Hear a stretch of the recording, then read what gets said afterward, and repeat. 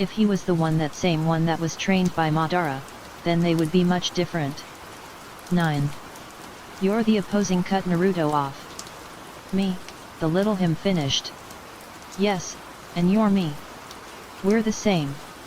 The little him looked back and forth from Naruto and himself. Almost.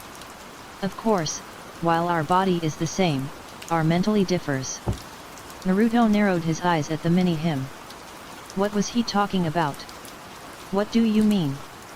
Naruto asked, wanting answers from the tiny version himself. The 5-year-old him spread his arms out. I'm the you before you went to Konoha. You know, before you got affected by the cumulative amount of people around you. It turned us, you, into a softie, one who is way too indecisive. The 5-year-old him moved closer to Naruto. The older back away unconsciously. It hinders your goal. Do you not remember? When you rescued that fox from dying and killed that wolf. You had said you wanted to conquer the elemental nations to gain world peace. Naruto widened his eyes. 1. But I was wrong. Correct. We were wrong. Just conquering the nations was simply not enough. And you aimed higher. And for what? To do nothing? To let yourself rot in this village that our father saved. Naruto stayed silent. You spent so much time with the people of Konoha that you lost sight of your goal. You keep on saying your goal is to attain world peace, but you haven't done anything but play games with Danzo. Naruto didn't want to admit it, but he was correct. 2. For years, Naruto had been challenging Danzo to an indirect battle between minds. And that was all. Nothing further than that until now. And you know what? I think it's time for you to actually aim for the peace that we had envisioned. Naruto clenched and unclenched his fist. What makes you think what I'm doing is wrong? The 5-year-old let out a slight smile, his eyes closing and forming an eye smile. Because I'm the perfect you, he answered Naruto's question. 3. Perfection doesn't exist. We both know that. Even you have flaws that prevents you from being perfect. The 5-year-old him pushed his hands into his pockets. Sure. I agree with that. But I sure am better than who you are right now. Naruto didn't know why, but the 5-year-old him was unsettling. Maybe because it was himself and he knew how to push his own buttons. Why are you here? Naruto's voice was on edge alongside his own body. I don't know. But I do have a sneaking suspicion why. The 5-year-old him grabbed his uniform and brought him down to his level. The you right now is nothing but an ideal. Do you know how? All this time, you've been alone. Yukari and Madara never cared about you, they just wanted to nurture you so you could complete the infinite Tsukuyomi. You've been alone since the very beginning. Naruto was practically hypnotized by his younger self's eyes. Then you got to Konoha. You made friends, a team that was practically your family. You then fell in love with Satsuki. The younger clenched his fist, tightening his grip on his uniform. Don't you see? This was what we wanted. You said it yourself. That what you wanted more than just world peace was a family of your own. I hate you. Naruto widened his eyes at those words. The 5-year-old him that was trapped and buried deep within himself was a reminder. That what he had right now was something that the 5-year-old him right in front of him also wanted. You get it, right? That this whole time I was jealous of the life that you have been living this life. That's what makes both of us weak, our human nature. He was catching on what he had to do. You know what that means? I want you, us, to wake up from this ideal dream of yours. The only thing that truly matters is power to make this happen. Naruto stumbled down on the reflecting water, his eyes looking up towards the younger him. Why? Acting like an ideal version of ourselves is nothing but a hindrance. I was formed due to your inadequacies. Naruto was in shock. They both slowly reached out their hands. All you need is in this world is yourself. No else matters. Their eyes reflected from each other. The world needs the real you, the strongest you. Their fingers touched, soon coming back to reality in a blink of an eye. 8. Sai, please aid the other members. Sai nodded at Danzo's words, bowing down before he disappeared in his sight. He sighed before turning around, seeing Naruto standing. You're alive. Naruto stayed silent, just feeling the fresh breeze of the air around him. He crouched down and picked up his blade, soon swinging it to rid of the blood that covered it. That's right, I lived. Naruto saw Danzo appear right in front of him, attempting to throw a punch from above. Naruto dropped his blade on the ground, suddenly grabbing Danzo's arm in a violent grip. 8. Unable to move, Naruto reeled his arm back and then dug his fist into his abdomen, sending him away meters away. Regaining his balance, Danzo clutched his abdomen, feeling the pain. Feeling the pain slightly subside, Danzo began his next technique. Wind release, vacuum blade. Danzo expelled a large amount of wind chakra from his mouth, making it cover a kunai. The kunai was now empowered by the wind chakra. Naruto soon felt the familiar feeling of paralyzation that covered his body. The markings covering his body, Naruto began focusing. Danzo appeared behind him, thrusting the blade towards Naruto's body. I'll kill him. I'll kill him. I'll kill him. I'll kill him. I'll kill him. I'll kill him. I'll kill him. I'll kill him. I'll kill him. I'll kill him. I'll kill him. I'll kill him. Naruto yelled within his mind. 6. Releasing a massive amounts of chakra, Naruto managed to break through the ceiling, soon dodging to the side and kicking Danzo's elbows so he would throw the kunai, empowered wind chakra weapon away. Naruto picked up his blade, gripping it tightly as Danzo moved in while Naruto was looking down. His eyes looked to the side, seeing Danzo's arm that was full with Sharingan. Juden. Naruto's eyes was bloody red with a hint of lighting appearing around it. His mind began to process what he should do at this moment. Naruto then swung his blade, cleanly cutting the fingers of the arm that was reinforced with Hashirama cells. He powered his foot, soon kicking Danzo with the soles. The fingers soaring through the air, Naruto looked up to the air, seeing the fingers soaring through the sky. Opening his mouth wide, Naruto swallowed one of the fingers. 11. That'll bite me later. Naruto thought to himself, looking at Danzo once again. He dashed towards Danzo. With mercy, Naruto kicked Danzo's chin, knocking him away. 1. He unsealed his dagger, spinning in a 360 and slicing Danzo's neck, making blood to spurt out of the wound that he had just made. Inserting the dagger inside Danzo's head, he soon disappeared and reappearing from behind. He only needed to take him down 3 more times. Wind style, vacuum wave.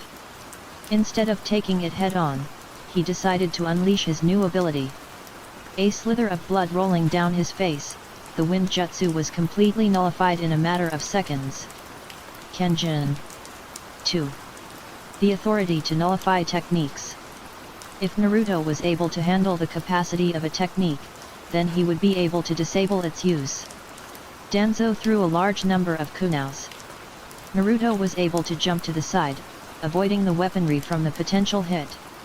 Danzo appeared from above, his feet outstretching out. Naruto tried blocking this attack with his Susanoo, but soon found out that he couldn't activate the veil of defense that he frequently used. Feeling pain overwhelm his body, Naruto was launched away, hitting a tree. After regaining his balance, Naruto managed to activate his Susanoo after failing the first time. 10 seconds. That's how long you couldn't use it. Naruto nodded his head at those words. 10 seconds wasn't that long, there had to be something more. After going through a few hand seals, Danzo unleashed another technique. Wind release, vacuum serial waves. Danzo inhaled and exhaled several blades of wind that attacked from many frenzying angles. Naruto used nullified the technique once again. He counted in his head as he dodged a swing kick. Attaching himself on a tree, the battle has elevated to a sideways fight on a tree. Trying to activate his Susanoo at the 10-second mark, Naruto was surprised that he couldn't activate it.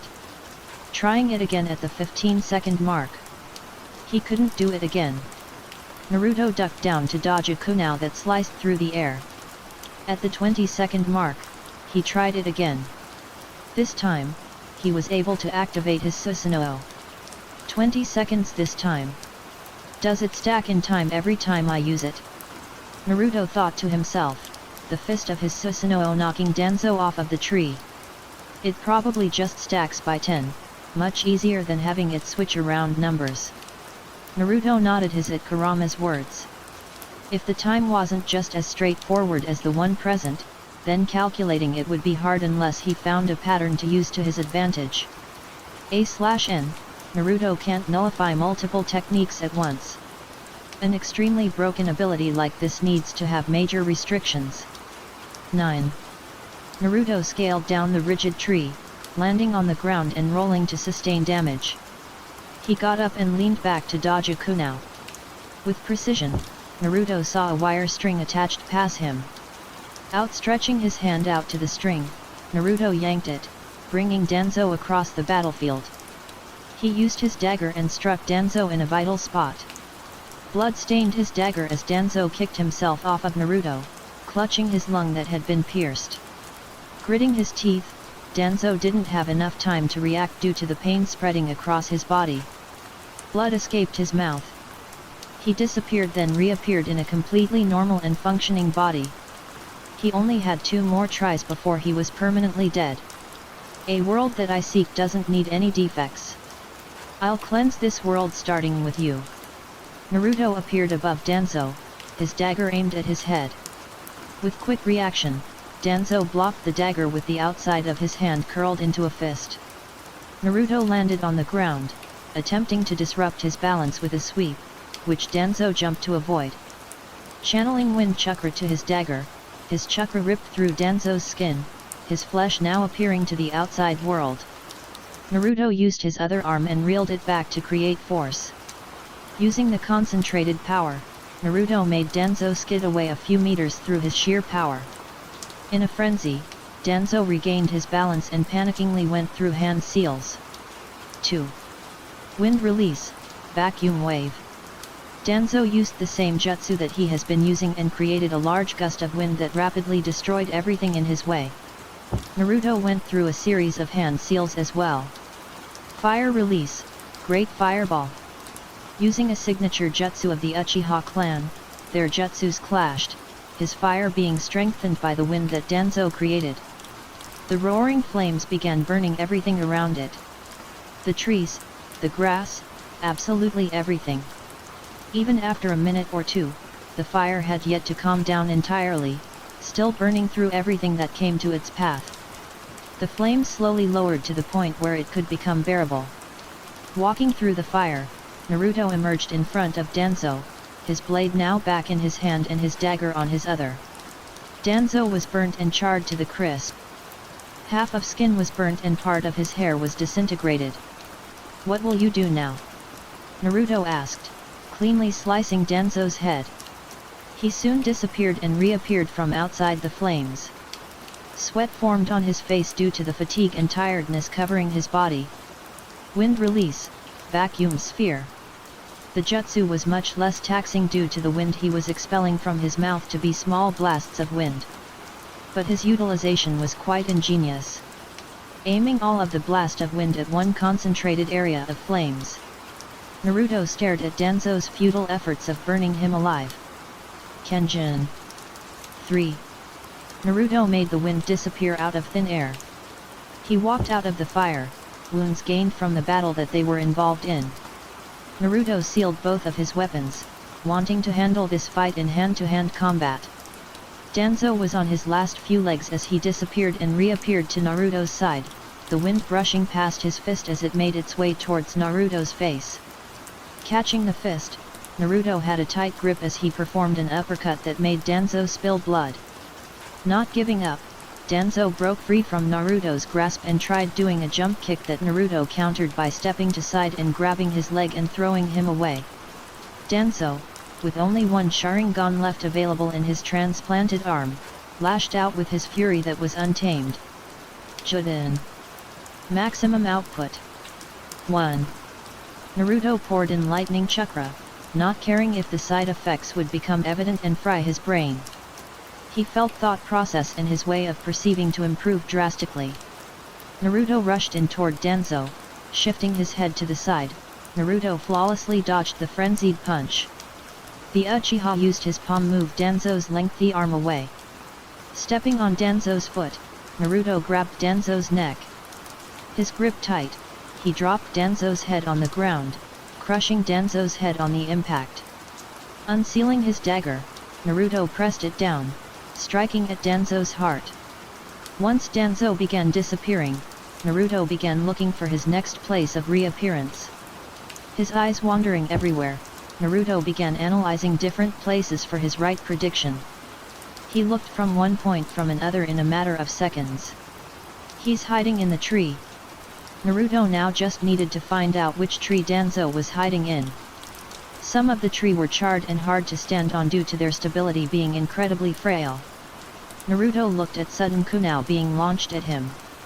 Responding quickly, Naruto shifted his entire body to the side, now facing towards the area that the kunai had been sent from.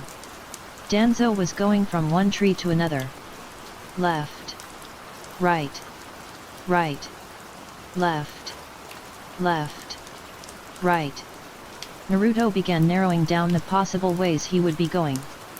Throughout his youth, Naruto learned that humans are bad at being random. There will be holes that can be exploited and they will realize that they were being predictable this entire time.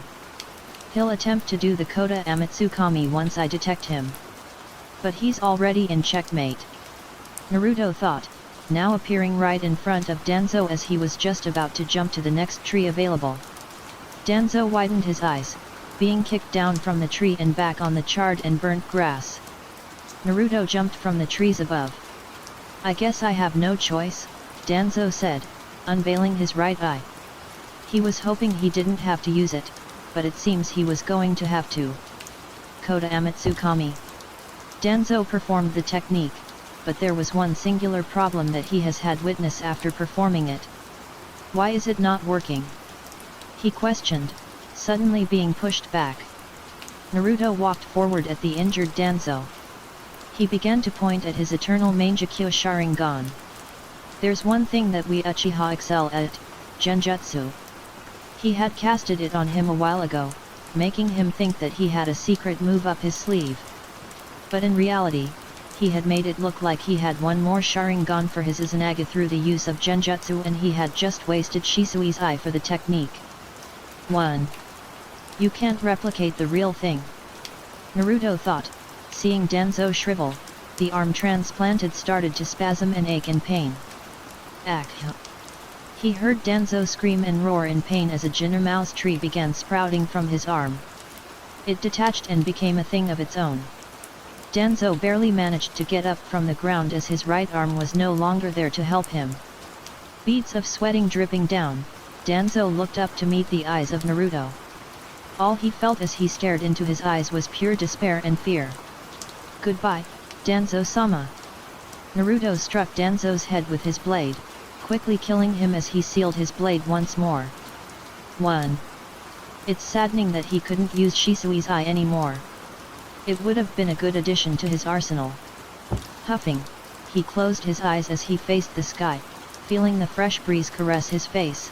He could feel the side effects of using Juden to its maximum. Dynamic entry. Naruto widened his eyes, feeling intense pain arouse from his neck as Guy came in with a kick.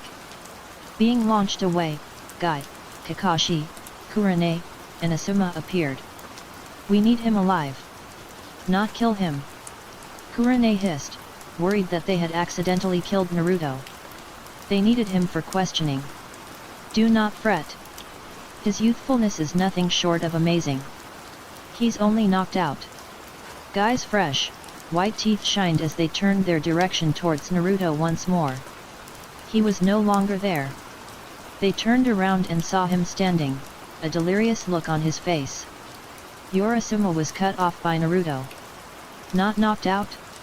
Oh, yet. Last moment, I managed to reinforce my neck with chakra to avoid myself from being knocked out, or worse, my throat crushed by a kick. Kurama was already healing the injury at a seismic rate.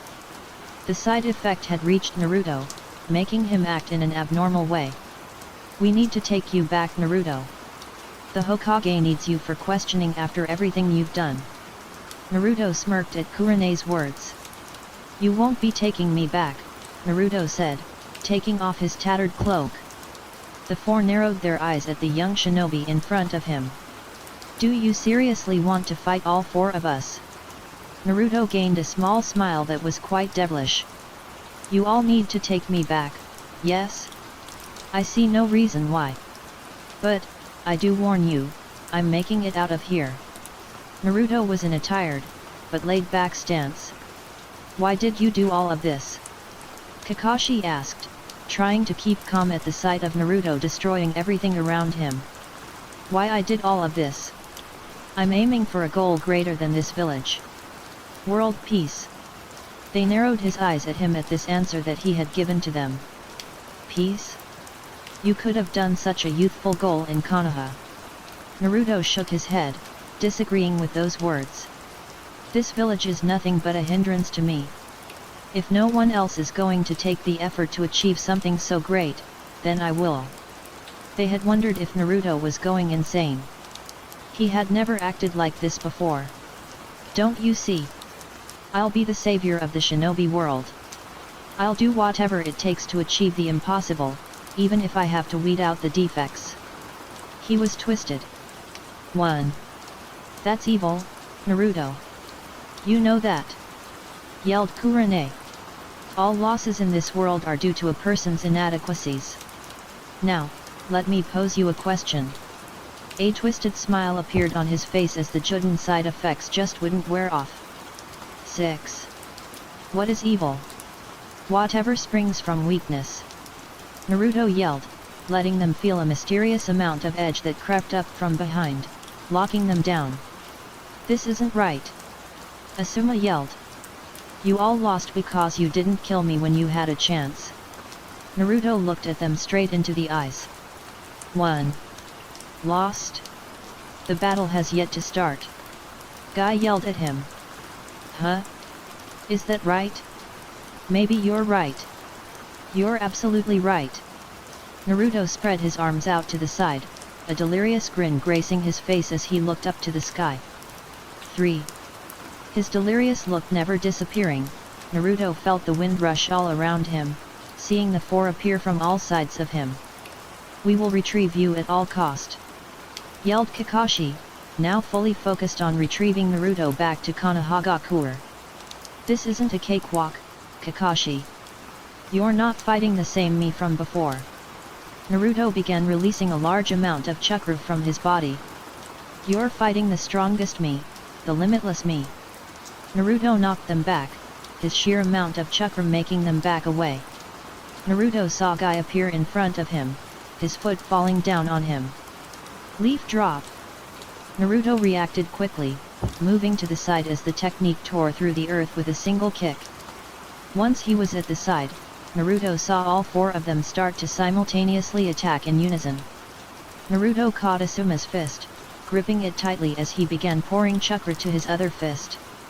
He saw the other three about to rush at him for their next attack. Naruto reeled his arm back and then punched Asuma's stomach, launching him away. He had the be careful and not be careless. They were all powerful Jonin senseis that earned their spots. 2. All he needed to do was pick them off one by one. Naruto multitasked by rapidly looking back and forth between all four of them. Leaning backwards, Naruto let Kurene's punch pass, soon grabbing her arm and tossing her to Guy, making him stop dead in his tracks. They weren't fighting at their full power, but this was going to be a tough battle without a doubt. Naruto kicked Kakashi's arm away, an opening now clear to him. Even with the side effects, the effects of Juden were still there. Naruto backed away, creating the much-needed distance between them all. Shinsekai. Naruto saw the future 10 seconds from now. They were going to disappear and reappear and attempt to corner him with a blow from all sides. His heart beating quickly because of the endless rush of adrenaline, Naruto saw them all disappear and reappear from above, their fist aimed down towards him. Creating a shadow clone, he was thrown to the night sky, the fresh breeze brushing against his face. Throughout the heavens and earth, I alone am the honored one.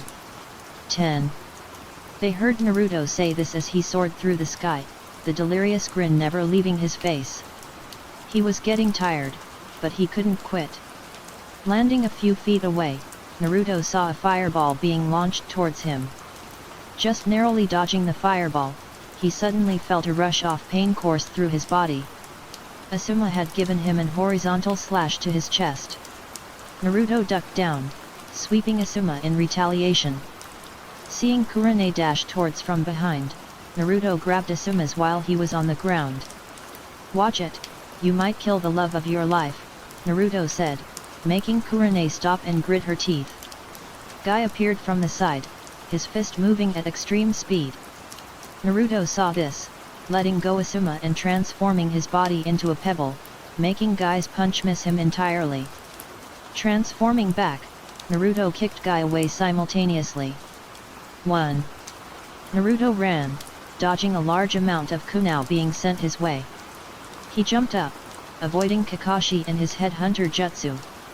Forming his arms into an X, Naruto blocked a kick from Guy, though he got sent meters away. Hitting a tree, Naruto channeled chakra to the soles of his feet, now managing to stick himself to the side of the rigid barks. Naruto activated his normal 3 Tomo Sharingan, making 3 out of 4 of them widen their eyes at this sight. "Of course he had to be an Uchiha," Kurane commented, continuing her way towards Naruto. He shifted his head to the side, dodging a punch from Kurane. She spun, her hair swaying as she aimed her kick towards Naruto's face. Leaning backwards, Naruto dodged the kick, just narrowly missing his face. Ruthlessly, Naruto kicked her away, blood escaping her lips. He saw Asuma and Kakashi engage with him in a hand-to-hand combat. Ducking down, Naruto dodged a roundhouse kick from Kakashi. He blocked a kick from behind that was from Asuma. Guy decided to join in, his fist rapidly incoming from the side. He was cornered, having to sustain the damage. Naruto was knocked away, landing on the ground on his butt. Feeling the pain surge through him, Naruto had to persevere through. "I can't handle this for too long. I need to destroy them, break them." Naruto regained his balance, his mind diluted from his technique. Holding back now was meaningless. It didn't matter if he was tired or fatigued. He'll show them the power that will change this world. His eyes morphed into his Mangekyo Sharingan. "I'll keep moving forward and annihilate everything." Naruto dashed forward, leaping through the air as he activated his Susanoo. 5. It didn't matter how large the burden he was carrying, he was man on a mission. A mission to change the world. Naruto, feeling power course through him, he further evolved the Susanoo, clothing appearing from its torso, a 2-sided blade that his grey Susanoo held. Naruto made his Susanoo aim the 2-sided blade down at the ground, making the area around them shake in a violent manner. He was an unstoppable force. Debris being casted everywhere, Naruto moved around in the debris as everyone had to cover their eyes. In a single swing, Naruto knocked everyone away, the air swaying violently. Even more debris and dust forming all around the area. He was going overboard and it was costing him. On the edge, Naruto saw them regain their balance as he observed how thorough his attack tore through the land. "Stand back. I'll take care of this," Guy yelled, knowing what he had to do. Naruto also knew what he was going to do. The air around them twisting, power began to explode from Guy. Gate of opening. Gate of healing. Gate of life. Gate of pain. Gate of limit. Gate of view. Naruto widened his eyes, his heart beating even quicker than before. This feeling reminded him of when he had fought Rock Lee at the end of the valley. Taking a risk, he began using Juden once again, not caring about the risk. Juden. Overclock.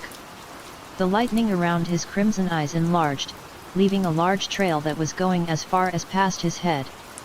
Using this, he would be able to comfortably react to Guy's attacks. Mayhem ensued as Guy began rushing towards him at the fastest speeds Naruto had ever seen. The ground shook every step he took. Taking a deep breath, Naruto started to concentrate, blood escaping his face. He tried to deactivate the 8 gates. To his surprise, he was struggling to do so. Gritting his teeth, Guy neared him, the 8 gates quickly diminishing.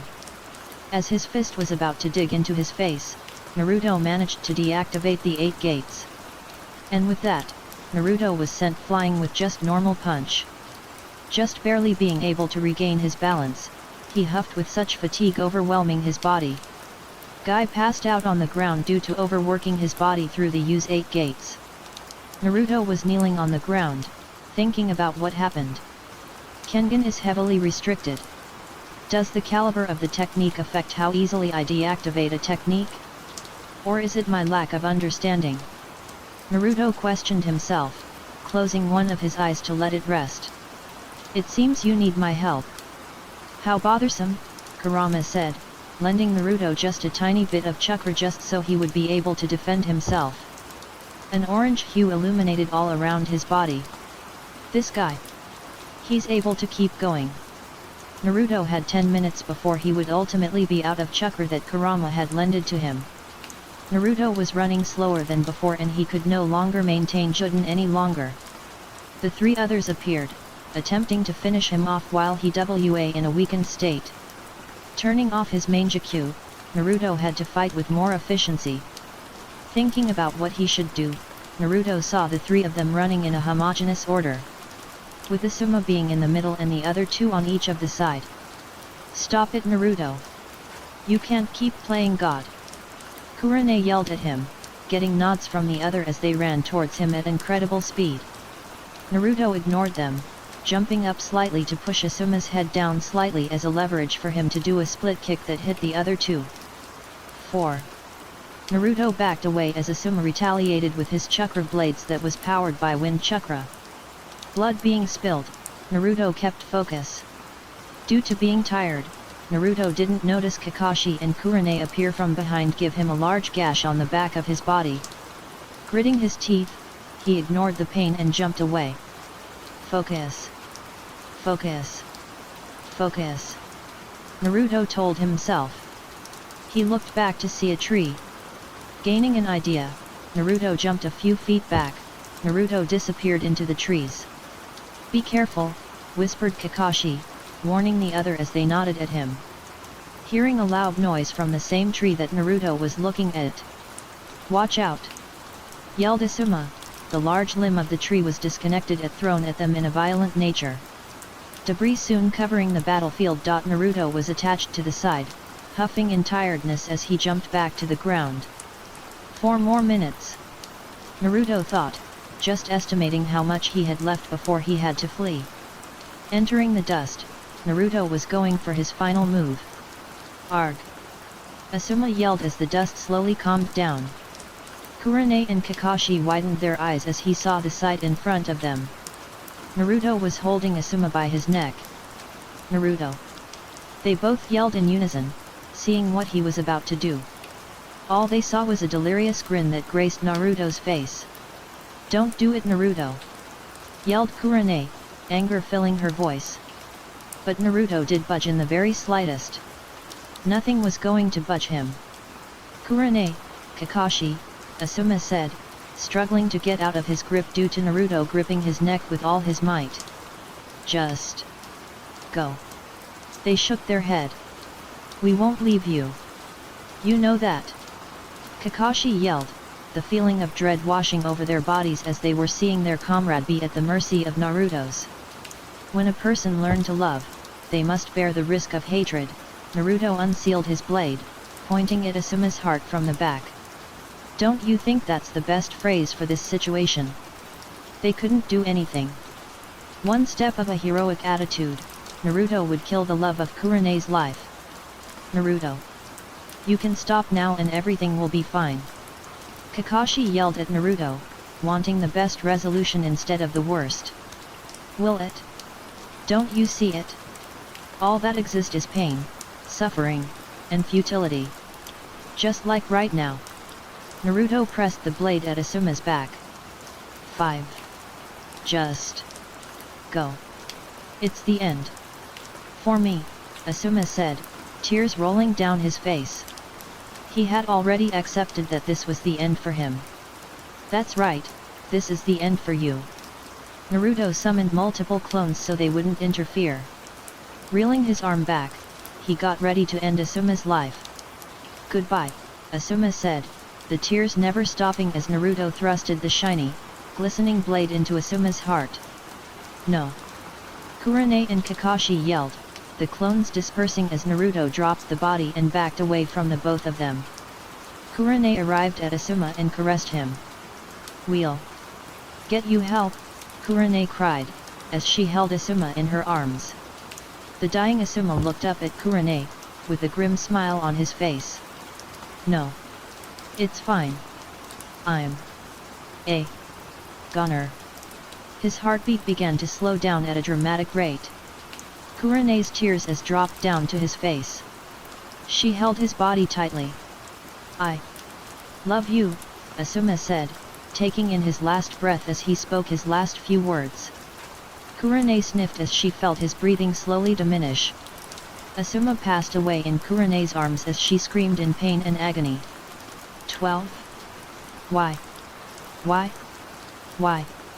Kakashi yelled, as Naruto dodged the punches and kicks in a very swift manner. Naruto knee-kicked him in the stomach, making Kakashi to fall down, looking up towards Naruto. How does it feel to lose everything all over again? Kakashi widened his eyes. Naruto gained a twisted, small smile on his face. First it was your father, then Obito, then Rin, then my father. Kakashi was in shock. Everything was going on way too quickly. Your Kakashi was cut off immediately. That's right, my father. Namikaze Minato, the fourth Hokage. Naruto sealed his blade back as they heard the weeping of Kurenai in the background. He wouldn't have wanted this. Kakashi's will was crushed. I don't care what he wants. Naruto threw his arm out in a violent manner. I'm not him. And I never will be. Naruto yelled out loud. You're wrong for doing all this. Kakashi couldn't coherently speak due to him being in a trance of shock. It isn't me who's wrong, it's the world. Naruto rose his arms up in the air, the delirious grin was there once again. 3. If people refuse change, then I will change it.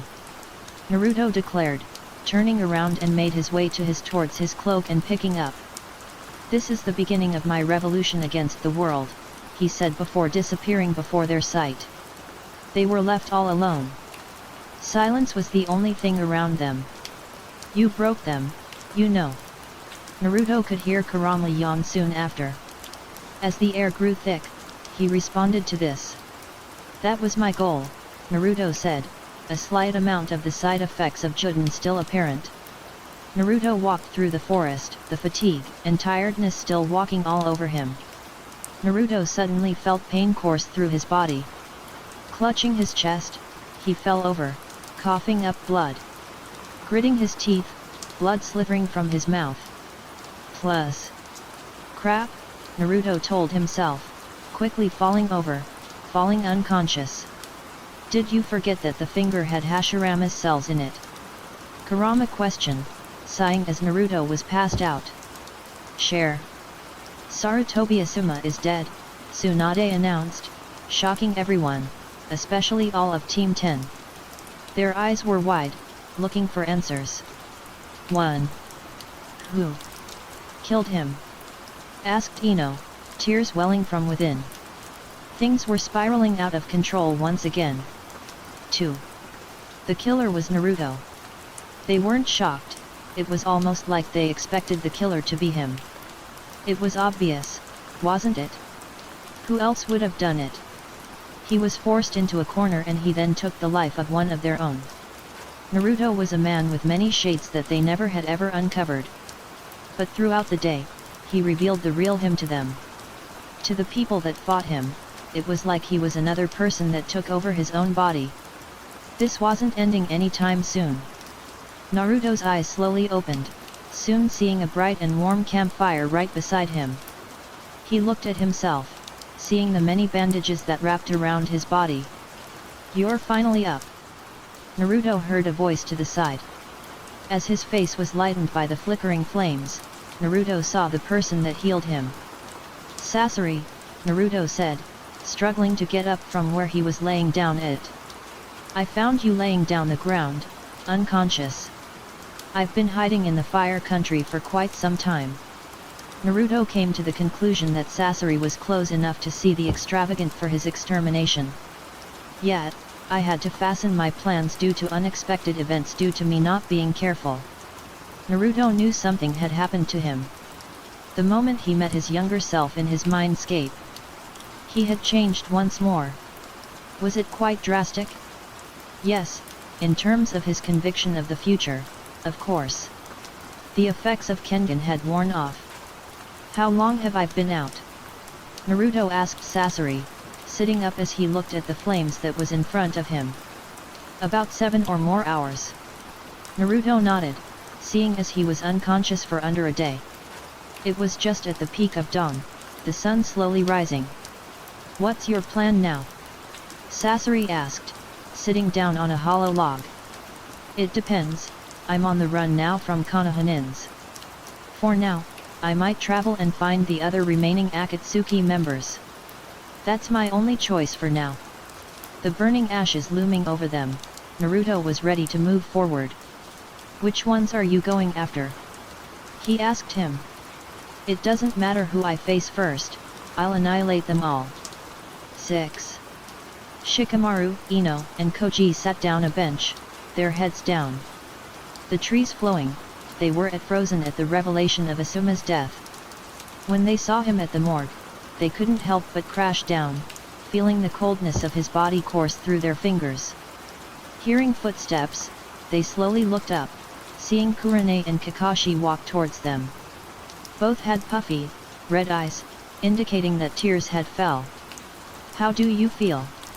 asked Kakashi, his voice low as the two stood in front of them in silence. "We're fine," answered Ino, lying straight her teeth. It was pointless, they were unable to hide their vulnerability. The three didn't want to show up hopeless they were. "Let it all out, you feel it, right?" They clenched their fist, the tightened hand was shaking as tears fell from their eyes.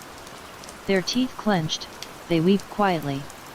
"He was a friend, but I can't help but hate him," Shikamaru said, his face scrunched up due to the tears bubbling up.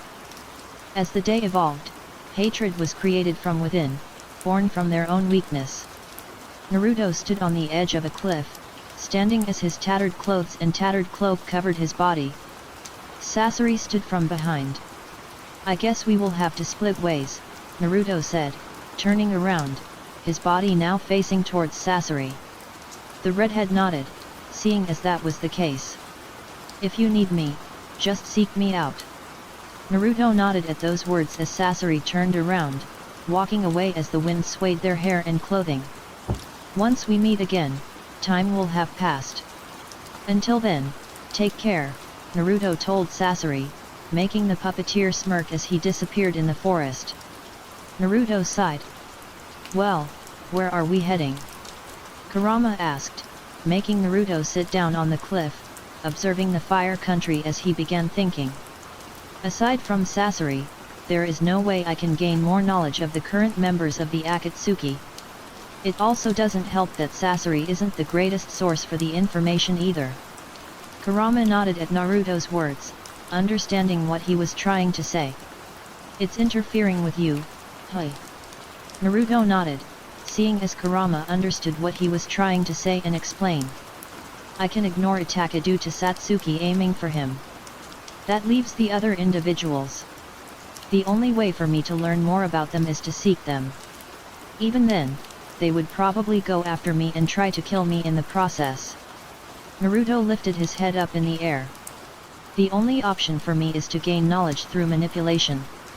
Konoha is currently looking out for me, that also means they are going to have to fight Akatsuki in the long run, because I'm without a doubt going to fight them soon.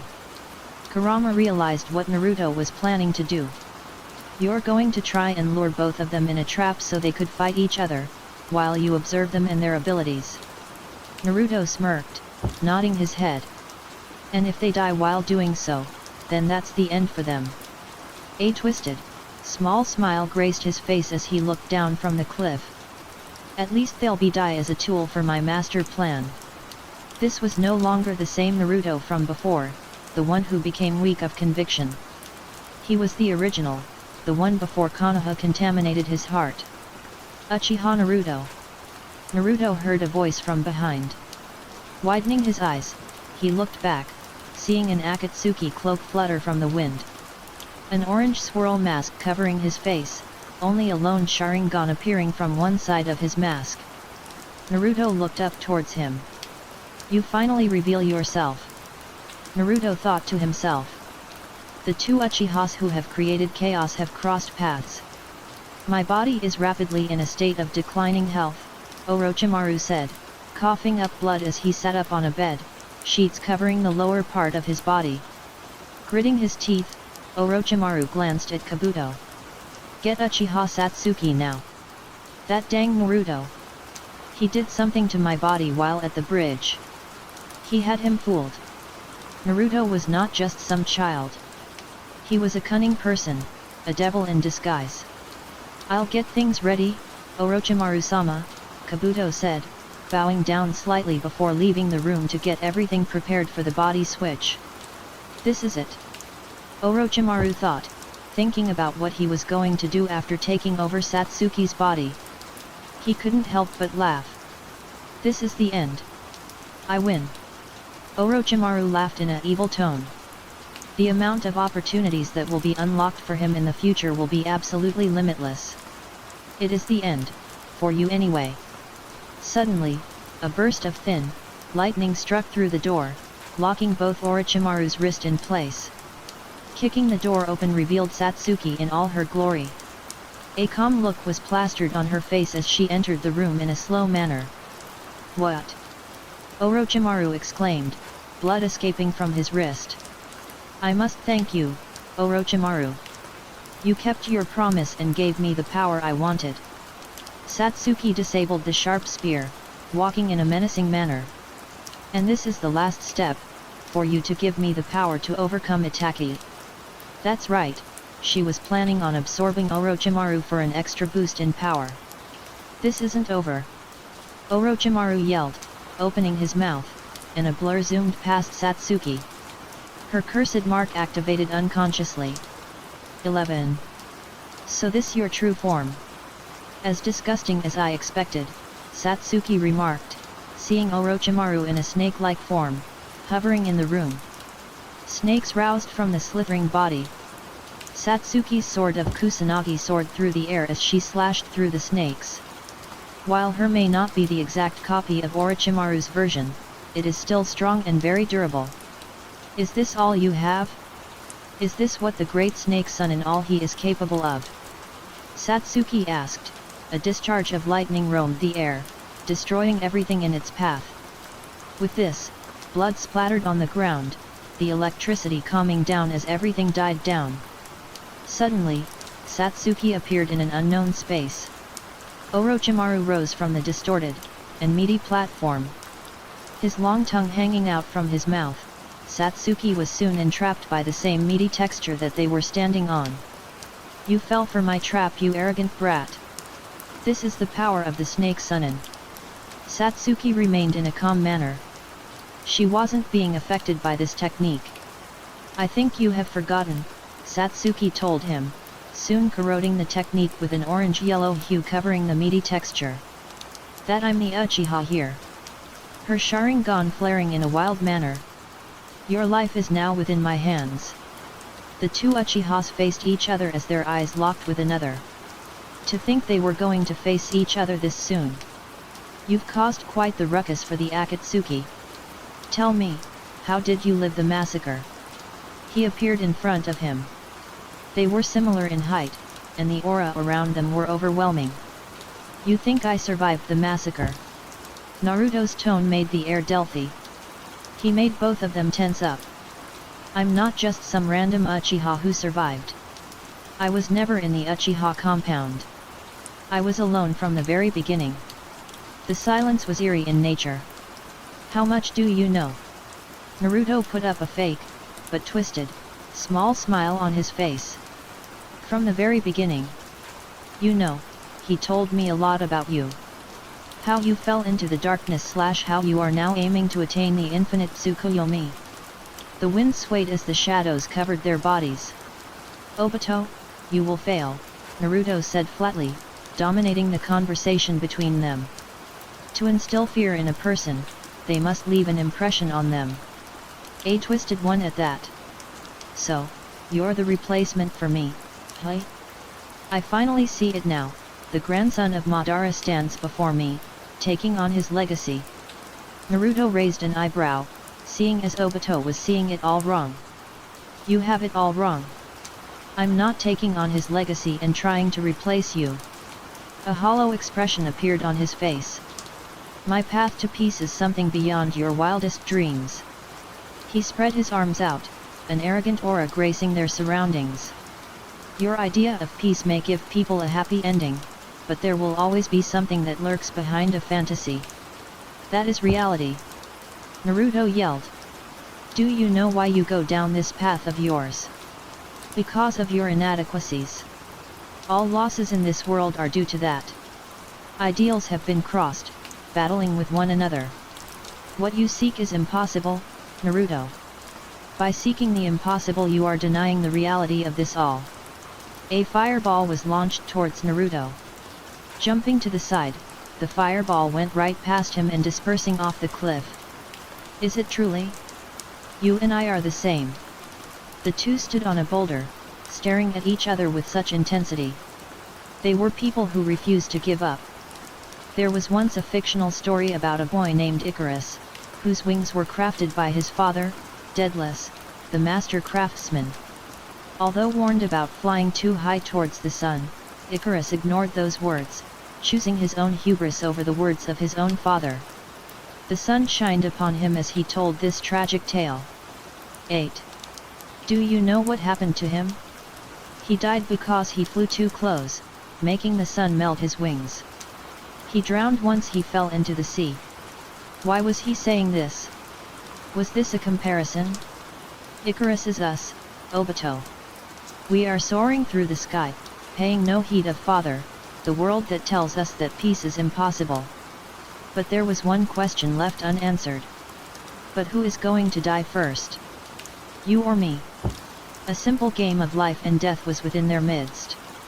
To achieve their goals, they must go through any length to achieve them. Even if it kills them in the process. Who will die first? What a foolish question. The answer has already been determined. He began to disappear through the use of Kamui. May we meet again, Obito finished, leaving Naruto in the dust. I'll keep you alive, Obito. Because once I show you the world that will soon be under me, you will have no choice but to surrender. Naruto began walking away, now seeking for his next target. And succumb to your failure. Naruto disappeared, planning on his next attack to evolve his revolution. Kabuto neared the room that Orochimaru was in. Almost as if it was in slow motion, Satsuki appeared, walking out of the room. Shock surged through his body. He ran past her and saw the room that she had left behind. All that remained was the remains of a dead snake that failed to shed its skin. You all have served your purpose, Sataki said, her footsteps soon growing farther out of reach each second that passed. But it's now time for me to exact my vengeance. Her eyes glowed in the dark as she made her way out of the lair that they had been inhabiting this entire time. Once she was out, Satsuki stood on a grassy field, finding what her next move was. Should I try and find Naruto? No, he's with Konoha. and going too near there would risk my safety. She thought, wondering how troubling her current situation is. I must form a team of my own. Musing, Satsuki began preparing for the needed people who shall aid her on her quest to kill Itaki. It's probably best to pick and choose people who have been under Orochimaru's care. It's easier to know that they can hold their ground since they have been kept alive for so long. She thought. It was much easier to choose from the many that Orochimaru had experimented on. Why? Cause they were worthy enough to not be considered wasted and then killed by their experimenter. 1. First person, Hojiki Suijutsu. 1. I can't help but hate him. A common answer when they were asked about how they felt towards Naruto's most recent actions. It was true. He was once a friend that soon turned to foe. With their morale down, the current people of Konoha-ten looked at Tsunade. Naruto has left us a note that we had found while searching his apartment. While they were surprised at this, their expression did not change whatsoever. They were stuck at rock bottom. With no protests, Tsunade began reading the note to everyone. Dear Konoha, I have wrote this letter soon after I killed Sarutobi Asuma. I created a clone and made him write this as I left. How does it feel? Losing a person you love? It hurts, doesn't it? Now, let me ask you. Do you hate me? You must do right? Because I killed Asuma, a sensei who taught Team 10. I regret absolutely nothing. Does that make you more angry at me? You could have saved him, but you couldn't. Why? Because you're all too weak. As I continue to evolve, you all have stayed at the bottom. We are now on opposite sides. You may all try and play hero and defeat me, the villain of this story, but I assure you, you will fail. Sincerely, the Honored One. 3. That dang Naruto. He thinks he can play with a person's life. Kaiba yelled, enraged at this. They all felt betrayed, and this was just adding salt to the wound. 1. Shikamaru, Ino, and Koji got up from sitting, exited themselves from the room. Don't stop them. This is affecting them the most, Tsunade said, making them settle down. The trio walked to a pond. I hate him. They yelled in unison, crashing on the ground crying. They imagined how Asuma had died in Kurene's hands. She hated him. They hated him. And we're going to kill him. They were attempting to claim an impossible task of killing Naruto. They killed someone that they cared about, and that was unacceptable. They were going to kill the Honored One. But was this vengeance formed because of their own will? Or was this vengeance crafted due Naruto's manipulation? But one thing was for certain. Plus, they were flying far too close to the sun. Naruto had found an area where he could hide out before making his move. A very familiar and nostalgic aroma grazed his nose. 7. It's been a while since I last been here. Naruto thought to himself, as he saw his old home. With nowhere to go, he decided to go back to the place he had originated from. The place where his goal had been created. Years ago, he didn't think he would go back here after arriving at Konohagakure. But he was wrong about that one. Now, I wonder. Naruto thought to himself, walking around the perimeter of the house. He found the area where he had killed Yukari and buried both her and Madara. This should be it, he whispered to himself, digging the spot up. If his memory served him right, their bodies wouldn't have been that far down. As Naruto kept digging, he didn't feel a single rotting, dead corpse. He narrowed his eyes as he saw what was in front of him. Their bodies are gone. Naruto thought, his eyes wide as he saw only a bloody residue left on the dirt. Was it Obito who had done this? There's no way he could have done that. He doesn't know where this was located. Even then, the dirt shouldn't have set so fast. There would have been residue of his work left behind, but there is none of that. Naruto knew someone else had done it. Since Obito doesn't know where this is located, there has to be someone else pulling the strings here. Someone who is moving behind the scenes unnoticed. A person suddenly popped within his head. Zetsu. He's very much an unnoticed person who doesn't particularly stand out much. But he knows a lot of things, too much things, perhaps. Naruto thought, it clicked to him now. After some time, Zetsu must have arrived here, knowing Madara's body would be here. He has been knowing all this time. If that's the case, then Madara lied about Zetsu not knowing about my location. Or did he not know about Zetsu knowing? No, that can't be it. Someone so minor wouldn't leave his radar. Naruto planted the dirt back in place. That just means that they were in cahoots.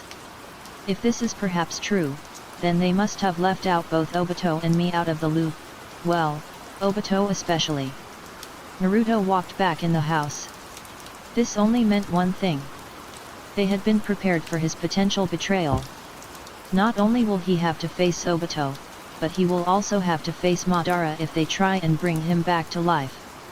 But they don't have the Rinnegan just yet, so he does have time to prepare for the inevitable duel between them in the future. Right now, what I need to do is to find the rest of the Akatsuki MEM. His thoughts were suddenly interrupted due to an intense pain coursing through his body. Crap! It's happening again. He grit his teeth, crashing on the wooden floor. As blood escaped from his mouth, the pain wouldn't stop. The Hashirama cells are rejecting your body, Kurama told him, knowing that he could possibly die due to the intake. I know. Naruto yelled in his mind. Kurama was stating the obvious to him while he was in a crappy and crap-y state. Soon, the pain started to subside. Naruto took deep breaths. It's randomly rejecting my body every now and then. First was after I fought the 4 senseis, the seconds was now. It's going to happen again. This was a given. The pain was sprouting randomly. It may even cost him in the end. If the pain were to rouse in battle, Naruto would surely be dead due to his circumstance. And, at this rate, he wouldn't be able to move forward. Cleaning up his mess, Naruto begun his day once more. Hinata, Niji called out, her other 2 teammates standing right beside him. She was punching a tree with such ferocious power. Hinata, he called out once more. She ignored his calls, just continuously punching the tree with her power. Rage boiled from within being unleashed with each punch and kick. Hinata.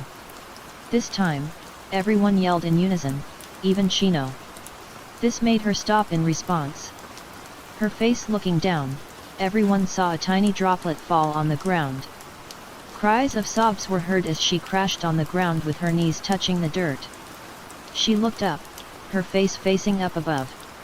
The 3 came and comforted her. I loved him. Yet he betrayed us, Hinata said, her knuckles bloodied from the continuous punching. Naruto had showed them despair by killing a comrade. SHHH. We'll get back at him for what he did. Kaiba yelled, with motivation surging through his body and mind. They were a team. We'll bring him down together. Until then, we need to train harder, Shino said, not specifically comfortable saying such encouraging words due to him being quiet most of the time. Deep down, they also knew they would have to kill him. But why did the air feel so hot? Ha ha ha. For Jashin. A man with grey hair yelled. He was covered in stab wounds and blood as he slashed a triple-bladed scythe at an opponent. Stop being so loud, a person said right beside him. They both wore Akatsuki cloaks, although there were significant difference between their cloaks. One's was perfectly fine, and the other was heavily damaged. This is what being an immortal is. Living my life for Jashin. He continued to slash through his opponents. They had been killing people for their bounties. As blood splattered on the ground, tainting the dirt, countless dead bodies lied, lack of death within their eyes. This will be enough. These bounties will supply us greatly, the man said, his black-colored mask hanging down his face. An unorthodox duo, indeed. These people were good sacrifices for Jashin. They were an immortal duo that existed within the Akatsuki. One crazy, and one calm. Haiden and Kakazu have appeared. 1. And are ready to cause chaos. She was in a dark place, walking forwards as many test tubes surrounded her. Satsuki had found her way to the location for the person that she was looking for. Suijutsu. Satsuki stood in front of the tube filled with an abundance of water inside of it. Well, look who it is, a smug tone said, indicating that Suijutsu indeed existed. I'm guessing he's dead since you're here. Suijutsu added. Satsuki nodded her head. That's right, he's dead. Now, let's get you out of here. She used the blade that she carried and sliced the tube open, making the water spill all over the place. An eerie silence loomed through the air, puddles of water formed all around her. You know, you were always Orochimaru's favorite, a naked Suijutsu said. He formed his fingers into a gun and placing it right behind her head. I want to form a team. I'm planning on getting a few others like Karin for this also. She was unfazed and unaffected by the Suijutsu who had no clothes. I'll pass, he immediately said, declining the offer. Just because you were his favorite, does not mean I'll let you order me around. Suijutsu began walking away. That's fine, Satsuki slowly turned around, a sharp gaze laying down upon him. But you won't be able to defeat me. She finished, Naruto's arrogance rubbing off of her. A/N, what else did he rub on her? Kidding. 12. The Great Naruto Bridge. A pale Naruto stood on the bridge that gave him memories of the past. His health was quite concerning, but it was something that he could check on later. Naruto summoned a clone. You know what to do. Find one and give them this, Naruto said, outstretching his arm out, giving the clone something that resided within his hand. Right, boss. You got it. The clone disappeared, searching for something that has yet to be revealed. Naruto leaned back, slicking his hair back as the sun was blazing. What are you going to do? Kurama asked him. Naruto sighed in response. I need to relax for a bit. The Hashirama cells are still messing with my body. But other than that, things are finally happening. There was confidence within his thoughts. Things are finally moving. The daimyo saw a piece of paper by the side of his bed once he woke up in the morning. He thought nothing of it until he caught a glimpse of it. He saw a rigid letter that was written with such ferocious intent. He questioned, outstretching his hand and fully opened it and saw the full contents that it had. His eyes widened, seeing the words that were aimed directly towards him. Dear Daimyo. In 3 days, you will see your end. The Akatsuki. He looked around, frightened as he felt fear surge through him. He was the epitome of political power within the Fire Country. Is that why? You've got to be joking, he said, looking from side to side, horror and fear. The Akatsuki were now after him. Was it something that he had done? Suddenly, a loud crash was heard close by. The daimyo looked towards the side, seeing his window break in pieces and a kunao that was dug within the carpet floor. The letter. The kunao. One thing was for certain. This letter was not a lie.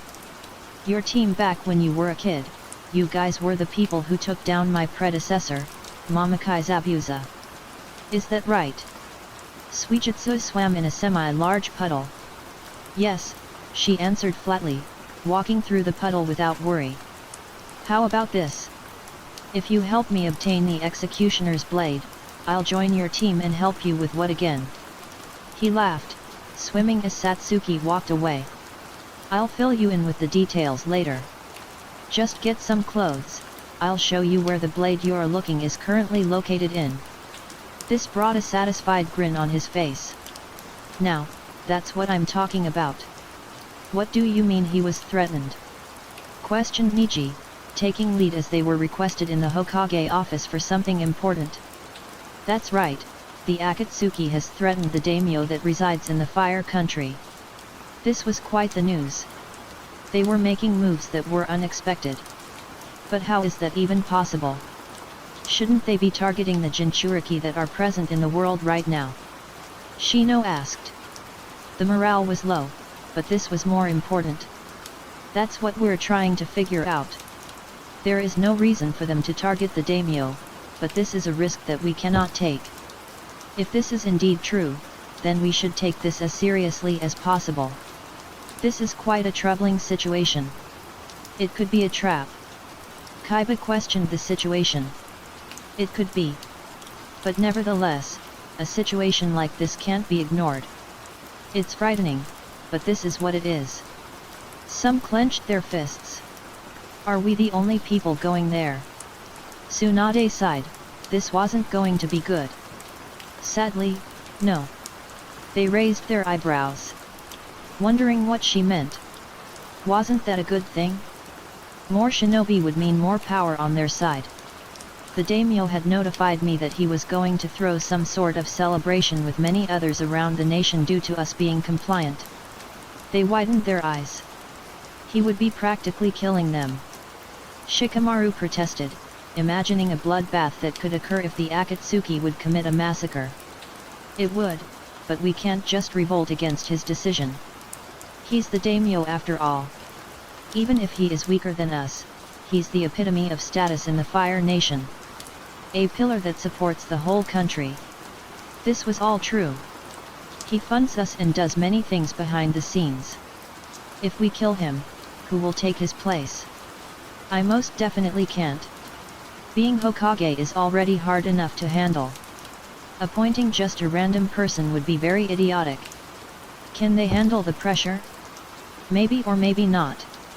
She had said something that was going on through some minds. If one were to think just a bit deeper, they could piece things together and find out why the daimyo is trying to throw a random party. He didn't want to die, it's as simple as that. By inviting an abundance of people, his chances of dying will lower. With so many people in the party, there will be people that get caught in the crossfire. He'll throw the lives of countless people to save himself. Because fear was inevitable for him. The daimyo wanted to survive, and this was his way of surviving. To throw disposable people and their disposable lives away in front of the strong. The Great Naruto Bridge. Huh? What a weird name, commented Suijutsu. They had arrived at the bridge that was named after its hero. Just ignore the name and keep on moving, ordered Satsuki, walking on the bridge that was made out of the solid concrete and bricks. Suijutsu followed suit, grunting at her ordering behavior. So this is where the executioner's blade is being kept? How weird. Suijutsu had his arms at the back of his head. There were many people crossing the bridge. Keep your mouth shut. We don't need people hearing anything. They soon passed through a guy with pure black hair. To think she would be here also. What a coincidence. Satsuki raised an eyebrow, wondering what the person meant by that. She glanced back, seeing the man with pitch black hair carrying a pouch of soil. Satsuki soon ignored the man and went on with her mission to obtain the executioner's blade so Suijutsu would join the future team. After walking for some more time, they had arrived at the spot where the executioner's blade was residing on. It's no longer here anymore, commented Satsuki, seeing no blade that used to be on the ground. It brought her back when they had completed their first real mission. And where do you think it is now? Suijutsu sighed, drinking water. Satsuki shrugged her shoulders as she looked over the ledge. It's best for us to gather information on the whereabouts of the executioner's blade. Then we kill whoever has it. Suijutsu liked that idea of hers. To kill the person who took what was his, now that's satisfying to him. Jumping off the ledge, they made their way to the village that Team 7 had saved from the depths of despair. Once they arrived at the small town in the waves, they got many looks. Many recognized her from the time when she was a genin. Some even waved at her as she passed through the town that the people in the land of waves. 1. Where are we going to start? Suijutsu asked. just wanting to get his hands on the executioner's blade. Many memories of the past resurfaced as she continued walking. Soon enough, they entered a forest that was leading them to their designated spot. Here we are, the place where we're going to attain information on the location of the blade that you're looking for. Suijitsu gave her a puzzled look. In a place like this? This dock-like house is located on the outskirts of the town. How are we going to find it here? Before Satsuki could answer, an excited voice butted in. Satsuki! They heard a voice from above.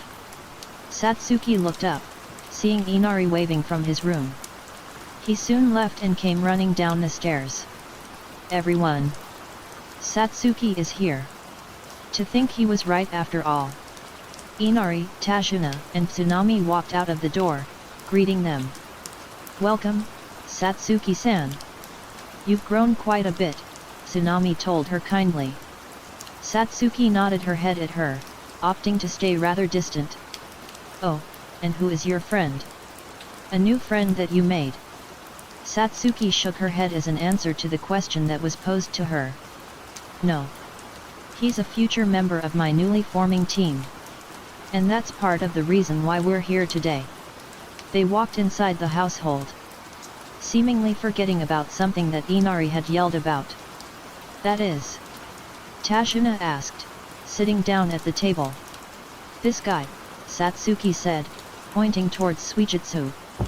He's the successor of the executioner's blade, the blade that Zabuza wielded. They widened their eyes, mouths turning agape.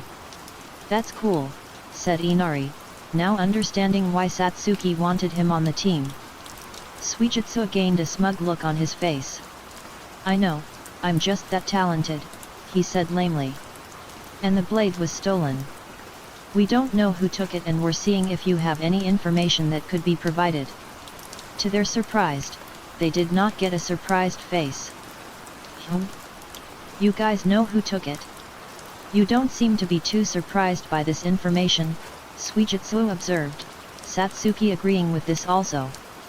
Well, how do we put this? There was someone you knew who came here around before you arrived. They raised an eyebrow. Who was it? Satsuki asked. It was Naruto, Tashuna answered, drinking from his bottle of alcohol. Satsuki widened her eyes at those words. Naruto was here? How? Satsuki thought to herself, not knowing of his current situation that he had thrusted upon himself. Naruto? How did he get permission to go here all by himself? Satsuki asked, now noticing a new look on their faces. They looked at each other before answering the question. You don't know. Satsuki raised an eyebrow at that question. I don't know what? She asked, confusion eluding her mind. What had been going on with Naruto? She has been out of loop for years now. Konoha had declared Naruto as a traitor and branded him as a rogue nin. Satsuki's eyes widened even further than before. For what reason? She asked, now wanting to know more about the situation. The reason has yet to be known. But by the looks of it, it's a very serious reason. It was quite weird for Satsuki to think this. But she's happy. Happy that Naruto was no longer affiliated with Konoha and was now moving on with his own accord. Sure, the people of Konoha may hate him now, but this was a chance given by the heavens. We can meet again. She thought to herself, now realizing she had barely missed meeting Naruto by mere minutes of time. How does he connect within all of this? Suijitsu asked them. Because he knows who has the executioner's blade and has told us of it. The person who has it is named Daikoko Tenzin. Satsuki registered this information within his mind as she thought over it. Of course he's involved in this too, he's involved with everything. Satsuki mused, now attempting to follow with a new question. Is he going after the executioner's blade? Tsunami shook her head at her. No, he told us that he wasn't aiming for the executioner's blade. It's funny, he predicted that you two would come here and try and ask for the whereabouts of the executioner's blade. It's creepy how accurate his prediction was. New information graced their brains. He knew we were here? How and when? 4. The man with pitch-black hair that made a comment about Satsuki's coincidental arrival on the bridge stood on a tree just outside of Tashuna's house. He was soon clouded in smoke, revealing a pale Naruto in return. "You're too cruel. It's kind of funny." Naruto had been there all along without Satsuki even knowing. Naruto leaned on the tree, sighing. "You know, I may regret this in the future." Naruto turned around, preparing for his departure from the land of waves. 1. A sad smile appeared on his face. "But this is for the best for now. I don't know why, but even after the talk with my younger self, my feelings for Satsuki have yet to disappear." Although Naruto did come up with a theory. Perhaps he too fell for her the same way I did. The only person that know how we felt was her. It's funny, how easily human hearts long for the people that they love. He felt the breeze brush past him. And yet, you don't hesitate to manipulate them like what you are doing now. Naruto sighed, jumping away from the tree that he was on. 1. When I heard that person with Satsuki right now was looking for the executioner's blade on the bridge, I took advantage of that. If they wanted information, they would go to a place that Satsuki is familiar with. And gave them the information indirectly through the use of Tashuna and his family. He soon arrived at the town. Naruto has been manipulating everything. From information to actions. That's right, Naruto was the one who took the executioner's blade and gave the blade to Daikoku Tenzin. Although he did give it anomalously. Naruto was a boy with intelligence beyond the norm. He read about many things and learned a lot of things people don't usually pay attention to. 1. Countless books about history were created throughout time. From the foundings of Konoha to the late Kirigakure coup d'état. That means he knows about the many deaths occurred during the coup. And Tenzin army that served him died to Zabuza and his blade. It's only natural that his form of revenge is by wanting to take the precious blade. And it wasn't hard finding his current whereabouts in a matter of minutes. Many of his men are residing in the town in the wave. Naruto told Kurama, soon making a step on the bridge. As I walk forward to the future, the world will hate me for what I will be doing. To conquer means to risk the possibility of hatred. Naruto walked through the bridge, getting nods from others. I am a threat to everyone, and will continue to do so. My name will be thrown throughout time and people will continue to be afraid of me. Naruto walked off the bridge. And as I grow old and die, people will cheer and will only remember Uchiha Naruto as a monster. Naruto smirked, walking off the bridge to go to his next destination. A monster that rose from the sea to achieve grace. That's who I am. Naruto disappeared off to the horizon. 1. You filthy liar. 20. His hideout. Suijutsuo asked as the two left the house that Tashuna was living in. Satsuki nodded her head. That's what the others said. But that's not important. We just need to retrieve that blade then find Naruto. Suijutsu raised an eyebrow. You seem to be quite obsessed with him, you know. Star-crossed lovers, perhaps. He had his hands over his head, walking in, lazily manner. 2. It doesn't matter what you think or say. Tsunami had said that Naruto was planning to go to the daimyo's palace. Satsuki tried redirecting the talk to a different topic. 1. But this is getting exciting. The executioner's blade is just within my reach. The Konoha-ten sat on the grassy terrain of the training grounds. Silence was the only thing between them. They had agreed to meet up before they left for their mission to the daimyo palace. We're finally facing against the Akatsuki, Kaiba said in a low tone. Deep breaths were heard before nods started appearing. How can we even be sure it's the Akatsuki? What if it's just some random person sending a meaningless threat to him? Hearing Sakura's statement, the quietness became louder. But what if you're wrong? This is a very dangerous mission for all of us, Tenten retorted. She, like many others, know how important this mission was. Whether it was real or fake, it didn't matter. A/N, I have actually forgotten about Tenten. She has had the least amount of development because of my negligence. 7. I know. I know. I know. But I just can't help but feel like this is all too wrong. That we're just being lured into a trap. Shikamaru seemed to agree with this. I'm glad I'm not the only one to think this. And I think everyone here has this thought in the back of their mind. The thought that we're just wasting our time going on a mission that could be just a bluff. The Akatsuki are people who are calculating, this isn't in their routine. And the fact that this is all happening right after Naruto became a rogue nin, Ino commented, making Kaiba grit his teeth. Can stop we bringing up Naruto? This isn't the time. Kaiba clenched his hands into a tight fist. A red hue appeared due to the magnitude of his clenching. How can we not? Even after everything, Naruto is still the root of all our current problems. As the tension reached its limit, Kaiba exploded. I don't know. Okay. I don't know what to do. Naruto was a friend, but all he did was lie to us. How am I supposed to feel? Satsuki left, and now Naruto too. Do you think you're the only one who feels this way? We feel betrayed too. Koji yelled, angered by Kaiba. Personal feeling were now being involved. And it was hindering them. Relax, this isn't youthful, Lee told them in a down tone. It was a good effort, but it was not successful on calming them down. No. No. No. I can't handle you guys just repeatedly bringing him up in conversations that has nothing to do with him. Hatred had sprouted from deep within Kaiba. Is that your problem? Or is it because you envied Naruto before? Niji hit a sore spot in Kaiba.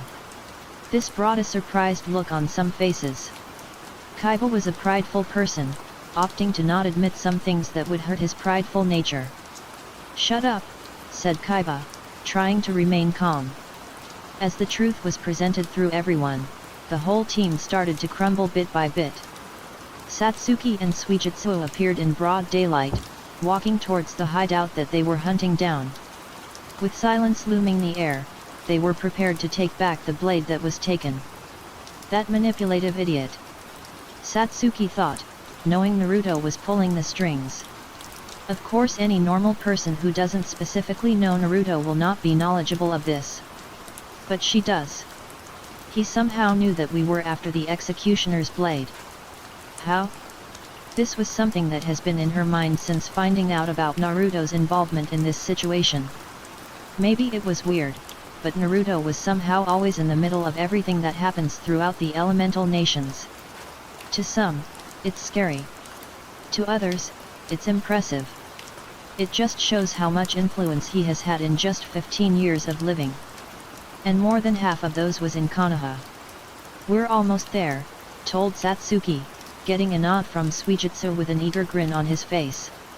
As they continued walking in the sunlight, there seemed to be people from afar appearing in their sight. They're here. Get ready. They heard someone yell within the mass of people crowding before them. Satsuki narrowed her eyes at them. How the heck did they find out about us coming here? A puzzled Suijutsu asked, getting ready to slaughter them all. Could it be Naruto's doing? She soon shook her head to get rid of him out of her mind. No, it's not the right time to theorize about Naruto's involvement. Satsuki pulled out her blade that she on her back. With a calm expression on her face, she took lead. Rip her to shreds. They trapped her in a circular shape, she was in the middle of this all. Satsuki took a glance at Suijutsu before disappearing. What a show-off, muttered Suijutsu, seeing Satsuki standing on top of one of the men that were surrounding her. Everyone here will die. Without remorse, Satsuki struck the man's head with the shining blade that she held. She got off the person by walking off the body of the dead that lied on the ground. A Chidori appeared and enveloped her hand. Chidori Nagashi. Tendrils of lightning covered the area. Suijutsu jumped away out of fear of getting electrocuted. He glared at her. "Hey! Watch it!" yelled Suijutsu, stepping to the side to dodge a pitchfork. Grinning, Suijutsu raised his leg and dug his knee in the man's stomach. Looking back, Suijutsu jumped up in the air and kicked a person's face to the dirt ground. As particles rose, he took down even more people in the army. The grin never leaving his face, blood splattered on the ground with each grunt being taken down. "I'm letting you take care of these guys. See ya." Suijutsu ran towards their destination, not caring about Satsuki due to his confidence in her abilities. A groan escaped her lips. "How annoying," muttered Satsuki, activating her Sharingan. As her hair swayed with each motion that she made, death followed her. The stone-cold expression was plastered on her face as she moved forward. "Ah!" they yelled as they lost their lives one by one. "This was what you wanted. Right, Naruto? To cleanse this word." She smirked, continuously moving forward as she slashed down her enemies in quick succession. She knew him, and she knew his ideals. 69. Even though those ideals were something that slowly died out as time went on. Satsuki saw how he grew comfortable with the village, and she knew his goals would be something in his way if he loved his life in the village. But now, she knows what Naruto wants. "You left the village, that's all I need to know that you are committed to your goals." Satsuki entered the hideout, walking on the creaking floors as she took out the leftover minions that Suijutsu ignored. How inefficient, she thought to herself, commenting on Suijutsu not doing the job correctly. Walking up the stairs, she made it up to the last floor. Satsuki saw Suijutsu cut in two halves. Two people stood over him. One was overly thin and old, and the other was holding the executioner's blade and was quite buff. "Are you done yet?" she asked, seeing Suijutsu laugh it off as he rose from the floor, perfectly fine without any injuries. "Relax!" exclaimed Suijutsu, dodging the swing of the executioner's blade. Smirking, he stretched his hand, he gripped the hilt tightly. "I have more strength than you." Suijutsu ignored those words, instead just making his arm enlarge and become more buff. Now with the power to overpower his opponent's strength, Suijutsu yanked the blade. "I think you said something wrong." He threw the man to the nearest wall. Suijutsu looked over at Satsuki. He nodded. "Yes, I am done. Let's go." Satsuki walked down the stairs, with Suijutsu following from behind. He grinned, satisfied that he had gotten his hands on the executioner's blade. "Ha ha ha ha ha ha." He laughed as the hideout slowly collapsed on top of Tenzin as he was crumbling in turmoil alongside his hideout. As they walked away, Satsuki looked at Suijutsu. "You're now my subordinate now that we got the executioner's blade. Your leader is now me." He groaned at these words. Suijutsu was not very pleased with him being a subordinate. Yet. I got it. Who are we going for next?" he asked, his mood now being deflated. "We're going to look for Karin and Yugo. But first, we're taking a little detour before we seek their companionship. It seems everything is going as I planned." Naruto stood on the destroyed hideout that Tenzin resided in. Standing on the piles of rubble, he looked at the pile of dead bodies. "Looks like she was able to do things for you." Naruto nodded as he sighed.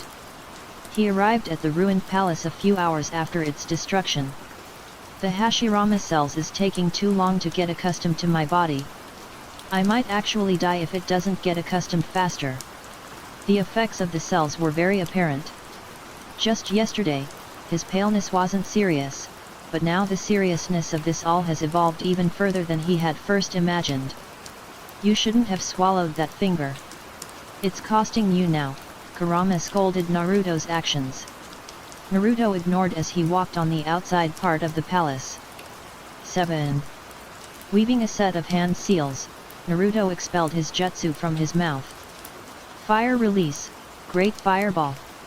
Jumping up in the air, a large fireball engulfed the area in full force. Once landing on the ground, Naruto witnessed a beautiful sight right in front of him. The brilliant flames and fire reflected his eyes as it began spreading at a very rapid pace. Turning around, he began planning his next move. He closed his eyes, feeling the heat tickling his skin from behind. He felt no fear. Life and death was within his hands. "Thank you for coming in such short notice," the fire daimyo said, bowing down slightly. Seeing this, Konoha-ten and their senseis bowed down as well. "It's an honor, daimyo-sama," Kurenai said. It was unfortunate that she had to protect the daimyo when only sadness and grief was on her mind. 1. As you know, the Akatsuki sent me a letter the other day about their plan on killing me. They nodded, hearing fear within the tone of the daimyos. "We're here to protect you at all cost. There is no need to fret," Sakura assured him, getting nods of agreement from the rest of the team. Even though it seems like they were all getting along, that was not the case. If Sakura was being honest, she was scared of what might happen. Not scared of the Akatsuki, but scared of the synergy of the team as a whole. This was an important mission, and the possibility of them messing it up with just their teamwork is something that could be fearful. "The party will be held tomorrow evening. I advise you all to sleep in, we have space in this palace." They nodded, although they were actually planning to go on a night patrol. This was just in case the Akatsuki were to decide to move in with their plans even earlier than their expected arrival. Once daimyo left, a large exhale was released. "This is nerve-wracking. What if we fail? The daimyo is a pillar for the fire country." Hinata had voiced her thoughts quite vocally. "Don't worry. We have it under control." Guy put his thumbs up, his grin showing his bright teeth that brought the moods up a tiny bit. "Let's store our stuff away. We'll patrol afterwards." The others nodded, making their way to their rooms. But as soon as they walked, they noticed someone wasn't with them. "Kurenai-sensei!" Shino called out, making everyone snap their heads towards the departing Kurenai. She turned around. "You guys go ahead. I'll be the first to go on patrol." As she walked away, teammates' eyes became gloomy as they looked down. However, Kaiba had anger boiling up from inside. Managing to keep it from exploding, they let Kurenai do her thing. Along with Kurenai, she stood on the roof tiles that she was using to monitor the area. Sitting on the roof tiles, she looked towards the sun that was slowly setting down. As it slowly went down, she couldn't help but shed tears. "Why did you have to leave me?" Her face was scrunched as she cried, and weep as sadness swallowed he figure whole. All she felt was hatred towards a single person. "I'll kill you and tear you apart, Uchiha Naruto," she thought, her ruby eyes burning with hatred. Kurenai wanted to kill him. 12. To take the life of the killer that killed Asuma. "Ha ha ha. So exciting, I can't wait to sacrifice this person," Haiden laughed as he swung his blade wildly. A flame of excitement was burning from within. "Indeed. His bounty is very large, but we can't kill him," told Kakuzu, disappointed that they couldn't get the bounty of their new target. 1. He's quite the dangerous person. That's why this is so exciting. I can't wait to beat him half dead. They looked at the letter that they had received recently. "Dear Akatsuki, you're hunting someone beyond your control. A god that has descended from the heavens down to the earth. That's who I am. You can find me at the Daimyo Palace in 2 days. I heard there's going to be quite a party there." 24. The Kyuubi Jinchuriki. Leader Sama told of us that the Kyuubi Jinchuriki has appeared and made his appearance. To think it was that Kid Itaki and Kisame encountered a few years ago. Their cloaks followed them as they walked alongside each other. What was his name again? Uchiha Naruto? No wonder he thinks himself as a god. He's an Uchiha. Haiden was obviously more agitated to take him down. 1. They thought it was okay to skip a few tales. TCH. I can't stop looking at his bingo book entry. The amount of money that Konoha is willing to pay is unbelievable. I heard the person who raised his bounty was Yui Kurane or something. They looked at Naruto's bingo book entry once again. Name, Uchiha Naruto. Rank, S rank. 1. Age, 15. Height, 5'10", originally 5'9". Bounty, 200 million ryo, dead or alive. 1. Warning, it's better to run if you can. Anything below S rank will die immediately. How scary. But it doesn't matter, we're the immortal duo that will incapacitate this fish cake. They soon disappeared from sight. 2. They were now on the hunt for Naruto. But they were in for quite the surprise. Naruto looked at his bingo book. He had been learning about the powers of the Akatsuki that he had chosen. Haiden and Kakuzu. Interesting. They're practically immortal, Naruto muttered to himself. He was going to have to be careful with them. There wasn't much information about them, but the information that he could find was quite valuable. For Jashin, hey? How pathetic.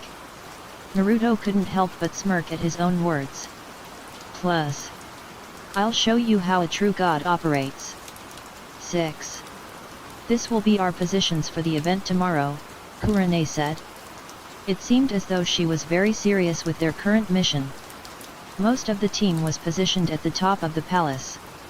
Their purpose was to observe and to let nothing get past them during their patrol. Guy's team and Kakashi will be positioned inside the palace just in case the intruders were already here. Maybe they were too calm with this mission. Maybe they're not. Shall we retreat from our spots if the Akatsuki are inside? Kurane let out a sigh, rubbing her temples with her eyes closed. The dark circles around her became more apparent. You first have to come to a conclusion that there are no more infiltrators. If it's clear, then yes, you can retreat from your spots. Or you can send some people inside while others fend off any other people. This was truly only something that can be done due to the magnitude of people on this mission. Something like using a shadow clone wasn't an option. 1. Thank you for your insight. Kurane nodded her head. Do you think everything will be fine? Asked Tenten, standing behind a pillar as all of the people in the palace observed the spacious room that will soon be used as a ballroom. That is something we don't know yet, answered Kakashi. It was difficult for them to operate when a squad had lost a sensei. Maybe it was trivial, but all they could think of was the room being dyed in pure crimson blood. It was something that was being engraved in their minds. Mind shattered, they had no choice but to continue forward. Hopefully we'll be able to complete this mission without any worry. A lot of others have a lot on their minds right now. Everyone nodded at Sakura's words. A lot of things have been happening all at once recently. It was burdening them with emotional baggage being formed. It was hindrance to them, but it was something they could not let go so easily. I hope so too, everyone said in complete unison. Naruto stood at the top of a cliff, just outside of the range that Hinata's Byakugan can pinpoint with her visual prowess. 10 kilometers. How extravagant! To think her sight exceeds even Niji's 800-meter distance. I'm just barely outside of her range. Naruto was taking in the account that everyone in the Konoha 10 was there. He cannot make a single mistake before the end of his current plans. As his ghost of a face looked from afar, he held a bag by his side. If I want to attend the party, I must look the part. They must be suspicious, but the moment they find out, it'll be too late for them. Walking back, a tuxedo could be seen in the bag that he was carrying. No matter what, they'll be seeing the aftermath of my mayhem. Naruto mused, preparing for tomorrow that will without a doubt be quite the show. Two lone figures stood on top of the tallest tower in their surrounding area. A constant downpour of rain washed over the entire village. A Megakure. A village that is small, but led by their savior. One with the power of the 6 paths. Things are moving very smoothly. But there are many obstacles in our way, informed Conan. Pain nodded his head as their heads were being drenched by the waters pouring down from the sky. A/N, pain or pain. 24. That Naruto person, he's a dangerous foe in our way. He'll be needed to be eliminated quickly. Conan nodded at those words, understanding that they need Naruto to be out of the picture. Shall I dispose of him? Conan asked. Pain shook his head. Madara had warned us that this Uchiha was exceptionally powerful. His talents and abilities have yet to be identified. Standing at the very edge, Pain looked down from above. That's why when the time comes, I'll be the one that will eliminate him out of this world. And extract the Kyuubi from his body. The sky was cloudy and grey. The sun was not apparent. 1. Obito has confirmed that Naruto was indeed one of the people that they were looking for. Conan thought that it would have been better to extract the Kyuubi from his body early on. 1. We're getting closer to the ends of our goal. And once the conditions are clear and are within sight. Pain fell from the edge. Going for the next Jinchuriki on their list. This world shall know pain. 13. In the quiet night at the palace, Team 10 patrolled the area. As of right now, there has been no sightings of suspicious activity as of late. Ino seemed to have conflicted thoughts being compacted within her brain. At some point during their patrol she spoke her mind. Do you think he's right? Asked Ino, catching the attention of Koji and Shikamaru. Everybody else seemed to have left to get some rest for tomorrow. What do you mean by that? Responded Koji, taking a mouthful of chips and stuffed it into his mouth. They were still having quite the hard time dealing with Asuma's death. Kaiba. You know, the things about us bringing up Naruto in conversations that don't involve him. Shikamaru sighed. He has been working himself to the bone as of late. I personally disagree with him. Yes, we bring up in many conversations that have nothing to do with him, but what if we're right? They raised an eyebrow. You heard what he said, Naruto has been lying to us all. He's a cunning and deceitful individual. His intelligence is something that even the smartest would fear. Is it wrong to say that he has a hand in everything? He posed a question. Maybe. But even then I still feel like a conflicted mess, told Koji, getting a single nod from Ino in return. He was glad that he wasn't the only one to feel this way. It felt wrong. They've been dancing on the palm of Naruto's hand since the dawn of time. It was scary and made them feel weak. It's probably not good to overthink things right now. We have a big day tomorrow. With that, the trio went back inside the palace, planning to have a rest for the night. After all, despair in a rotten world will be all they know. Are you all ready? Asked Kakashi, decked out with a tuxedo. He was standing outside in front of the room others. He was nervous, not knowing what the day in forward for them. He didn't want anything to go wrong. We're ready, told Niji, appearing outside the rooms with a tuxedo of his own. He grit his teeth, straightening his tie. He was going to have to potentially fight in this outfit. Others seemed to think the same. It's fine, Hokage-sama had all the tuxedos one size larger than our actual size. Tsunade couldn't be bothered getting dresses for this mission. A/N, idk. I just feel like out of the two outfits, I feel like a tuxedo would be better to fight in. 6.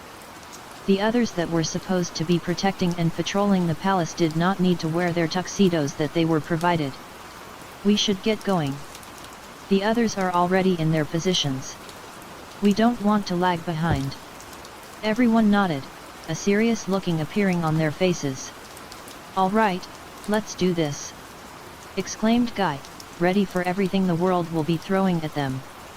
But were they truly ready for what was about to be thrown at them? Opening the doors to the grand ballroom, they saw people quickly filling up the spaces. It was a truly extravagant event. Looking around, they saw no one that could be a part of the Akatsuki. Nor was there any signs of Naruto. But they still had to be careful. From transformation jutsu to something that could be out of their actual comprehension could be at play. Be careful and look around. We need to assess the area as thorough as possible. Splitting up, some went behind one of the pillars to secretly disappear and reappear on one of the other floors that stood above the ballroom. Sakura and Rock Lee were on the second floor that stairs led up to. Once everything was settled, the daimyo walked up the same stairs that led up to the floor above, stopping at tippity top of the stairs and on the grand peak of the ballroom. All eyes were focused on him due to his magnifying presence. 3. You all seem to be enjoying yourselves. That's good. After all, that's the whole point of a party, is it not? To enjoy yourselves. The crowd screamed with joy, agreeing with him. What the heck is he trying to play? Sakura thought. Even if it is a party, his life was on the line. Did he think they were able to protect him with absolute succession? How scummy of him, said Rock Lee, knowing what the daimyo was trying to do. Sakura immediately caught on with those words. How disappointing. To think even the daimyo was such a person who feared so much to the point where he'd sacrifice even the lives of countless people to save himself. 1. Today will be a good day. Not only will you be able to feast soon, but you shall know the meaning of happiness once you experience such extravagance. The crowd was delighted by his words, believing everything he was saying. He's lying to them, Niji told himself, walking around the area in a quiet and silent manner. He didn't like that they would have to protect him, but he is the daimyo. 3. A pillar that they can't let collapse at all cost. Hokage-sama said it herself, who would become the daimyo if he dies. Tenten butted in, telling him the same words that Tsunade has told them. I feel sorry for the people he's lying to. They continued walking around the second floor of the ballroom, their eyes continuously analyzing their surroundings. The future was something unknown to them. They only hoped for it to be better than it was right now. They saw the others forming in pairs because 2 sets of eyes are better than just 1 set. As they saw the daimyo walk down from the stairs, he was greeted by many others, sharing the same kind of happiness that the daimyo had foretold them about. As the smell of wine and champagne loomed the air, they saw everyone enjoy themselves. People were delighted and knew the feeling of pure ecstasy as they danced with one another. People felt stress escape from their bodies. The only thing that they felt was the happiness that they were told about with such charismatic words. Joy. Happiness. Ecstasy. Delight. All of these words were what they were experiencing in this moment of time. But what would happen to these emotions once everyone saw death?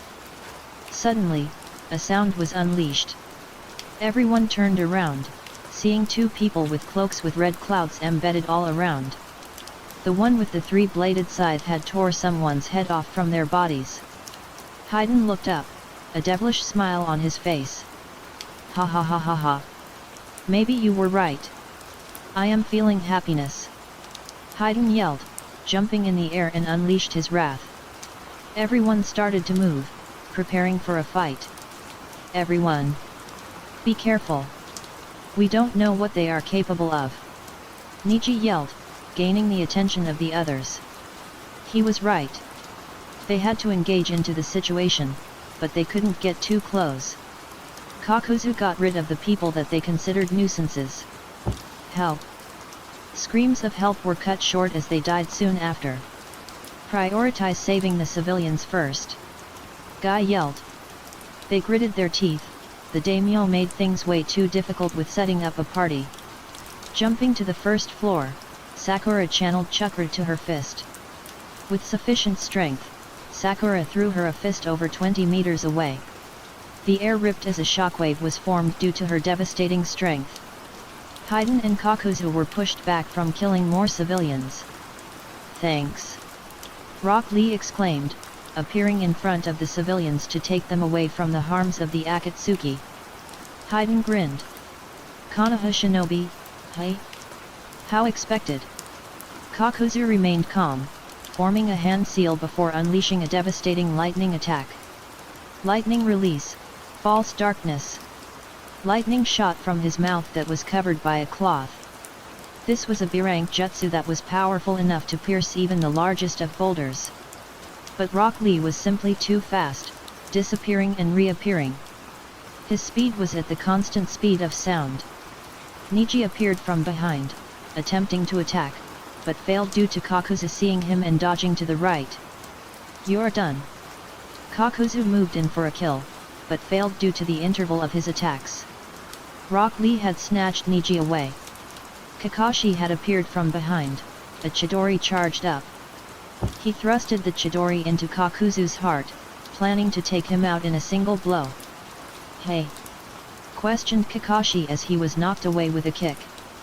He was astonished that he wasn't dead yet. How was that possible?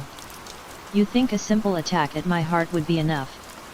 Kakuzu was a man who bore not only one heart, but multiple hearts. Kakashi got back on his feet, once again ready to engage in a battle. "It seems it was true, you two are here to kill the daimyo." Haiden and Kakuzu jumped away, dodging another blast of air by Sakura. Guy appeared from above. He swiped his leg down, an astounding force made them bleed. Blood escaped from their cheeks. They were in confusion. "Who said we were after such a weak person? We're only after the Kyuubi Jinchuriki. Uchiha Naruto. Now, where is he?" Haiden yelled. Kakuzu was particularly annoyed by his loud nature. Everyone widened their eyes. "Naruto? But he isn't he." Tenten was suddenly cut off with a large explosion expelling from the very top of the stairs right next to them. A silhouette of a figure could be seen above, stranding over them. This is truly a beautiful sight to see. A tuxedo could be seen.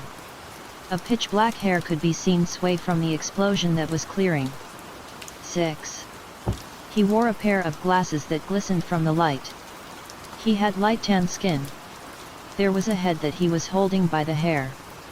He threw it, making it roll down the stairs. It was the head of the daimyo. Everything has gone as planned. 11. A few minutes earlier, the daimyo had ran for his life. There was a door at the top of the stairs that led to another room. But to be more specific, it was his bedroom. The night sky was what shadowed over him. The glass windows reflected with the brilliant light the moon was emitting. He was on the floor. "Am I safe?" he asked him in a trembling state. Did his plan work? To throw the lives of others to save his own life? Did it work? "Did you think you could escape?" a person asked him. His eyes widened even further, fear overtaking his body. As beads of sweat rolled down his face and dripped onto the floor, he looked up. He saw a man that sat on his bed leaning forward. "You're not the Akatsuki, who are you?" The man with glasses softly smiled at him. It may have been a soft smile, but it was so devilish. It was full of malice. The man slowly stood up from the bed and towered over the daimyo. He backed away, not wanting to die in the hands of a devil. "I'll pay you anything. I'll give you anything. Just let me live," he yelled. No one could hear him, he was simply all alone. 2. How disappointing. A lot of people think you're a man of virtue, a noble man that takes cares of a lot of the business in our country. Oh, how wrong those naive people are. What do you want from me? His back hit the door to his bedroom. He had nowhere to run. Was this the end for him? 1. There's an ending that I desire. You know, an ending in a story or a fairy tale. An ending that needs many requirements. He unsealed a dagger. 1. My name is Uchiha Naruto, and your death is a contribution to my desired ending. Before the daimyo could scream for pointless help, Naruto decapitated his head off. Naruto outstretched his hand out, grabbing the head by the hair. Moving the daimyo's corpse to the side, he opened the door to the hallway of the ballroom. He summoned a clone that expelled a large fireball from his mouth. The fireball hit the next door, causing it to burst open and an explosion to form. Naruto walked through the smoke, letting himself be enveloped by the blank smoke that covered the area. Appearing at the other side, he saw the faces of his old comrades and the 2 Akatsuki members that he had found to lure into his plan. "This is truly a beautiful sight to see," he said, looking down upon them. "Everything has gone as planned." Naruto saw their confused faces. "Who are you?" they asked him. It seemed as though his disguise worked like an absolute charm. Naruto slowly took off his glasses. "Did you already forget?" He soon took off the transformation jutsu that he had been using the whole. He held his glasses by his side. "I am Uchiha Naruto." They widened their eyes. Everyone soon realized that everything up until this moment was just a trap. 3. Naruto. He looked up, seeing part of the ceiling to be destroyed, and saw Kurane burst into the ballroom. She appeared in front of him, throwing a punch at him. He stepped to the side, his arms in the pockets of his tuxedo. With great reflex, Naruto took out his left hand out and grabbed Kurane's neck and pushed her down to the floor. "Do you wish to die the same as Asuma? It's quite a poetic death, don't you think?" Kurane managed to escape from Naruto's grasp and jumped away. "You dang scum!" Her face was filled with fury. Naruto put his hands back into his pockets and walked down the stairs. The glasses that he had brought were on the floor. "I still have to do one more thing before I can truly call this the end of my plan." Naruto felt the air shift all around him. Guy and Rock Lee were right above him. "We must take you down, Naruto-san!" Rock Lee yelled.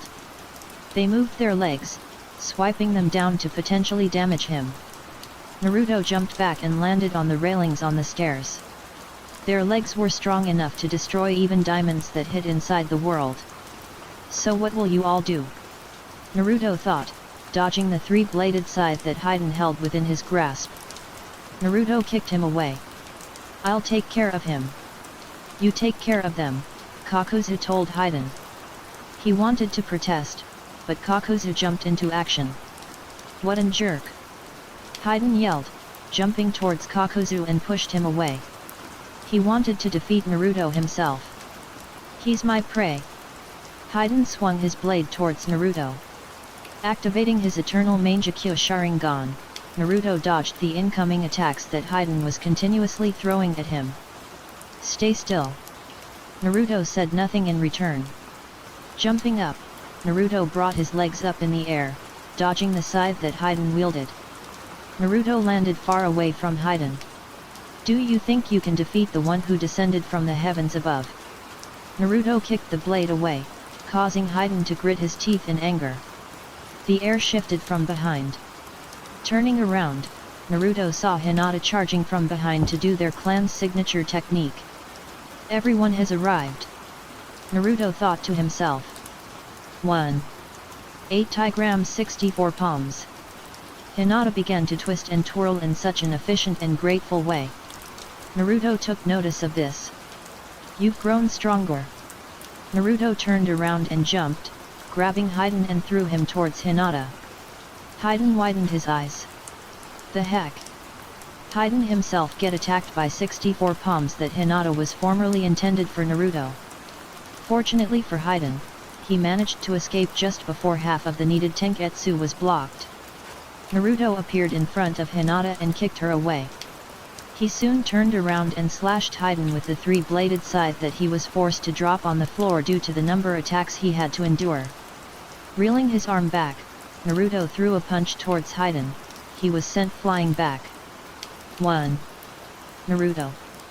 He slowly turned back and saw the injured Hinata clutching her abdomen. He had a pure indifferent look on his face. "I know the person I used to know is still there. Let him out. I know he's still there." She wasn't stuttering or stumbling through her words. She was fully convinced this could work. 7. The person you knew before was a lie. I'm not as kind-hearted as you once thought. Naruto slithered around, seeing Kurane charge at him. "Get away from my student." Kurane yelled at Naruto, launching a kick. He effortlessly dodged such a predictable attack directed at him. Mercilessly, Naruto unsealed his dagger and struck Kurane's shoulder. "Ach!" she yelled. A piercing scream could be heard throughout the entire palace. Naruto kicked her away. 9. Sensei. Hinata appeared right next to her injured sensei and picked her up. Naruto met Hinata's eyes once more. "Do you still feel it?" Naruto asked, making Hinata back away unconsciously. "Because I can. The admiration that you label as love is still existing next to your heart." Hinata lowered the injured Kurane down on the second floor. "That's right. It's still there. That's how I'm able to understand you. I'll do everything in my power to change you back." Was this declaration? Or was this just a way to motivate herself? How touching. But let me tell you something. She was pushed back in an instant. Blood escaped her mouth as a large gashes appeared on her arms. Naruto stood in front of her, his dagger in the palm of his hands. 1. Admiration is furthest from understanding, he told her, his voice ringing inside her ear. All it did was echo in her brain and mind. Just before he could finish her off, Kaiba appeared flying in. 5. I'll kill you. Naruto jumped on the balcony railing that supported the guests. He saw him tend to wounded Hinata and Kurane. "I'll make you pay, idiot!" he yelled at Naruto. With indifference, Naruto let himself fall off the balcony. But once he arrived on the ground, he suddenly found himself unable to move. "Shadow possession is complete," Shikamaru said. Naruto narrowed his eyes, trying to make the possession to detach off of him. "Now! Get him!" While Guy and Kakashi were fending off Kakuzu and the Haiden who decided to let go of his prey, Koji and Niji came from opposite sides. Ino was on the side preparing to do her mind transfer jutsu on Naruto to ensure that they have him in their complete control. "This is the end, Naruto!" Koji yelled, their R's reeling back into a potential punch to Naruto. The two poured in all of their strength into their punch. "You all made one mistake." Naruto made eye contact with Ino. The moment she activated her jutsu, Naruto used Kenjin to deactivate it in the nick of time. "You failed to kill me," Naruto thought, jumping away as he deactivated Shikamaru's jutsu. He pulled out a kunai and launched it towards Niji. Just barely missing, Naruto was back on his feet. "I have learned about the history of Konoha and its clans since the very beginning of my stay." Naruto ducked slightly to dodge a kick from Kaiba that was gliding through the air. Naruto decided to take things to the next level. A skeleton formed all around his body. Soon enough, his Susanoo formed two arms. He saw them charge from all sides. "Stay away from me," ordered Naruto, punching the floor that sent everyone of Konoha 10 back. Blood escaped their bodies, and their morale as low as ever. "I can't use my Susanoo due to it possibly interfering with my plan," Naruto thought as he summons dozens of clones all around him. Some branched off to fend off the Konoha 10 and the rest followed him. American Samoa, he led them to their battle. Naruto charged towards the four who were dueling it out. Jumping, his clones followed and expelled fireballs from their mouths. A large explosion occurred, tearing off an entire side of the palace. "What a crazy idiot!" Haiden yelled, suddenly feeling pain erupt from his face. Naruto was moving within the smoke that illuminated the place. "One heart down, a few more left," Naruto said, his blade piercing one of Kakuzu's heart. Chaos was ensuing through the mayhem that Naruto was creating. He dodged an attack from Guy and Kakashi. "Your wrath ends here, Naruto," Guy yelled, his fist just barely missing Naruto's face. Kakashi appeared from behind with a kunai in between his fingers. Transforming into a stick, Naruto dodged the attack that they threw at him. He transformed back into his actual form and punched Guy away. Naruto stepped to the side and collided attacks with Kakashi. Twisting his body, Naruto twirled and kicked him away with his sheer power. Naruto saw Haiden and Kakuzu rush towards him. He dodged from left to right with continuous motion. With no way of getting out, Naruto got hit by Kakuzu and just barely managed to dodge Haiden's scythe. Getting knocked away, Naruto saw Kakashi and Guy disappear in the distance to who knows where. Naruto moved to the side to dodge a sudden attack from Haiden. "You seem to be struggling all of a sudden. Why is that?" Kakuzu asked in a condescending tone as he struck him in the chest. Naruto grit his teeth. "It's working," Naruto thought to himself.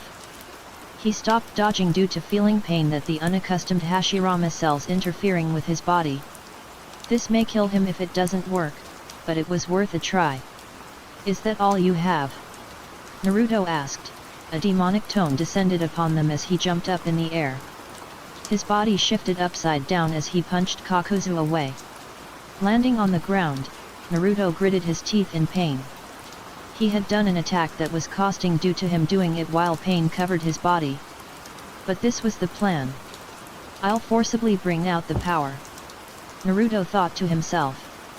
This was what was needed to complete his master plan. "Now!" Kakashi yelled, attacking in sync with Guy. "Go!"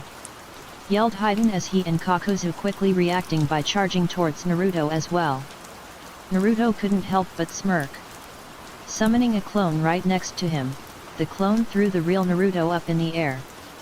Feeling the air sway his face, Naruto saw all four of them jump in the air after him. "He's ours!" yelled Kakuzu. They all reached out in the attempt to capture Naruto in his current bad state. The moment seemed as those took forever. "Did you all think it was this easy? This isn't a cakewalk." At that moment, they saw Naruto twist his head both sides. One of his eyes was different. A purple eye with concentric circles that covered the entire eyeball. Fear crossed their mind, feeling overwhelming power. 17. Shinra Tensei. 8. Everything around him was pushed back. A newfound power had enlightened him as everything was destroyed. As Naruto landed on the wasteland, he gritted his teeth in pain. "I forcibly awoken the Rinnegan. But the pain is still there." There was a simple explanation to why this was. He only forcibly awoken the Jujutsu. Just because he awoken the Rinnegan doesn't mean that it fixes the internal pain that was due to the Hashirama cells that are not accustomed with his body just yet. "Is that why I only have one Rinnegan?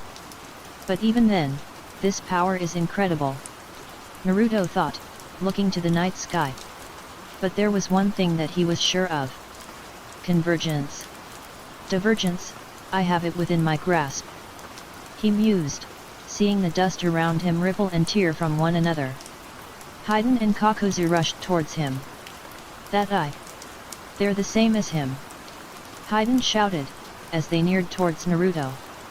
He had his hands in his pockets as he looked at them emotionlessly. Walking towards them as they charged forward, Naruto posed a question. "When two magnets of same pole approach each other, they will repel off of each other. And two magnets with different poles approach each other, they attract and connect. An example of that is this." Power trembled before him. Banshao Tenin. Without any effort, an invisible force pulled Kakuzu towards Naruto. Outstretching his leg, Naruto kicked his abdomen and sent him flying away. Kakuzu gritted his teeth as he got up from the ground. They had been so immersed to the point where they didn't notice that they were outside. But what if you combine both? The power to repel and the power to attract forces. Naruto neared the two of them as they suddenly couldn't move. 9. Would they just stop? A boy with a devilish attitude was in front of them. They weren't opponents to him, but only pawns that ceased to be a human. Naruto made them freeze. The power to combine such a thing, he could practically use it to annihilate everything in his path. "Crash and collapse," ordered Naruto as he stopped right in front of them. They widened their eyes as they collapsed on the ground, not being able to move. Hotoke, 1. The power of an emperor, that's version 1. Naruto saw Guy and Kakashi in the distance. They appeared in front of him, throwing a punch. Hotoke, 1. They immediately crashed down, unable to move. Version 2 on the other hand, it was the power to eradicate and annihilate everything in its path. This was only the taste of his power. This is where you all belong, below me.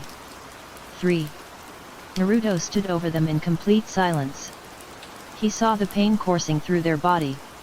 It felt as if the weight of the world was pressing on their backs.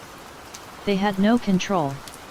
Suddenly, wild kunai were thrown at him at all directions. Without breaking a sweat, Naruto stopped the movement of all the kunai all at once. The Konoha-ten were surrounding him, gritting their teeth. "Don't you know?"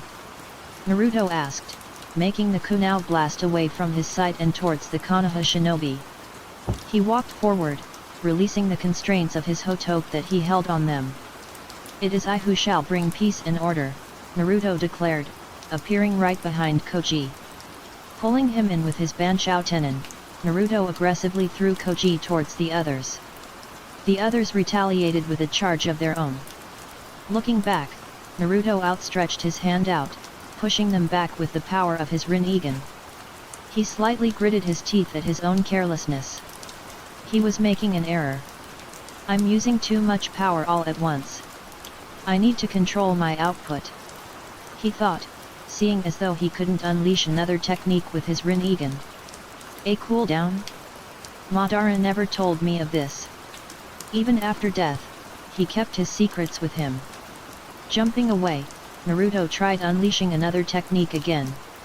"I know I told myself that I needed to watch out for my output, but testing needs to be done," Naruto thought, pulling everyone around him towards him. "This is the power of the Samsara Eye." Naruto unsealed his blade, spinning around to give them a gash once his Banshao Tenin pulled them close enough to him. 1. 2. Naruto counted in his head as he stepped to the side to dodge a shadow possession. Ino tried taking over his mind but soon failed once he deactivated her technique upon completion. 3. 4. 5. Naruto jumped in the air, outstretching his hand towards the ground. With lots of force, Naruto made the ground below ripple from his unstoppable power. So is it 5 seconds? Or is it similar to Kenjin? Does it stack the more powerful output given? Landing on the ground, Naruto ushered wind chakra to his blade. Dang it! He heard a yell. Turning around, Naruto saw Kurenai jump right at him. There was rage and anger that filled her heart. How pathetic! With a swing of his blade, a wave of wind chakra ripped through the air towards Kurenai. Unfortunately for him, Kurenai managed to dodge the wind chakra.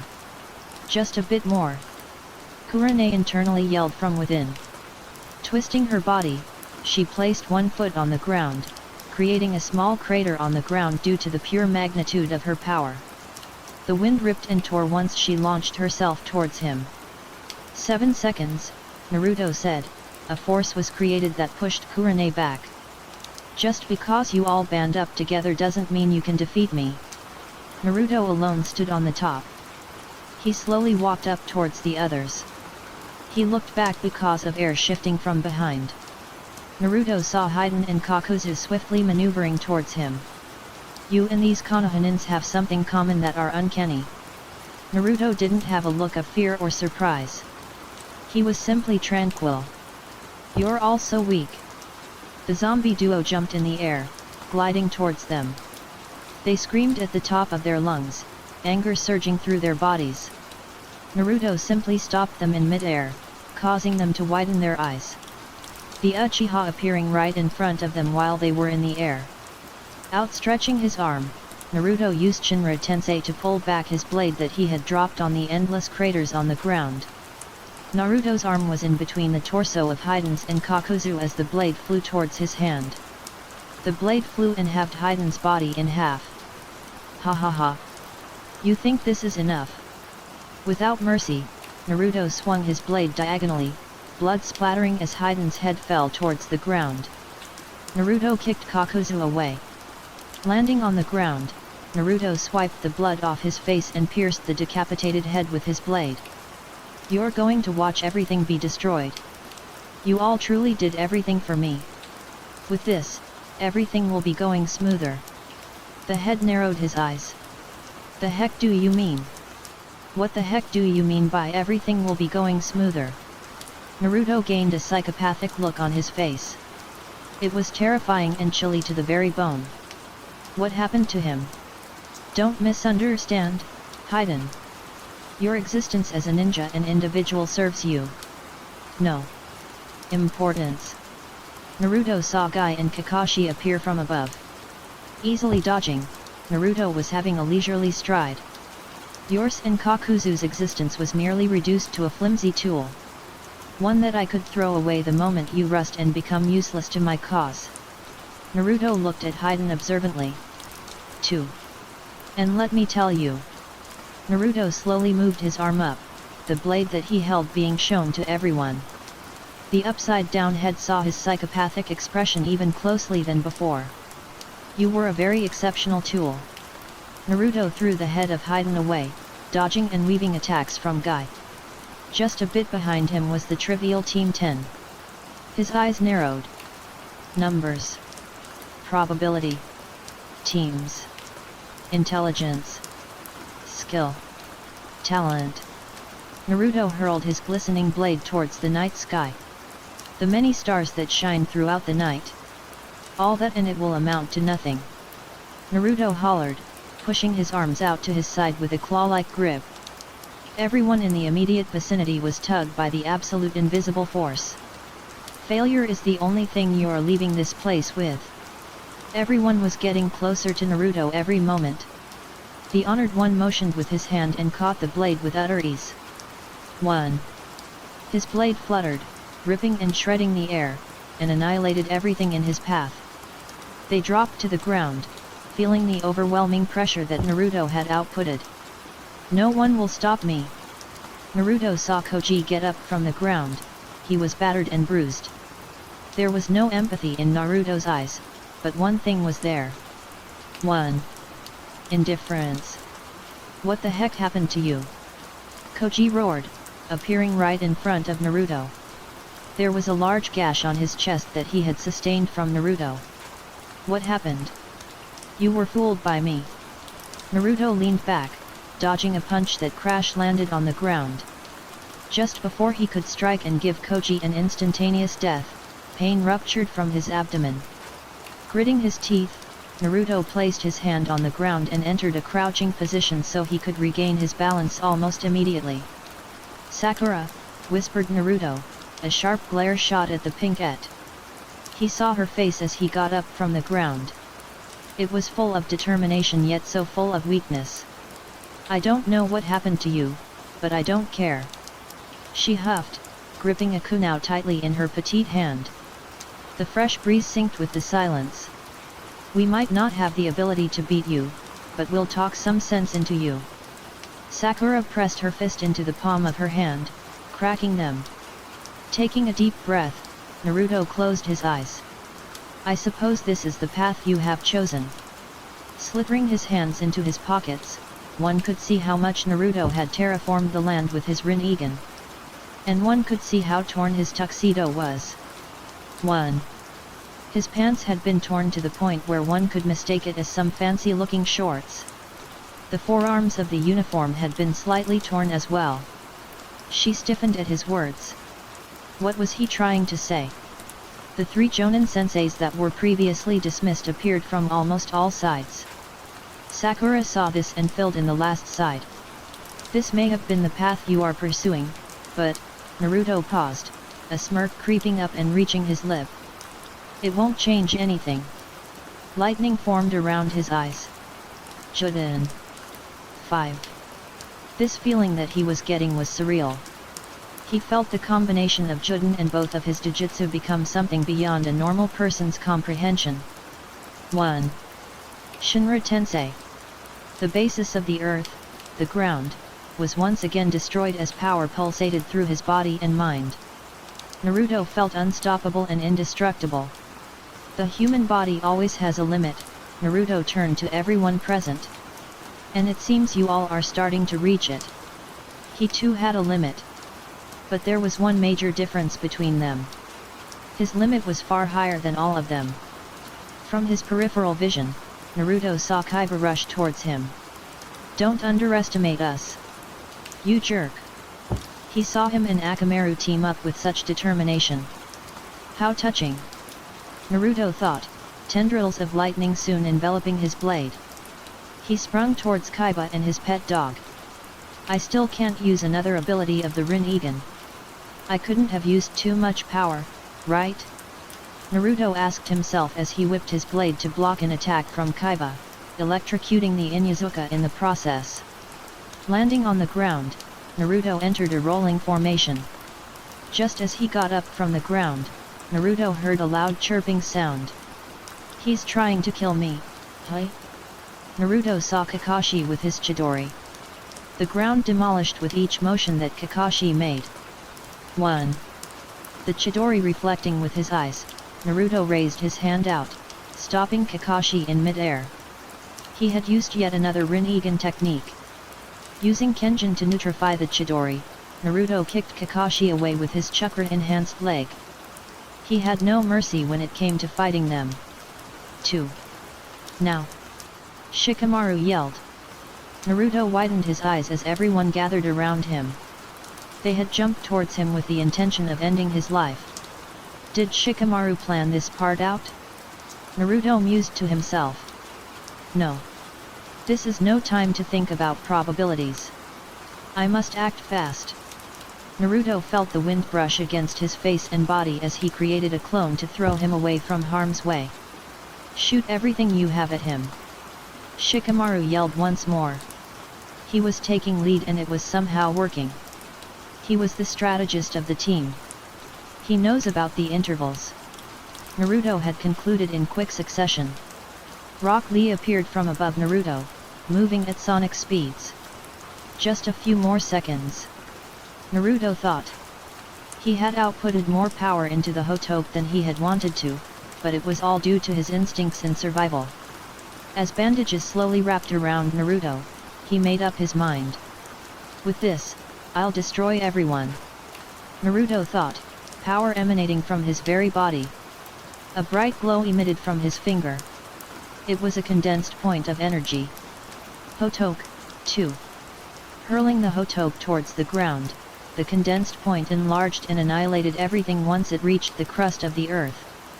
This technique was not like Shinra Tensei. It didn't have any clumsy destruction that had a clumsy way of pushing things away. Hotoke didn't have that. It was efficient and was able to cleanly cut and destroy things to the atomic level. 4. Lee was pushed away and the bandages had been ripped apart due to the Hotoke's radiation. Landing on the ground, Naruto saw the aftermath on what he had made. 2. Such beauty and intricate destruction. From the side, Naruto saw that everyone managed to stay out of its immediate range, albeit, just barely. But if you were to look at a better range, you would see how deep the destruction was. He had destroyed about 40 meters in terms of length. The universe was said to have been created with an extremely dense point of energy exploding. That is what scientists have said, of course. Naruto saw Guy appear and disappear from one point to another. Naruto hoisted his leg up, blocking a kick from Guy. A shockwave was formed. Guy then disappeared once again, now reappearing just a few meters above Naruto. He was readying himself for a kick down. "This isn't personal," said Naruto, the same condensed point appearing on the tip of his index finger. Guy widened his eyes, disappearing while Naruto was charging the Hotoke. Appearing from behind, Guy reeled his fist back, power fueling the very center of it. But before he could throw a punch at Naruto, he stopped. "But you are simply the strongest one out of all of them here." They. Real Naruto stood behind Guy, his index finger out for display. 1. Drib. Drib. Drib. Guy slowly looked down and saw the most horrifying sight. Half of his arm had been erased out of existence. Blood dripped from the part that hadn't been erased. 8. Guy stumbled down, his knees hitting the ground. Naruto passed by him, not regretting what he had done. "Be grateful that you aren't ceasing to exist." He averted his eyes away from Guy and looked at the rest of them. Guy-sensei! Rock Lee yelled, clenching his fist. Niji and Tenten clenched their fist as well, their teeth were grinding in pure anger. Do you know that antimatter and matter are almost identical to one another? When both meet, they create annihilation. That's Hotoke, too. They had enough of what Naruto was saying. This wasn't science, history, or any of the above. This was reality. Naruto had his hands in his pockets, he was feeling like he was at the top of the world once again. Nothing has changed, he was still constantly evolving. The Hotoke seems to have a very expensive chakra usage. Naruto thought to himself as he looked back at Guy and saw him not there. He widened his eyes, a kick flying towards his face. Blood escaping his mouth, Naruto was pummeled away. Twirling, Naruto placed his hand on the coarse ground that he had made through his Hotoke. You're resilient, glowered Naruto, feeding his Juden with more chakra. Lifting his hand up from the ground, Naruto slowly rose up. He saw Guy standing with an unrelenting posture. The others started rising up as well. How fascinating! Is Guy boosting your morale? Naruto, a teenager full of arrogance, had shouted with such an interested tone. He saw an imaginary vision of the future.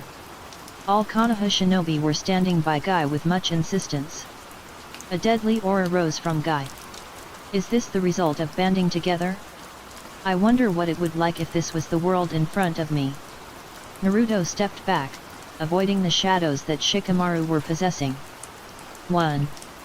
His ability will shine due to how dark it is. The endless amount of shadows that existing are unimaginable. Naruto jumped slightly off the ground, just about a meter or two off the ground. Fang over fang. The wind rushing, Naruto saw Kaiba rush in after him. Both him and his Ninken were moving in sync. Akamaru had been fed a military ration pill that allowed him to turn into Kaiba. Kaiba is using the four legs technique to imitate and move like an animal. His speed has increased due to this. But this is not enough. Naruto summoned a clone just above him. Clasping his hands onto the real Naruto, the shadow clone threw him just a bit above himself. Naruto placed his foot on his shadow clone's back and pushed himself away. In midair, Naruto saw Sakura from below, tossing Koji towards him in a linear path. From the side, Kakashi was gliding toward him. From above, Guy was ready to swipe his leg down. What is this feeling? Naruto thought, his heart beating. Thump thump thump thump thump. He knew what this feeling was, it was not foreign, that was coursing through his veins and what it was being caused by. The march of time, said Naruto. The steady and unstoppable advancement of time. He shoved his arms out to the side. They got closer. The constant movement of humanity and the many instances of change that we bring to our world. He grinned, impulses of power propelling everyone away. And I'll be the cause of this world's greatest evolution. Naruto roared, his voice even reaching the heavens. His eyes blazing, Naruto landed on the ground, unsealing his dagger. His blade was a bit too far away. He looked around for any sights of the remaining Akatsuki member, Kakuzu. It seems Kakuzu ran away. How disappointing. I was hoping to get rid of him. Naruto mused to himself. He saw Koji and Ino appear from his right and left. The linear pattern that you all have when attacking is your greatest weakness. Channeling chakra to his dagger, a light amount of wind entrapped it. This will lengthen the dagger and will give me more range. Naruto shifted his arm, blocking a punch from Ino. To his right, Koji expanded his body in attempt to roll him out. Holding his right hand out, Naruto pushed Koji away with Shinra Tensei. Focusing his attention back to Ino, Naruto retreated his arm and tossed his dagger to his right. Without skipping a beat, Naruto delivered a low kick to her ankles, causing her sense of balance to be disrupted and fall down. Tenten jumped in the air, using her twin rising dragon technique. Her scrolls twisting and twirling, Tenten started throwing the weapons sealed inside her scrolls in quick succession. Juden. His eyes glistening with lightning forming around, Naruto used his very proficient skills in acrobatics to dodge each of the weapons. I see everything. Naruto caught one of the kunai, seeing a narrow piece of wire string that was attached to the kunai. Summoning his strength, Naruto pulled the kunai and gripped the wire string attached to it. Take this on for size, Naruto whispered to himself, flinging the kunai through the use of the wire strings attached. Neji and Hinata came, closing in the distance that was between them. I can't let myself be caught by their technique. Naruto decided to use the basic form of his Hotoke to stop them from their advancements. Naruto saw it in all of their faces. They truly hate me. The pain and suffering I'm making them deal with will scar their mental state and will make them eventually break down. Naruto clenched his dagger and lacerated just below their chest and just about at the pinpoint location of their liver. But even then, I'll keep moving forward. I want to create something, a near-utopian society, that will bring a new age and era to our world. Naruto kicked the two Hyagas away from him. Now, remember that he has intervals between each technique. He heard Shikamaru yell from the very top of his lungs. Catching sight of Shikamaru's eyes, Naruto saw the pure insistence, determination, and resilience that he had. He would make a good leader in the future. That makes him dangerous. Naruto saw everyone gather once again and rush in toward him. Normally, one would grit their teeth out of anger, or they would give up. But surprisingly, Naruto only smirked at them. Summoning Jutsu. Someone yelled from the nearby forest that wasn't destroyed by Naruto's Hotoke. Everyone besides Naruto widened their eyes at the spectacular development. Smoke covered the area as the person's summon put everyone in a trance. As the smoke cleared, you could see a snake that had many blue scales. This person had a snake summon. Took you long enough, sighed Naruto as he saw the person right next to him. She held a stone-cold face but a light smirk graced her lips. This time, you were the damsel in distress, teased Satsuki, standing right beside him. Suijutsu yawned as he held the executioner's blade. So, what's the plan? Asked Suijutsu, observing the dynamic between Naruto and Satsuki. They seemed close, Suijutsu concluded. We just fight them, but we have to make it quick. I'm blazing through my large reserves of chakra every time I use a technique of the Rinnegan. Satsuki raised an eyebrow. Rinnegan? Asked Satsuki. I'll explain later. And with that, they dove into battle as the snake from before has dispersed due to Satsuki's command. Suijutsu, you take the two Hyaga and Team 10, ordered Satsuki, causing him to raise an eyebrow in confusion. I know the two Hyaga, but Team 10? Who the heck are they? The two ignored him and continued their rush into battle. I'll take the senseis, can you take on the rest? Satsuki smirked at Naruto. Consider it done. Naruto caught sight of the three senseis that stood as an obstacle in his path.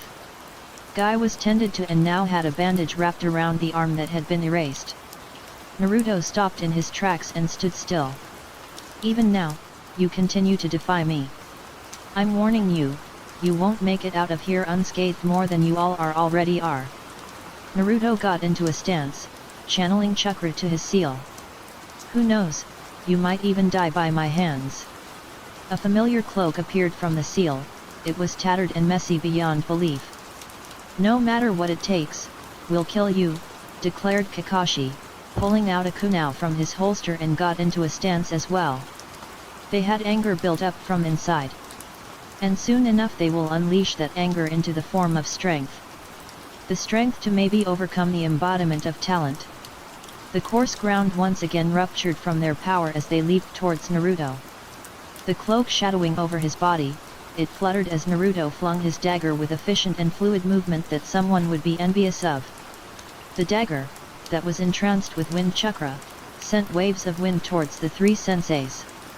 The wind created a path that cleanly penetrated the earth with each second of its movement. It has predictable movement. Naruto thought as he saw the three dodge it with ease. Its power lies when it comes in contact with another person. It was silent, only the sound of fist colliding loomed over the air. Inclining his back, Naruto avoided a devastating blow from them all. I think I can only use about 10 more abilities of the Rinnegan. This was only an estimate, he wasn't accounting for the output of power or which type of ability he was going to use. If that's the case, then I shouldn't hold back. Naruto motioned and hoisted his leg to block an incoming attack. They were unrelenting with their attacks. Seeing Kurane push forward, Naruto decided to push her back with Shinra Tensei. It was only a normal amount of power for the ability. 5 seconds. Naruto had a bead of sweat roll down from his face. It wasn't because they were giving him a tough time, but the amount of pressure that he was giving to himself due to the power that the Rinnegan held. The interval, like what Shikamaru said. We don't know how long they are, but we just need to charge forward and determine the interval. Naruto saw how knowledgeable they seemed to be now. Just like many times before, the one-handed guy appeared from the back and Kakashi was rushing from the front of Naruto. Chidori. Naruto heard the sound of 1,000 birds. 3. Guy and Kakashi came closer. 1. Naruto outstretched his arm out at front, pulling Kakashi with the same invisible traction that pulled his comrades. How will you feel once you destroy his other arm? Naruto thought sadistically as he jumped out of the way as Kakashi was pulled into Guy. They widened their eyes, Kakashi's Chidori piercing Guy's other arm. Blood splattered, covering Kakashi's mask and face. His forehead protector was now tainted with the blood of Guy. There's no way, stammered Kakashi, crashing on the ground. He slowly looked up, seeing Naruto just standing above him. Good night, Kakashi-sensei. Naruto kicked him in the face, knocking him out. Naruto looked over at Guy and saw that he was struggling to do anything. You'll live, but that's all you're going to do. Naruto knocked out Guy as well. Summoning a clone, Naruto ordered him to tend to Guy. Kurane appeared in front of him, disbelief in her eyes. Why are you helping him? What's your game plan? Naruto sighed, looking down on the ground for a few seconds before looking up towards him. A psychopathic look was on his face. By letting him live and saving him, everyone on your team will remember. He paused, pulling her into his hand through the use of Bashao Tenin. Why he's in a state like this? Her life was in the hands of God. The God named Uchiha Naruto. It's because you and everyone else couldn't save him and prevent his injuries. Every one of your failures will be due to your inadequacies and lack of ability. The striking words of Naruto's reached her mind, engraving itself for the rest of her life. Now, sleep. Naruto tightened his grasp on her neck and made her crash on the ground with a thud and made her become unconscious. Getting up, Naruto walked away from them as his clone bandaged Guy. From a distance, Naruto saw the fire technique enter the atmosphere above. Are you almost done? Asked Naruto, nearing Satsuki. She gritted her teeth, wanting to send him a remark to shut his butt up. I'm preparing for something, yelled Satsuki, dodging a punch from Sakura. Naruto nodded, appearing by her side. Suijutsu came running in with the Hyugas and the entirety of Team 10. Help! Help! Help! I need assistance. He came to their side, not being able to handle all 5 of them all at once. Naruto sighed, closing the eye that his Rinnegan resided in. I can only use 8 more. I'm running on fumes now. Naruto saw something drop on the ground. Looking at it thoroughly, Naruto discovered what it was. It's raining, murmured Naruto, looking at the sky as it rained down. The rain drenched his head. Satsuki moved in front of him. This was what I was preparing for. My ultimate jutsu, declared Satsuki, a light amount of lightning appearing from her hand. 2. Is she planning to use the natural lightning formed? I'm impressed. But does she have any idea how we will survive if she does it?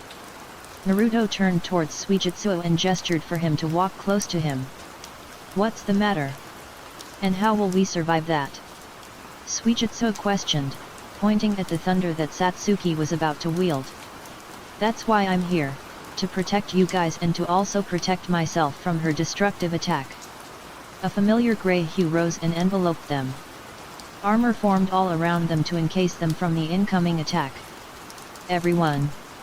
Get out the freaking way! We can't let it hit us!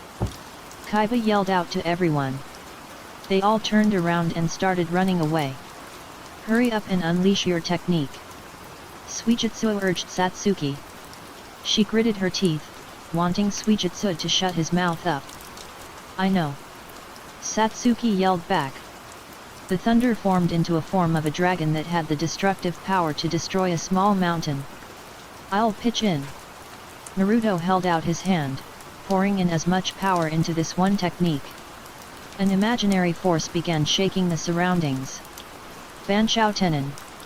Everyone that wasn't Satsuki or Suijutsu was pulled into the force of the Banshao Tenin. Naruto was forcing himself to pull everyone into a singular place. Blood began seeping from his mouth.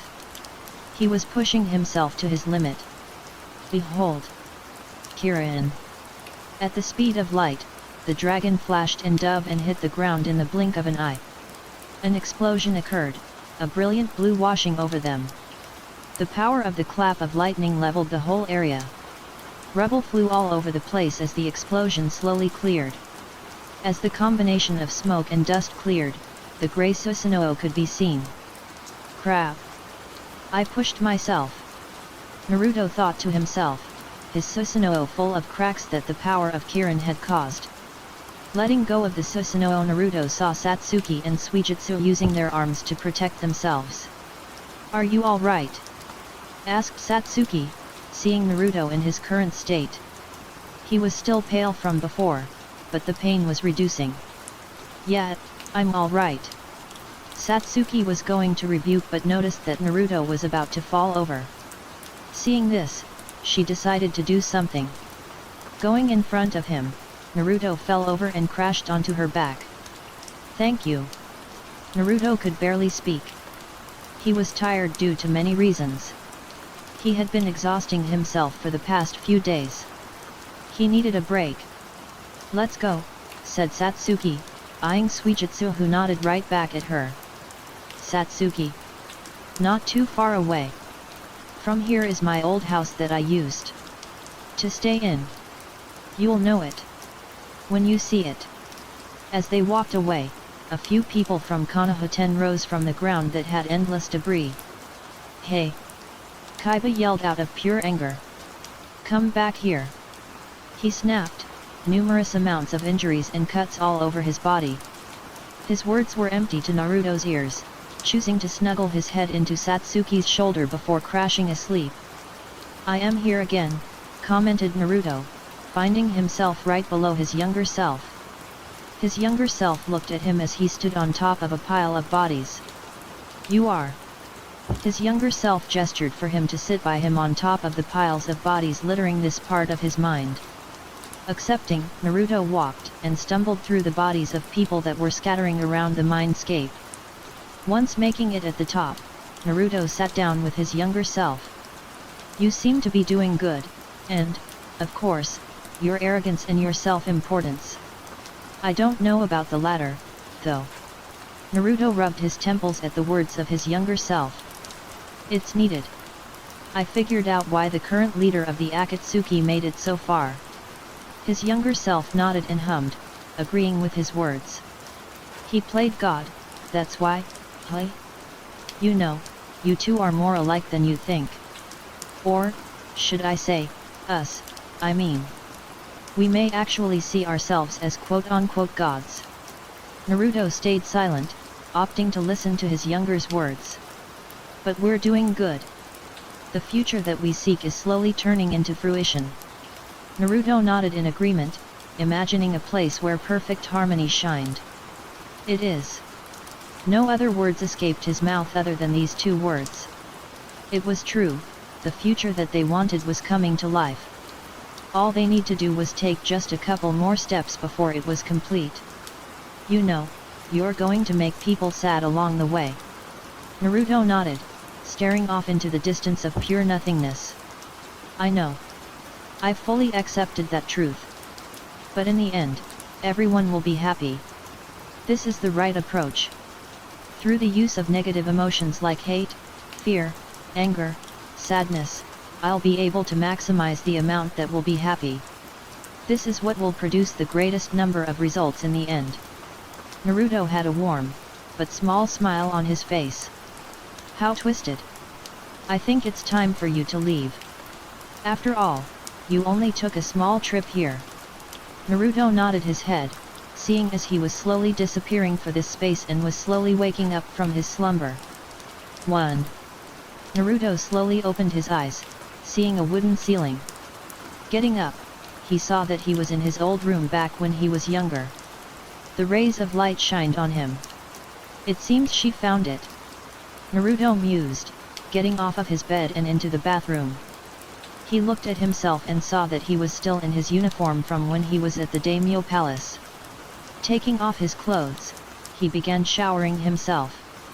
Once finished, Naruto looked at himself in the mirror and saw the numerous amounts of scars he had. All of these were because you were sleeping while I was fighting, Naruto said in a simple manner. He could hear a simple growl come out from deep within his mind. Shut up and be grateful that I'm even here. Ignoring Kurama's words, Naruto looked at himself in the mirror.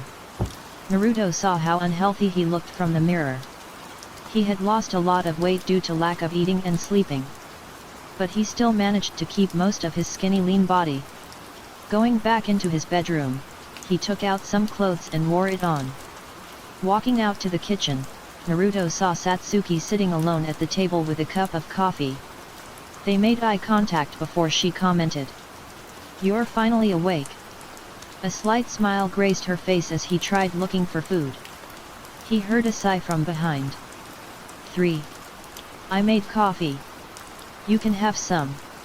While he did prefer to actually consume food, Naruto had no choice but to accept the offer due to the lack of food in the house. Taking a small coffee cup, he filled it with, as the name suggests, coffee. Sitting on the opposite side of the table, Naruto began sipping on the pure black coffee. Bitter. Good. Naruto thought as he took sips of the coffee. As the rays of sun tried seeping through the curtains, they sat in silence, complimenting each other in a passive way. For a moment, it was only them that existed in this imperfect world. Again, said Naruto, looking down on Suijutsu. He gave out an exhausted and exasperated sigh out of his mouth. How are you? Not tired? Suijutsu asked, panting in between words. Naruto simply just stretched his arms out. The answer was obvious. I have been training my body constantly for the past few years. If I wanted to battle for hours, or even for days, then I'd have to strengthen myself. Suijutsu got up from the ground. Even then. That doesn't explain why you're barely tired. He barely dodged a swing from Naruto's dagger. It was imbued with lightning chakra. 1. Just shut up and continue. Naruto dashed, appearing just below Suijutsu's arms. Without hesitation, Naruto sprung up, twisting his body to slash Waterboy's arm. Landing on the ground, Naruto crushed the ground with the force of his heels. Backing away, Naruto saw the arm of Suijutsu crash down, turning into a puddle of water. Naruto sighed, looking back at Suijutsu. Do not mistake your body being made out water to something like invulnerability. Suijutsu came and lied on the ground, tired from the constant bullying Naruto was doing to him. But I am invulnerable. I'm literally water. If something comes in contact with me, it'll just pass right through me. Suijutsu whined while he was huffing. Then why dodge my dagger imbued with lightning chakra? Naruto asked, wanting to see what Suijutsu's excuse was going to be now. It's common sense to dodge danger. Naruto smirked, amused by Suijutsu's contradictions that he was making. Naruto turned around. You dodged it because you're weak to electricity. You're not intangible, Suijutsu. Your body might even hinder you in the process. Naruto swung his dagger, sending short lightning strikes towards a tree. You won't be able to take on someone stronger than you just because your body is made out of water. If someone were to use an attack like Kirin, you would cease to exist. The same goes for fire. Fire entranced Naruto's dagger. 1. You may be very vulnerable to simple fire attacks, but Naruto paused for a moment, sending a large, swooshing flame towards a tree. Displaying his power, the fire had cut the tree in half. A strong fire attack would evaporate you. Naruto pointed towards the ground, stopping his channeling. 1. Suijutsu followed his eyes. The water that was created due to Suijutsu's arm falling off had been consumed by the earth. He looked back towards Naruto. Even something like earth release could lead to your demise. Do you see it? It consumed the water and used it, in a way, to power itself. Naruto began walking away. 2. In some ways, your body is weaker than that of a normal human. Although, the benefits of that body of yours is rather great.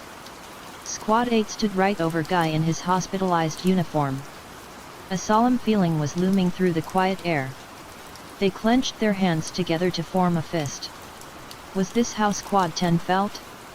Although Guy wasn't dead, only in a very incapable and incurable state. But even then, there was this twisted feeling inside their gut. It consumed them. Devoured them. Hokage-sama said that she doesn't have the ability to regenerate limbs, Guy said meekly. Weakness was leaking from his voice. Their teeth were grinding against each other. How about her creation rebirth technique? Can't she use that to regenerate her limbs? Tenten cried out, despair overtaking her. Guy let out a weak laugh. Her technique can't regenerate a person's limb, Tenten. It can only forcibly increase the rate of cell division. It does not heal old and damaged cells, and can only create new cells through division. They were in a hopeless situation. And the cost of using the technique was very costly. By creating the new cells through the constant division, the user would eventually kill themselves because cells can only be split so many times. Guy-sensei, Niji said. We'll avenge you. We'll do our best and kill Naruto. An old friend that he used to admire had turned into an enemy. Don't, rebuked Guy, making them widen their eyes. Vengeance is not what you want. Guy only looked up at the ceiling, holding back the tears that were threatening to fall. But, we can't. Just forgive what Naruto had done, do you? Tears of pain fell over Lee's face, rolling down his face. They wanted to kill Naruto, but they had no power to back it up. They were powerless. Then don't forgive. If you hate him, then don't forgive. Kill him, not for vengeance, but for the justice of humanity. Calming down. They sat down. Guy let out another meekly laugh. Haha. I'm still quite young, but I can't help but see it. Guy had a small and pained smile. But I can't help but see the new generation taking over already. Even for a moment. Things were calm. Kakashi stood right before the memorial stone. The shining rays of the sun beamed right upon them. Names were engraved on the stone. Hey, Obito. How are you doing? Kakashi asked. There was no one that stood near him. He was speaking to someone that he believed to be dead. We're getting quite old. Hey? It was just like yesterday when we were in a team with Rin, and Minato-sensei leading us. He clenched his hands, forming a fist. Sensei's son. He is not how you expect him to be. He is without a doubt a talented shinobi, maybe unrivaled. But he dove into a path of darkness. A tear slipped out of the one eye that was visible. I don't know. Just like what happened with you and Rin. I can't help but feel I failed once again. Now, Asuma is dead. Guy can't even function properly due to him. His head was dipped down. I don't know what to do. Kakashi yelled out, feeling very lost. 3. I wonder how Sensei would react. Seeing how much I failed, and how his son has developed. I blame myself for my failures. He looked up towards the sky. 4. I don't want to lose anyone again, Kakashi took a deep breath. But I don't know if I can even keep that promise. Another tear slipped from his eye. Maybe the life of a Jonin sensei just isn't for me. What will we do? Jiraiya asked Tsunade. He saw her rub her temples, dark bags around her eyes. Naruto was being very problematic. What will we do? What will you do? He's the son of your dang pupil. How are you dealing with this? Jiraiya sighed at Tsunade's words. To be honest, I hadn't have time to fully process this is all. I always had a feeling that he was from the very first time I laid my eyes on him. But, as you know, the old man merely dismissed it. I still can't believe, though. He was right under my nose. His face suddenly became solemn. But I was too late. Maybe if we had known beforehand, we'd been able to save him before he fell. Tsunade snorted loudly. 1. I wouldn't be so sure of that. By the reports of the others, we can assume that this was something that Naruto has been planning for a long time. Would they have been able to change the outcome? No. Most definitely not. Other than that, I do suspect that there might be a 5-cage summit meetup soon enough. Maybe. In about a month or two. Jiraiya raised an eyebrow. And why is that? He asked her.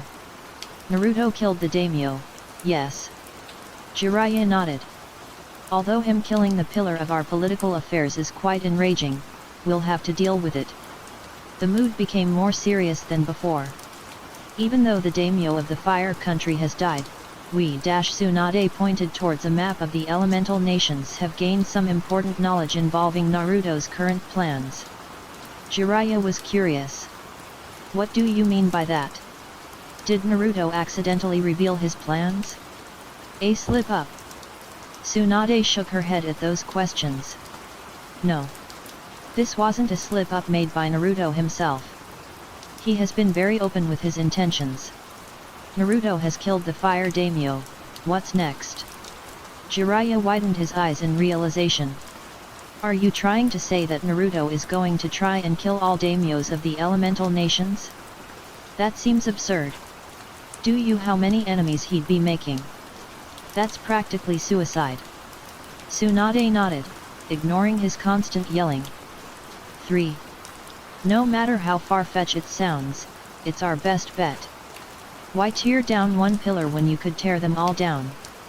Even though this was their reality, they hoped they were wrong. Naruto sat on the wooden floorings that was attached right out of the house. He had been training quite rigorously the past few hours. Sweat dripped down his face as he had a towel draping over his head. You seem to be doing quite well for yourself. Naruto looked to the side, seeing Satsuki walking right up to him. His piercing his eyes looked at her thoroughly. She had a black tank top with a pair of grey sweatpants. 2. You've been staring for quite a long time, pretty boy, Kurama said, laughing as Naruto quickly stopped staring before Satsuki noticed. 2. Where did you get those clothes from? Naruto asked with curiosity. She looked at herself before pointing at the house. I found them in one of those rooms in the house. Where else? She responded with pure honesty. Naruto shrugged in response. Those clothes were Yukari's clothes when she was younger. Interesting. It fits her in some ways. Naruto looked away, deciding to look into the distance. You know, this pretty much confirms it. Your younger self seems to have fallen in love with your Uchiha girlfriend over there while he was trapped. Naruto said nothing, quietly thinking over what Kurama was saying. Naruto placed his hand over his face. It may be contradictory for both my younger self and myself, and after everything I said. But I may have actually fallen for her and vice versa. Naruto admitted to himself. Well, what's next? She asked. peering at Naruto. He stopped placing his hand over his face and turned towards the Satsuki that was sitting right next to him to the left. Their eyes connected. A pair of azure eyes met Onyx eyes. As they stared at each other, both couldn't help but be mesmerized with each other's beauty. Who knows, but you are forming a team, right? Who is next person that you are going to try and recruit? Satsuki nodded her head, looking towards the distance. Yet. I was hoping that you would join, but I see at your eyes, you have unfinished business that you want to do alone. I would refute and demand you to join, but it'd be a waste of time. After all, we still have separate goals. Naruto was impressed by Satsuki's intuition. Right. It seems as though we're going to have to go our separate ways once again. Satsuki sighed, knowing that this was indeed the case. But it was needed for them to move forward. Naruto twisted his head to face Satsuki. He slightly widened his eyes, her face centimeters away. Her lips latched onto his, forming a kiss. Her right hand was on top of his left, locking his hand down. 16. Backing away, Satsuki gave him a sheepish look. Just promise that we'll meet up soon. Naruto answered this with a nod. Satisfied, Satsuki took off her hand off of his, standing before leaving him be. Still in a trance, Naruto unconsciously placed the tips of his fingers on the bottom of his lip. What a lady killer, Kurama commented before going back to slumber in the cage that entrapped each and every one of the Baijuyu. 7. The fifth Hokage is requesting a cage summit, Raikage-sama. Looking out from the window, the Raikage, was amused by those words. So I've heard. I'm assuming it's about the rumor of their daimyo dying. I had a rather dim blonde hair that was combed back. His skin was dark and bore a rather muscular build. He wore a white haori with no shirt underneath. On his wrist were very large vambraces that were in a shiny gold color. I also had the standard kimono pants, but had a golden belt with a boar symbol embedded on the very center. It is. Will you accept, Raikage-sama? Ai's right-hand man was kneeling before him. His hair was the color of platinum with bored eyes accompanying him with his dark skin. His name was Darui. Oh, how Konoha has fallen. I've heard that the man who has severed the head of the fire daimyo was a person named Uchiha Naruto. Am I right? Darui nodded his head, confirming Ai's words. To think one of their own betray them. This matter is rather serious. If that boy, no more than 15 to 16 years old, killed their daimyo, then that'd mean that he'd be going after the head of some of the other daimyos. Or maybe all of them. Darui seemed to quietly agree. He imagined the damage that would happen if their own daimyo would die. The same thing goes for every other nation and small nation. Everything would collapse. The Twisted would be able to capitalize on this fact and make their moves more freely due to the strong being more caught up in the affairs of their own country. And to answer your question, I'll accept this proposal of hers. But this summit will only exist if all the other cages agree with this proposal. Well, I do expect the Wind Country to accept. Their Kazekage is an ally of the Hokage. The last two? The heck I know. As I continued to look down on the Kumagakure, he thought about the future of the world. Will it succumb to Naruto's power?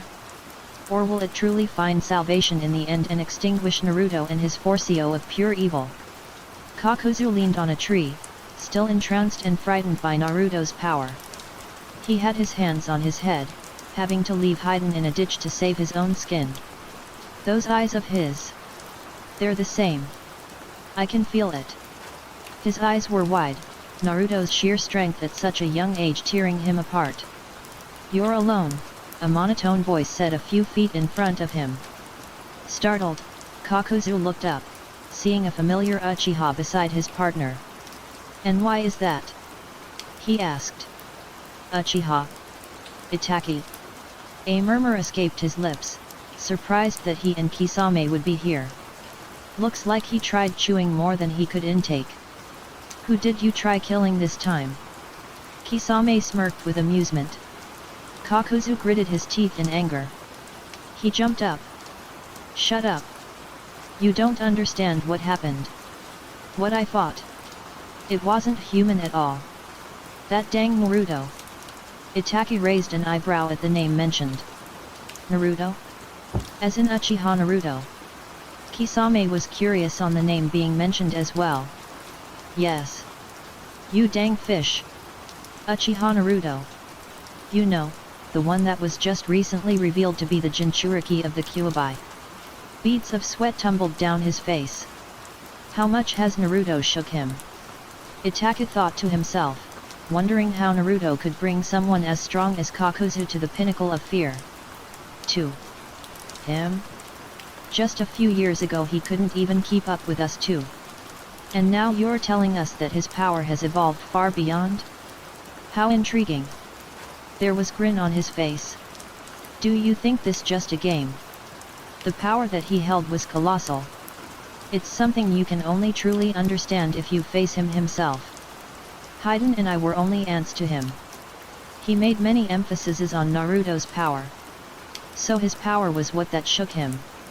Itaka mused, wanting to know more about this situation. There were many comparisons that made Naruto look like some almighty entity. If Senju Hashirama, the one that I fought and miserably lost against, was the proclaimed god of shinobi, then that Uchiha boy was the one that bestowed the crown and title to him. His eyes stoic as ever, Itaka turned around and slowly walked away. 7. Kisame, I think you know who we're seeking next. Kisame smirked, nodding his head as he followed Itaka with the Samahata over his shoulder. Don't tell me you're going to try and fight him. Itaka stopped, looking back at Kakuzu with his onyx eyes. We're only there to talk to him. Nothing else, nothing more. As the two partners walked away, they were engulfed in the shadows of the trees above. 4. It's time for us to split paths, Naruto said, the wind brushing past his face as he looked towards Satsuki and Suijutsu. What will you do next? As we stray paths, you must be doing something productive, yes. Naruto nodded his head, wearing his clothing for battle. His cloak hung over his shoulder, engulfing his back and a partial part of his frontal area of his body. Naruto pointed towards a direction. North of this place is where the land of lightning resides. A bit to the west of that is the land of iron. That's where I'm going next. Satsuki raised an eyebrow at him. What do you want from the land of iron? She asked him, oddly curious on why he was going out of his way to go to a place that was governed by samurai. That place is where the samurai survive. That place may be full of snow and coldness, but that place has two things that I need.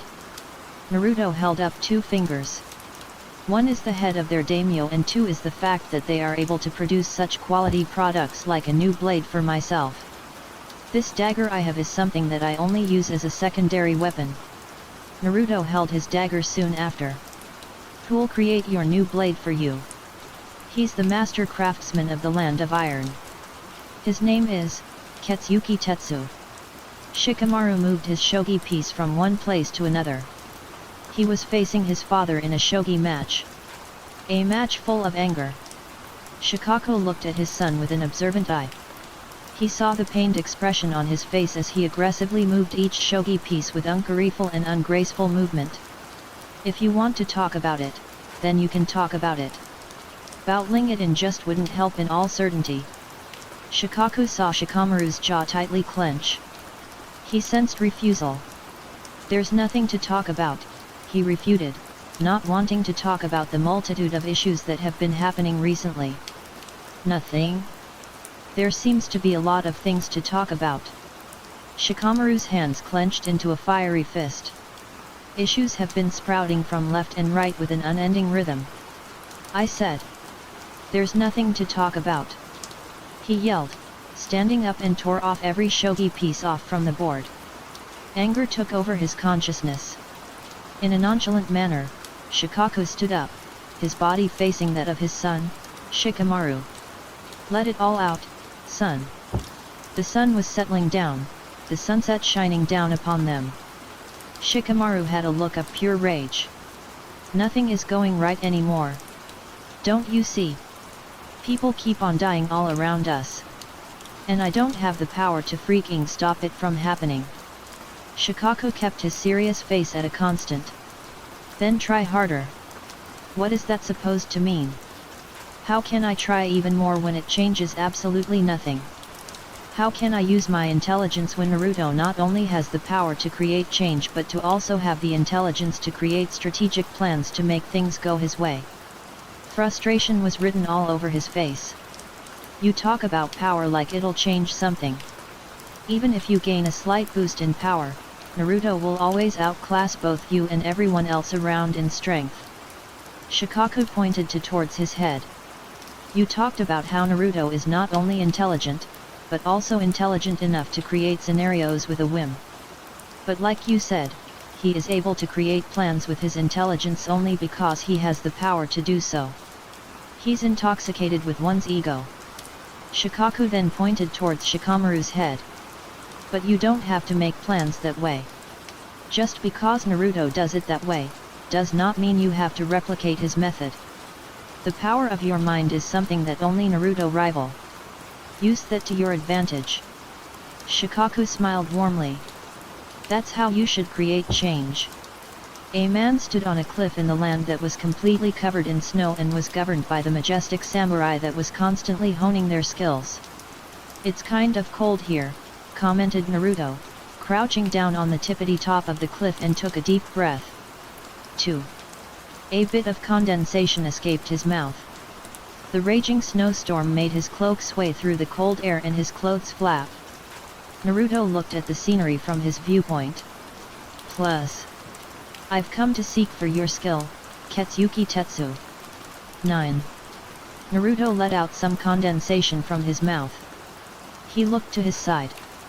Naruto was sitting in a little cave that he had found in the piles of snow that illuminated his sight. 1. This should be good enough to keep me warm. Naruto thought, looking at his campfire. The brilliant light reflecting against his azure eyes. As he sat there, staring at the flames of red and orange, Naruto reminisced about the future. Why? Because the future is truly the most important. How much longer? He asked himself. Naruto got up from his seat, deciding to walk into the endless amounts of snow that covered the area. He looked up into the ocean of stars that lit the world. 3. How much longer until everything is over? It may seem arrogant of me to say this, but the ending will be here much quicker than one would imagine. Naruto turned around, looking up above the cave that he was inhabiting. Don't you agree, Obito? That I'll be the one that will end everything. Naruto's hair swayed as he saw Obito materialize up above, on the top of the cave. How arrogant of you! Just because you hold power and intelligence does not mean everything will go your way. Obito looked down on him. We'll see about that, said Naruto. Soon enough, this world will be in the palm of my hands, Obito. And you'll live to see it. You'll live not because you have the power to survive. Naruto's eyes were sharp. But because I am letting you live. Is that a threat that you are making towards me? He asked, taking a step forward. Naruto also took a step forward. 1. No. It's the future. The infinite Tsukuyomi is a dream. It's as simple as that, it's only a dream. Naruto outstretched one of his arms to the side. It's a dream that can make anything you want to come true, Naruto. Only a fool wouldn't want such a blessing. In those dreams, someone could image themselves as something greater. Naruto despised such goals. 5. I don't care about something as trivial as that. I don't need a fake reality to make things come true. His eyes were blazing and his Sharingan was spinning. A world, not a dream, with people that can live in pure harmony. No war or conflict. Doesn't something like that make such a dream just seem trash? Naruto jumped towards Obito, channeling his chakra towards the soles of his feet. With his bare hands, Naruto outstretched his arm out towards Obito.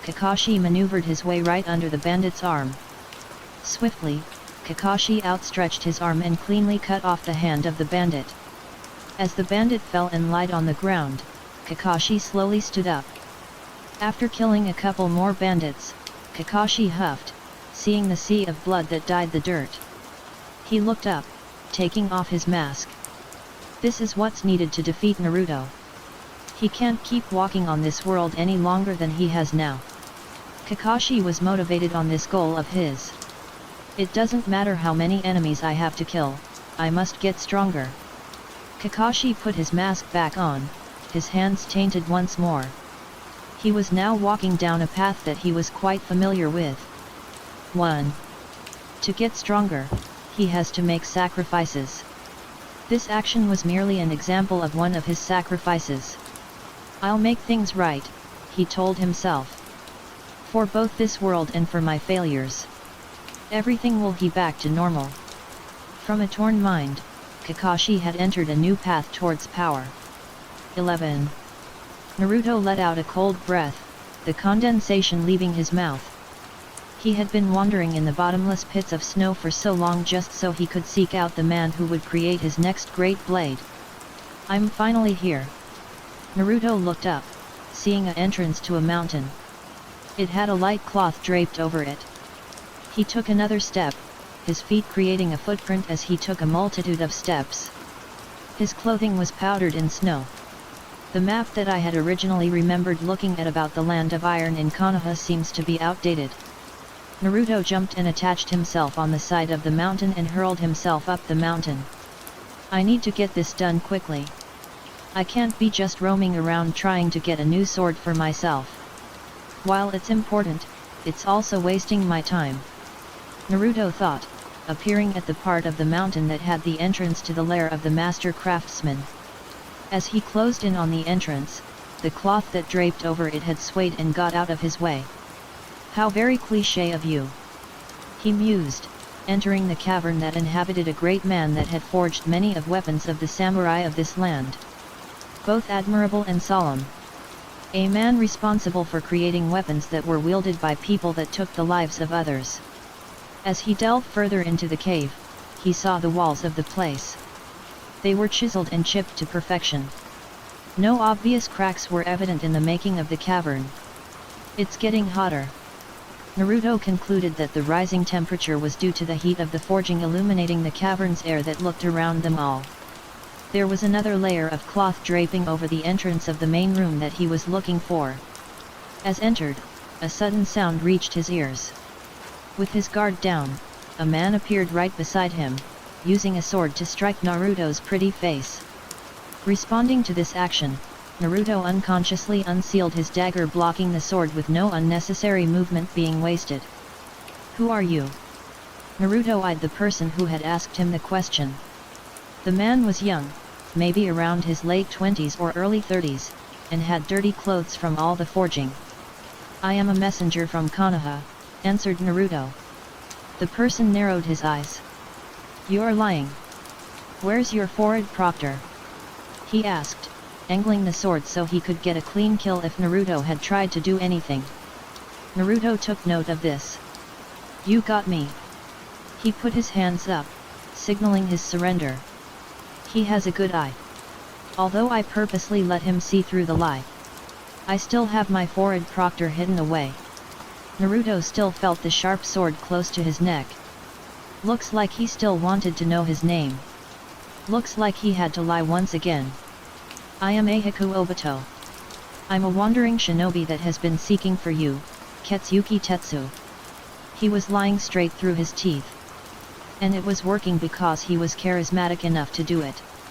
Plus he had experience lying. 4.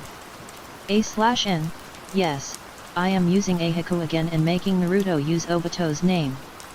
A man of many masks and identities. I'm guessing you want a weapon created from my craftsmanship.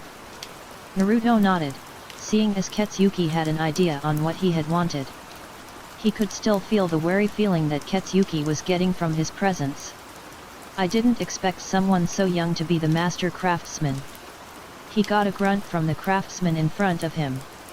Was he perhaps displeased with his presence? What?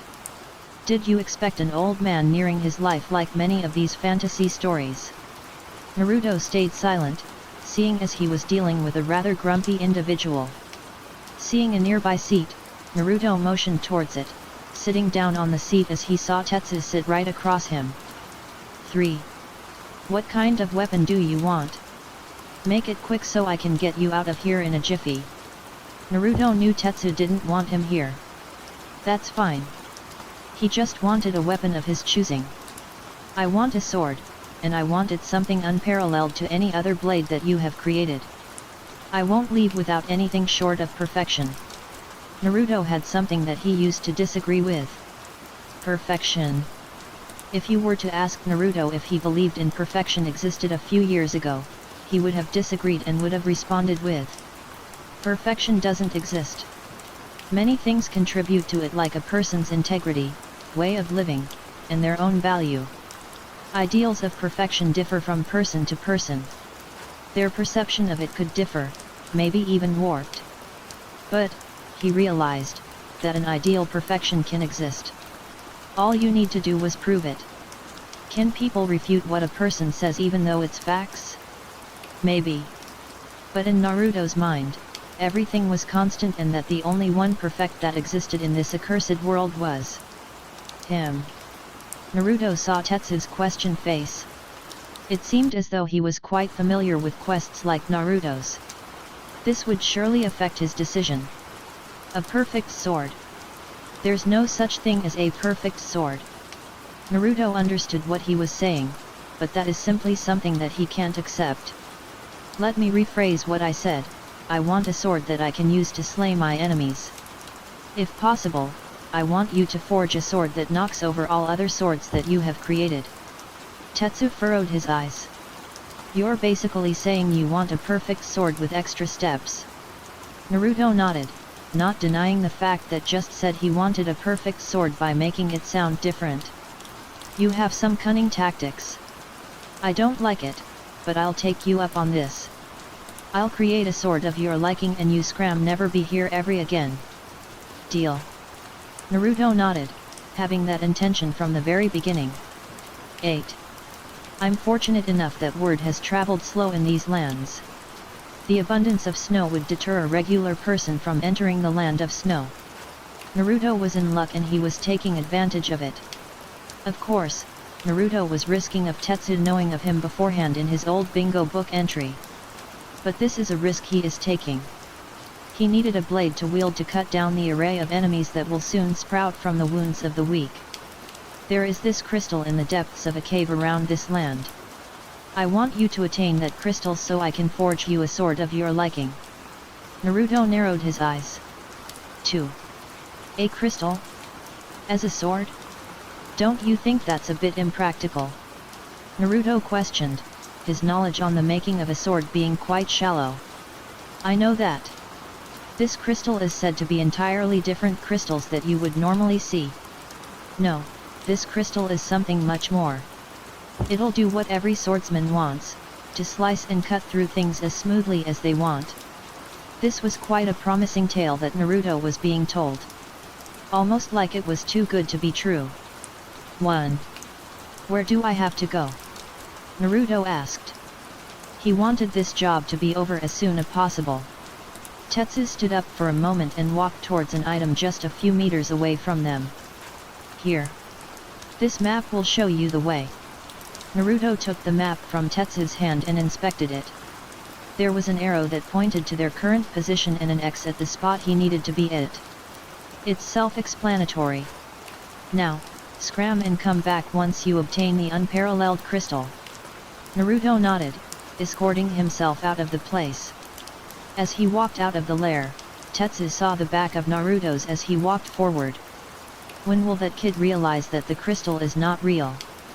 He'll be there for weeks. Plus the samurai are trying to search for it as well. Tetsu stood back, relishing for another few weeks of peace and quiet. 4. Naruto looked at the map and jumped from tree to tree. This was just an ordinary quest that he had to do so he could obtain a new sword. After all of this is over, he'll go after the daimyo of this land. We should be close. It should look like a small cavern that you'd see anywhere. Naruto was still unsure if the things that Tetsuo had said was actually true. There is no real grounds for Naruto to actually believe him. Where did he find this information? Naruto questioned himself. He launched himself off of another tree and finally met his destination. He looked downing, observing the land below him. He narrowed his eyes. Samurai? They're also looking for the crystal? Interesting. Naruto jumped down, announcing his presence to everyone there. Only around 10 stood on lookout, covering each area as thoroughly as possible. They saw him, entering their stances out of pure instinct. Halt! Who are you? One yelled. Naruto saw what they wore, the plated white armor encasing their fragile bodies. Without a doubt, they were very well prepared for many scenarios. Naruto ignored them, opting to move forward in the cold snow. Hey! He told you to stop. Naruto listened, staying quiet as he stood still in his place. But this simply wasn't about to get past him. Nonchalantly, he outstretched his hand out. His eyes flared to life, a Rinnegan appearing in one of his eyes. Banshao Tenin. Naruto pulled them towards him. No one was left behind from the invisible force that pulled them towards the almighty being in front of them. Placing his hand into his pockets, Naruto stared at them with indifference. Using his other hand, he outstretched it in front of him. He was about to use a different path that he has only experimented with before. This was his first time using it on a single human. His hand started to detach from his arm. There was no blood that leaked out, only a cluster of missiles. They widened their eyes at this development. In point-blank radius, Naruto shot the missiles without hesitation. 3. As smoke cleared, Naruto walked past them unscathed. That was not a good thing to say to a god. They gritted their teeth, seething in anger as they had no ability to continue fighting. Those missiles did so much damage to them. Who are you? One of them asked as he strayed further away from them. He stopped, taking pity on them as he stood in front of their trampled bodies. Naruto decided to spread the word of his existence even more to the world. Uchiha Naruto. The soon-to-be first emperor of this world. He walked into the cavern with no fear. 3. As Naruto entered the cave, he saw the endless glowing materials that were attached on the stone exterior that encased the entire place. Naruto kept a calm look as he walked through the crystallized cavern.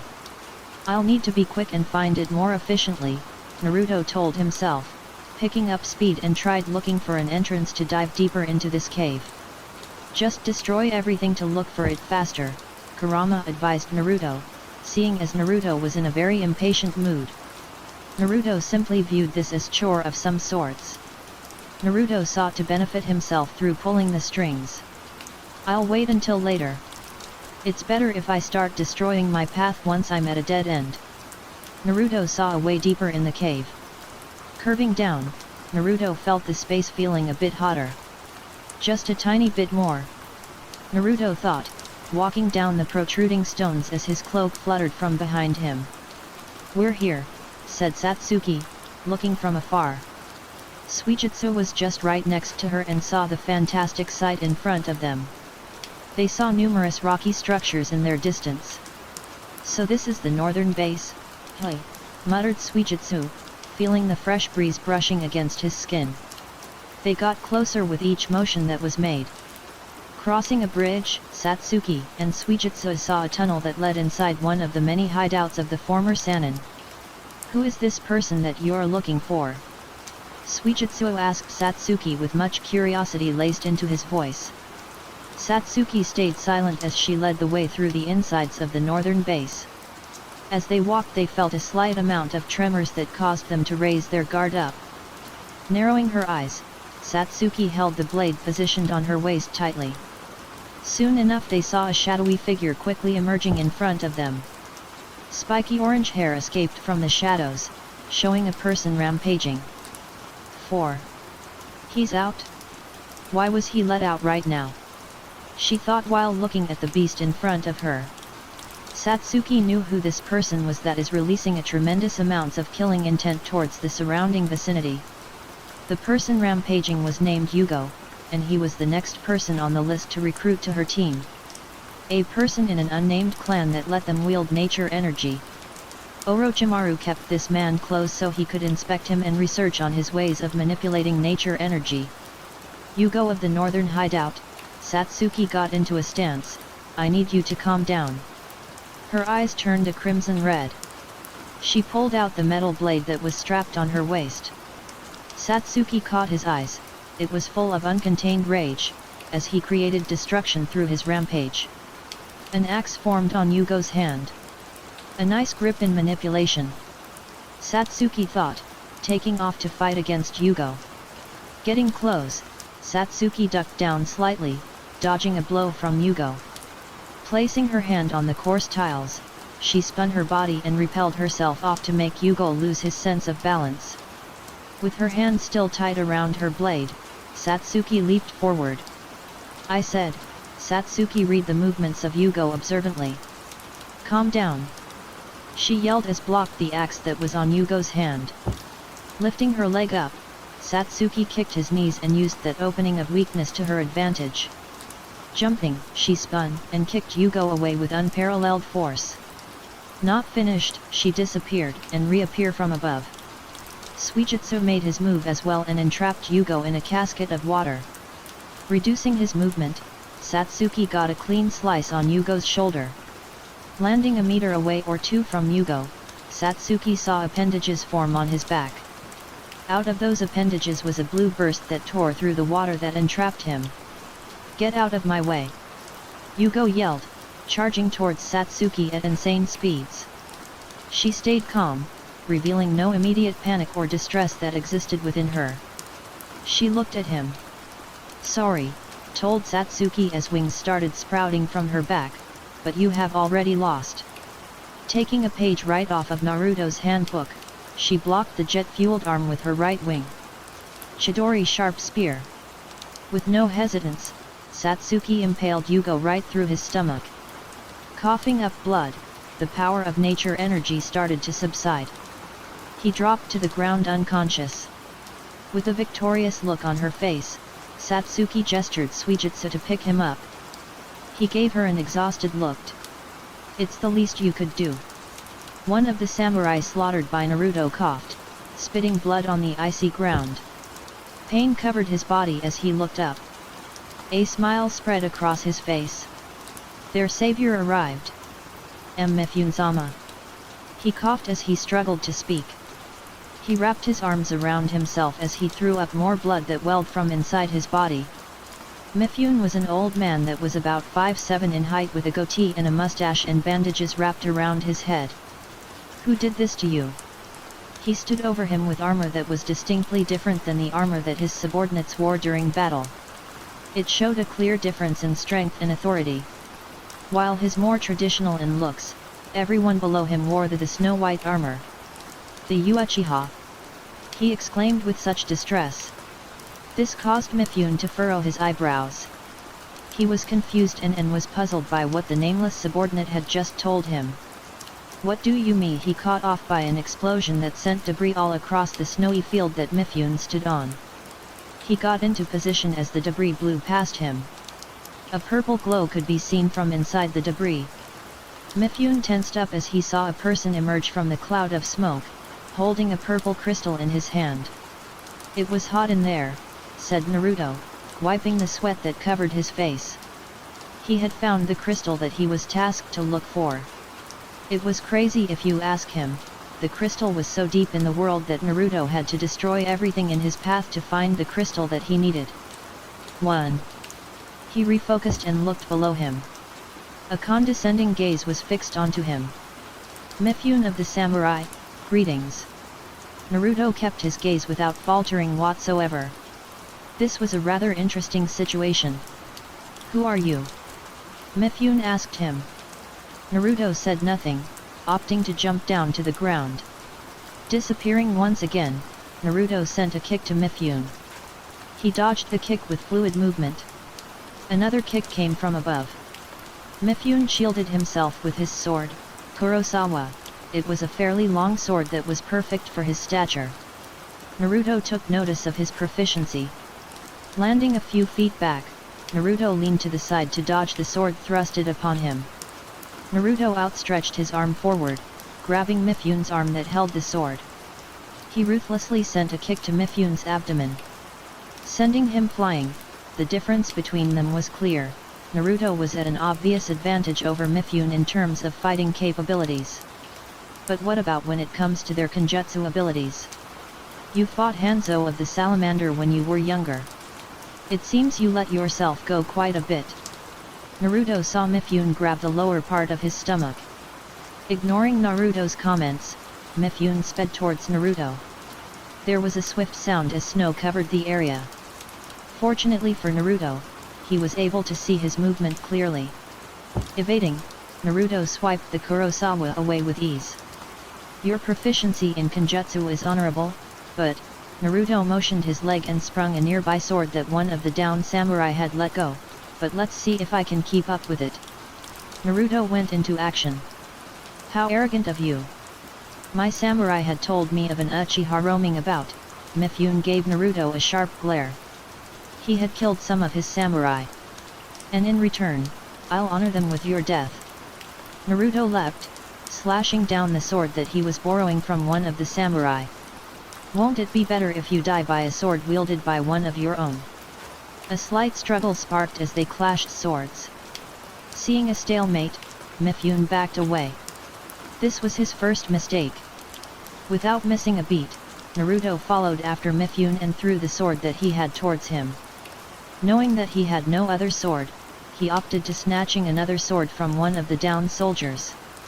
Putting force, Naruto attacked relentlessly. Mifune was not slacking on his defense at all. He was blocking each blow without fail. You're exceptional with the sword, commented Mifune, praising his skill, but your technique is lackluster. In a single motion, the sword in Naruto's hand was blasted off. This took Naruto a bit aback. It was now his turn to be on the defensive. You mistake strength to be technique. It isn't. Naruto was without a doubt holding back tremendously to give Mifune even a slither of a chance against him. But the words of Mifune hurt his pride. You do not know technique and only the force behind each swing. You truly don't know what Kenjutsu truly is. Naruto narrowed his eyes at Mifune. He did not like the criticism of his Kenjutsu skills. I see, Naruto bitterly said as he activated his regular 3-tomo Sharingan. Seeing the impeccable movements of Mifune, Naruto retaliated with a swift punch to the ribs. Knocking him away, Naruto got another sword that the soldiers had wielded. Then I will show you real technique. Dashing forward, Naruto clashed with Mifune once more. Mifune slightly widened his eyes. 2. He got quicker. But he still lacks it, thought Mifune as he moved to the side slightly. Sending a kick at his side, Naruto defused it with a kick of his own. He felt something change within Naruto at that very moment.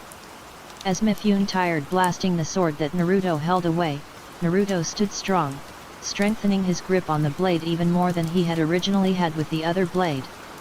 Although Naruto could have capitalized on this opening, he chose not to. You didn't attack me when you had the chance. Mifune spun, attack rapidly, all the while maintaining the elegant motion that he had with each strike that he took. A killer look appeared in his eyes. And that will be your downfall. He yelled ferociously, attacking relentlessly. He had expected Naruto to begin to struggle due to not taking the chance of taking him out when he had the chance to finish him off. But he dodged with little to no effort. I guess I'll take this just a bit more seriously, Naruto said smugly. In an instant Naruto was back on the offensive while Mifune was back being defensive. He widened his eyes at the sudden change in position. A slither of blood escaped Mifune's cheek. Catching him surprised, Naruto began to go even faster. It was in that very moment that Mifune noticed something about what Naruto was doing. You little kid, you've copied my movements and everything that came with it. Naruto just replied with a smug look on his face. He had used his Sharingan to copy and memorize the kinds of movements that Mifune was making. 3. And I'm making it better. It's much suited for a young person like me. Naruto was planning to make this style his own. Quite unoriginal and was basically plagiarism, but it's fine. Soon enough, Mifune couldn't follow the movements clearly. 1. He's overwhelming me. Mifune looked at Naruto while he struggled to dodge each attack. Naruto was practically in a trance, and the trance was one that let him access the capabilities of Kenjutsu to the fullest. I'll finish this off now. Naruto jumped in the air, spinning wildly as Mifune was kept into a daze. Putting effort into the last swing, Naruto slashed down with kinetic energy that he had built up while spinning. Mifune used his Kurosawa to potentially block the slash, but failed to do so as his blade shattered from just one swing of his. A large gash that spread from one part of his body to another appeared. Blood splat on the snow, dyeing it into a crimson red. Dropping to his knees, Mifune had been defeated by the Almighty of the world. 21. Looking at the sword that he had used, Naruto threw it on the ground right next to the downed Mifune. As the swordsman huffed, he questioned Naruto. Why and not kill me? He asked, observing the large gash that ran through his body. Even though Naruto copied his style of Kenjutsu, he must admit, the incision was something that not even he can create. Naruto stood over him with an emotionless look on his face. I'll create a world that I see as perfect. It doesn't matter how many people I have to kill that get in my way, as long as the perfect world becomes fruition, then that's fine by me. A grunt escaped from Mifune. That's evil. Naruto started walking away. That's fine by me, everyone seems to think it is evil. But they don't understand because they don't see it the way I do. And I assure you, Mifune, that you'll get help soon. Naruto disappeared as the snow fell onto Mifune. As Tetsu lied on his makeshift bed, he thought on Naruto's possible progress on finding that crystal that he had told him about. Those crystals that he had told Naruto about was merely a myth that had been passed around by everyone in the Land of Iron. It was something that many people chose to believe and not to believe. The samurai had been informed of this quite a long time ago. While virtuous and honorable, the samurai would not hesitate to gain more power. They chose to believe in the myth because have gone through a basis of, what if it's real? It wouldn't hurt to make sure whether it is real or not, but they are ready to face the truth if perhaps the crystal was not real at all. You didn't believe in me, didn't you? Tetsu sprung up, seeing Naruto standing at the entrance of his living quarters. He looked at Naruto's hands and his eyes bulged out of their sockets.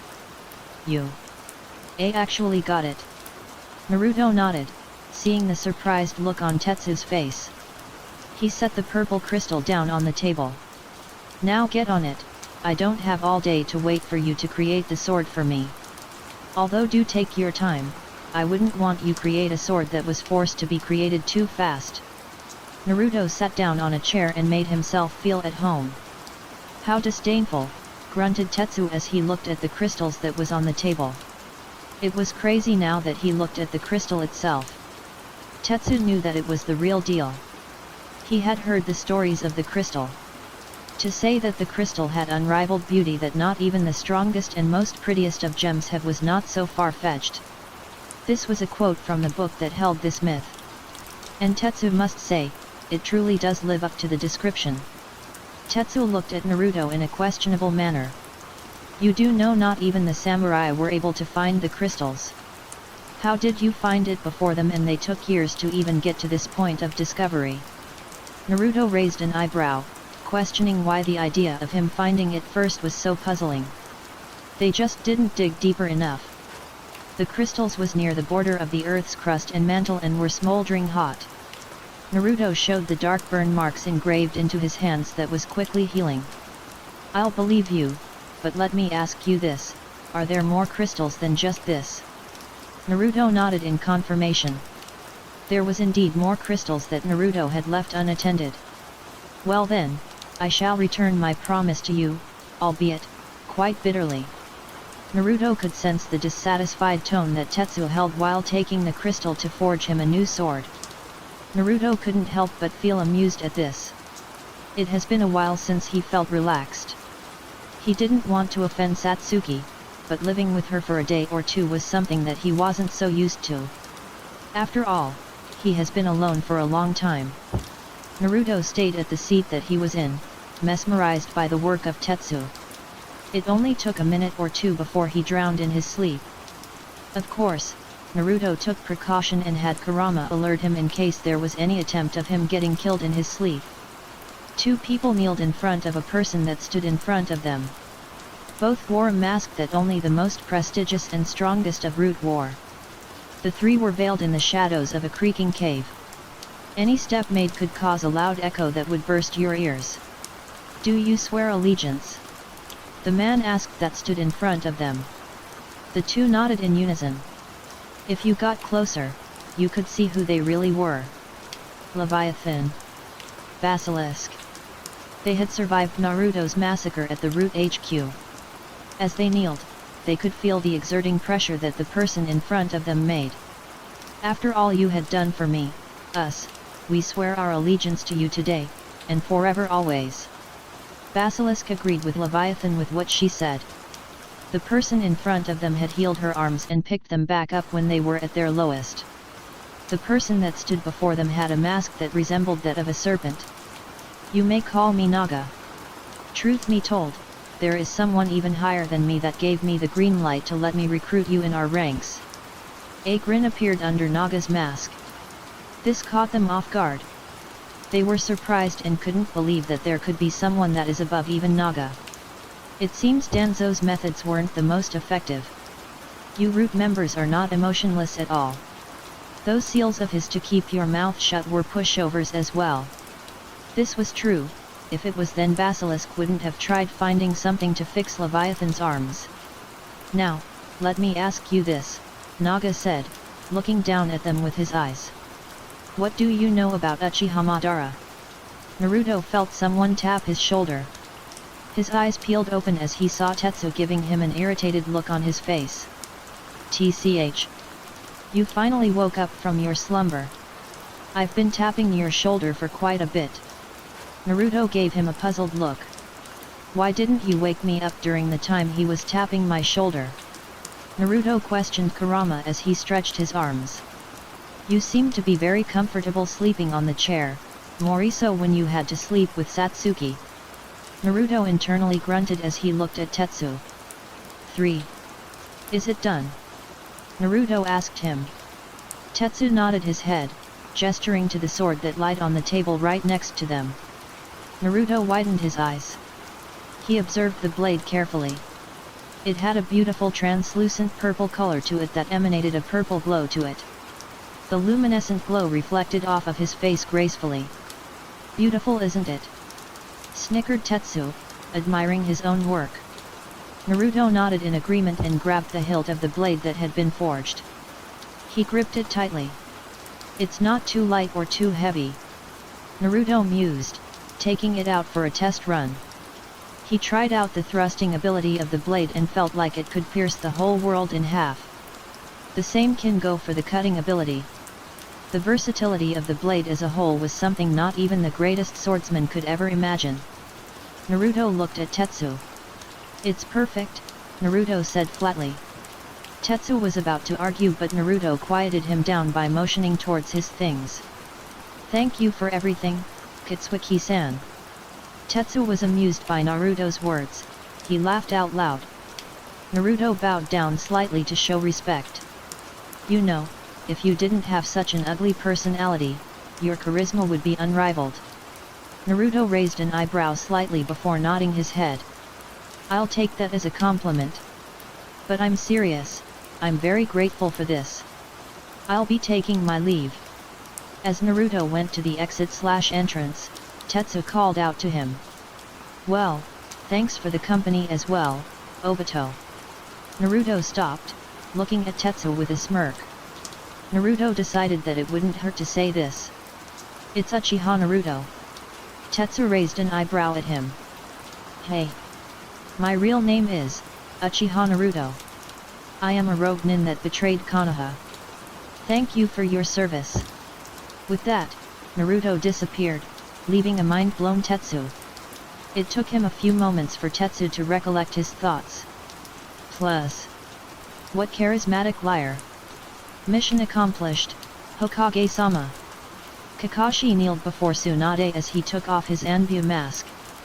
His clothes were stained in blood due to the numerous killing he had done.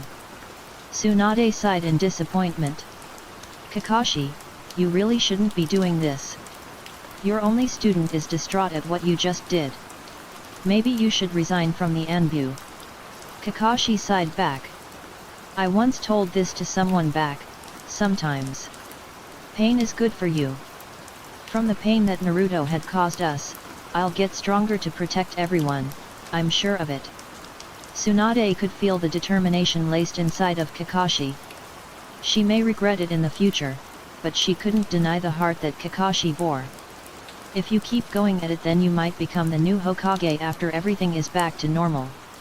Kakashi widened his eyes, surprised that Tsunade would say such a thing. He let out a dry laugh. I don't think I'm suitable for it. Tsunade let out a slight chuckle. Well, the same could have been said for me. I used to gamble all the time and now look where I am, the Hokage of Konoha. Anything can happen, Kakashi, and I hope you everyone else can bear the decisions that you make on your shoulders. Kakashi took this as advice and nodded. Thank you for your consideration. I'll take my leave. Kakashi left the office in silence.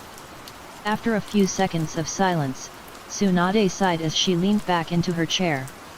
If only you didn't turn rogue, I would have passed down the hat to you, Naruto. Tsunade thought before deciding to check up on her pupil.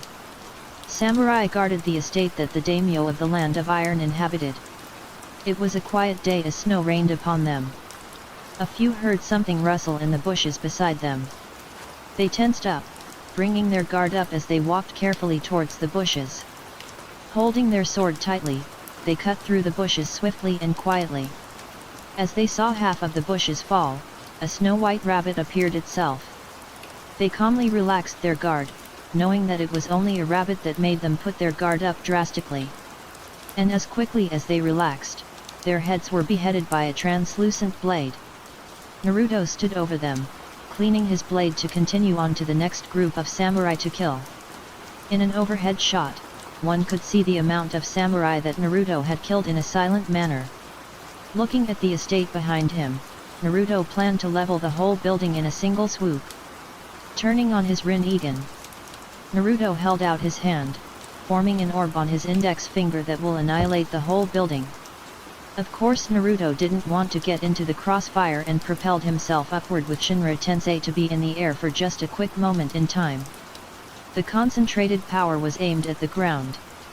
Releasing the mass amounts of energy towards the ground, it erased everything in the immediate vicinity. The bottom half of the estate was erased and, with no support, made everything crash down. Naruto landed on the masterful art that he just made. He stood as dust enveloped him. Unfazed, Naruto waited until the dust cleared away. Silently moving, Naruto saw the daimyo rise from the rubble. He saw the fearful look on his face. What? The daimyo yelled in fear. He saw Naruto and backed away slightly. Some of the samurai that survived the fall attacked him from the side. Naruto dodged the attack without breaking a sweat. Out of my way, ordered Naruto as he stopped them with Zettai Ryodo. A/N, I changed Hotoke, 1 to Zettai Ryodo. This is a heads up since Hotoke, 2 will be moved forward and will now just be called Hotoke. They couldn't move at all. It felt like everything in their body left them, they couldn't do anything about it and were unable to form their will to make things happen. Naruto was in full control of everything. Now, and forever always. To ensure their incapacitation, Naruto impaled them with his blade and made them spit out blood. Deactivating his Zettai Ryodo, they dropped to the ground and caressed their stomach. Daimyo of the Land of Iron, it is now your time to end. You have served your country well, but this is now your end. The daimyo was unable to muster up words before Naruto thrusted the blade that he wielded on the top of his head. Naruto lifted the body of the limp and former daimyo. Pushing his arm upwards, Naruto emitted a large amount of power to push everything away. The only thing that was pushed away was the body of the daimyo and the blade that was attached to through his head. He took the sword out of his head and stood there silently as snow fell on top of his head. Only a little more. Just a tiny bit more until I can make the perfect world. Naruto thought, thinking about which daimyo that he should go after next. The ends of his plans were slowly unraveling itself. The future was near. And Naruto will be the cause of it. Sakura dodged a punch from Tsunade. A wave of power rushed past her as numerous trees behind her were knocked down and destroyed. Sakura countered by swiping the arm away from her. Tsunade backed away, sighing. "You're still hesitating to fight me. You don't have to worry about hurting me if that's what you're worried about." Sakura clicked her tongue as he jumped towards Tsunade. She twisted her body, pressing down a kick towards Tsunade with chakra embedded into the kick. "Do you have a problem?" Tsunade asked, getting no answer from Sakura. Pushing forward, Sakura leaned backwards to dodge a fatal blow to the face. She was then knocked away without warning. "Answer," ordered Tsunade, "and not as your sensei, but as the Hokage of Konoha." In return, Tsunade saw Sakura clench her fist tightly. She could see frustration that had been kept hidden. "I'm just so weak, okay." Anger fueled her as she got up and kept forward once again and begun attacking rapidly, the only difference being her aggressiveness that took control of her. In a frenzy, anger clouded her judgment. "And why is that?" Tsunade asked, blocking a kick from Sakura with a kick of her own. "Because I don't have power." Seeing the potential damage that could happen if she tried blocking an attack from Sakura, she jumped to the side, avoiding a disastrous punch making the ground rumble and break as it rose. Tsunade was beginning to see a common occurrence now. Every time he talked to one of the Konoha 10 and their senseis, they are so aggressively obsessed with the idea of power. Maybe this is why Team 7 got along so well. They're so similar that it scares me. Tsunade mused as she imagined this in her mind. It wasn't so far-fetched to her and was terrifyingly freaky to her. Power this, power that, this is all I hear nowadays and it's irritating me greatly. You won't get power by just being angry. To get power, you must put that anger to something else. For example, training. Sakura reeled in a punch towards her. 1. Don't you see? No matter how much I train, I can't seem to ever freaking catch up. And I know I won't ever catch up, but I always try to because that's the only thing left for me. Trying. Sakura dodged a kick from Tsunade. Backflipping, Sakura spun and delivered a kick of her own towards Tsunade. Evading the kick, Tsunade felt the strength behind each attack increase due to the anger that was kept inside of Sakura. "I'm just so frustrated. I can't seem to change anything." Sakura was in a similar situation to Shikamaru. She kneeled, crashed down on her knees and punched the ground with no power. She felt a numerous amount of emotions that scaled inside of her. Suddenly, Sakura felt the warmth of Tsunade's. She widened her eyes as tears slipped down from her face. A tight embrace enveloped her as she seeped silently on Tsunade's shoulder. "Never lose sight on who you are. Don't make the same mistake that Kakashi and your other teammates of Team 7 have made. Get stronger in your own pace. Even if you can't catch up, all you have to do is make a difference." Tsunade smiled as she held Sakura tightly. "Never lose sight on who you are." 2. Sakura will remember this and is determined enough to gain enough strength to destroy whatever is in her path. She wanted strength to not only protect those she loves, 1.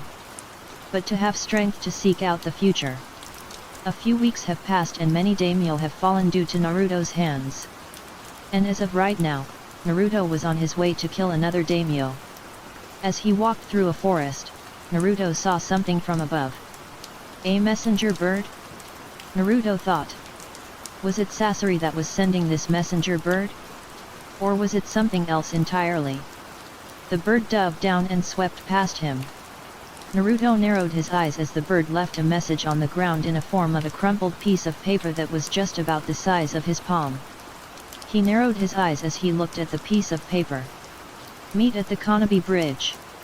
Be there by tomorrow at noon. We'll be waiting there. Naruto focused on the fact that there would be more than one person there.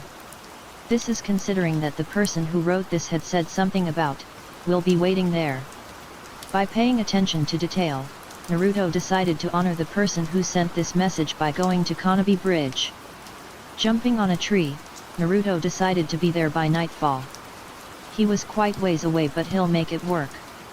Are you sure this is a good team? Seems like we have a person with severe anger issues and a crap Y healer, Suijutsu exclaimed, getting a response from their newest addition. The person had a scarlet red hair that resembled the color of the Sharingan. Can we kick him out? There's already a vote up. Her name was Karin and is the healer of their newly formed team.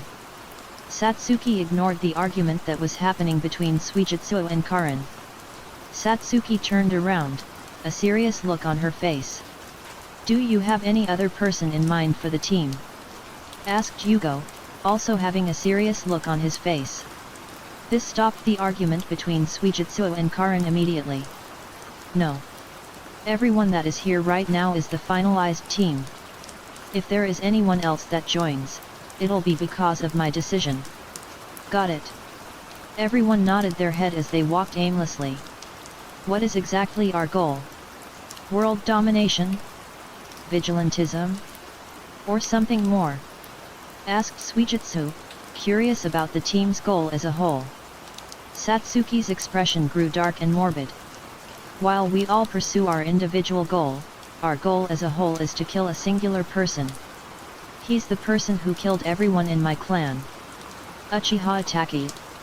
It's our goal to avenge the fallen by killing the man that caused their deaths. And if it's important, I must catch up to the person that I respect the most. As a team, they will accomplish the goal at hand. As of today, we will be called Hebai. Naruto was just about at the Konobe Bridge. It was amusing to Naruto, he was constantly meeting people on bridges recently. First it was him meeting up with Sasori and Tenchi Bridge with Orochimaru and Kabuto. Then there was him passing by Satsuki at the Great Naruto Bridge. 1. And here was him now, meeting someone that he didn't know of at Konobe Bridge. Naruto took one last jump on a tree before landing on the bridge itself. 1. The people that were waiting for him there took him by surprise. Well, looks like Boy Wonder came quite early. Naruto narrowed his eyes at the two in front of him and was suspicious about their motives that they had against him. Itachi. Kisame, muttered Naruto as he narrowed his eyes. These two were powerful, incredibly so, and would without a doubt prove to be very challenging for him to face off. You made it, Naruto-san. It felt weird for him to hear Itachi address him so formally. But he had no time to think of that now, there were more things to discuss. How did you find me? Naruto was ready to fight them if he had to. He was calm, but he had to be wary of their intentions. Itachi noticed this and reassured him. We mean no harm.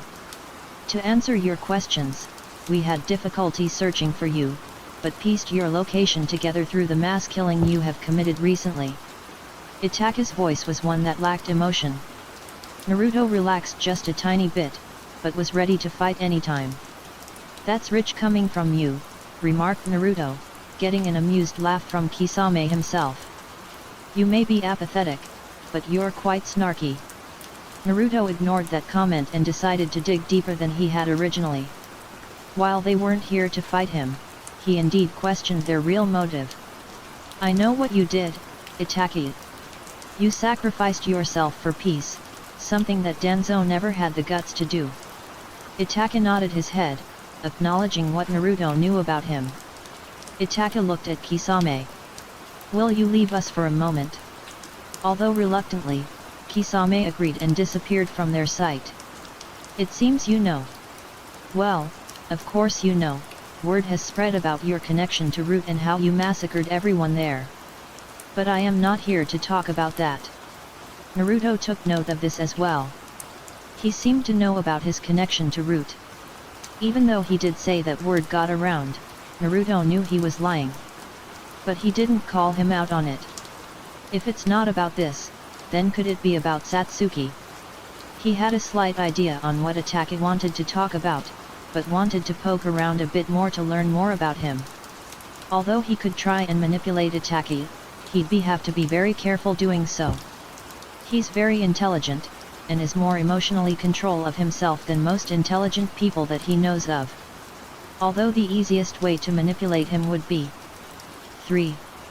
Never mind. She doesn't know what you did.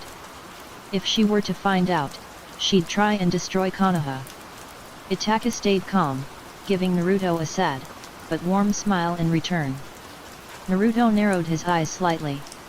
And I trust her not to. Naruto raised an eyebrow. Why is that? He asked, wondering why Itachi would be trusting towards Satsuki considering how she currently wants to kill him to avenge their fallen clan. It's because you're there. If Naruto were a normal person, he'd be flattered by what he said. This was practically Itachi giving Naruto permission to date his younger sister. 2. Do you have that much trust in me? I didn't hesitate to destroy Konoha. What makes you think that I wouldn't hesitate to let Satsuki to destroy it? Naruto questioned, wanting to know what Itachi's answer would be. Of all the times that I have observed you while in Konoha, I have deduced enough that you aren't the type of person to do that. I don't know what your motives are by killing these daimyos and I frankly do not care much. You're very intelligent, and you don't make rash decisions so easily.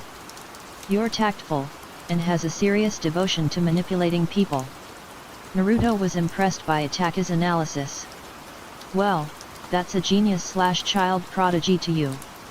And I also know that you'd manipulate Satsuki into not destroying Konoha. You don't like things that hinder you greatly. Her wanting to destroy Konoha would very much hinder you. No. Okay, maybe Itachi was way too accurate with his analysis. It's almost like looking through a mirror. Itachi thought to himself. Naruto reminded him of himself. It was not only in his calm demeanor, great intellect, and praise of being a prodigy, but also something that they share in common. 1. Their devotion to peace. Even if they have to sacrifice themselves for the greater good. The similarities that Itachi could see between them were frightening and uncanny. If he didn't know any better, they're practically the same person. But, what I want to talk about are the other Akatsuki members.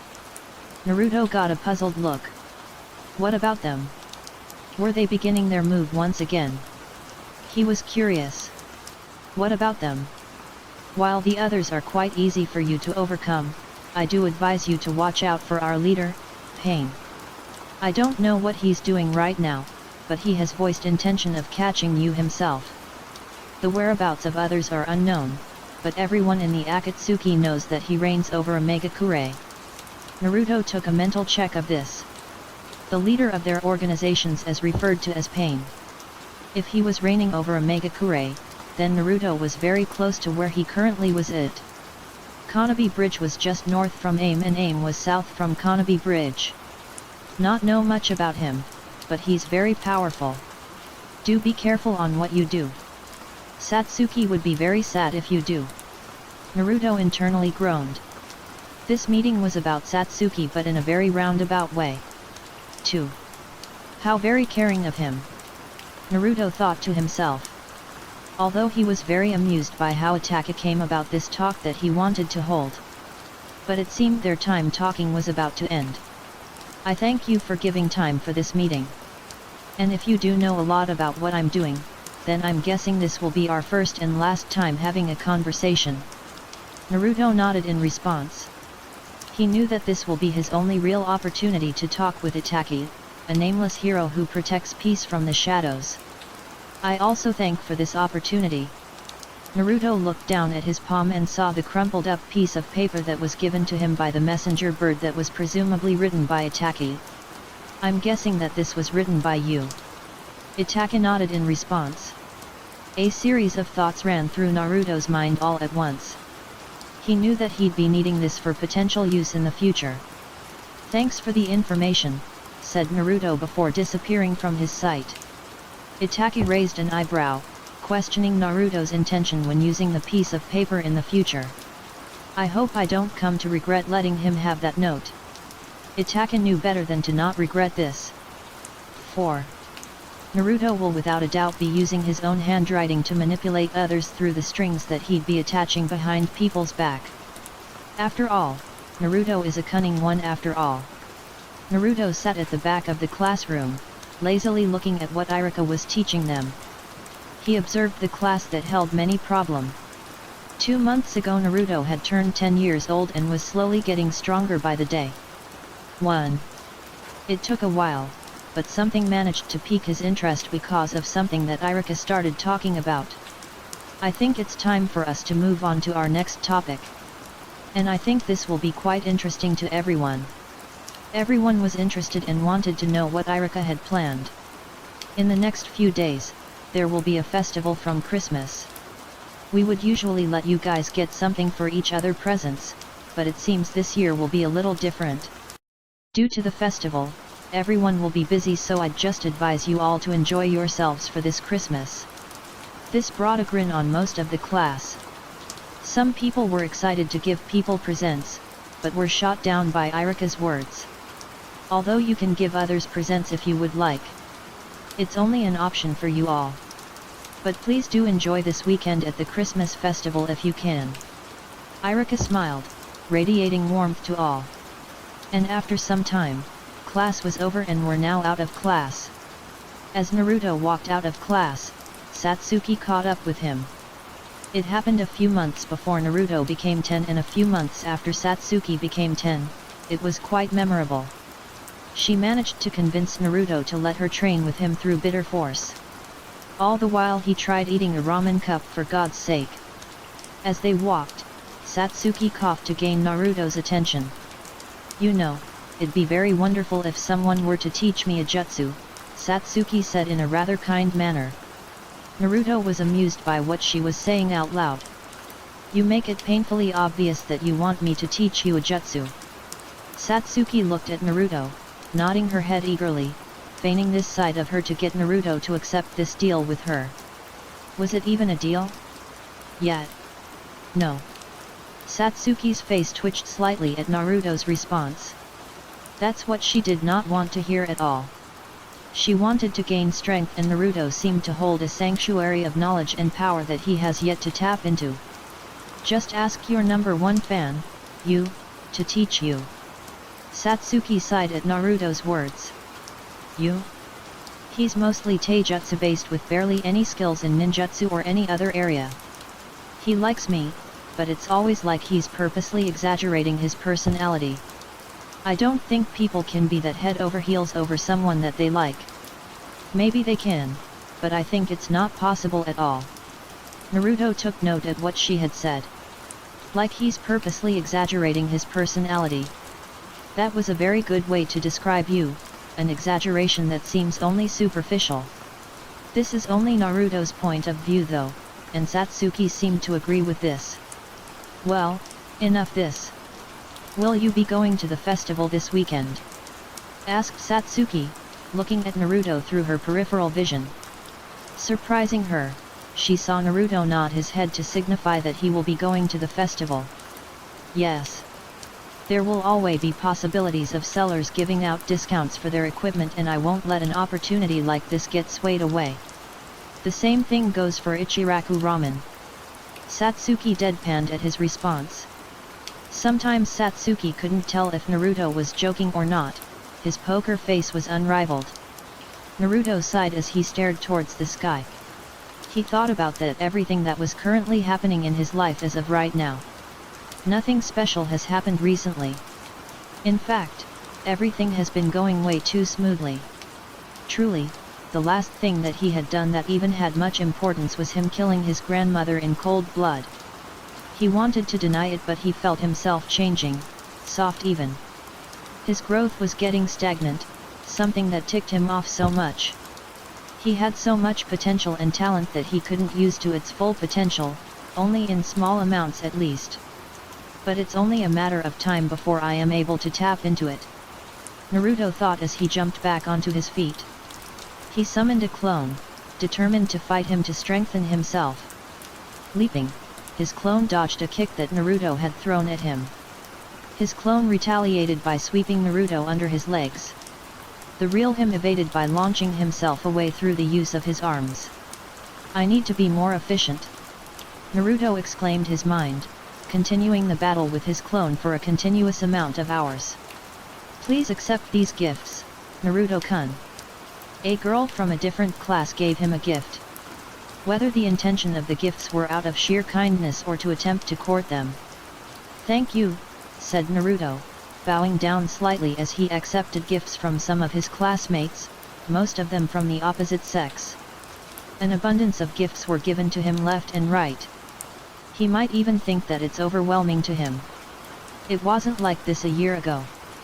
He had originally gotten only a few presents from people, and they were mostly from friends of sorts. Wow, you sure are popular. I'm jealous. Naruto looked to the side, seeing Kaiba sit there gawking at him. Naruto saw the amount of presents that Kaiba had been given. The difference was scary. How many presents was that? 5, 9, 13, 18 presents. Naruto nodded, not knowing what to say in this kind of situation.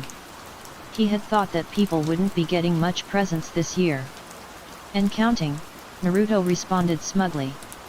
The second most presents given to was, of course, Satsuki. And she had only a few presents behind Naruto's. He saw Satsuki get up from her seat and walk towards him. He raised an eyebrow. Oh? A present for me? Naruto mused, thinking he'd be getting a gift from the esteemed Uchiha princess herself. And his instincts were without a doubt correct as Satsuki stopped right next to him and held out her hand. What's that?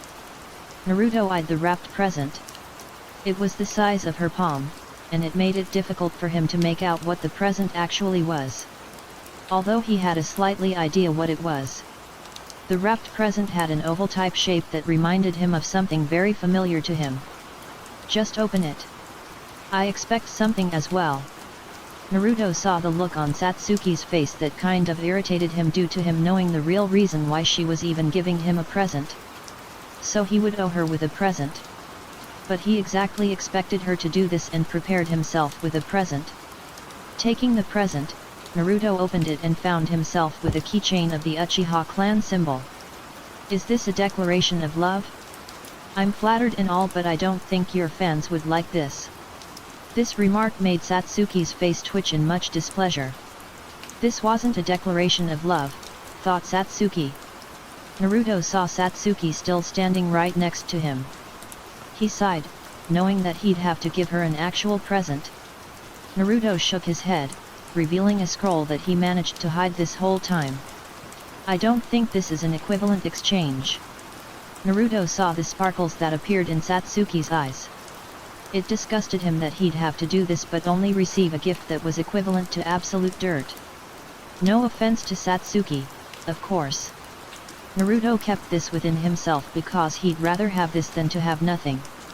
And after all, he too was an Uchiha that he has kept secret for quite a long time.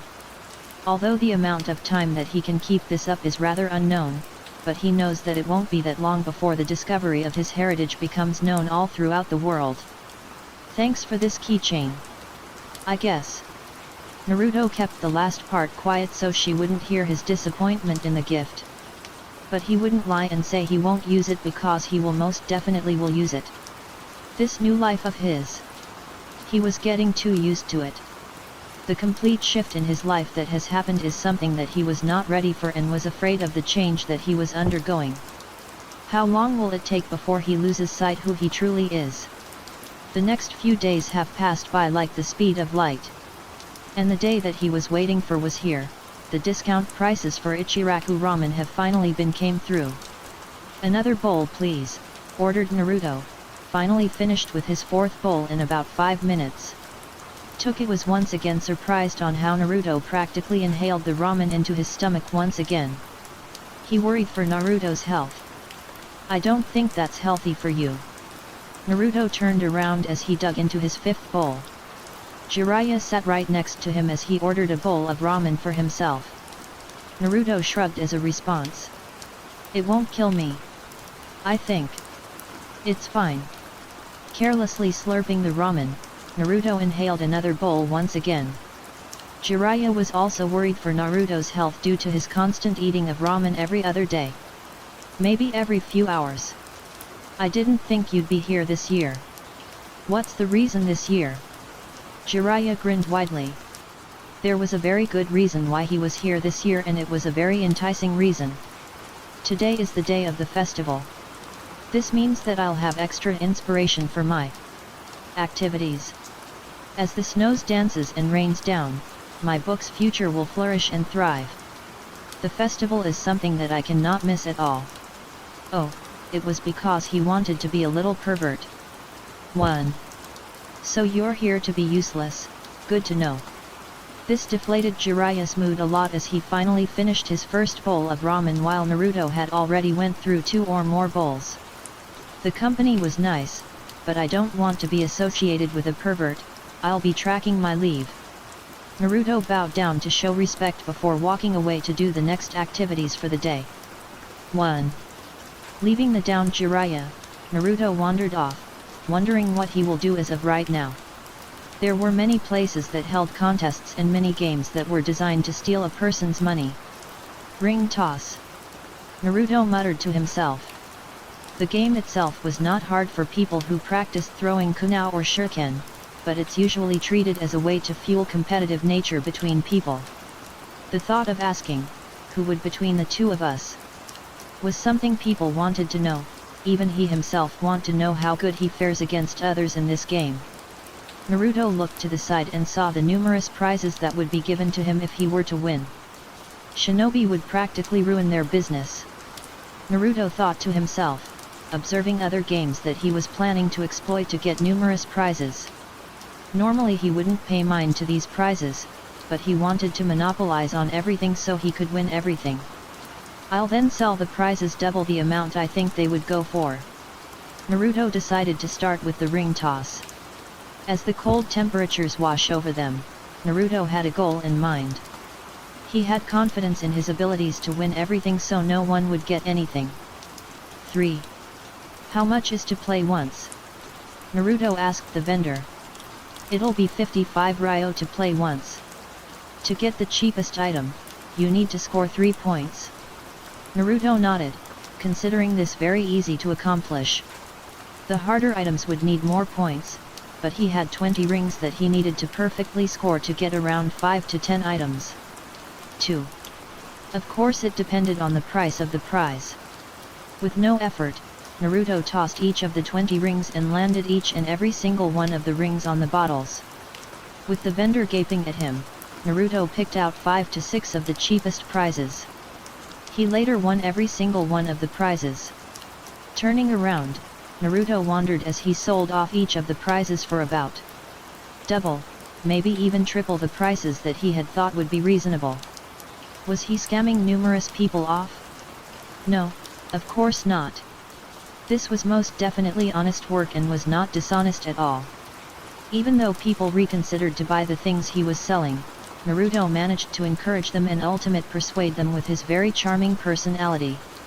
1. Are you seriously scamming people? Naruto turned around to see Satsuki with a raised eyebrow.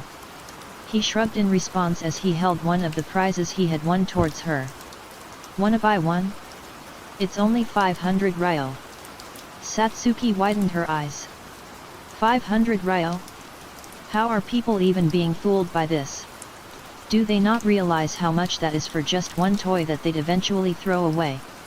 She asked as Naruto wandered off to sell another one of the prizes. 2. He was making amazing profit by a very obvious scam. Naruto turned back to Satsuki, a non-regretful look was on his face. Seriously, Satsuki questioned if he was even human sometimes. Was he even human? Naruto began speaking. Parents will do anything for their children. The children are also very easy manipulate into buying these. I pitch them these toys that they can't get because they have no skill and they'll act cute to their parents. They ultimately cave into their children's persuasion, they'll buy it. A very easy way to get what he wants. 1. You're evil. I know, but money is the only thing that is driving me to even do this. Even though Satsuki knew this was unbelievable, she couldn't help but think that Naruto's confidence in his skills in manipulation was oddly attractive. 11. Soon enough, Naruto's bags full of toys was completely empty. Counting the amount of Ryo he gained from his not very honorable scam, Naruto was very satisfied with the amount he had. You somehow got 15,000 Ryo from just scamming people, unbelievable.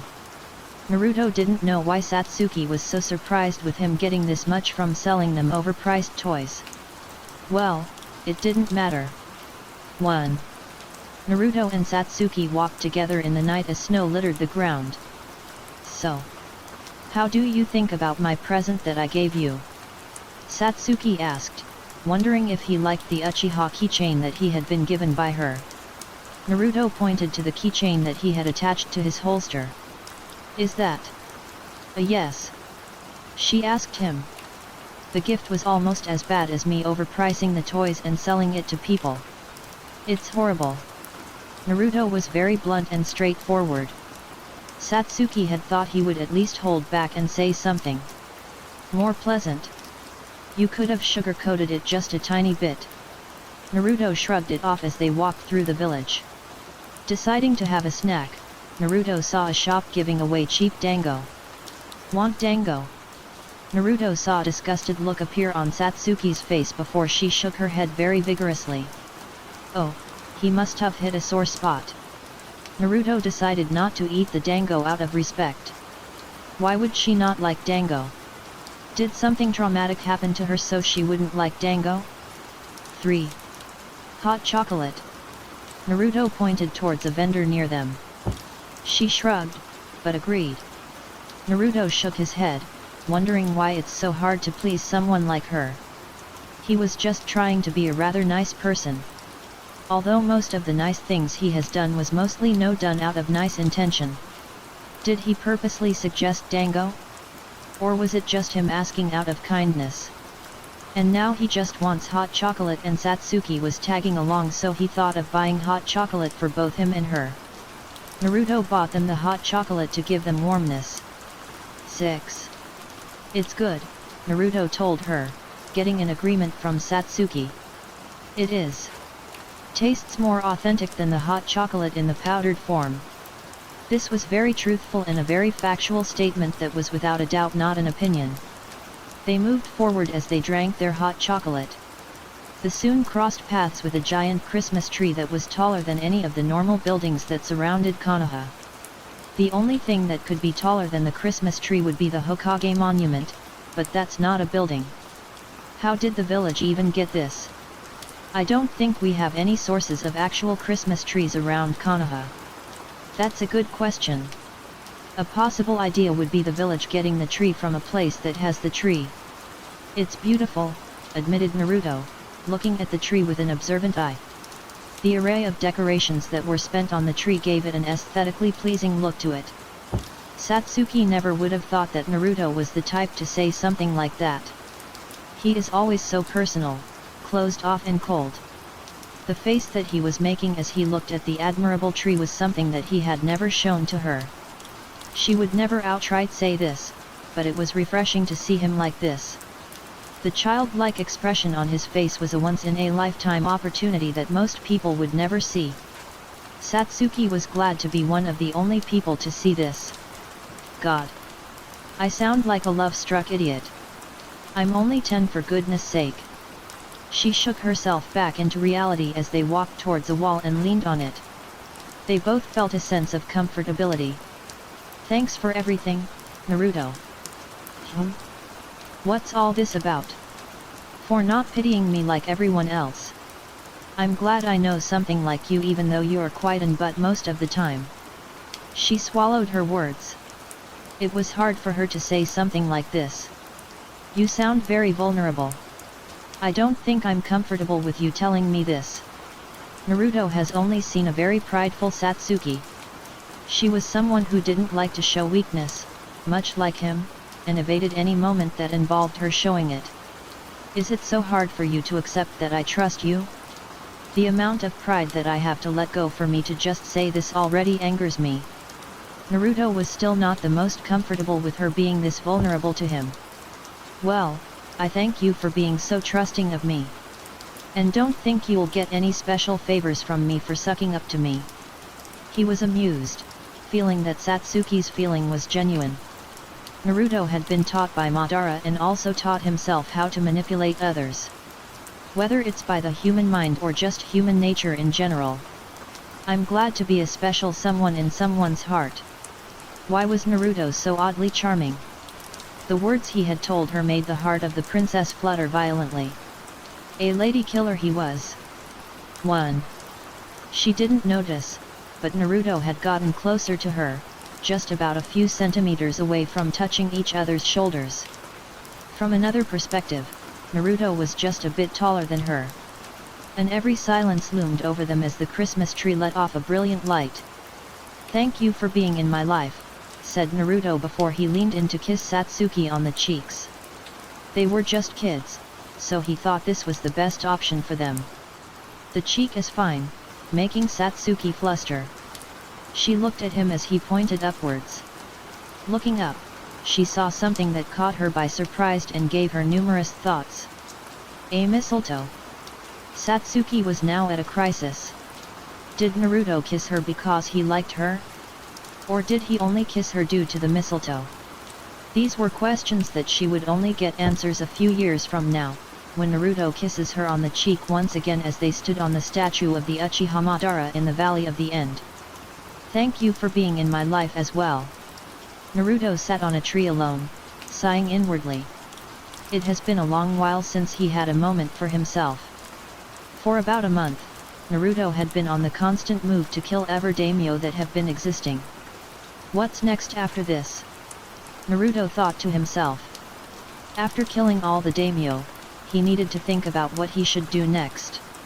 Even if killing the daimyo puts everyone in the elemental nations into a frenzy, he needed to constantly evolve his plans so his dreams become fruition. Pain, Naruto muttered, thinking about the leader of the Akatsuki. He was an obstacle that he needed to overcome in his way of peace. Someone as powerful as him must be taken down. Luckily, I do have a sneaking suspicion on his way of nature. Naruto is a person that was exceptionally skilled when it comes interpersonal intelligence. He understood the type of person that Pain was. He's the same as me. Naruto could see that Pain was the type of person similar to himself. Normally this would be much harder without actually meeting the person, but he saw it very clearly. The only people who can lead a cause so ambitious are people who play God. Naruto got up from the tree that he was on. He knew that he was soon going to have to fight Pain. Naruto had no real way to gauge Pain's strength, but fighting him was going to be inevitable. Just need a few more daimyo, then I'll go after him. Naruto thought to himself, jumping off of the tree to go after the next daimyo that was on his current hit list. Next stop, Land of Lightning. Naruto mused. This is outrageous, yelled I as he saw the report of the recent killings of the daimyo. The rates that he saw Naruto was going at was rapidly increasing by the day. Naruto needed to be stopped. Have the others accepted the Cage Summit meetup? I tried calming down his anger that was rising rapidly. The daimyo that resides in the Land of Lightning has yet to die as of now. Darui nodded his head. Good. There are many things I would like to discuss with them. The declining rate of daimyos is a very large concern that should be spoken about. We can't afford to lose any more. They also had to deal with the biggest anomaly of all. Uchiha Naruto. They were opposing a person who has enough ambition to destroy everything in his path. A person like that is frightening and is terrifying. To defeat him would mean losing everything that they have. They must pursue him very carefully. When will this Cage Summit be held? Asked I as he sat on his chair, his throne. Darui looked through a number of scrolls that held the responses of the other cages. After a few moments, Darui finally answered. It seems they wish to meet in 3 weeks. They speak of wanting to reinforce their nation in case Naruto were to invade and try to kill their daimyo, excluding the Fire Country, of course. I grinned widely. Things were moving wildly. Naruto was currently facing a problem at hand. He had no real idea of finding the daimyo of the Lightning Country and could use any information given to him as of right now. I'm starting to regret not doing my research so deeply. Naruto knew that he could have had this done in just a week or 2 but was taking longer because of him having to find the location of the daimyos constantly. From one daimyo to another, Naruto had to either do his research or interrogate people to give him the location of each country's daimyo and the estate that they inhabit. It truly was time-consuming. Where am I right now? An hour or 2 ago, Naruto had passed through the Frost Country, the border of the Lightning Country, and found himself in a mountain range that seemed to have a water-filled valley that had clouds or fog that loomed over. Isn't this the Valley of Clouds and Lightning? Naruto thought to himself as he landed on the ground. Back when he was just a little kid, Naruto had done his research on this place. Although he just glossed over this piece of land in the Lightning Country, he saw this place with no real importance and was just wasting his time. Was this place right beside Kumagakure? Just before it, or am I past it? Naruto had trouble with this terrain. As he walked through the flat surface area, Naruto caught sight of a metal fence from afar. Jumping over it, Naruto walked on the valley of water that lied everywhere. Deciding to go on the small protruding rocks that were lengthy, Naruto observed from on top of it. He wanted a good sight over the area so he can assess clearly. But the numerous clouds had covered his vision. Just before he could go back down from the protruding, Naruto felt a large amount of pain rupture from his abdomen. Widening his eyes, Naruto was launched away from the rocks and was sent back to the smooth surface that was right behind the metal fence. Clenching his stomach, Naruto saw a clear view of the person that punched him in the face. He had a muscular build along with dark skin. His hair was in blonde color with a white-colored forehead proctor of Kumagakure. Oval-shaped sunglasses covered his eyes with a tattoo that said, Iron. 7 swords were behind his back as a grin appeared on his face. Sneaky like a fox, graceful like a butterfly, it's me yo, Killer Bee. Naruto got up from the ground. He was now facing up against Killer Bee, the Jinchuriki of Kumagakure. Naruto unsealed his translucent blade. A purple color shined in the daylight. Eyes like a hungry tiger, killer instincts that makes me quake. Naruto narrowed his eyes at Bee's constant rapping. Getting into a stance, Naruto knew he was going to have to battle the Jinchuriki. This guy. Naruto mused, not taking a single move. I've heard of you, Uchiha Naruto, said Bee, returning to a rather simple way of talking. You've been quite the stingy individual that has been killing one daimyo left and right. This was indeed true. So they're already planning to take me out, hey? Naruto thought as he jumped away from a fluid, but fun taijutsu that showed Bee's nature as a fun guy to be around. But Naruto was not having it at all. I guess I'll play along with just a tiny bit. Naruto took a leap towards Bee. Swinging his blade, Naruto wanted to take Bee down as quickly as possible. He analyzed Bee's style of fighting. Unpredictable was what he could decipher from his style. He ducked, activating his Mangekyo Sharingan. Naruto held his blade tightly as he sliced his chest. He held back, knowing that he could have put a far more fatal blow on Bee. 3. Which tail are you? Naruto asked, not knowing much of the other Jinchurikis. Although he did not know it was Bee, Naruto could tell that he was a Jinchuriki due to the tattoo near his shoulder. Iron. Naruto had learned that that word is usually in the sealing technique that Kumagakure used for their Jinchurikis. Naruto dodged a fluid kick from Bee, one that reminded him of a dancer that moved to the notes of music. The 8th out of the 9. And you're the 9th of us. Bee grinned widely.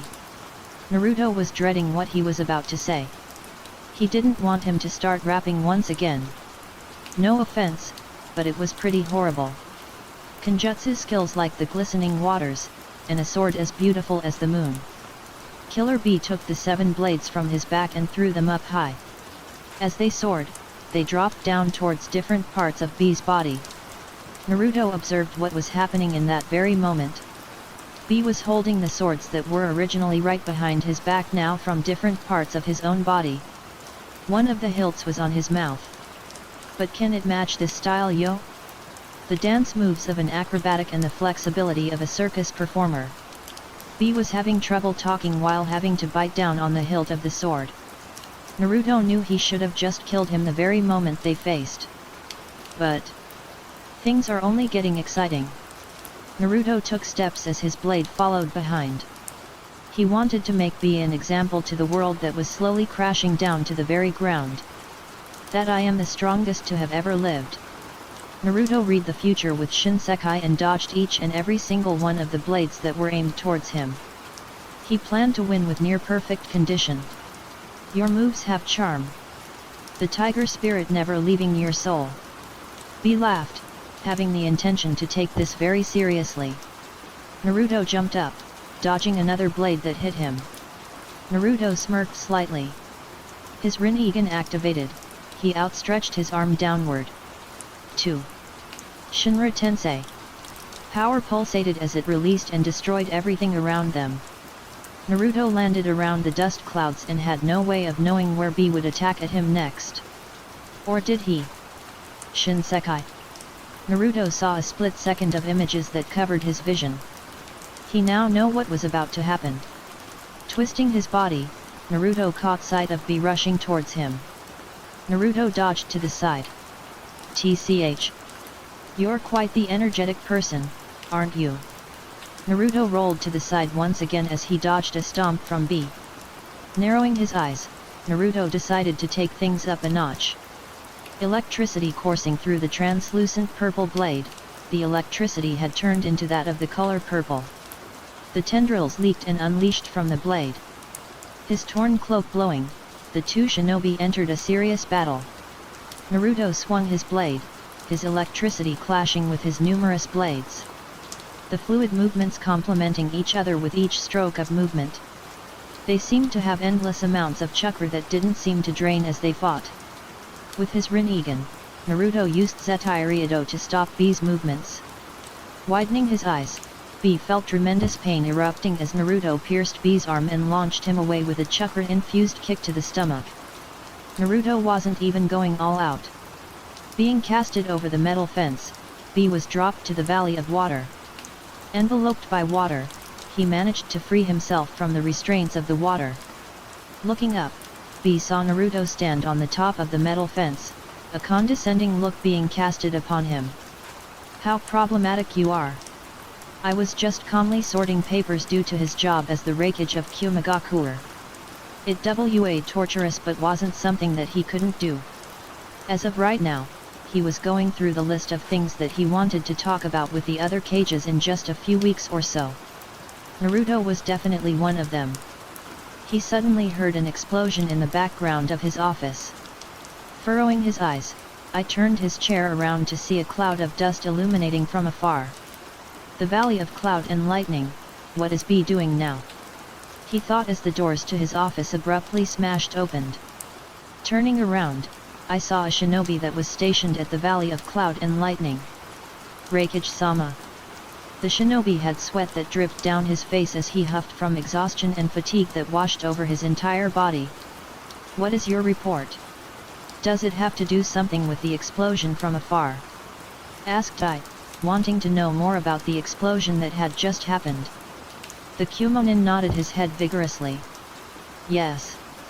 There had been sighting of Uchiha Naruto an hour ago and was seen heading towards the Valley of Cloud and Lightning. Him and Bee-sama seemed to be in a battle. I widened his eyes before it became eyes full of rage. Should we dispatch shinobi? Asked the Kumonin. I shook his head. No. You all don't have enough power to stand toe-to-toe against him. You'd only be in Bee's way. He got up from his seat. But the same can't be said for the Raikage. Tell everyone that I'll go there myself and that I'll kill that Uchiha myself. Roared I, not wanting another life to be taken away because of the ambition of a child. As you wish, Raikage-sama. B dodged a swing of Naruto's blade. With no care in the world, Naruto threw kick to B's side and knocked him away from him. Your injured arm is hindering you, commented Naruto, seeing the regenerative abilities of B already taking effect. Naruto needed to end this quickly. Although he was doing the exact opposite of finishing this fight quickly. Naruto created splashes on the water as he ran across the graceful field of water. B had crashed into one of the protruding pillars of rocks that Naruto had originally been standing on to oversee the lightning country just before he started fighting B. This is nothing. I've yet to get started. Fool ya fool. Naruto saw a surge of power wave through the air. Naruto narrowed his eyes as a red aura covered B's body. He has control? Naruto thought, seeing tails sprout from the red aura that covered B's body completely. Naruto had his guard up as he stood defiantly against B. What a coincidence, I've also been holding back against you. A grey skeleton enveloped Naruto's body as the waters rippled from their outstanding force. Do you think you can beat me? Naruto asked him as they got ready to clash. Their killing intent spreading like a plague, they rushed forward. One with a calm aura surrounding him. The other had an animalistic intent crawling beside him. Outstretching their arms. Their hands clenching and creating a fist. They clashed fists with force that even the people who oversee them fear. Naruto's blade had been sealed away. You got stronger, but not strong enough. Naruto saw B grow more tails behind his back. B's skin started peeling off and a red, devilish color was revealed right under his skin. Just watch it. You'll be shredded like my skin. Fool ya fool. Naruto heard B yell at the top of his lungs. This was certainly entertaining Naruto quite a bit. I see, Naruto muttered, holding his ground as he furthered his Susanoo's evolution even further. Flesh formed around his Susanoo along with clothing. A two-sided blade formed. Naruto stood at the bottom center of the ethereal warrior that enveloped his every being. The two backed away from each other as they readied for another attack against each other. Naruto moved behind one of the stone pillars, but it proved to be futile once he saw the stone turn into debris due to B ramming through it. Four tails. Naruto backed away slightly, slapping B away with his blade. One thing that he did not like one bit was the lack of flexibility that he had when using the Susanoo. Stabbing the water with the two-sided blade, the waters below erupted all at once from the downpour of power that was unleashed. The water now became a pillar that clouded their vision. Shinsekai. Naruto now saw 10 seconds into the future. Standing still, Naruto saw the water that made up the pillar of liquid start to ripple as B appeared coming through. Naruto got into a stance as he dodged the supersonic movement that B has when coming after him. Creating more space, Naruto wanted to observe the situation more. Freak. If I don't actually end this, then the Raikage might appear if he has any care for the village's Jinchuriki. Naruto might have to take this even more seriously. But it's fine. Naruto had no intention of panicking in this type of situation. He used his two-sided katana to block the claws of B. Naruto could practically hear B grinning. The fiery passion of this battle is enticing. The heart of the battle burning from excitement. This is a real battle, Yahoo! Naruto couldn't lie. This battle was fun without a doubt. My pleasure, said Naruto. He began pushing forward so he wouldn't be on the defensive from B. Spinning the katana, the wind that stayed unkempt was now being torn from his power. Naruto's power, both malicious and calm, pushed B back from creating pressure on Naruto. He began showing flashy movement to match B's style. I'll honor you with a dance that you will never forget. 2. Naruto spun the two-sided katana that he was wielding. He jumped up, the two-sided katana transforming into just a normal katana. He swiped the katana down, creating unparalleled force that halved the water. Landing back on the water, Naruto felt the waves trouble his balance. Looking from afar, Naruto saw B lying on one of the pillars of rocks that were destroyed from their overwhelming strength. "Are you done?" Naruto asked aloud. Even though Naruto received no response, he was still wary of any suspicious movement on the off chance. He narrowed his eyes as he turned his back around. Walking away, Naruto suddenly felt himself being launched away from the waters. Tailed Beast Lariat. Naruto cursed his luck, knowing that he should have just used Shinsekai to be much safer than he had originally got. But he was lucky to have his Susanoo to make it so the move didn't reach his actual body. Naruto stretched his body as he looked behind him. He's going all out now, huh? Naruto thought as he saw something happen to B that piqued his interest. B was transforming even further than his current version 2 transformation. Baijuyu mode. Tentacles began sprouting from B's body.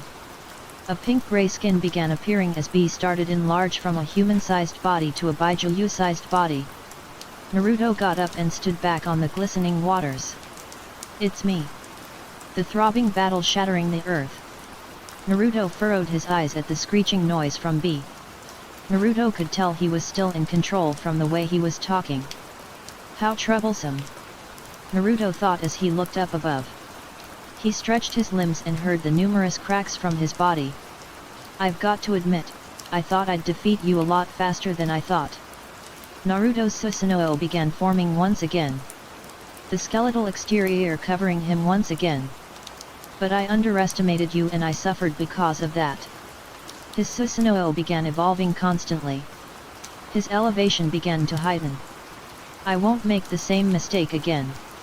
The two-sided katana manifested into the hand of his Susanoo. He stood defiantly. But always remember, Naruto had a shadowy look on his face as his Susanoo reached the height of the sky. He had finally unleashed his perfect Susanoo. 4. Even though you are strong. Naruto stood on an even field as the height of his Susanoo was even larger than the height of B's Baijuyu transformation. Naruto looked down at B, his face being shadowed over by the grey color of his Susanoo. Nothing can escape from the eyes of God. 4. Naruto looked down towards B with a look of indifference. The wings that were the back of his Susanoo fluttered, raising the elevation of Naruto. The Uchiha sighed lightly as he looked at B. 2. I guess it's time to finish things. The two-sided katana began spinning through the whim of Naruto's will. He rose, the intention of reforming the terrain and the existence of Killer B. Naruto stood tall as each swing was able to tear the sky. "What are your intentions against this world?" yelled B in the Baijuyu transformation that he had taken. At first B didn't expect a direct answer from Naruto, but he seemed to prove him wrong. 1. You. All the cage. The daimyo. The shinobi of my world. The conflict that I saw when I was younger. It gave birth to me. Naruto smirked as he saw B grit his teeth tightly. 1. The world and everyone in it are the things that is wrong. That's why I'm here existing, B. I've saw nothing but stagnancy by this world. No evolution. No growth to be had. His voice rang as he prepared to swing. And once everyone knows about the things I'm about to do, they'll have no other choice but to wish for peace. Because in the back of their mind, the idea of another me rising back from the rubble due to war will frighten them to the very core. Naruto swung the two-sided blade violently. As Naruto pressed down his two-sided blade downwards, the wind, air, and vicinity began to ripple outwards. Those who go against me will face death. The attack connected with B, a large blast emitting from their collision that had just occurred. The power that Naruto had displayed split open the sky, ushering the clouds to the side. As smoke covered the area, there was no sign of life beneath Naruto. Did he die? No. There's no way that he did. Naruto thought deeply, shifting the blade slightly to splice open the smoke that covered the terrain proudly. As wisps of smoke were pushed to the side, Naruto saw the body of B floating on the waters. As he dropped onto the waters below, Naruto knew that B was still alive, albeit just unconscious. Naruto stood still, looking towards B and very alert just in case he were to suddenly spring on his feet and dash towards him for a surprise attack. He had to make sure that B was truly unconscious and not feigning it like he did before. He waited a couple of moments before deciding that B was most indeed not conscious. "You idiot!" Naruto heard a yell from the side. At lightning-fast speeds, I appeared, his body fully shrouded in lightning chakra. The boy didn't move a single step, standing still voluntarily. 6. I'll make you pay. I threw a punch aggressively towards Naruto. As the fist connected, an explosion occurred once again, covering the battlefield. The angered expression on I soon fell as he felt himself unable to move a single muscle in his body. The smoke cleared, revealing Naruto fully intact from the punch that was as fast as lightning. The current fastest man alive has arrived, the Raikage. Naruto outstretched his arm towards I as a blast of force pushed I away from Naruto. "Don't mock me." I was enraged as his body was once again shrouded in lightning. As he disappeared and reappeared in many places around Naruto, he finally settled for a punch from the front. Dodging the strike without effort, Naruto jumped on top of one of the rocky structures that stood all around them both. He crouched. "You may be the fastest in all of the nations, but, just like the yellow flash, aren't fast enough to save those you care about." Naruto stopped crouching from his position and jumped in the air. 4. "Not even you can match my strength," declared Naruto as he swooped downwards to deliver a kick at I. Having the perception to see his attacks, I blocked the kick rather easily. "Is this all you have?" Naruto smirked at I's remark. He decided to give I a little taste of the power that he held between his fingertips. "No," said Naruto, "this is all I need to defeat you." He disappeared and reappeared right behind I as he delivered a driving blow at his back. Naruto has reinforced his punch with chakra to amp the potency of the punch being thrown. With I crashing towards one of the stone structures, Naruto looked away, seemingly acting as if fighting I was only a chore for him. As the debris and dust cleared way, a rather bruised I grit his teeth at Naruto. "So you're now just going to leave? Hey! What kind of game are you playing?" I yelled, infuriated at the difference in power between them. I dashed forward, preparing for a lariat on Naruto's back. "Is everyone else in this world just trash to you?" I yelled, entering speeds that edged him closer to the speed of light, although it's still rather far away. 12. Naruto smirked, turning back. Just as I neared him, Naruto froze him, making him unable to move in any shape, way, or form. I grit his teeth, having the feeling of being able to do absolutely nothing. His life was at the mercy of Naruto's. Actually. Yes, everyone else is trash to me. Two basic feelings in this world is fear and hatred. Naruto turned around, ignoring the shouts from I. Soon enough, everyone in this world will fear me, hate me. People will listen to my power. Naruto took one last look at I. I'll then lead this world to the undying peace as their king, emperor, or god, whatever that they'll call me. Naruto turned back around as his cloak fluttered from behind. The people of the shinobi nations will have no choice but to obey his every command. Why? It's because he was an invincible being towards every shinobi out there. The invincible god that will rule with an iron fist, Uchiha Naruto. 3. News had spread about the quick, swift, and absolute defeat of I and B. Some were caught by surprise by how utterly humiliated I was. Some used this as fuel to strengthen themselves.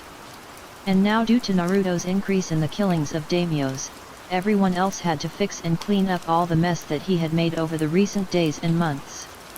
"I'm sick and tired of this," exclaimed Kaiba as he threw down the pieces of debris onto the ground. Kaiba and the others were busy picking up the trash that Naruto had left behind at the Tea Country's daimyo palace. "We get your frustration. Now, calm down." Kaiba clenched his fists tightly at Shino's response to his outburst. Every ounce of his being wanted to disobey orders and track down Naruto as quick as possible. Not be stuck cleaning up his mess.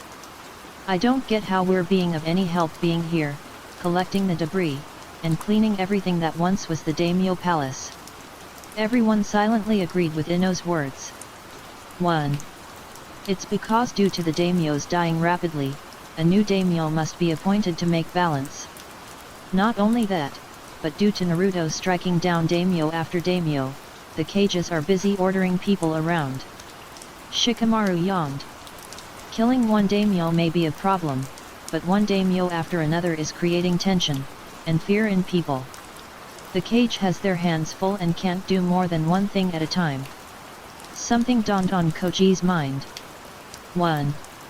So as long as Naruto kills the daimyos, then he'll be able to run around without being attacked by the cages. Some were confused by this. How is that? Rock Lee asked. It's simple, no? Just think of it like this. If Naruto kills the daimyos, then more responsibility will be placed upon the cage.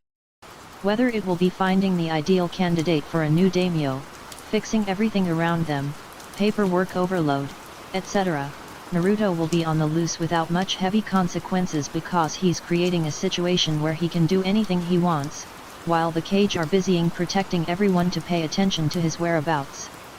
Shikamaru's explanation dawned on them. This can't all be a coincidence, right?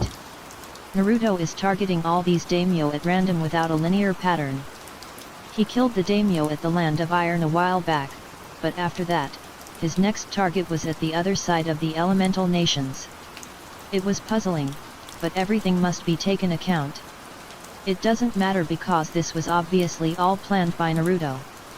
His presence has shook fear to civilians that are not taught in the shinobi arts. And his image of power is quickly striking fear in the strong as well. Shikamaru had thought about the movements that Naruto had made during the latest. Shikamaru had become more open-minded and saw through what Naruto had been developing both slowly and quickly. It made him realize that even though Naruto had strength that even gods feared, his intelligence shines even brighter in moments of tactical use. Shikamaru wouldn't be lying if he said that Naruto's intellect frightened him more than his actual power. 4. Sakura was with Hinata on the other side of the destroyed palace. They lifted the pieces of debris of the ground and placed them somewhere safe. How are you holding up? Are you okay? Asked Sakura, lifting up pieces of debris with pure strength. Hinata followed behind quietly. Sakura frowned at Hinata's silentness. The shell that Hinata had grown out of was slowly reforming around her once again. Naruto had truly shaken her. Do you think I'm naive? Asked Hinata, catching Sakura off by surprise. This was a question that she was not expecting from her. Before Sakura answered, she placed the wood on the ground and sat on top of it. 2. How should I answer? Sakura asked as she sat on the log puzzled. Hinata felt something rise from within. While it could be described as anger, you could say that it was a light kind of anger. Please. Be honest with me. I don't want sugar-coated words coming from you. Hinata looked towards the ground, sadness washing over her. Sakura lightly sighed. While being honest hurts, there is this naive part of you that I witnessed when you tried convincing Naruto that he could still change. I think that's wrong. Hinata knew that Sakura would mention this because it was unavoidable. It was courageous, but foolish. Don't get me wrong, I too am foolish, for believing Naruto's kindness to us was truly real and not a front made by Naruto to hide his true intentions. Hinata sat on the log right next to Sakura, looking into the distance. Do you think Naruto can change? That there is a possibility that the kindness that he showed to us was at least real in some way or form? Sakura didn't answer, staying silent for a few moments. Maybe, confessed Sakura, there's a chance that what he felt towards us was real. But all that kindness being displayed was drained down through his actions. Sakura knew Hinata was being hopeful. You're wrong, Hinata. Naruto is twisted without a doubt. I know that you have feelings for him, the thing that Naruto had labeled as admiration. Hinata flushed deeply. Well, He did save me when we were kids. Sakura looked at Hinata for a moment as the wind brushed their features. Words started flowing out of her mouth. These were words that she normally wouldn't say due to friendship, but to possible threats can be exceptions. I'm sorry, Hinata. But I can't trust you anymore. Hinata widened her eyes at Sakura's words. What? What do you mean by that? A sudden amount of tension began to develop between them. It was something that wasn't there before. You still harbor feelings for Naruto, the person who is single-handedly destroying the world as we speak. These feelings you have can be dangerous. It proves that you can betray us as well. Sakura's eyes hardened slightly as she stared into the soul of Hinata. 8. Tell me, Hinata. If a heavily injured Naruto, he is unable to fight and do anything, and everyone else was down, and you're the only one remaining. Sakura got closer. Would you have the guts to take his life away? 6. Naruto stood over the body of the daimyo that he had just killed. He sighed, finally killing off the final daimyo that he was after. It was another great step for him. Everything was going as planned. Now, what was his next objective? It was quite simple really. To strike down the rest of the Akatsuki. While Atake will be taken care of by Satsuki, he needed to take down the rest of the filth. Kisame is something he wasn't sure about. Does he align himself with the Akatsuki? Or does he align himself with Atake? That will be something that he'll have to find out himself. Sasori was on his side and they were going to meet up soon. Deidara was someone that he had no idea where his whereabouts were. Sakura and Kakashi thought they killed him. Naruto mused, as he sensed Deidara's presence and him still being alive. He was nearby them when they had thought he died. Kakuzu could be taken down any time he wanted. There had been signs of him making a move once again. He had trying to collect bounties of weaker shinobi to gain supplies to come back to the top. He wasn't someone that he needed to worry about. Someone weak like him can't match me. Naruto thought momentarily as he walked away. Now, most importantly, the last member of the Akatsuki that he needed to take out was Pain himself. The leader was someone that was shrouded in mystery to Naruto. I'll take him out sooner or later, muttered Naruto as he disappeared. He needed to work on tracking down the members of the Akatsuki more efficiently than what he was doing now. Would you have the guts to take his life away? Sakura asked her seriously. This was a question that needed to be answered immediately. As of right now Sakura does not trust Hinata. Why do you not trust me? Is it because of my feelings? Hinata clenched her fists. Of course. I told you, didn't I? Your feelings towards him can make you a threat. Loyalty is a thing, Hinata. And it seems your loyalty to your home is wavering. Naruto stained his hands with blood that he can't clean off and betrayed us. You could be a traitor in the future as well. Her loyalty towards Konoha was being tested greatly. 2. If you hesitate for even a moment to take his life, then it'll bite the world's butt and doom us all further.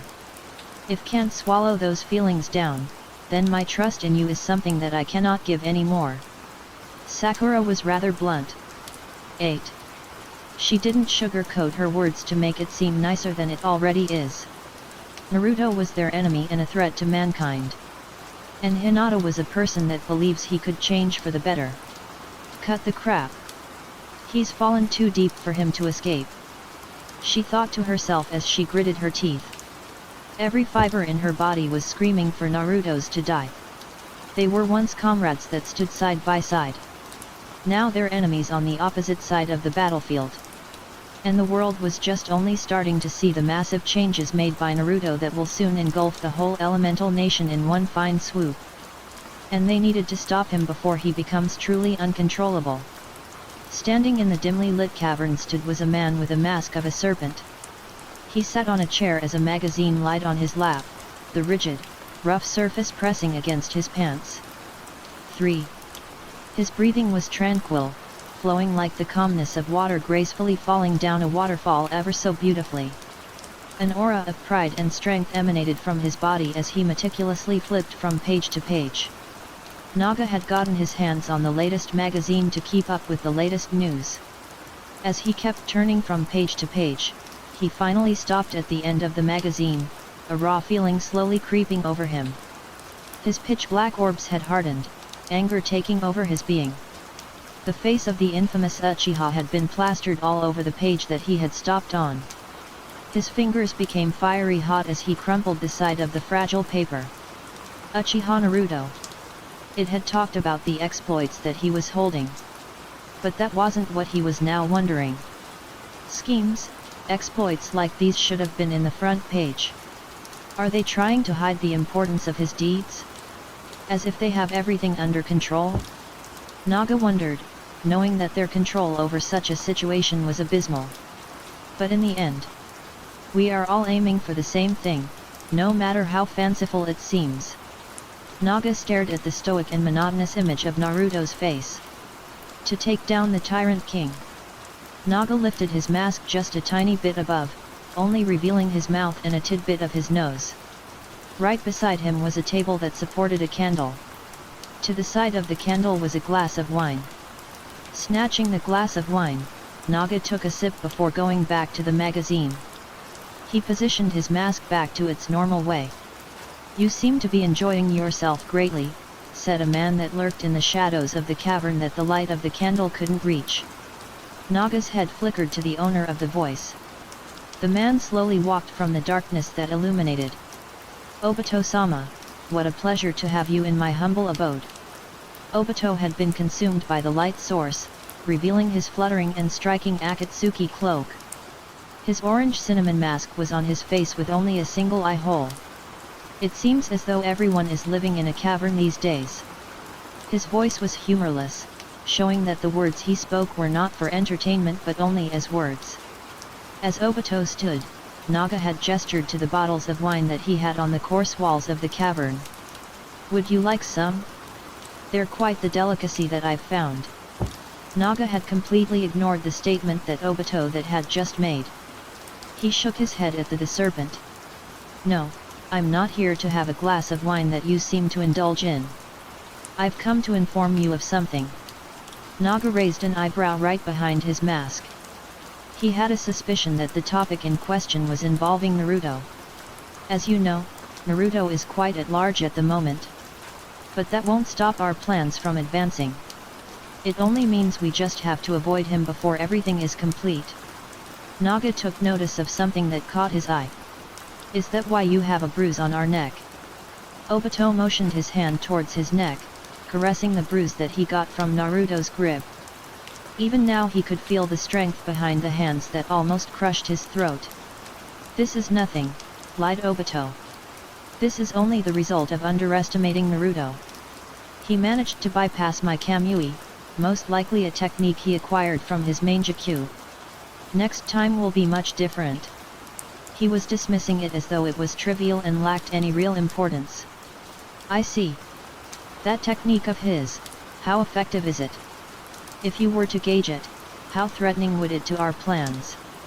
It was as if Naga had struck a nerve, seeing as the one eye that could be seen suddenly grew tense as the flickering candle reflected against Obito's onyx eyes. 5. The effectiveness has no importance. We won't be seeing it until we complete our agenda. Even then, we won't be fighting him ourselves. Naga placed his magazine to the side. "Make no mistake, I may have betrayed Orochimaru to join you, but I am not a machine, a mindless drone that you can fool and control. You may not have any intention of taking on Naruto, but I do." Venom was hidden under his tongue. 3. "I don't care about your vendetta," Obito forcibly said. "The moment you agreed with our idea of peace, your personal goals became obsolete. I can't let your hubris ruin everything I've worked for up until this point." They were partners that didn't see eye to eye. 10. Naga narrowed his eyes at Obito's tone of voice. The commanding tone was rubbing against him the wrong way. He wasn't the type of person to let someone command him so easily. "Our eyes only meet in the idea of peace. That's where the line ends."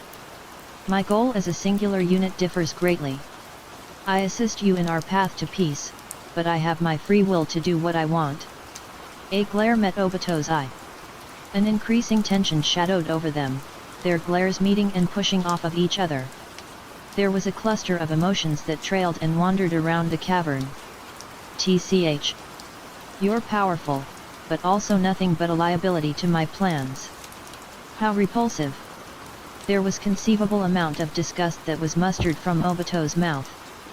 He voiced his distaste with Naga's ideals, but couldn't shake off the power that he held. It was a must that was important to his plans. Obito wanted as much power on his side. An unstoppable force that could not be shaken by even the likes of Naruto. The Uchiha seemed to had enough of this and turned to leave. You may be powerful, but don't forget who gave you this strength that you hold. Because of me, you are able to create change with the phenomenon called power. Naga looked at the back of Obito as he was engulfed by the darkness that once shrouded him. Once Obito left, Naga clenched his hands into a tight fist. He recruited me with the intention of me being his equal, he's treating me like a mere underling. How a vile person he is, I'll show him the result of trying to manipulate me. Naga gritted his teeth tightly as he unknowingly released a sudden amount of chakra, bursting the glass of wine all over the table near him. 1. From the shadows that they lurked, Naga wanted to fight the man that he already considered the strongest of them all. Hokage-sama, at your service. There were 2 out of the whole Konoha-ten that were present in the Hokage office. Shikamaru and Rock Lee stood right beside each other, an air of seriousness framing their body as they bowed down slightly to Tsunade. The 5th Hokage sat on each other in front of the 2, both her hands clasped together and intertwined. A look of business appearing on her face as she prepared to talk to them both. The 5-Kage Summit, as you know, was moved to a different date after the clash with Naruto and I, the 4th Raikage. They nodded, listening attentively as she spoke. We have finally decided that the unknown date for the Kage Summit has finally been decided by us 5. Shikamaru decided to speak on the matter that was directed towards them. When will the public know? The Kage Summit will happen about 4 days from now, so the public will know in about 2 days. It's a large risk that we'll be taking since Naruto will also find out about the Kage Summit date. But it's something that will be hopefully ready for once the time comes. It would be much easier if they kept this information hidden, but there must be hidden intentions behind all this. And so, I wanted to ask you two, will you two be my guards for the summit? If not, then I'll ask the others if they can assist me during the journey to the summit and during the summit. If the 2 young shinobi had been taken off guard, then they must have hit it rather well. No happiness or surprise surfaced to their faces. Only indifference was the thing constant between it all. The 2 fluently bowed slightly. It'd be an honor, Hokage-sama, both said in unison. They were being given an opportunity to meet the other Kage and find out what they thought about the current situation of the world with Naruto at the very center of it. Great! This summit will take place at the Land of Iron. 1. Naruto sat quietly on a field. The wind that brushed against his face made him at ease. He stayed calm as he waited on the grassy field. His hair wobbled quietly as the air swooshed it back and forth. The eerie silence was soon broken by a voice near him. Naruto, what did you want? The voice called out to him. Naruto took a deep breath and slowly opened his eyes. His head turned towards the caller and saw Sasori. Naruto looked up and down and observed the difference between the Sasori from before and the Sasori that stood before him. Naruto saw how Sasori modified his body even further. His puppet body had been improved to something greatly. Naruto just couldn't pinpoint the answer accurately. He was impressed how Sasori had become stronger than before. 3. I only wish for a word with you. It'll be brief, told Naruto, gaining a slow nod from Sasori. They hadn't contacted each other in so long. As you wish. What will it be this time? Asked Sasori. Naruto didn't face him, preferring to look at the horizon that immersed Naruto deeply. For a few moments there were only silence because Naruto was mesmerized by the look of the sky that reigned over them. Soon enough, there will an important event that will turn this world upside down. Sasori narrowed his eyes at Naruto. He remained still with a stoic look on his face. Naruto remained completely still. What event? A heavenly war that will destroy everything, said Naruto truthfully. A war that will soon shroud the world in chaos was going to appear and cause a frenzy. Sasori wanted to speak, but was soon silenced by Naruto's soothing voice. The weak will die, with the strong surviving what is thrown at them. Landmarks and places that people hold dear to them will surely be destroyed by shinobi alike. Questions filled Sasori's mind. But most of all, there was one question that needed to be answered. 3. How do you know this? Can you perhaps see into the future? For the first time they had talked, Naruto turned his head to Sasori. An awkward feeling welled up inside, uncomfortable from the intense gaze that Naruto was emitting. It was funny to Naruto that Sasori said that he can indeed see the future, but only for about 10 seconds. His ability to see the future wasn't otherworldly, it's there to give a large advantage for Naruto. How I know all of this? The reason isn't anything special really. It's not because of some unreal ability of mine to predict the future so far ahead of our present time.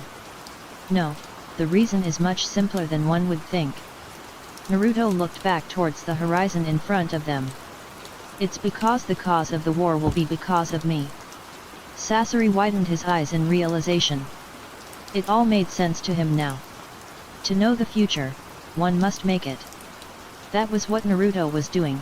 He saw the future because he was the one that was going to make the future. Why? Naruto shook his head at the question. Only time will tell why I'm doing all of this. Some may say because of tyranny, some may say because I want to rule over everyone, but they won't know that all I want is peace. Sasori furrowed his brows just a tiny bit. You're contradicting yourself. Why start a war when you want peace? Naruto chuckled lightly. He wouldn't normally answer something like this, but he decided to speak about it. You don't need to know. The ramifications of all of this are unimportant to me, they serve no great detail that could aid me while on this journey. The people, the shinobi, I don't care about them. All I have is a strong premonition. Sasori stopped furrowing his eyebrows and raised an eyebrow.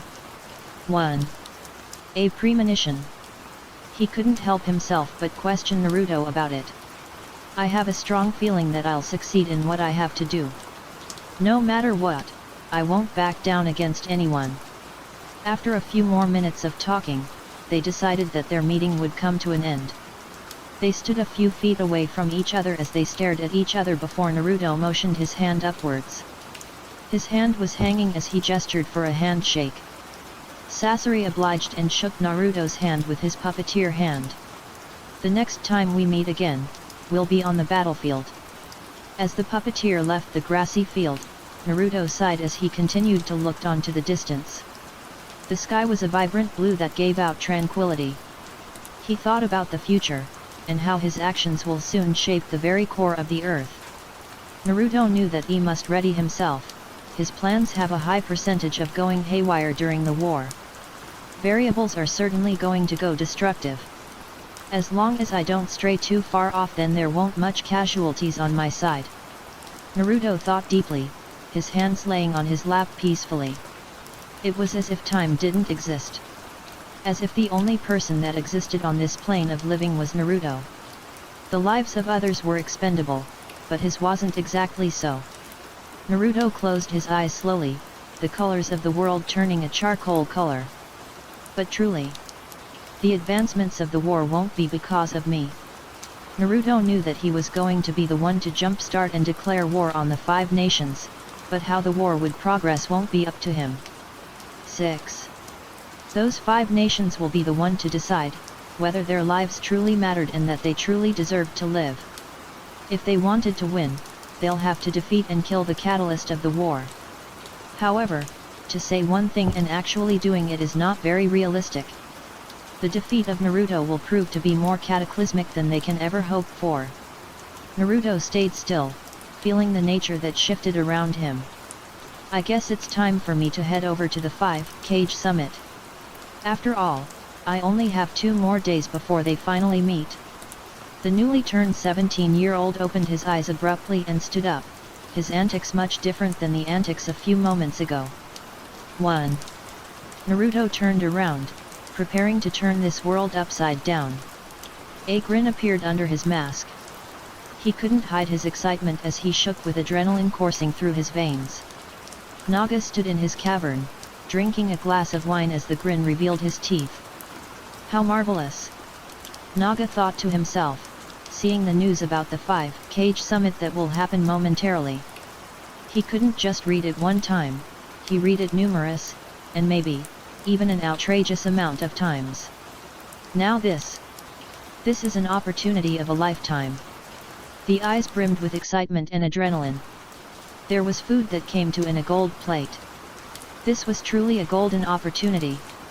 He needed to attend this ball immediately. Naga knew this was something that Naruto won't let pass him so easily. Naruto was a curious guy, there'd be no way that he wouldn't attend this as well.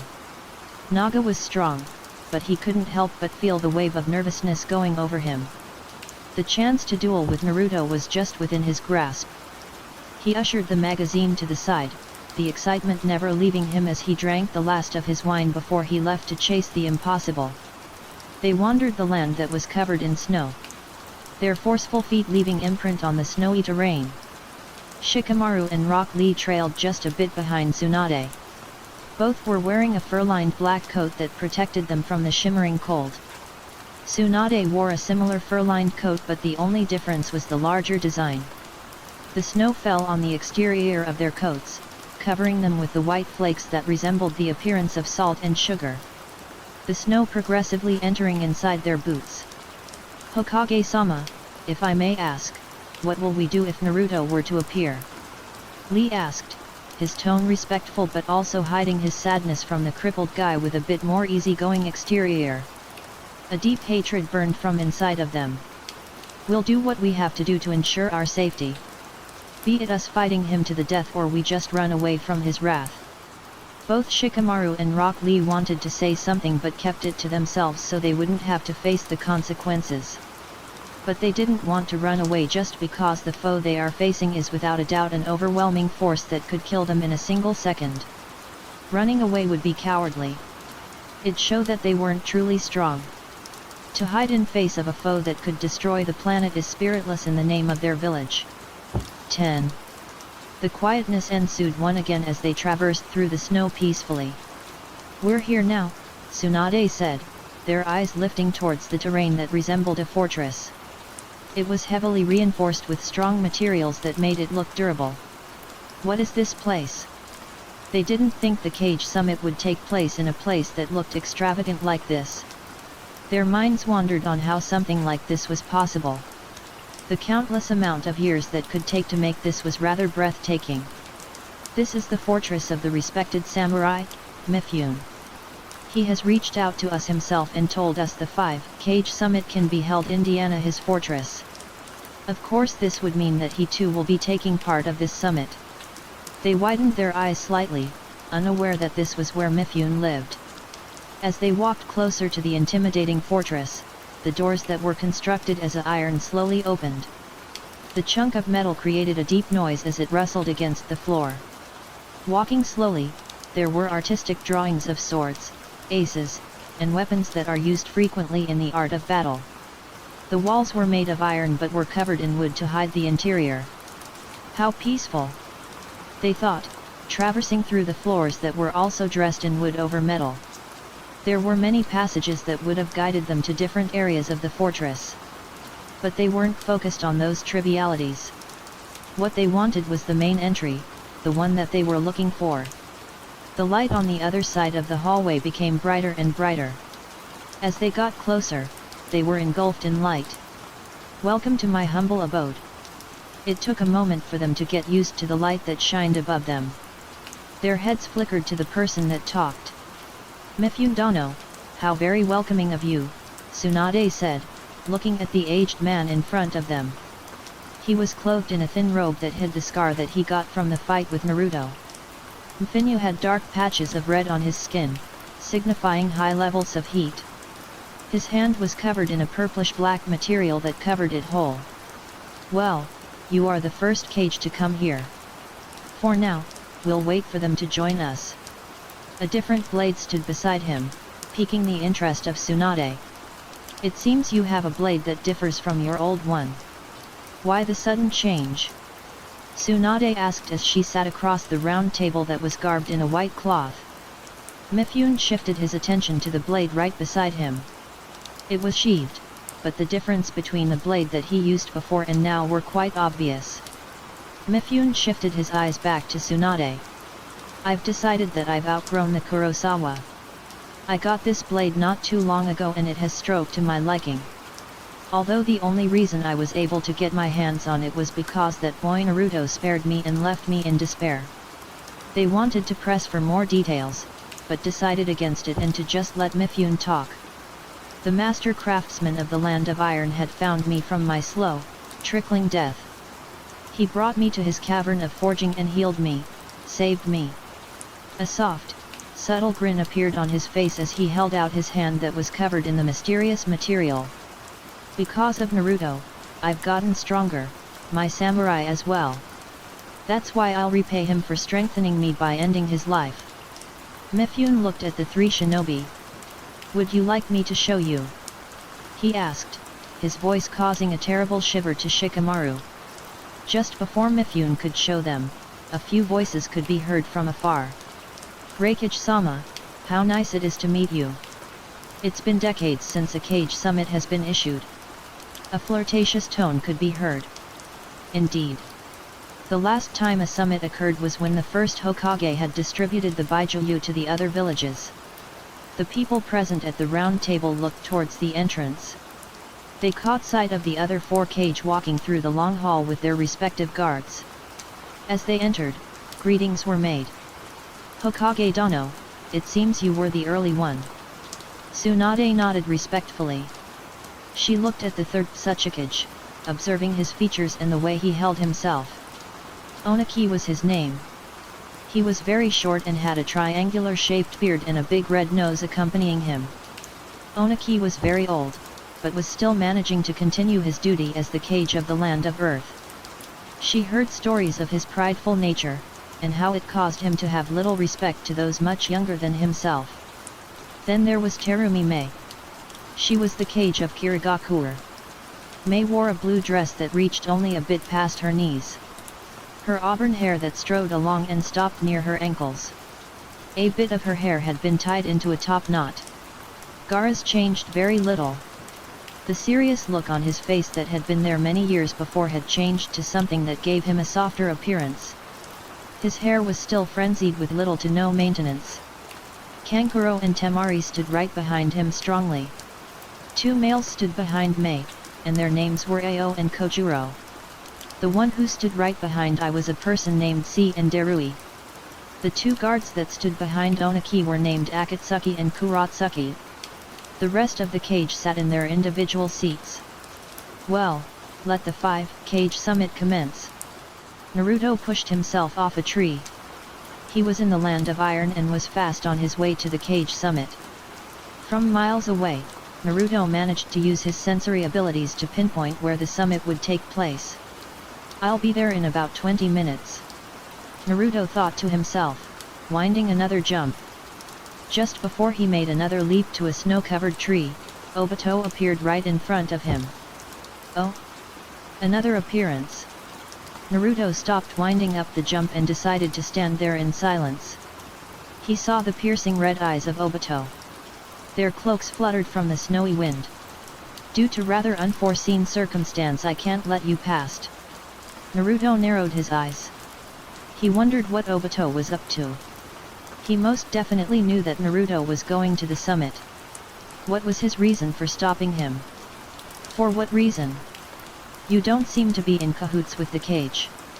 Or are you afraid of what I'll do?" Naruto questioned, readying himself. Obito smirked behind his mask. "Don't flatter yourself. Naruto. You still haven't seen my true capabilities. Naruto clenched his hands into a fist due to anticipation. It looks like he'll have to fight with Obito. A dark smirk traveled to his lips. Capabilities? You're nothing but a sparring partner to me. Naruto stood taller as their glares met. Unsealing his blade, the beautiful purple shined through the night. Its beauty blinding even the prettiest of people. The young Uchiha winded for a jump. His legs shifted downwards as he pressed off the tree and towards the older Uchiha. The crystal, but unstoppable blade, as if looking for the blood of his enemies, glistened grimly as Naruto hurled himself towards Obito. Like I said, Obito said, preparing himself. My capabilities have yet to be shown. A shout reached Naruto's ears as Obito jumped out of the way to reveal two Kamui portals appearing mid-air. Naruto was surprised, albeit slightly hiding it. When was he able to do this? Naruto mused, seeing numerous kunai appear from the portal, shooting out towards him. He was surprised, but the feeling quickly washed away and dove downwards. He reached out and caught himself on a tree. Obito appeared, stopped the assault of kunai and reappeared on top of the tree branch that Naruto was hanging off of. Lifting his hand up, Obito shredded the air as his hand phased through the rigid log. Seeing this, Naruto used the strength of his hand to push himself off the tree. The hand made it through and the hand that was no long inside the log became intangible once more while the forearms were still tangible. Still relentless, another portal from Kamui appeared behind Naruto, surprising him further. He's able to become tangible and also create those portals at the same time. How interesting. Naruto mused, ushering himself away from the portal, shooting out numerous amounts of kunai while he landed atop of another tree. So you have a few new tricks up your sleeve. Interesting indeed. But is this truly your full capabilities? A burst of chakra was released from Naruto's body as his Rinnegan and Mangekyo flared to life. Because tangible or not, your abilities are nothing against your god. Bits and pieces of lightning appeared around Naruto's eyes. In a blink, Naruto disappeared, only leaving trails of lightning that came from Juden. Obito's muscles twitched. His thoughts trailed as his head scrambled around the vicinity. Just like that, Naruto had disappeared from his sight and he couldn't even follow it. And just like that, will Naruto appear in the blink of an eye. Naruto flashed into his peripheral vision, his fist clenched around his blade tightly. His eyes were dim, but the lightning flickering lit them with brief fury. He swung his blade, flames rupturing, the temperature quickly climbing. Fast, he thought. Obito managed to react fast enough to materialize 5 total Kamui portals to let out multiple swords to block the blade that threatened to end his life in a single blow. He gritted his teeth, the heat trickling past his mask and reaching to the skin of his cheek. 12. I'm impressed with your level of manipulation of the Kamui. Naruto's face suddenly grew distant. He was barely trying. But it won't be enough, it will never will be. Naruto pressed forward, putting more force with his blade, and completely annihilating all the swords, refusing him from continuing. As the blade swiftly shifted downwards, Obito only had 2 options. To use Kamui on him, or to dodge. Without thinking much, Obito dodged backwards, the blade barely missing. The heat went onto the Akatsuki cloak that Obito wore. Turning a part of his cloak into ashes, Naruto continued the assault. There's no openings. What is this guy? He yelled in his thoughts. Obito knew he was strong, but he was beginning to see something that he didn't originally saw before. A gap between strength. I can only summon these portals within a 10 to 15 feet distance. TCH. How annoying. I've only scratched the surface with these abilities. Obito thought as Naruto strode towards him. The flames on his sword disappeared. There was steam that came off his sword as he drew near. In an instant, tendrils of lightning obstructed Obito's vision. The arches of lightning bending through the whims of Naruto. The lightning that was shrouding the blade was uncontrolled. like a beast that broke out of their cage and destroying everything in their path. It wasn't tamed. "I'll honor you," Naruto muttered. "For your courage to face the strongest, I'll show you the epitome of raw strength." The coils of lightning were haywire, their constant flickering heightened its speed. 2. No Sharingan. No Rinnegan. Only talent. Obito lifted himself and threw his body off the tree, soon landing on the snow that covered the grass. He now acknowledged the strength of Naruto. Obito knew, while bitterly, he couldn't defeat Naruto as the person he was right now. Naruto looked down towards Obito with a face of pure indifference. He saw Obito as nothing but a bug that he could squash at any moment if he even had the slightest idea.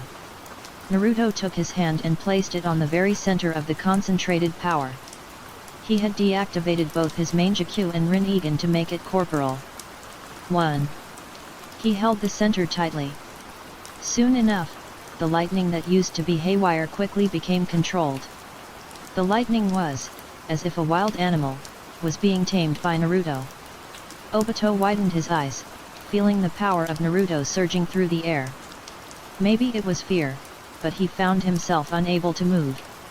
It had only been 10 minutes of them fighting and he was already about to face defeat. The shape of the lightning began to take form.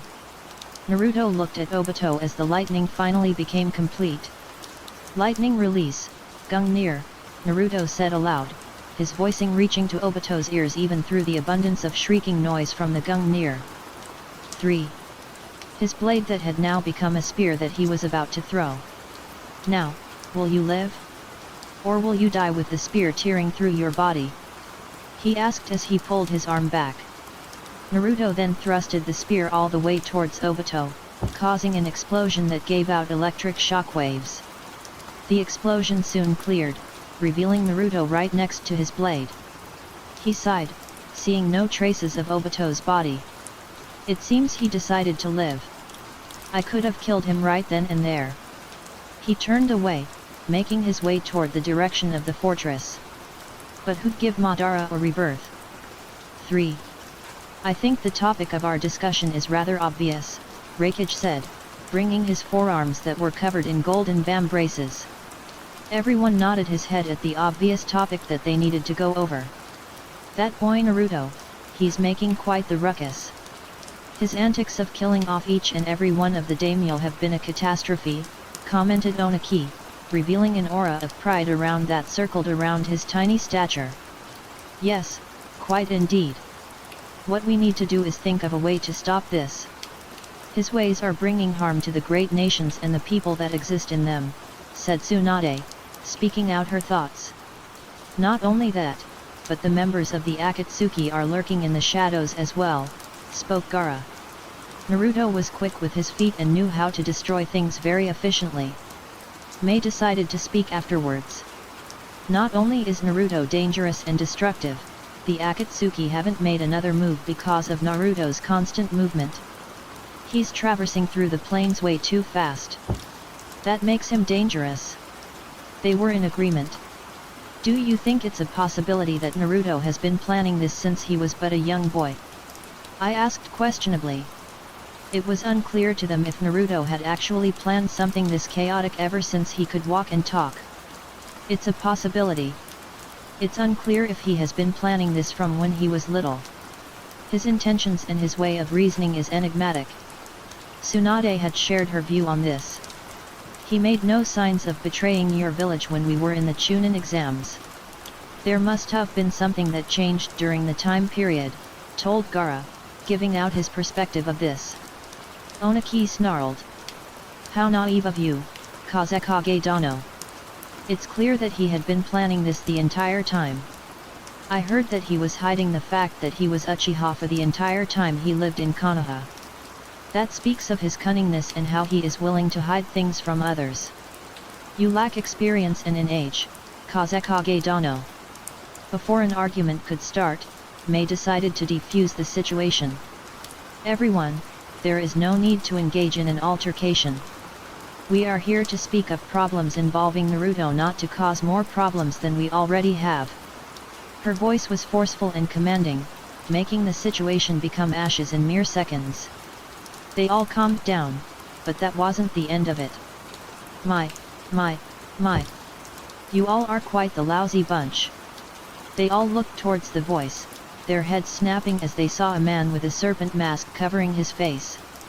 How did you get in here? My men have been equipped with the strongest weapons. Mifune stayed alert, keeping the sheathed blade close to him just in case. Isn't it obvious? The clanky metal that surrounds this fortress and the walls inside, they're all dead, their blood painting the walls of the fortress.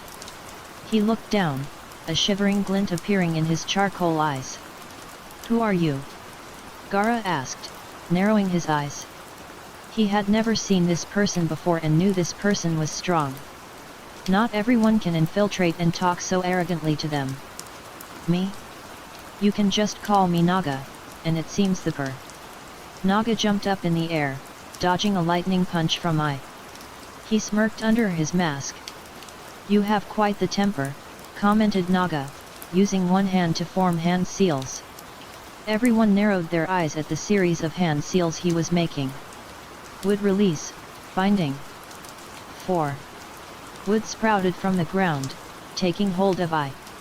The wood stripped his freedom and had a tight grip holding him from moving. They widened their eyes, seeing the long-lost wood release Kekii Genkai being used by some no-name shinobi that infiltrated the cage summit. Tsunade was quite surprised to say the least. I thought only Yamato could wield it, and that's only because of experiments undergoing. Could he also be an experiment by Orochimaru? How well can he wield the Kekii Genkai of Senju Hashirama? Tsunade thought, looking back at Shikamaru and Rock Lee. You know what to do, whispered Tsunade to the two of them. They nodded as Shikamaru started TP for hand seals as quick as possible. The light above them had dimmed quite a lot and more shadows had formed due to this. Shikamaru's shadow started to stretch, becoming a small string that connected with the shadows under the table. His hand had been hit under the table. He waited for his moment as the others began attacking Naga. You guys are strong, said Naga, just barrel dodging an attack from Tsunade. Her punch had destroyed the wall behind them, even making a large dent on the wall. Wood appeared just behind Naga as he moved to the side. It shot towards her, trying to wrap around her the same way it wrapped around Ai. All the other combatants except for Oniki moved to attack. Gaara had manipulated his sand to form a fist. The said sand then punched through the conjured wood and destroyed it. Mei appeared from above, hoping to grab hold of Naga. It soon failed once Naga managed to go through a series of hand seals to conjure a large number of wood that shot out from the floor. Naga grabbed onto the wood and was sent flying towards the Mizu cage. He reeled his fist back, his hand bulging as he prepared himself to send Mei to the sky. Take this on for size, remarked Naga, throwing his fist just after he was finished being launched. Unfortunately for him, Ai and Tsunade had managed to break free from the clutches of the wood bindings. You forgot about us, brat! I yelled, sending a fist to the stomach that was shrouded in lightning chakra. Being thrown away from the forceful punch, Naga felt something crack from his body. I think one of my ribs broke. Naga thought to himself. He wasn't sure, but he shook the feeling of pain off and stood back up instead of falling down from a single punch. Now! Yelled Tsunade as Shikamaru finally made his move. The shadow that hid under the table quickly traveled through the room, connecting with another shadow before connecting with Tsunade's shadow. It finally reached Naga and connected it with him. A smirk grew on Shikamaru's face. Shadow paralysis complete. A frown appeared on Naga's face under the mask. He was tricked by them. I was fooled. That Shikamaru, he's always been this sly and cunning. Naga thought bitterly as he felt his movements being controlled by Shikamaru. 47. Oniki took control and jumped in the air, seemingly floating, even flying due to the earth release, lightweight rock technique that Oniki could use. Going through a series of hand seals, Naga was soon trapped inside a structure with a sphere that existed in the very center of it. Dust release, detachment of the primitive world. With this, you'll be vaporized to pure dust. Roared Onaki as he prepared to disintegrate Naga right then and there. No. We need to know how his looks like and what his real name is first. Yelled Gaara, wanting to know just a tiny bit more of the mysterious person in front of them. Onaki glared at Gaara. You're too light-hearted. Name and face don't matter when the person here is a threat. Get out of my way. Onaki yelled at the top of his old man lungs. Just a few seconds before he could initialize the process of vaporizing Naga, an explosion appeared right behind them. What the actual freak? Yelled I as the explosion behind him caused Onaki to unknowingly stop the jutsu before he could actually do it. The explosion soon cleared. They widened their eyes at the person. Uchiha Naruto. I roared, seeing the man that almost killed me right there. Naruto sat on the pile of debris that he made, the night sky glistening right behind him as he gained a soft smirk. Welcome, to my 5-cage summit, said Naruto, now taking over the 5-cage summit. Naruto stared at them, the temperature rising a few degrees. The tension that darkened the air around them was excruciating. Naga gained a slight grin under his mask. 1. He moved, now released from the cage and the shadow paralysis jutsu, towards Naruto slightly. The floor made no sounds, the metal under absorbing any potential sound that the wood could make. Welcome, to my 5-cage summit. The air remained thin. No one dared to move even a muscle. Naruto slowly got up from sitting down and stood up without any traces of backing away. Just like with Obito, they couldn't move even an inch. You actually came, muttered Naga, his grin everlasting as he took another step forward. Naruto noticed this and narrowed his eyes. Who are you? You don't seem to be anyone I recognize.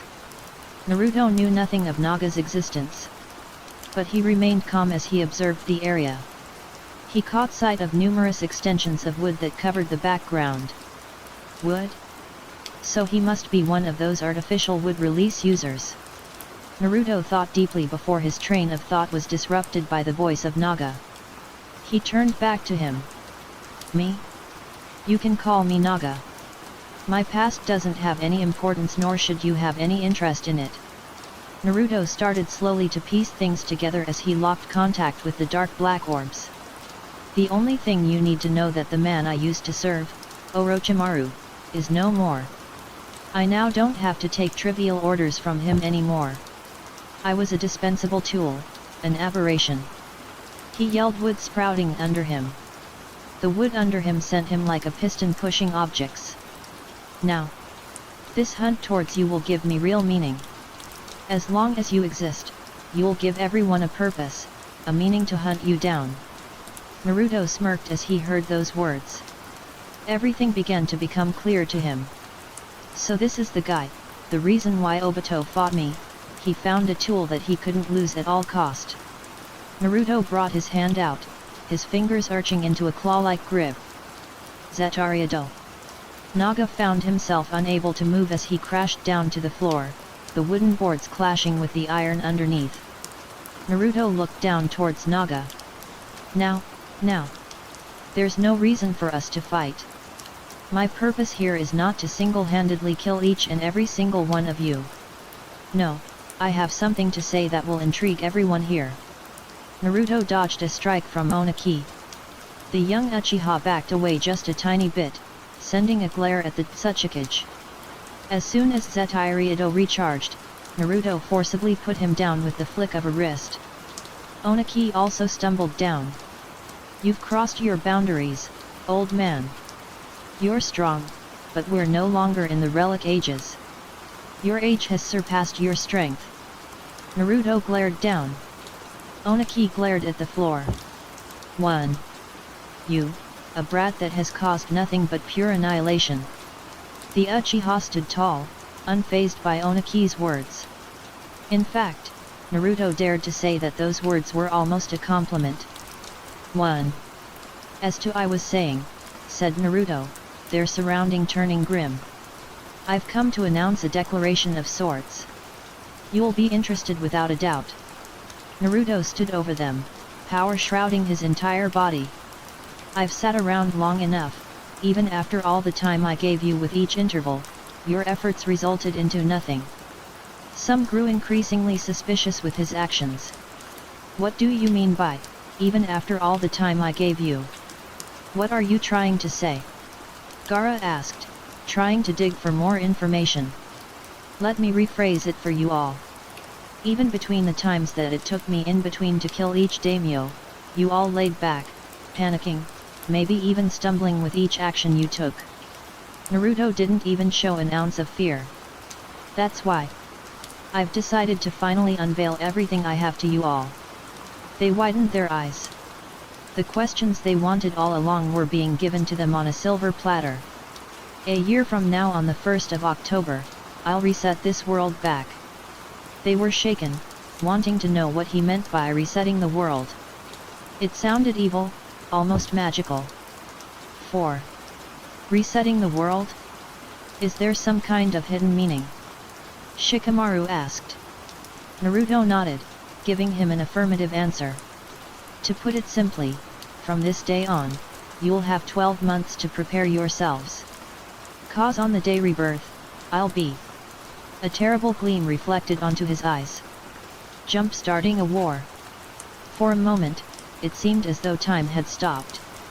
They couldn't believe the words that Naruto was saying to them. It was outrageous. "WH what?" questioned Mei. "Are you ludicrous? You? Starting a war?" I was bewildered by Naruto's words.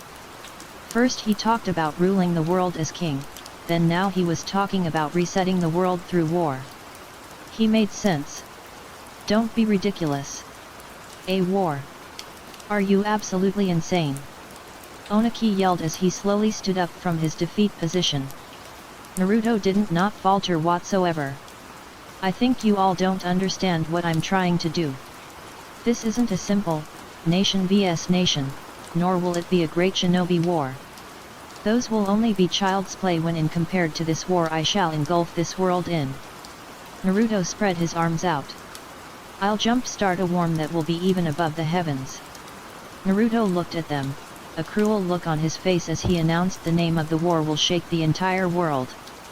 The Great Heavenly War. The name contained no such words like, first or second, it wouldn't need it. There would be only one heavenly war because once he was done there'd be no more wars that'd exist. 12. With this, the resolve of humanity will be put to the test. As their ruler, I'll be responsible for the dawn of the new age. The remnants of the old age will be disposed of. They narrowed their eyes at his not very sane words. Us versus what army? Tsunade roared, anger flaring inside of her. Naruto smirked, using his thumb to gesture to himself. An army? Why would I need an army when I'm more than enough to purify the world? He asked them arrogantly. They gritted their teeth. Your arrogance knows no bounds, Naruto. You may be powerful, but do you think you can just take on the entire world alone? What kind of nonsense is this? Gaara questioned, readying himself for anything. 3. Naruto didn't answer, instead aiming his arm to the ceiling of the fortress. Quietness washed over them before Naruto chuckled quietly. Shinra Tensei. It happened in an instant. Everything that was once the ceiling became absolutely nothing. He had tarnished even the iron that unfolded over them. Let me tell you all one things, said Naruto. The hand that was outstretched directly towards the ceiling became a fist, the moonlight shining right on top of it. I fear no one. Naruto yelled at the very top of his lungs. You, the 5 cages, I don't care who, I'll take on everyone. He glared at them. Even after all this time they underestimated everything that he could do. I don't care who you throw at me. Whether you reanimate the old 5 cage or you reanimate Madara, it won't matter because I'll be the victor. Even after all this time, his thirst for victory never left him. I had enough of this. Screamed I, once again being shrouded in lightning as he dashed forwards. He concentrated enough of his lightning chakra to his fist. Naruto grinned. It hasn't even been 10 minutes since I declared war, and you already want to face death. He reeled his fist back, coating it lightning chakra as well. A clash between the same natures. How interesting. Naruto didn't even flinch as their fist connected, the lightning around their hands exploding with an extreme amount of power. Threads of lightning strode violently around the room. It blocked Oniki from using his dust release correctly. Naruto looked above slightly, the difference in height between him and I were drastic. Interesting. I'll take this a bit more seriously, hopefully I don't lose you all too fast. Before it was too late, the other cages looked at their respective guards. Don't interfere. This is a battle for us cages. They yelled in unison.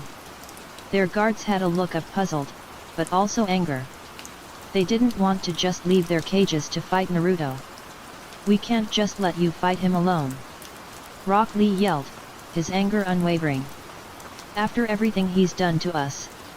Do you think I can just stand by and let him slaughter the people I care about? His hands were clenched tightly, a reddish tint appeared on them. Tsunade turned towards Rock Lee. This isn't your fight. This is a fight between us cages and Naruto. Mifune grabbed his blade and stood on the table as he readied himself to dance to the death with Naruto's burning fury. They're right, said Naruto, using Zetairai to push everyone that weren't the 5 cages down. You all aren't ready for this stage yet. He looked at Naga as he was about to jump towards him. It didn't take long before he was able to use another Rinnegan ability. Shinra Tensei. With a single technique, Naruto had pushed Naga past through the metal interior and was shot to an area miles upon miles away from the summit meeting. Naruto turned back towards the 5 cages alongside the legendary samurai. In an instant, they vanished. Naruto smirked, rubbing the side of his neck as he unsealed his blade, holding it tightly around his scarred hand. Maybe. He muttered, his eyes glowing a dangerous red and purple. You'll be worthy enough to pose as practice. Naruto leaped back, seeing the future as dodged the combined punches of the 5 cages. Where's Mifune? He asked himself. The Shinsekai had not reached all the way to the point where Mifune had attacked. As the cage slowly got up from their previous positions, Naruto used his Shinsekai ability to see who would attack next. The hairs on the back of neck as he felt an etheric force come aiming towards his back. It felt familiar and Naruto soon found out why, because of seeing the future. I see, whispered Naruto quietly, ducking down to avoid a blow from a purple crystal blade that he had seen before. He didn't panic and instead just looked at Mifune, locking his eyes onto him as he dodged a lightning fast punch from Ai. So Tetsu formed you a sword of your own. Interesting. Naruto lifted his blade, imbuing it large amounts of wind chakra.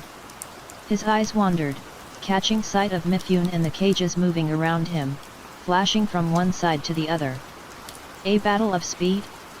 You all may be exceptional at it, but don't forget, a slither of his teeth was shown as he smirked slightly, being able to see all their movements as if they're in slow motion. My level of perception outmatches any Uchiha to this date. Ducking down, Naruto saw all their fists clashing.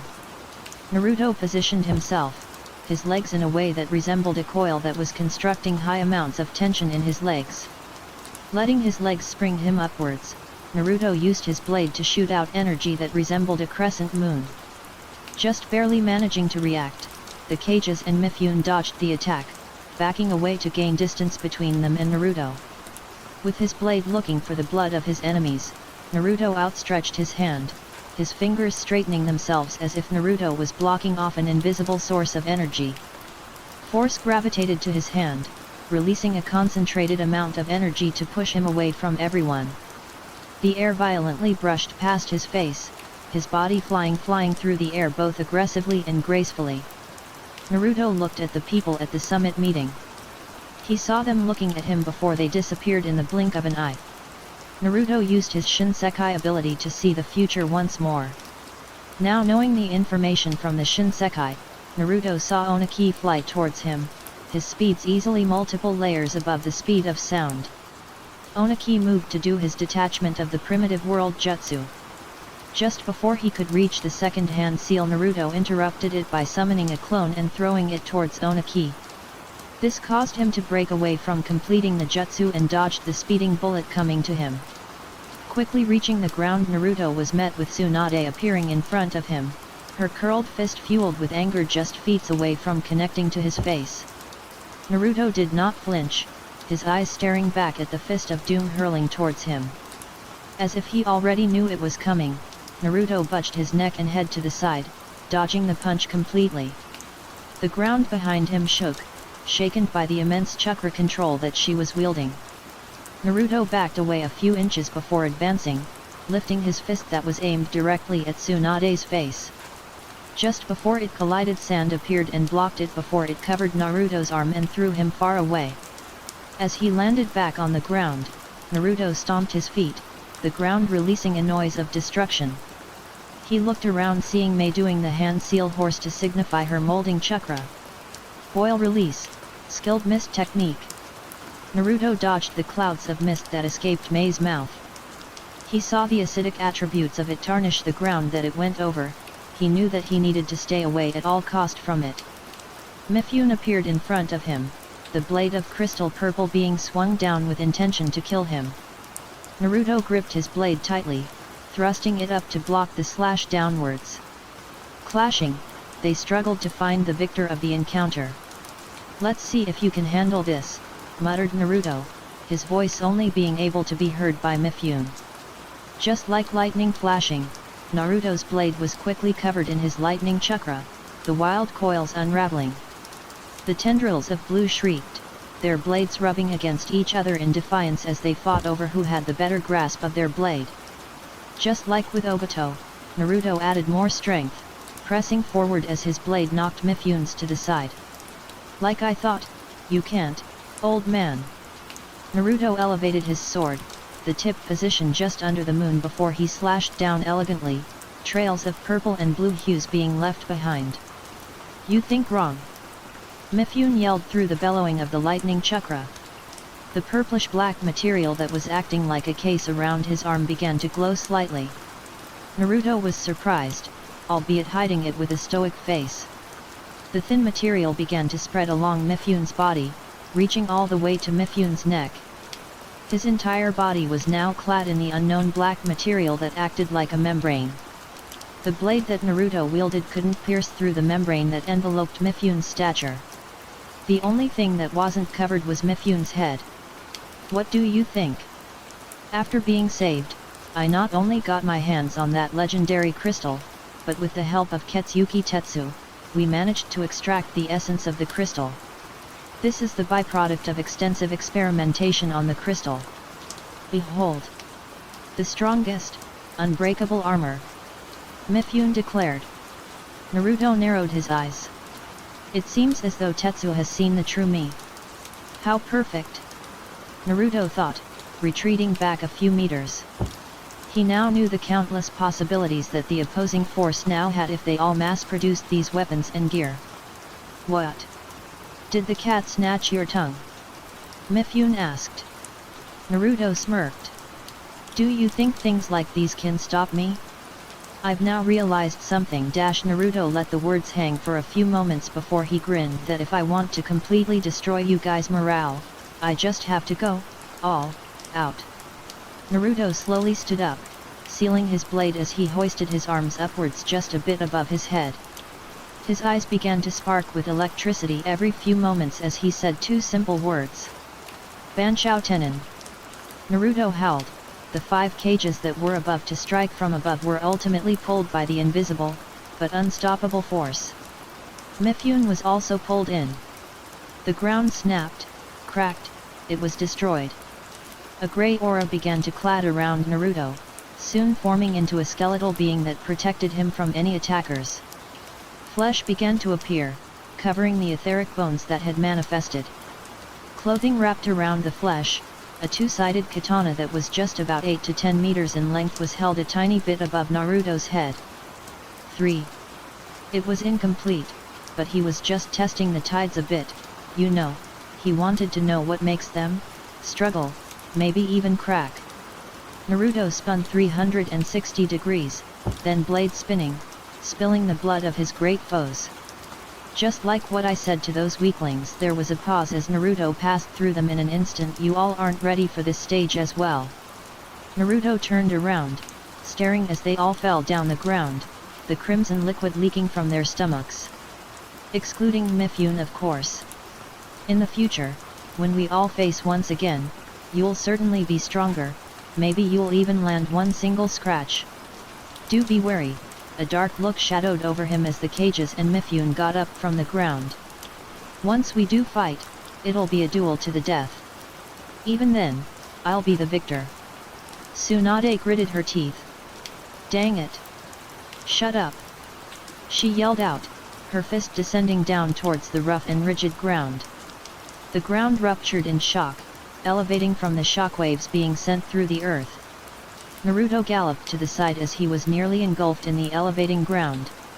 Catching sight of Mei, Naruto disappeared in an instant, with the only evidence that he was even moving was the cracks on the ground that appeared around them.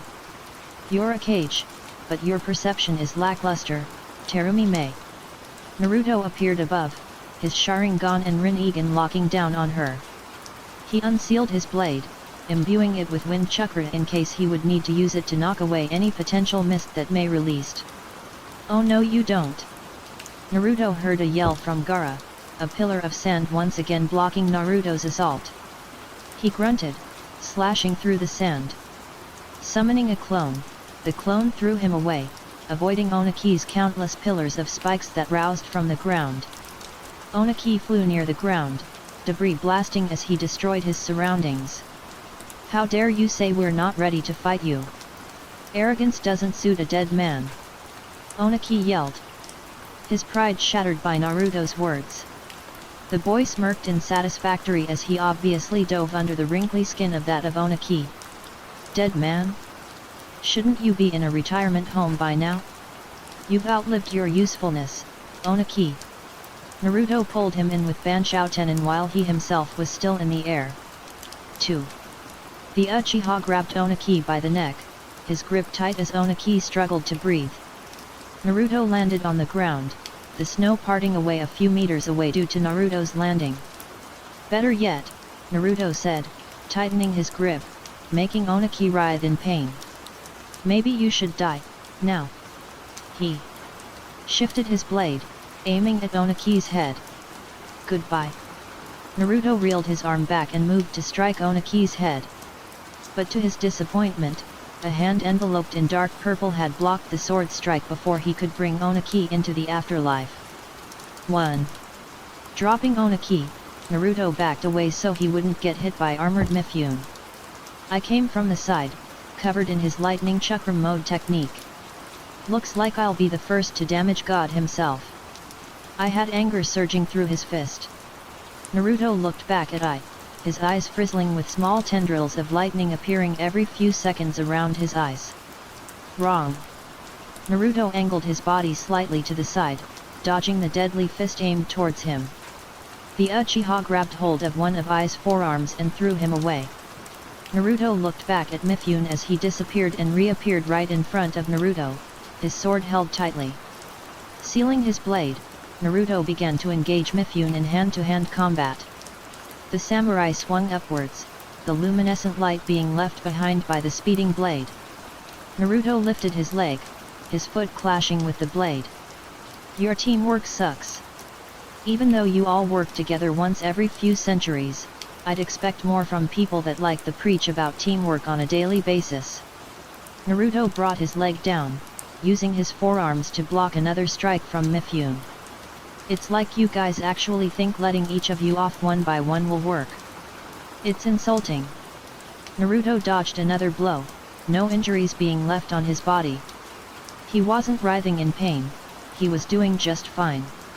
Naruto finally decided to be on the offensive and formed his hand into a fist and attacked the chest of Mifune. This only resulted in the samurai being pushed back with no injury whatsoever. Mifune smirked. Didn't I say it already? This armor is indestructible. Naruto hummed in response before responding to this claim. He stretched his limbs, getting ready to take Mifune down. All the others are calmly waiting for the right moment to attack. How cruel of them to do. Naruto mused, shifting his legs apart, entering a stance. You've grown quite complacent thinking you're indestructible, invulnerable. How wrong you are. In a single second, I'll make you experience nothing but unquestionable pain that will make you writhe in the inside out. Naruto disappeared as the smirk never left Mifyun's face. Naruto flickered around until he decided to do this the old classic way and to just simple dash towards him.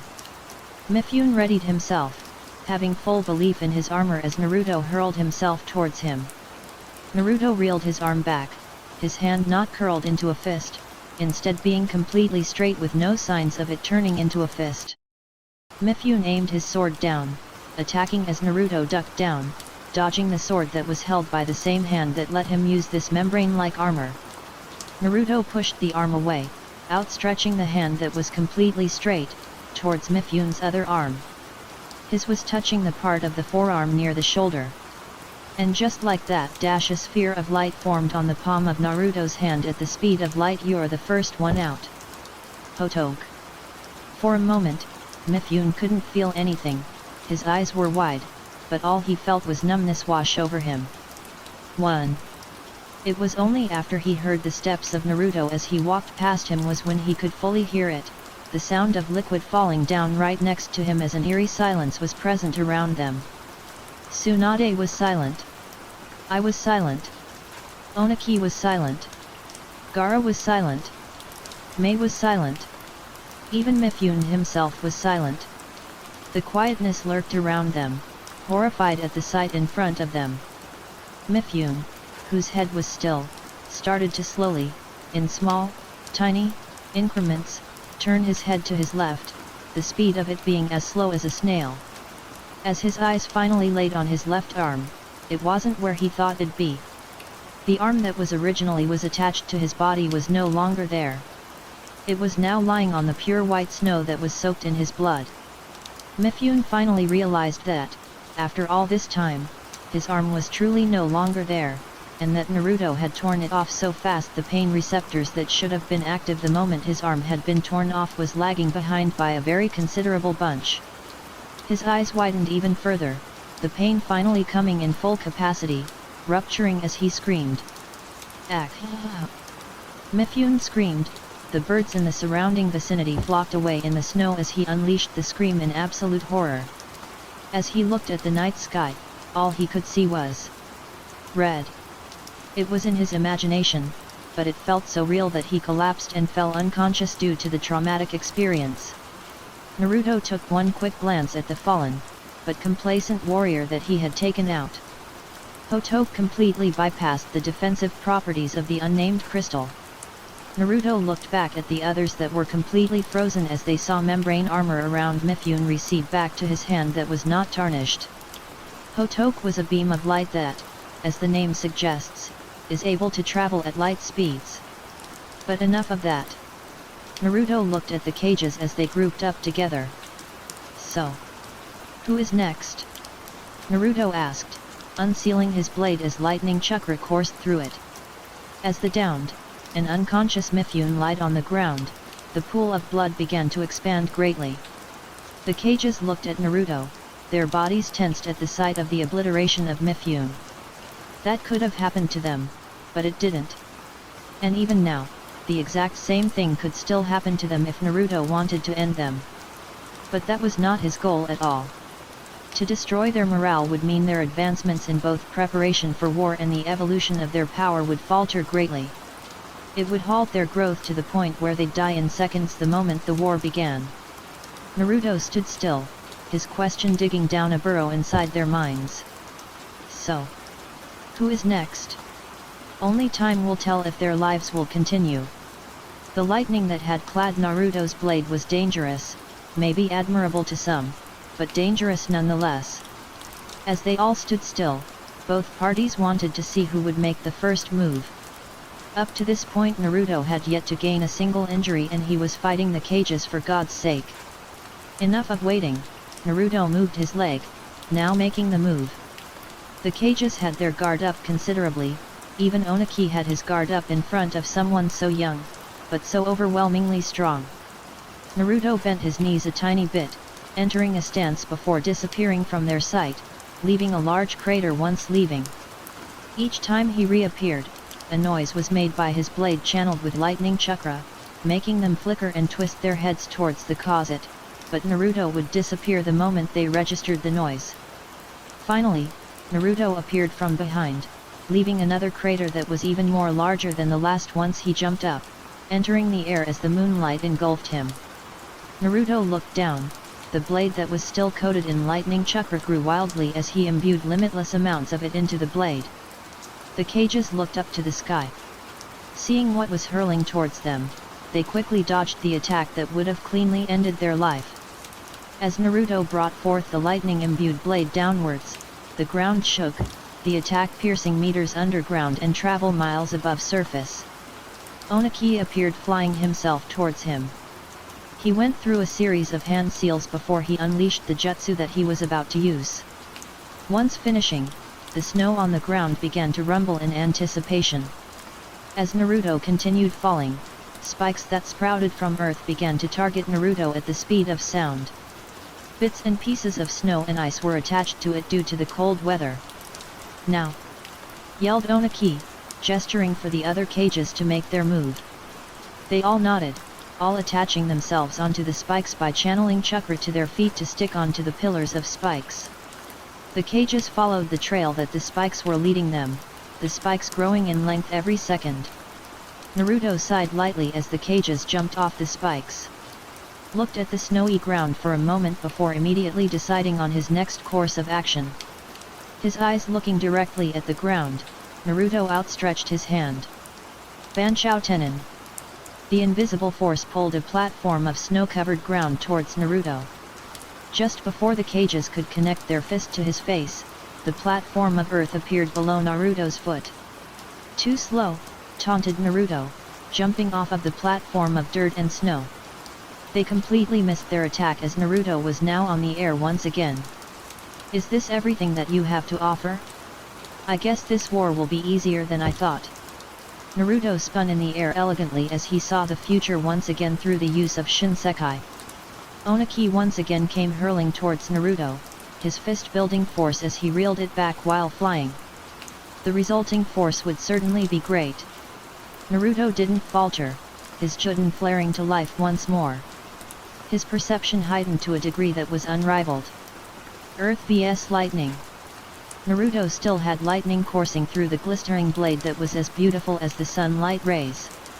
Twisting his body, Naruto had narrowly missed the speeding punch that came his way. Summoning a clone to assist him, Naruto was thrown out the way. He was in an aerial disadvantage if he continued fighting in the air, the territory of Oniki. Although it would have been fixed if he had used Susanoo. Naruto landed back on the ground, the snow separating upon Naruto's descent. He looked back above and saw the cages jumping off of the spikes of earth laced with snow and ice. With them all attacking together, Naruto increased the output of the lightning that he was wielding. The lightning was wild as held the blade with two hands, elevating it to be slightly above his shoulder. It was like holding a bat and getting ready to hit a ball entering the atmosphere at inhuman speeds. Swinging the blade, the cage disappeared as a result as the crackling lightning being flung towards them. Naruto narrowed his eyes, the cage appearing right in front of him. Naruto stepped back, separating his legs as he saw them come close in on him. Sealing his blade, the Uchiha decided to handle this in style. As the cage quickened their pace, Naruto got ready to clash fists. Closing his eyes for just a split second, Naruto felt everything around him, the wind, the snow, branches of tree tearing off, and even the spikes of earth were quickly breaking into pieces. He pulled his hand back, forming a fist. His mind going quick, Naruto ingrained his fist with nigh limitless amounts of lightning chakra. The ground shook, being torn from the raw power being displayed. 3. His eyes resembling that of a dragon, Naruto dashed forward, his fist leaving trails of barbs of lightning that was left behind. His mind went blank as he ran through the battlefield. the ground becoming something like a web due to the numerous cracks being enforced onto the ground. "Can you?" Naruto muttered, his eyes glowing through the series of tendrils that obscured his vision only a tiny bit. "Handle this." Naruto finished, throwing his fist as the cage stopped in front of him and threw theirs as well. Their fists clashed. In that single moment, it was as if time had stopped. Naruto's lightning had disappeared and no equal reaction was made when they clashed. Well, everything had stopped. For exactly 4.53 seconds. 2. As if time had moved forward once again, a loud sound reverberated through the field as a shockwave was formed out of complete nothingness. Coils of lightning stirred through the air, making a loud shriek moment. On the other side of the spectrum was their fist plowing past the wind. A shield of wind was almost present around them as the clash continued. Naruto grinned as he saw the cages struggling. "Still not enough to break you? Well, then I'll go even further." Almost like a knife slicing through butter, Naruto easily pushed more lightning chakra into his fist. Like a parasite, the lightning began to move, shimmer as the tendrils strode violently. Flashes of lightning grew bigger, the fears inside each of the cages' heart resonating as they felt their strength sapped every second. Naruto was barely even trying against them. "Is this all? And here I thought I had to go all out of break every single one of you. Seems I've overestimated you all." His fist pushed through, the lightning enveloping the cages from above. In a flash, an explosion occurred, terraforming the battlefield that they all fought on. Naruto was in a state of excitement, the blood from within rushing through his body, as adrenaline fueled him even more. This was a fight that, while not worth much to him, has been satisfying. Naruto jumped back, the explosion slowly clearing. He had been mostly safe from any injuries and only had a few debris on his clothing. He looked around, unsealing his blade once more to imbue it with wind chakra. Boil release, skilled mist technique. Naruto saw the dust tear as mist that came from Mei now was illuminating around him. He huffed, swinging his blade once to rid a bit of the snow. He didn't want to be vaporized by the acidic nature of the Kekii Genkai. Naruto jumped back, the air pressing against his cloak. It was unexpected, but a pillar of sand formed over him, transforming into that of a fist. Another veil of sand risen from the snowy ground, the sand erupting into a hand. "I see," Naruto thought, knowing what Gaara was up to. Wind rushed from behind, the air ever so shifting as Tsunade a fist of chakra at the back of his ribcage. Just before Naruto got hit, an etheric aura now clad the middle part of his body, forming a skeletal ribcage that wrapped around. Although maintained no injuries, Naruto was pushed towards the hand of sand, and the fist of sand following from behind. The Uchiha maintained a calm expression. "Something as trivial as this won't even defeat me," announced Naruto, his sword flaring to life with flames of tomorrow. The temperatures quickly reaching abnormal degrees, Naruto spun in a 360, the sword cast in flames leaving trails of fiery ascension behind. 2. Cutting through the hand of sand, two surprised Ai and Oniki had their eyes widened as their location was revealed right behind the sand hand. Expanding the flames, Naruto elegantly slashed down, the heat automatically turning the sand into hot glass. The glass emitted a sound as it shattered upon contact. As Naruto destroyed the fist of sand from behind, the boy's entire being was being reflected from glass to glass. As another batch of sand threatened to take hold of Naruto, he used Shinra Tensei to push everything away. Landing back on the snow, Naruto saw the cages get up from the ground, now covered in snow. They glared at him. In their minds came numerous thoughts. In all times they fought an opponent, they have never fought someone who clearly overpowered them effortlessly. They were cages for goodness sake. The ones who oversaw their village as both their leader and as their greatest protector. But the man in front of them could not only destroy a village in a single second, but is capable of destroying the world without exerting too much power. The way they were now, their hopes of crushing him were impossible. tactics didn't work on someone who was not only is intelligent enough to pick up on obvious clues, but also being able to repel them so easily that he made them look like twigs. "Let's take this up a notch again," said Naruto, sealing his blade once more. Once sealing the blade in the late night sky, he disappeared, leaving sparks of electricity behind. Appearing behind Mei, Naruto curled up his hand, forming another fist. Reeling it back, Naruto punched her from the side, sending her crashing towards the countless trees covered in snow. Ignoring the shouts from the other cages, Naruto disappeared once again, quickly following the flying Mei that was sent hurling from tree to tree. His eyes flashing with a dangerous gleam, Naruto reappeared on a tree trunk just a bit ahead of Mei. Taking a kunai, Naruto leaped off the tree trunk, his eyes sparkling with killing intent. Before Mei could regain control, Naruto passed by her, leaving numerous slashes all across her body. Aghh! Mei thought, screaming internally to not show her pain to the world. Blood dripped from her wounds as he fell on the ground. Once landing, her knees were on the ground alongside her hands. The blood that dripped from her body had dyed parts of the snow a crimson color. Naruto landed just a bit behind her, before disappearing. "She'll be back in action in a few minutes. If she can shake off the wound I dealt to her through my Susanoo, then she can handle the damage a simple kunai had done," Naruto mused to himself, appearing back at the battlefield. "Oh? They've disappeared." Naruto heard a shrieking of electricity from behind. Reacting quickly, Naruto saw Ai taking a stride from behind. Jumping to the side, Naruto had dodged the lightning-fast attack from Ai. Tsunade appeared from behind as her fist descending down toward Naruto ripped through the air, shredding it as it moved at constant speed. Ai, who had originally missed his attack, came back around, his body once again being shrouded in lightning. "You're trapped, Naruto!" yelled Ai, gritting his teeth tightly as he projected his fist towards Naruto's face. He saw what he meant by this once sand started to erupted from all around, encasing them three in a dome of sand. "How funny," muttered Naruto, obviously taking this as a joke. If he was any other person, then this would have been a serious problem. But you continue to overestimate yourselves. But he was Uchiha Naruto. This was merely a cakewalk to him.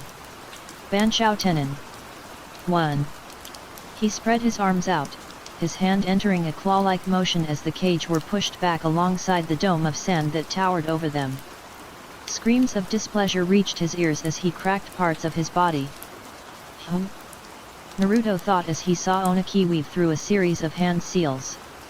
As soon as the hand seals were finished, a three-dimensional shape formed around the palms of Oniki's hand. Dust release, twin javelin of the prehistoric. The three-dimensional shape split apart, soon forming and resembling that of a javelin that floated just a few inches above. "Can you dodge this, Uchiha?" Oniki yelled, throwing both of the javelins at Naruto. The Uchiha observed the speeds that it was capable of going. If he wasn't careful, his whole body would go missing. The javelins started to sprout smaller needles, almost like a senbon needle. Naruto now knew why Oniki asked him if he could dodge. The threat wasn't exactly the javelins, but the most dangerous were the senbon-like needles that sprout from the dust release jutsu. How child's play. This is nothing. Naruto used both Juden and Shinsekai to assist him. He was normally able to memorize many things in the 10 seconds that he could see the future, but it seemed as though Juden was needed to increase his perception, thinking, and capacity. Now knowing where the exact spots of the needles going his way were, Naruto executed his plan into action. Naruto jumped, dodging a needle that pierced through the snow and the ground. Continued dodging the senbon needles until they began to slowly drain in numbers. A smirk grew on Naruto's face, his eyes glowing furiously as he kept on dodging the senbon needles. "Now, how about you go away?" Naruto disappeared and reappeared in front of the floating Oniki and punched him away. Once landing back on the ground, Naruto ducked down slightly to avoid the sand that nearly hit his head. Tsunade appeared right next to Naruto, lifting her leg as he attempted to kick him. Reacting quickly, Naruto raised his foot up to the air, blocking the strike with a kick of his own. As their foot fought for dominance, Naruto jumped in the air using his other leg, retreating the leg that clashed with Tsunade's, and instead used his other leg to knock Tsunade's foot away. His fist tearing through the air, Naruto sent Tsunade flying. Once landing the hit, Naruto sensed two individuals coming after him at quick speeds. Looking back, Naruto saw Ai shrouded in electricity and Gaara riding on top of his sand. Naruto stayed focused, dashing towards their way. "Get ready!" yelled Gaara, preparing his sand. I nodded, the lightning surrounding him become more wild as he poured more chara into his lightning chakra mode. Naruto twisted his head to the side, dodging the punch from Ai. Without missing a beat, Naruto looked back at Gaara as kept dodging the punches from Ai.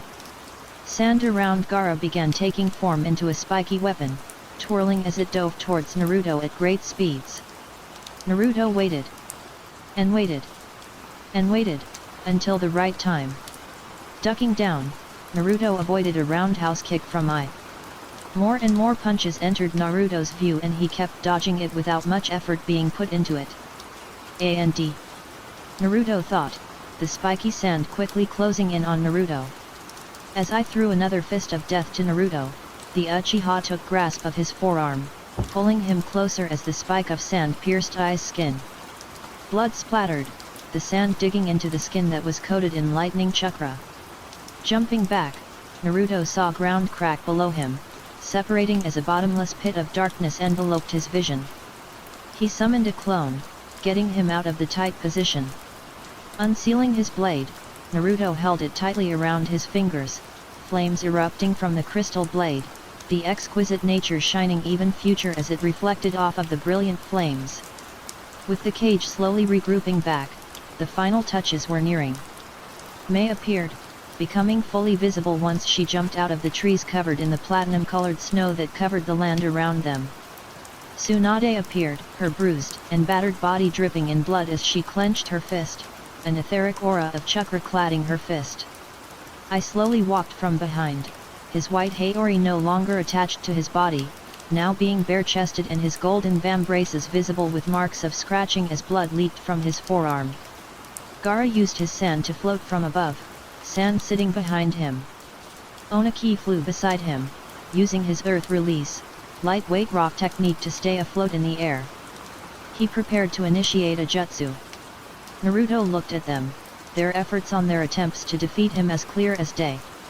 Naruto smirked, slowly walking towards them as the blade of fire melted the snow that they walked on. His face feeling the heat of the fire, Naruto took off his cloak, letting it burn away into ashes. He had outgrown the cloak that he had used for a few years.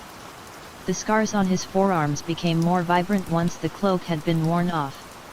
"I respect your bravery for fighting me." Naruto paused, his eyes shimmering from one cage to another. "But you can't beat me once I take this more seriously." He dashed, the flames of youth burning brightly behind him as he appeared in front of them all. 6. Thrusting his blade, the flames scattered as he moved to destroy them all. Gaara, reacting to this gesture quickly, a barrier of sand blocked the sword just barely before it could make contact. Tsunade and I appeared from the sides, their curled fists tearing through the air as it was aimed towards him. Naruto had reacted quick enough to stab the ground with the blade, evaporating the water from the melted snow on the ground.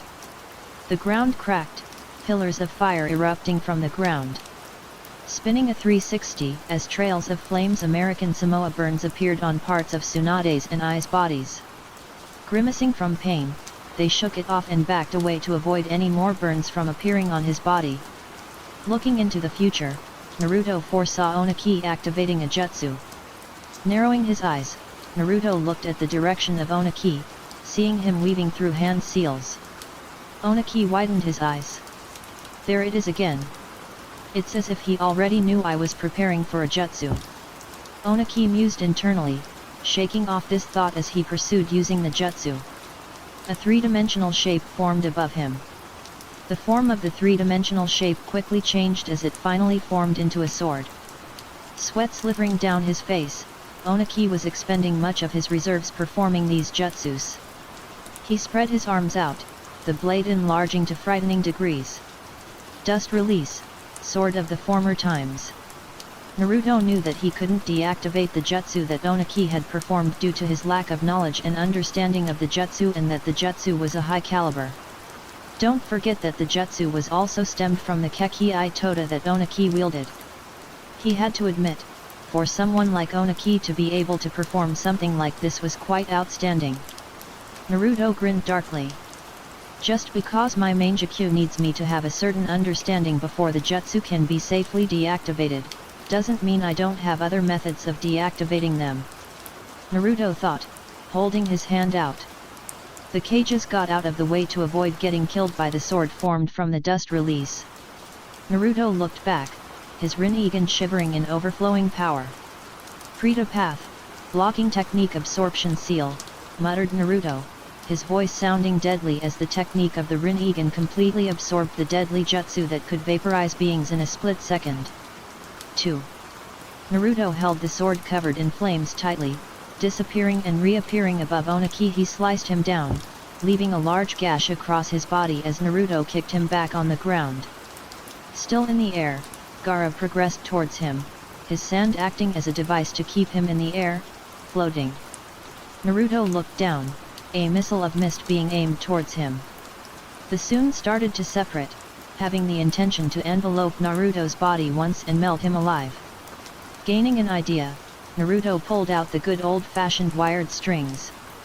The strings were practically invisible as it wrapped around Gaara. His eyes widening in realization, Naruto pulled him to him. As the killer mist approached his back, Naruto took hold of Gaara as he positioned him under him, his back being pierced by the mist. Ack! Blood sputtered from his mouth, his back bleeding continuously. Every cell on the back of his body edged in pain. Gaara gasped for air as he was dropped on the ground, writhing in pain as he squirmed around. Naruto sighed, spikes of earth rousing from the ground as the other cages trailed from behind. The Uchiha ushered his arm out, his hand straightening as a deadly look appeared on Naruto's face. It seems my final attack shall now be enforced. Shinra Tensei. The invisible force once again awakening, pushing everything back so many meters away from him. Everyone writhed in pain, blood seeping from their wound. Naruto crouched slightly, stretching parts of body as he prepared to unleash one last jutsu from his arsenal. He saw the cages limping towards him, trying to conserve energy for anything that Naruto would dish out. My grandfather once told me the possibility of using the Rinnegan in a rather unorthodox way. He stopped channeling flames to his sword, and stabbed the ground with his blade, leaving it there as he prepared for the use of the jutsu. He never tried it himself, but I have come to test out this theory of his. The grey aura surrounded Naruto once more, his Susanoo immediately evolving into one that had bones, flesh, and skin wrapped around it. 5. He made a ram seal, two faces appeared on the right and left side of Susanoo, alongside two pairs of arms on both sides. The one on the right made a snake seal. The one on the left performed a bird seal. Can you beat the power that is wielded by the man who is untouchable? Naruto yelled, the ground cracking as an eerie presence shadowed over them, letting no room for breathing. Naruto grinned madly. Could they handle the heavens falling on top of them? Tenge Shinsei! Naruto roared loudly, his voice reverberating across the field. Nothing happened at first, but it wasn't until they saw a shadow slowly form above them that they finally felt the presence of heaven crashing down to the mortal realm. Naruto's eyes glistened as he saw what fell on top of the land of iron in that singular moment in time. They lifted their heads, their eyes widening at what was happening. It was something that destroyed their images of the world. A meteor that threatened to dismantle the core foundation of the shinobi world. Satsuki and her group of shinobi sat in a cafe in the Land of Fire, drinking a fresh cup of coffee while in their disguise. They were getting closer to the whereabouts of Itaki. They only needed a little bit more time. Everyone! There's something falling down the sky. A middle-aged man entered the cafe screaming as look of disbelief was on his face. This caught interest of many people as they ran out of the cafe, wanting to see it for themselves. Wait! Isn't that all the way in the land of iron? That's where the 5-cage summit is being held. Another man yelled, now wondering what the heck was happening in that section of the nations. Satsuki walked outside, everyone else following behind. It was difficult to see the horizon due to the countless people crowding, so they jumped on top of the building, now gaining a clear view of what was truly happening. What the heck? Is that the work of God or something? Karin asked, in disbelief that something like a meteor falling down on Earth was humanly possible. Satsuki looked at the large meteor falling down in shock. What in the world are you up to, Naruto? Satsuki asked internally, her heart fluttering at the sight in front of her. The people couldn't see it, but she could see it very clearly. 5. A man was running on the coarse textured meteor. Satsuki couldn't help but smirk at the work made by God. 3. You see that, Kakashi? Kurane asked Guy, the sun slowly rising as they saw the meteor that could be seen many countries away. He was bandaged and walked around with no arms, having to rely on his feet. 1. The sunlight hit their faces as they saw another catastrophe quickly moving through the air. An immediate thought ran through their mind. That dang Naruto, said Kurane, clenching her hands into a fist as he felt anger surge through her body. It was obvious that it was Naruto. Only someone like him would dare to do something this grand in front of people revered as the strongest in their nation. They too saw a man running along the side of the meteor from afar. Naruto felt the fresh breeze brush his skin delicately as he sat on the meteor that made humans look like mere ants when compared to itself. Naruto spread his arms outwards as the meteor was about 10 or so miles above the ground. He had used numerous clones and made them throw him up to the very side of the meteor. Now, how will you fare against a meteor? Naruto asked, his voice not reaching the cage's ears due to their fears of facing a meteor that seems to have a lot of volume etched into it. Kazekage Dano. Use your sand to slow it down. I'll conjure a jutsu to destroy it. Yelled Onaki, veins bulging from the side of his neck as he began weaving through hand seals. The heavily injured Gaara nodded, standing as blood slithered from his body frame. I'll assist with my strongest boil release attack.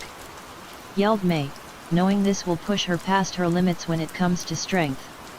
Tsunade and I knew they couldn't do much. Their specialties shined when they were in close combat, but that doesn't mean that they couldn't conjure an attack that could reach places that were far. Naruto grinned, seeing them ensue their attempts to destroy the falling meteor. Onaki gritted his teeth, almost finished with the set of hand seals. Mei weaved through a series of hand seals as well. Gaara, although heavily wounded, elevated an ocean of sand to the air, the sand covering the entire bottom of the meteor. Tsunade had sent so much chakra to both her fists that an aura of chakra started to ravage her surroundings. I used his lightning chakra mode to its maximum output, his entire forearms being covered in lightning. Onaki and Mei finished their jutsu, simultaneously yelling it out. Dust release, the trident of the primordial deity. Onaki yelled, a trident with 3 prongs formed from a cube that hovered over Onaki's head. The size of it began to increase, soon becoming the quarter of the length of the meteor that was crashing down to the ground. 1. Boil release, strings of the eroded heavenly body. Mist started to erupt from her mouth. It soon began to strengthen as it expanded in size. It was time for them to retaliate. Do it! Gaara yelled, his voice strained as he struggled to keep himself conscious while the meteor repeatedly pushed down on his sand. Following Mei, Onaki sent his dust release jutsu towards the meteor. Tsunade and I started throwing punches upwards, shockwaves of chakra and lightning reaching to the meteor, making contact. Their fists were disappearing as they begun pushing past their limits as cages.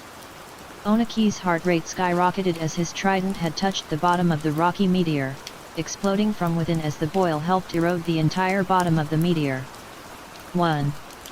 Once their jutsus were finished, they fell on their knees, tiredness attempting to take over their bodies. Garo looked over at Tsunade and I. You guys are our last hope in destroying the meteor. I can only handle this for a little longer. No matter what. Don't give in to fatigue.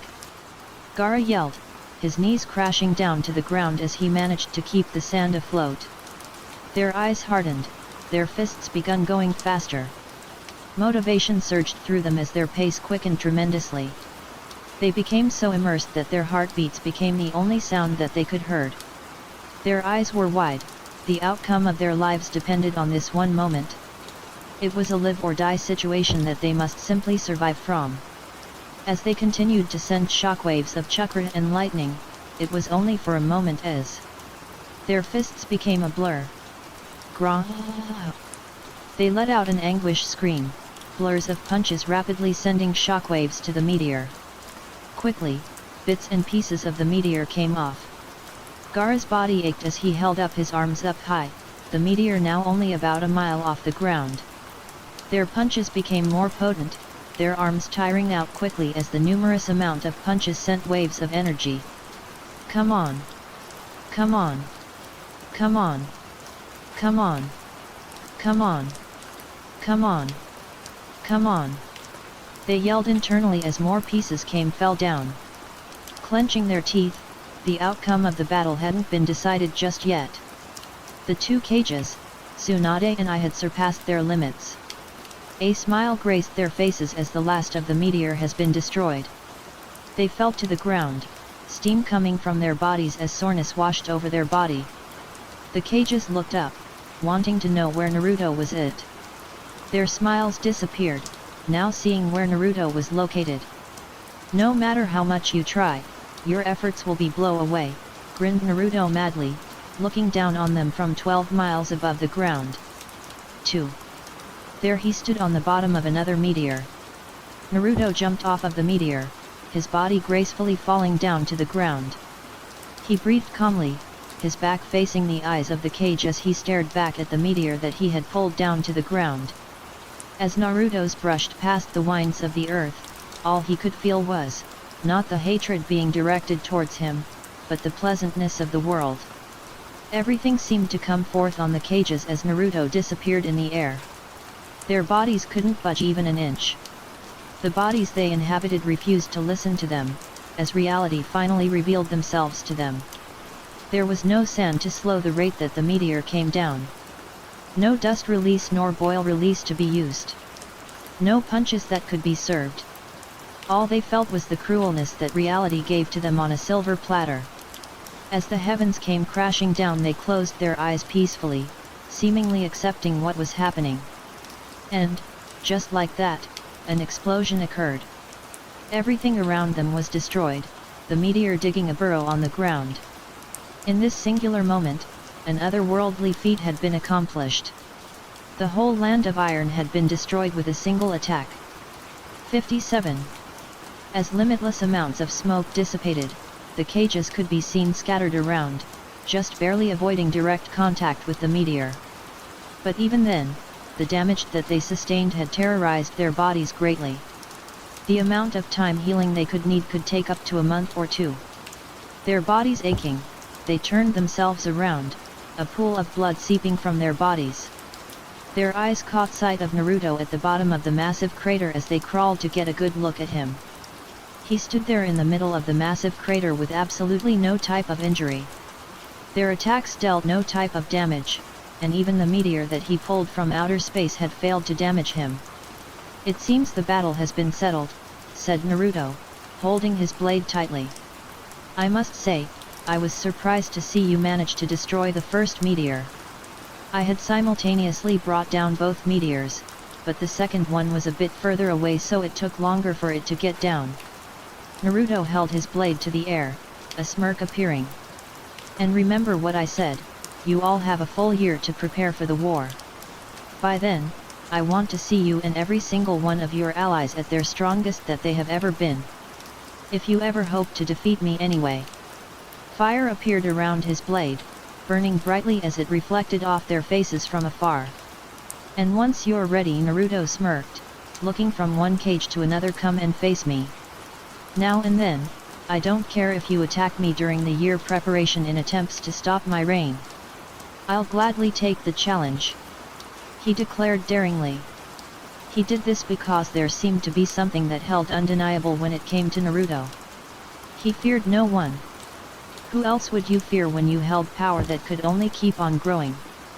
And with that Naruto left, leaving behind a battle that would be told centuries even after his death. The man who fought against the 5 cages and became victorious unscathed. A man who didn't even bring out his full power to completely destroy their morales. He was the boy chosen by the rulers of heaven and earth, to bring judgment and retribution that the people of the shinobi world would never truly understand. And the world will now face the final act that he had been planning since the days of his youth. While he lost sight of it, he soon came to realize it once again when he had talked to his younger self in his mindscape. But no matter how many layers that stood behind him, never unveiling. There's something that is absolutely certain to everyone, including himself. That throughout the heavens and earth, he alone is the honored one. 4. Uchiha Naruto. They lied there, shattered and broken as the fire that burned around the old remnants of the trees began to deepen. It was humiliating for them. 3. The 5 strongest of their respective village had fallen to the hands of Naruto so easily. And the worst was that they knew Naruto wasn't going all out. If he took them seriously from the beginning, they wouldn't have been able to tell the tale of their survival. They gritted their teeth as the sun rose from the ashes of the night. This battle, it broke them both physically and mentally. Their strength wasn't enough to overcome the unstoppable and immovable force that threatened to destroy the world. How pathetic! They all thought. Not only were they disappointed in their loss, but they worried about what the people of their village would think. If they saw that they lost to Naruto, then what would happen? Would they cower in fear for the future? That would make things a lot more difficult than things are already. Managing to bring themselves to their feet, they limped down to the middle of the large crater that was made by the meteor that Naruto pulled down. They met at the middle of the crater, their bodies battered, bruised, and destroyed. What will happen now? Mei asked, gasping for air every few moments due to smoke being inhaled every time he breathed. They were at a stump, stuck with their decisions being scattered. I think we need to cover this incident up. We can't let people lose hope, we only need to announce Naruto's declaration of war. It took a few moments, but knots began to appear. 2. I agree, the last thing we want is for our people to lose hope, said I, breathing heavily as his wounds began to worsen. It hurt every time he tried to breathe. It was like the world was against them. It hurt them both internally and externally. Their bodies screamed at them as they felt pain yell at them repeatedly. They had a year to prepare. In these next 12 months, we all need to get stronger, announced Oniki, his arms behind his back as he coughed up blood. The other cages looked at him. They all nodded. Naruto was extremely and unfathomably strong. If they wanted to stop Naruto and his terror, they needed to step up their game and become so strong that Naruto couldn't ignore them so easily. And when the time comes, they'll be ready to fight him once again. Whether it's a dance to the death, they had resolved to win the next time that they all fought together as a singular unit. Naruto walked through the desolated lands that was once the land of iron. The meteor that had put everything down to ruin. Everything was destroyed and dismantled to the point where everything was unrecognizable. It was clear to him that the land of iron was no more. The miles of land had been destroyed from the face of the world. No snow fell from the sky. The snow that was supposed to be falling was completely stopped, halted due to the power of Naruto. He stopped, seeing something in the distance. Naruto mused, his eyes seeing a small structure that resembled that of a coffin. There was numerous scratches was on it as he looked up and down. The thing that most caught Naruto's interest was what it was made out of. Wood, hey? Naruto thought as he saw the wooden coffin rattle, almost like someone was inside of it, residing to protect itself from something that threatened it. It took a few moments, but the person inside destroyed the coffin-like object and the person inside was revealed to be Naga. His body was ragged. Shinra Tensei shouldn't have done that much damage if he saved himself. Was the damage because of the meteor? Naruto thought to himself. Even though he had focused the power of the meteor towards the 5 cages, he couldn't necessarily control the output of the power well enough to narrow the damage to something preferable. Realistically, due to be trying to lessen the damage of the meteor, some of the other countries that should have been destroyed were spared. It also didn't help that I pulled a rather large meteor. Naruto saw Naga fall on the ground, gasping for air. Crap! It was almost suffocating in there. It didn't help that I was able to feel the effects of the meteor even inside of wood coffin even when I'm so many miles away. Naga directed these words to Naruto. It seems you managed to survive my mayhem. It doesn't matter if you are looking to fight me, Naruto smirked as he looked at the strained Naga. I can fight for a few more days if I wanted to. Of course this is also accounting the fact that he doesn't pull off another stunt like the meteor.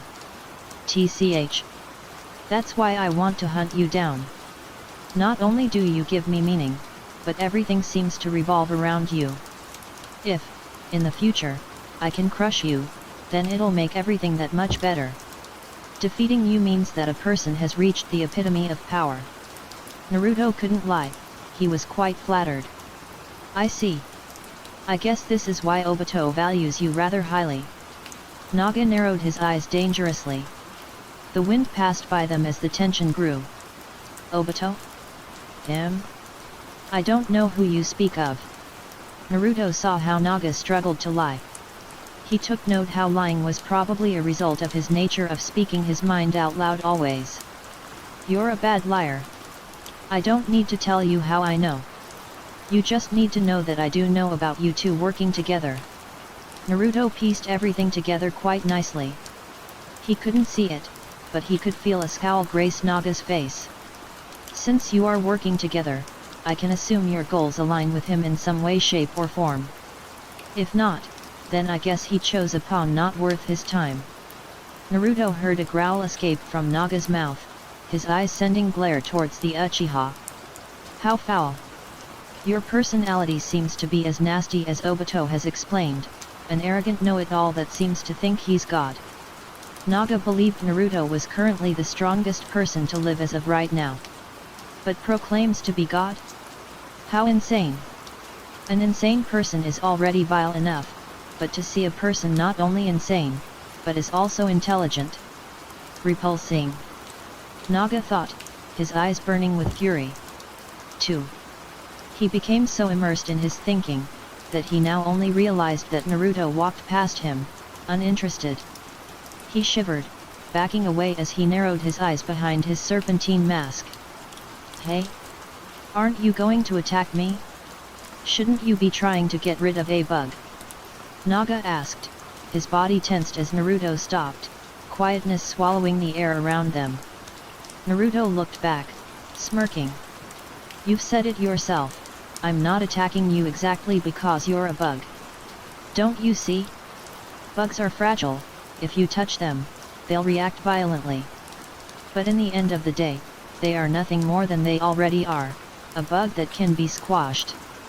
Striking a nerve, Naga reacted violently as wood sprouted from all sides. Naruto stood still, letting the wood come closer to his body. A wood release user, hey?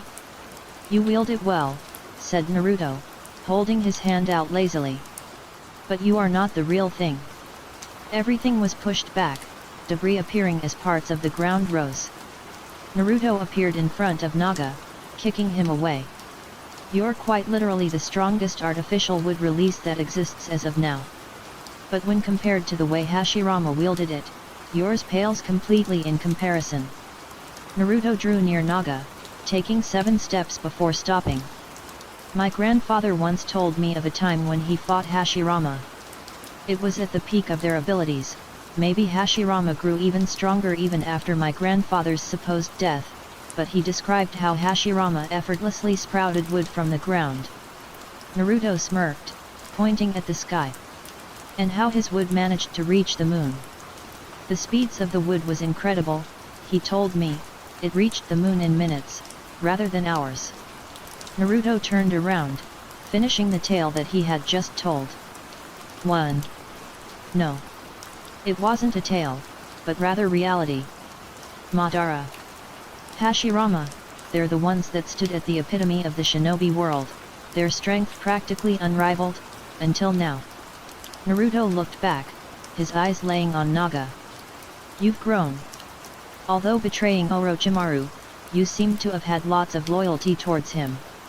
A spy that only knew how to follow the orders of the strong, now becomes the strong that can order the weak.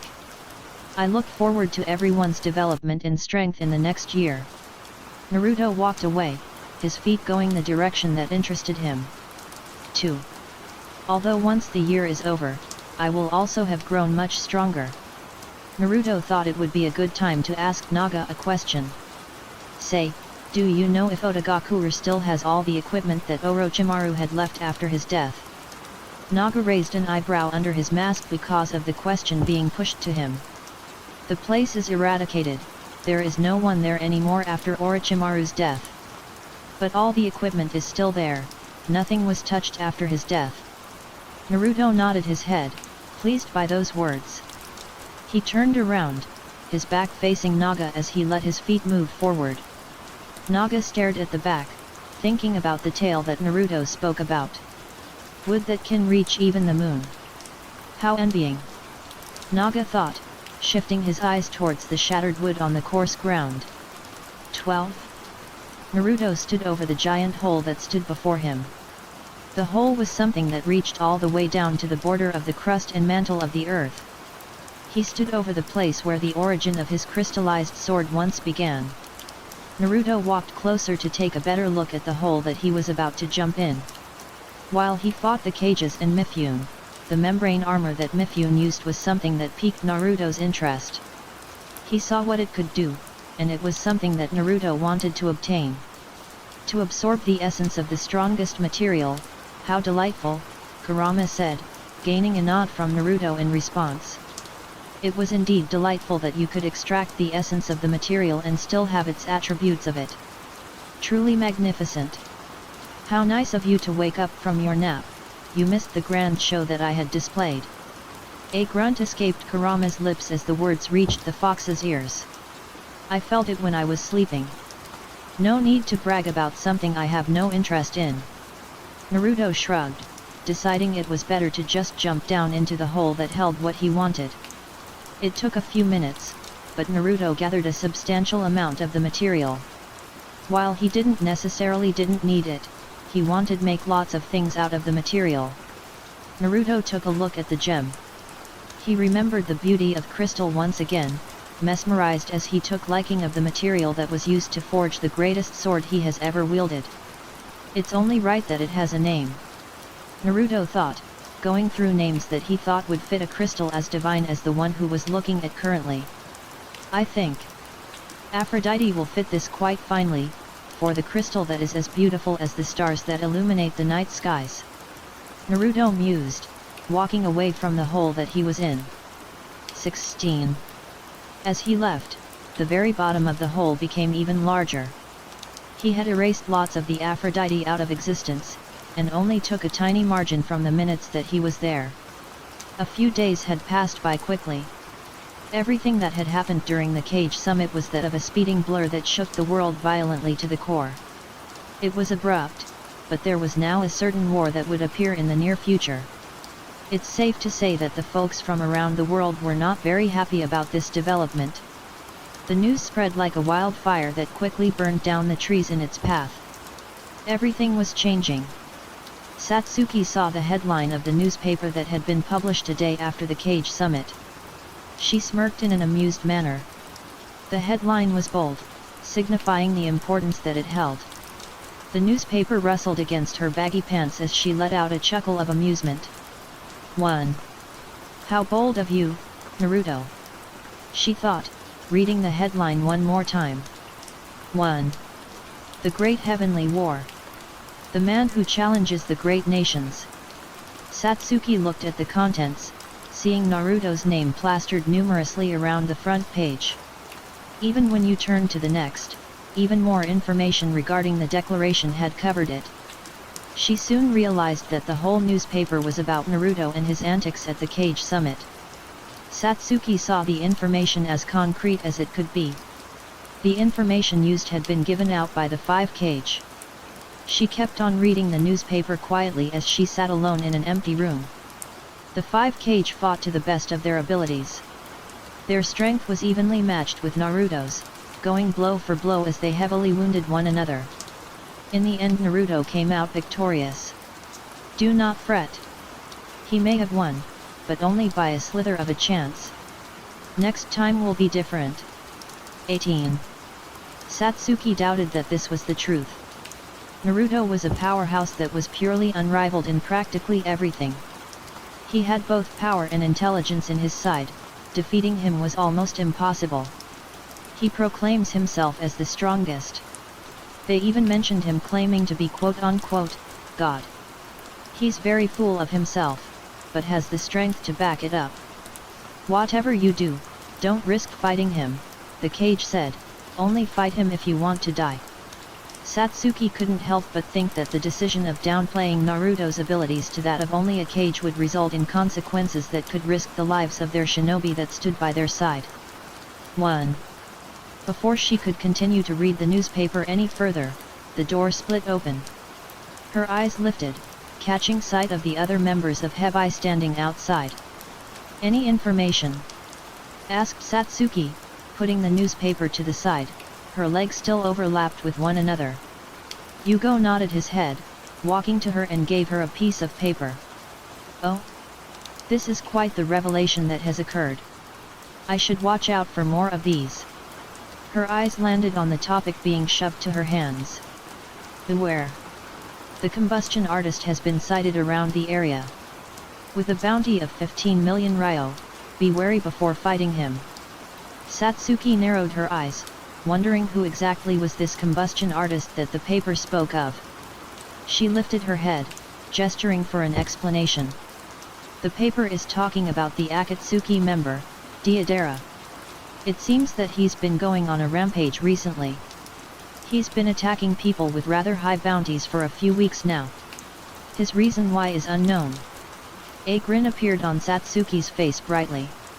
She got up from her seat, getting the sheathed sword that leaned against the wall right next to her. Her baggy black pants rustled as she walked to the door. Satsuki looked at each and every single one of them. I'll take care of Madara and see if I can extract information about Ataka's whereabouts. I need you 3 to search for more information. Whether you get IR from this small town or from another town, it doesn't matter. All I ask is for you to not interfere with the fight. They nodded, accepting their leader's wishes. She walked through the walls of the motel, her eyes staring forward as she walked forward. The newspaper had mentioned the year preparation that Naruto had given everyone before chaos ensued on top of the world. By then, Satsuki wanted to become even stronger to the point where the world would fear her name. It was something that Naruto had already achieved. I'll see you at the top, Naruto. A smirk flashed her lips, feeling the fresh breeze as she walked outside of the motel. I think you should stop, said Guy, sighing as he saw the heavily injured Rock Lee. Guy couldn't help but feel hopeless in a way. Both of his arms had been torn off. His only way of improving was using his feet. He was weakened and his potential as a shinobi had halted tremendously. And every time he looked at Lee he couldn't help but see a boy tirelessly trying to get stronger. I can't. Sensei. Naruto had given us a year to get stronger, I'll use every last second of it. Yelled Lee, his body in a handstand with only a finger on each hand holding him up. He grit his teeth, moving an inch forward with both his fingers. You've been training ever since you got back from the Cage Summit. If Guy had his arms still, then his hands would have been in a fist tightly. Lee began moving forward more frequently. What I saw there? As I looked in the distance as the Cage and Naruto fought, I only saw a massacre. Nothing worked against him. That's why I must get stronger. I must meet his level of power some way or another. Sweat dripped from his face as he strode from point A to point B. To achieve the power that Naruto wielded, him, and everyone, must not waste even a moment in these next 12 months. 2. This is an opportunity, Sensei. Naruto gave us more than enough time to prepare for the war. That's why. I'll get stronger. So that no one that I care about will die ever again. His voice reverberated across the training field. Guy wanted to retort, wanting to stop Lee so he could rest. But he was moved by those words. The warmth that those words carried, a heart-wrenching truth. He knew, but he contradicted himself.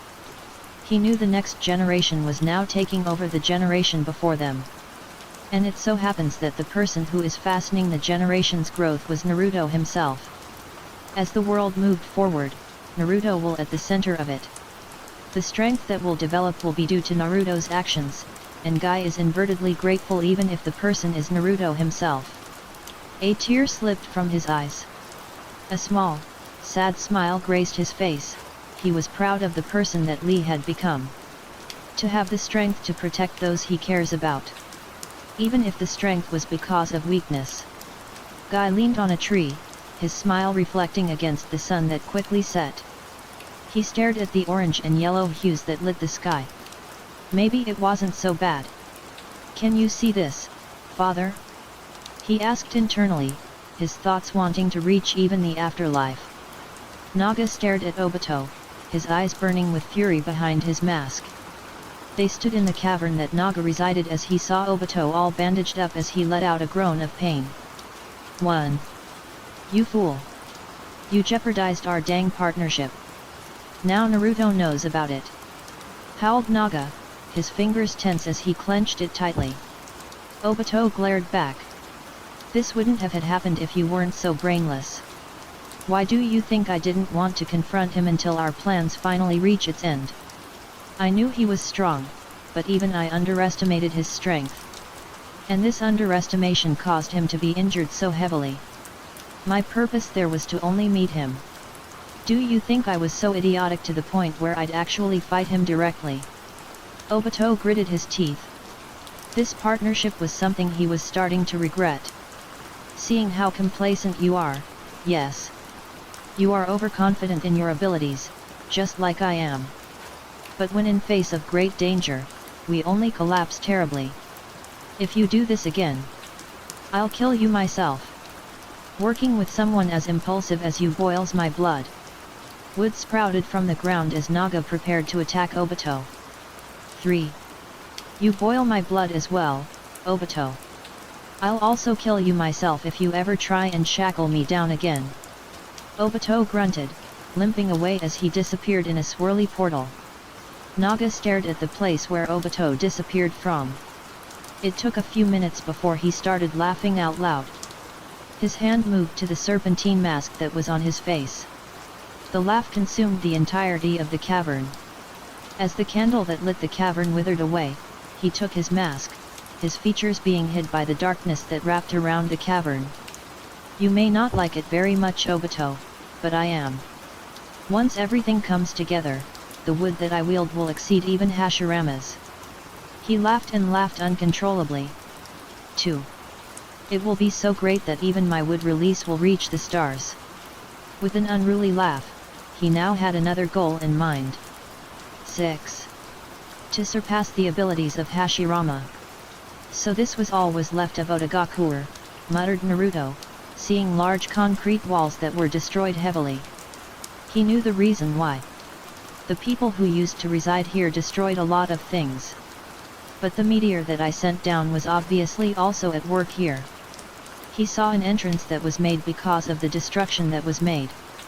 The meteor's influence not only destroyed the entirety of the Land of Iron, but it also destroyed some parts of the Land of Waterfalls, Land of Sound, and a slither of the Land of Fire. 3.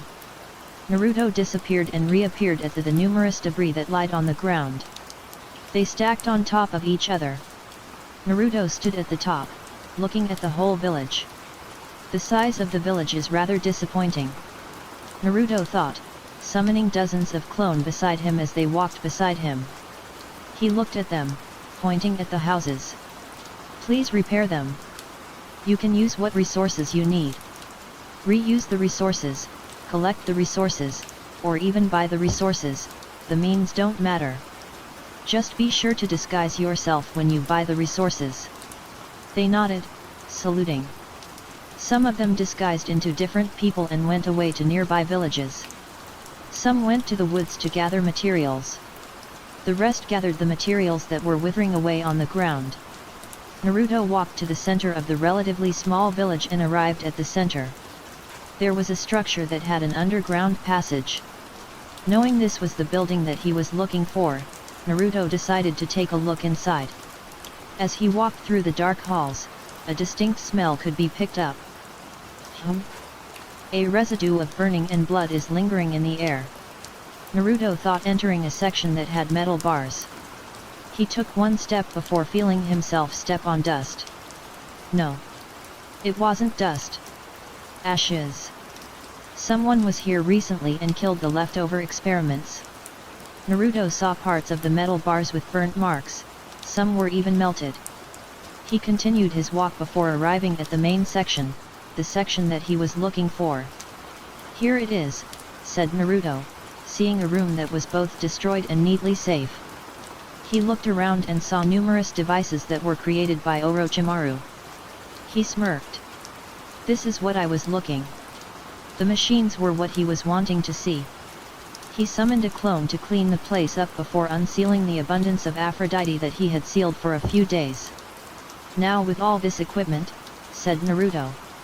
Let's machine a machine of our own to extract the essence of the Aphrodite. He took apart some of the machines and set them aside. Sooner or later, Aphrodite will lose all its value once they become manufactured regularly. Merchants will get their hands on the crystal and sell them for a brilliant amount. The crystal will be used in battle and the need for it will cause wars. That's why before Aphrodite is relied upon by the world, I'll destroy all of it.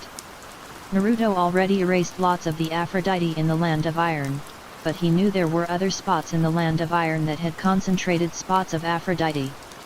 This was certain. He'll be making trips to the wasted land that was once the Land of Iron. And the next he does, he'll be much more thorough when it came to making the Aphrodite disappear from the world completely. Naruto looked at his forearm and saw the imprinted seal that he had made years ago and perfected some time later. A book appeared, one that seemed to be personal to Naruto.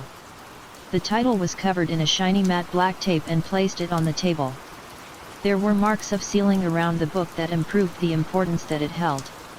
He sat down, the numerous machines surrounding him as he began thinking deeply once more. But first, I must advance myself further before I take care of it. Naruto thought, his mind engulfed by thinking of ways to make a machine capable of extracting the powers of the Aphrodite. 1. His plans were unraveling quickly. And when his plans were finished, peace will be stored. Dang it! Hissed Naga, punching the ground with his curled fist, anger spilling as he looked up at the wood that he risen from the ground. 2.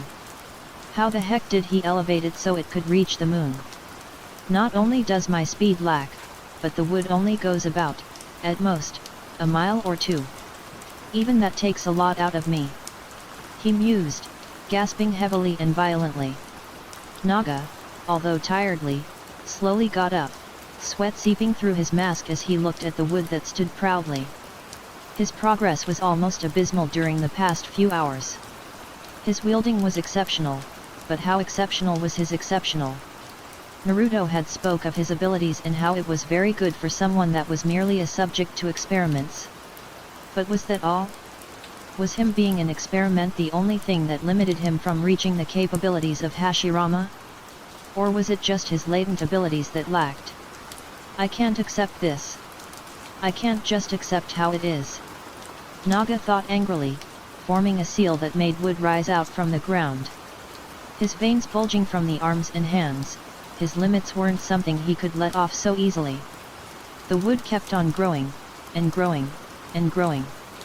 A grin appeared behind his mask, finally thinking that the wood was finally going to grow astronomically. But he was simply wrong. His grin that was there before quickly disappeared as he saw the wood stop growing abruptly, the very top of the wood stopping a few meters above his highest point. 2. Naga dropped to the ground once more, his hands clenched tightly as tiredness washed over his body. His power was lacking and his progress was lacking. Will these 12 months be even enough? He asked himself, breathing heavily. His arms and muscles were sore once he got up again. The war will be catastrophic and many lives will be lost. It was described as a war that would destroy even the world that they stood on. The ants, or the people, would fall, and Naga didn't want to be one of those tiny ants that would break and die so easily. He wanted to fight Naruto, not as someone so unbelievably weaker than him, but as an equal that can stand toe-to-toe. But that reality seems to only proving to be a fantasy as time was moved forward. Him, and many others, were so far behind someone like Naruto. His power and intelligence was unrivaled. As people gain a slither of hope of reaching Naruto's abilities, it's shattered, their hopes becoming no more than a dream once Naruto reaches a whole new level of power. The people that were once stronger than Naruto stood no chance anymore. He was now man who achieved immeasurable amount of power that those once stronger than him could only hope for. The man who was unsurpassable. Dang it! Naruto stood on a field with many clones surrounding. He had stopped working on the Aphrodite essence extractor and started working on getting training. Naruto looked at the clones before instructing them on what to do. I haven't done this in a while, maybe a year or two. I want you all to simply train using both the Mangekyou and Rinnegan abilities. Naruto held out his hand, a beam appearing and piercing numerous trees. Hotoke is very versatile. Depending on how much chakra you pour in, the more powerful it is and the more travel distance it gains. He stood on a rock as the other Narutos nodded. If, by example, you can make so where even the slightest amount of chakra can reach the abilities of destroying a planet, then that'll be plenty enough. Naruto then pulled a boulder to the palm of his hand. Like I said, I want you to also train on other things and not only on Hotoke. The other Rinnegan techniques and Mangekyou techniques also matter a lot. The same goes for everything else. He pointed at 50 of his clones. There are currently 150 clones here. I want you 50. Naruto pointed at a section of his clones to focus on Rinnegan techniques. Split yourselves up when it comes to the individual techniques. Or you can do all the same technique then switch between the individual abilities. They nodded, moving away. Then I want you 50. Naruto pointed at another 50 clones that stood proudly to work on Mangekyou techniques, practice and hone them to perfection. They nodded, walking away. This left the last 50 clones that stood in front of him. I want you all to hone everything when it comes to close combat. Use Juden, or even the Aphrodite sword, it doesn't matter. All I want is improvement. They nodded, saluting, before walking away from Naruto. He sighed, looking up at the sun. I don't usually resort to this method, but to be above everyone else is what forces me to do this. I don't mind this though. I do have some other things that I need to do. Naruto thought, taking one last glance at the clones training before disappearing from their sights. He was like a speeding bullet that traveled at high speeds. Naruto appeared at the entrance of Otagakure and jumped on the endless rubble that illuminated the ground. Once on top he disappeared again, only being seen as a blur as he made his way to the middle of the small village. Entering the familiar entrance, distinct smells made up his nostrils. The scent of ashes and blood loomed the air as he made his way to the main section. His foot stepping inside the main room, Naruto looked over to the left. It was full of materials and machines once made by the genius, Orochimaru. He must thank him. A lot of these materials were quite rare to find. Then to the left was a map of the elemental nations and photos of the Akatsuki members on the bingo book. He sat on steel table, the cold feeling abruptly appearing as he observed the map. Naruto had every of the Akatsuki members except for Pain. He will most definitely come after me. I'll be ready before he tries to even do anything. Naruto thought, his thoughts going over who he should take out next. Kakuzu had slipped away quite like a snake when he fought him at the daimyo palace. They underestimated my strength then, he won't now. But I have instilled fear in him. Unlike his partner who probably starved, Kakuzu has rational thinking. Getting a hold of him will be difficult. Naruto moved to Deidara. He has made his presence quite known for quite a while now. He will be quite easy to kill. Although he isn't much of a threat to me right now, I'll have to take care of him sooner or later. Naruto looked at Kisame and Itachi. I don't need to take care of them, at least, not Itachi. I won't interfere with Satsuki's affairs. If she wants to kill him herself, then I'll let her do it. But the same cannot be promised to Kisame. Naruto thought, his thinking going towards the future. The clay dragon let him fly in the air. The fresh breeze brushing against his face as he looked for his next target. He had been going after people that held high bounties.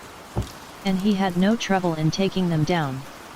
It didn't matter, but he'll go after those who hold bounties that exceeded the threshold of 1 million ryo. He didn't doubt his strength in taking him down. He made sure to stay from anyone that he knew would defeat him mercilessly. He had duties for the Akatsuki, but he didn't to put everything on hold and to just recuperate from his losses. It took forever for him to recover from his latest defeat. It was only after Kakuzu had attached his arms back was when he was finally back to his agenda. Even now he was struggling to get by. Naruto was someone that he wanted to stay away from. Who is this? He thought, his eyes catching sight a rather beautiful person from up high. To get a better look from his current height, Deidara used the machine that was attached to his left eye to look closer. Is that Uchiha Satsuki? Little sister of that raven idiot. I'll pay him back by beating up his sister. Her bounty is quite high as well. He thought, his dragon made of clay diving towards her. Her bounty had a tremendous increase in ryo once word got out of her taking down Orochimaru. She didn't hold much presence even though she was an Uchiha. She originally had 5 million ryo after leaving Konoha, with only Konoha wanting the head of Satsuki. The other villages and nations didn't really care about this development. But once the death of Orochimaru hit, her bounty skyrocketed from the initial 5 million ryo to a bounty of 40 million ryo. People were forced to acknowledge her strength. Although her relations and affiliations with Naruto were yet to be revealed. Excluding Konoha. People were wary of her. But that wasn't Deidara. He didn't care about some facts thrown around. What he wanted was bounty being served on a silver platter. As she walked through the steady field, her eyes were glued to the horizon.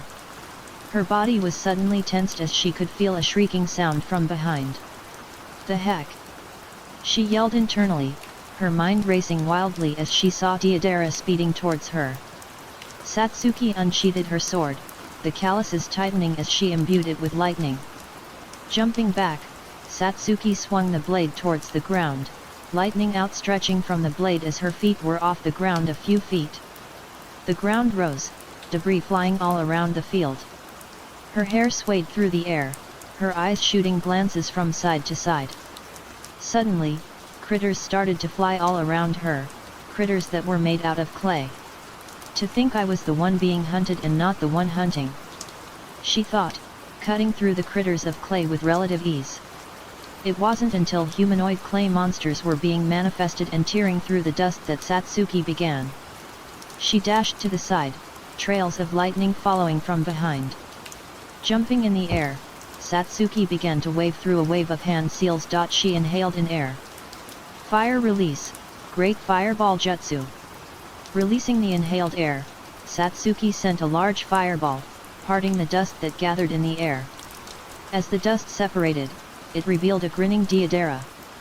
Well, if it isn't the sister of Itachi, Deidara dodged columns of lightning that was sent after him.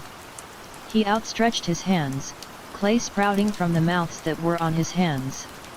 More humanoid clay monsters began to form as the clay dropped onto the ground. Satsuki landed on the ground, her feet feeling a weird sensation from underneath. Satsuki jumped away once again, her feet moving on its own as the ground exploded from below. She saw Deidara wield the clay, very proficient in his abilities of explosive clay.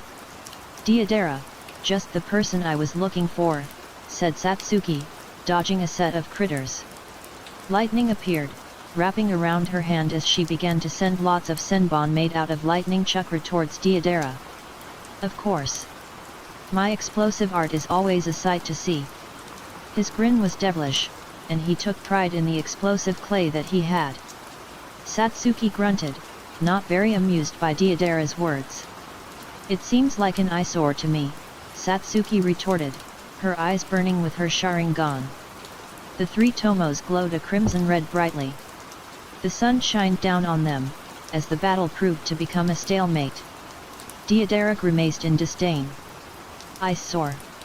I'll show you the greatness of combustion," he yelled, his hands sprouting an overload of clay from inside. The clay began to form into something larger, one that resembled the dragon he had earlier. The only difference was the size. The dragon, the one that was just made, was much larger than the dragon he had originally before he engaged in the battle with Satsuki. Her eyes pierced into the eyes of Deidara, her eyes boring into his very soul. 1. Greatness of combustion? How blemishing! Naruto walked through a village in disguise. He was letting his clones train while he searched for something that he wanted to search for himself. He had been needing a new set of clothing, most especially a new cloak to replace his old one that had been burned from his flames that he imbued into his sword. He had been using the same cloak for the past few years, the very day he had fought both Itaki and Kisame. And it was also the time he failed miserably against the two of them. "This looks quite promising," he muttered, his eyes catching sight of a rather expensive-looking shop. Even though the price didn't matter, he wanted to take a look on the clothing that was being served. His disguise was quite good. He was in a henge and looked completely different than what he truly looked like. He was like a lion hiding himself in the grass, waiting for his chance to kill his prey. Of course, he wasn't doing this right now. Naruto entered the establishment, his eyes darting from place to place. Everything looked very expensive, but it wasn't something that he couldn't afford. Naruto walked through the arrays, carefully eyeing the clothing up for sale. There were ones that caught his attention, but he figured it was too flashy for his taste. He wasn't a man with a flashy taste in fashion. As long as they don't get in the way during battle, any clothing is fine. There were even cloaks that resembled his old ones.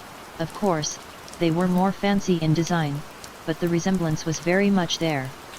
Naruto stopped at one that he thought looked quite nice. "This one is quite easy on the eyes," Naruto mused, his eyes looking at the piece of clothing that he was quite interested in.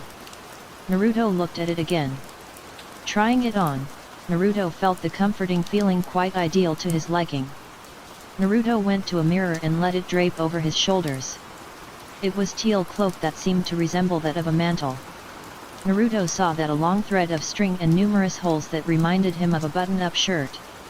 He put the string into the hole, connecting one end of the cloak to another. He kept on repeating this until it stopped when his chest was mostly covered. He turned around to get a better look. The mantle fluttered and ultimately stopped at his waist. He decided that this was enough and that the only thing he needed left was newer clothes. For so long Naruto had been using his old clothing that he had since he was en route. "I've outgrown these," Naruto thought to himself, moving on as he took off the teal mantle off his back and shoulders. Moving on to the next aisle, Naruto observed the clothing. He kept on walking through the aisle until he saw a black long-sleeved button-up shirt that seemed to be just about the right size for himself. Pants that were also black caught his attention. Seeing the length, then it would just about cover the whole of his combat boots/shoes. Going into a dressing room, Naruto wanted to see how it truly looked like on his body without any henge present. Taking off his clothes and replacing it with the clothes that he was going to buy, Naruto looked at himself in the mirror. He looked quite nice. His clothing wasn't the most fanciful of clothing, but they most certainly worked well together. It was during this time was when he noticed how tired his face looked. Bags was under his eyes that were dark due to his relentless movement that he has been doing for so long. After some time Naruto decided this was all he needed and went to the counter. His henge was back on as he paid for the things and left. Naruto got everything and started walking back to the entrance. As soon as he went outside Naruto began to feel the ground shaking. Narrowing his eyes he jumped in the air and landed on top of building. Naruto saw a person in the distance standing on a clay dragon. What's Deidara doing here? Naruto asked himself, deciding to go off the building and walk towards the place that Deidara was hovering over. Naruto sighed, sealing the clothing in his ceiling. Satsuki looked at the hovering Deidara, her body tense from the eerie silence. Her eyes glanced over at the ground. It was clear that there were explosive clay hidden beneath the surface. After all, he had the nerve to explode one when I was on top of it, she thought, jumping on a tree. Satsuki knew she needed to do something far effective to defeat Deidara. Her train of thought was interrupted as a blizzard of explosions made her move from tree to tree. Satsuki's mind raced, thinking of ways to defeat the man that hovered over her. It then clicked to her almost instantly. All she had to do was think about what Naruto would if he was in this kind of situation. One where he was so terribly weak. Alright, all I need to do is to think smarter. She mused inside, her eyes darting from one side to another. She backed away, critters of clay exploding on the tree that she stood on. A Chidori manifested, shrouding her hand completely. The lightning bended to her will as it became a blade of lightning. It cleanly cut through a set of trees as she continued dodging the endless critters of clay. Satsuki jumped in the air, the breeze letting him feel reality. Sheathing her blade, Satsuki outstretched her arm, grabbing hold of the smaller branches of the tree. Gritting her teeth, she pulled the tree, with strength that almost seemed unreal. Aiming it towards Deidara, he widened his eyes at the sight. The clay dragon maneuvered around it, only to be met up with another tree being thrown towards him. Satsuki hid behind a tree, narrowing her eyes as the dragon sent out another dragon, one that was much smaller than its own.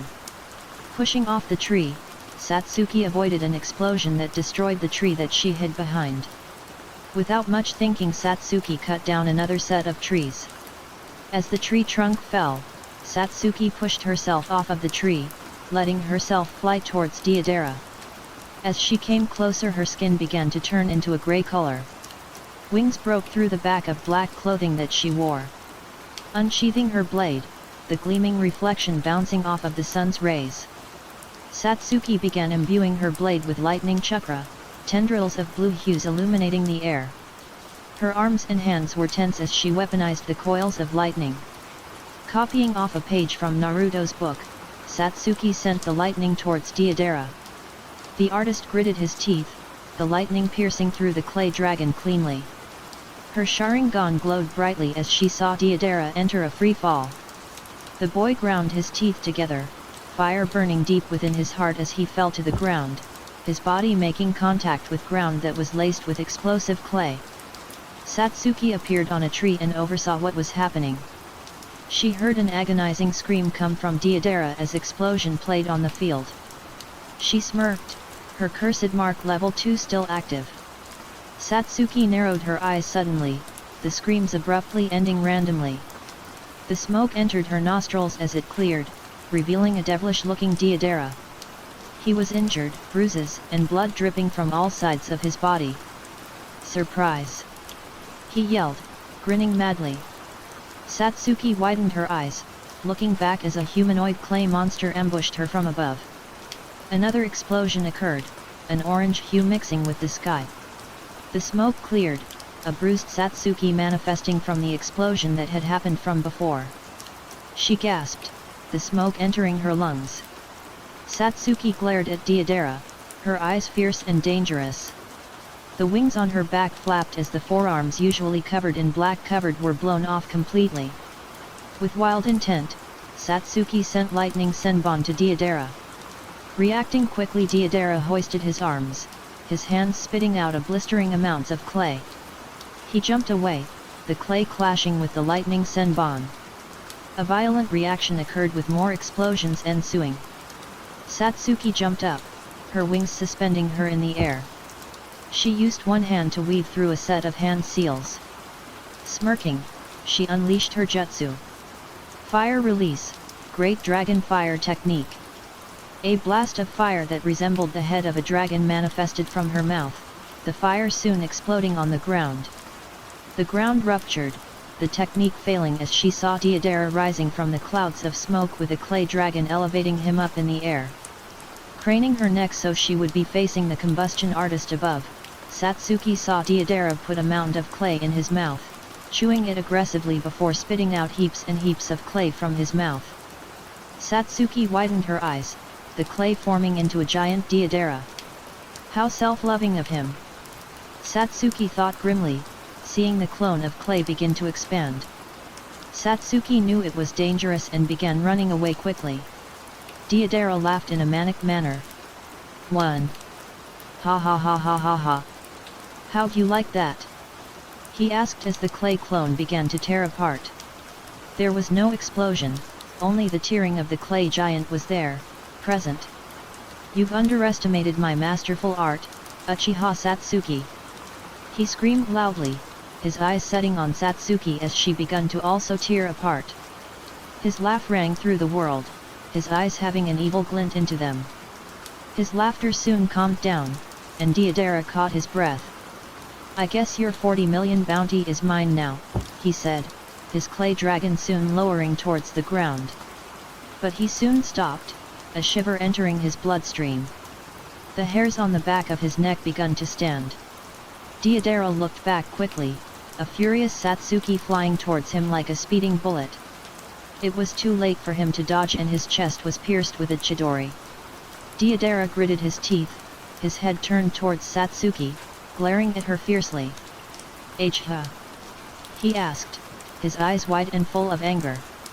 Satsuki smirked, her eyes meeting that glare with a glare of her own. The tension was high. "Genjutsu is always a handy trick up an Uchiha's sleeve," said Satsuki, the chidori's lightning obscuring her vision quite strongly. "And these eyes of ours, it has the ability to see anything." She yelled proudly, pride surging through her body. Deidara stopped grinding his teeth, his mouth turning into grin as he turned into a clay version of himself. The real appeared from underneath the clay dragon, his hand tightly gripping the leg of Satsuki. "But how long can you keep this up?" he asked, his voice quivering in excitement as another clay version of himself sprouted from below. The clay version swallowed Satsuki whole, trapping her whole body and the clay clone holding Satsuki down in a single second. "You've been expending too much chakra every time you attack. This is my win!" he yelled from outside, the microscopic clay entering Satsuki's bloodstream. Jumping off the clay dragon, Deidara prepared to unleash the C4. Satsuki bursted out of the C4, her hand shrouded in lightning once more. It wasn't the chidori but the raikiri instead. The grin on Deidara's lips never left. "You've lost, Satsuki!" he laughed maniacally, his laughter reaching even the heavens as he unleashed the jutsu. As they fell towards the ground, Satsuki began to crumble into dust once more. Deidara grunted in pain as his body hit the ground vigorously. Blood escaped his lips upon impact, his hand clutching his stomach as he stood up, a satisfied look on his face. "I won!" Another shiver ran through his body.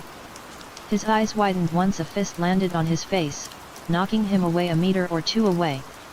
Landing on the ground, Satsuki stood over him with a rather tired look on his face. "How?" he asked, standing up, shaking as he looked at Satsuki in the eyes. "Didn't I tell you? The eyes of the Uchiha can see through anything." Satsuki caught Deidara's hand, spit out a handful of clay. Satsuki backed away, readying herself for anything. "You still have a lot of chakra." "That's not right." Satsuki imbued her blade with another wave of lightning, the coils running wildly through the air. More humanoid clay monsters appeared, their actions controlled by the whims of Deidara. Satsuki cut down a tree, letting it act as a way to create space between the two of them away. Chakra channeled to her legs, Satsuki kicked the cut-down tree towards Deidara. The artist dashed to the side, avoiding the hurtling tree being sent towards him.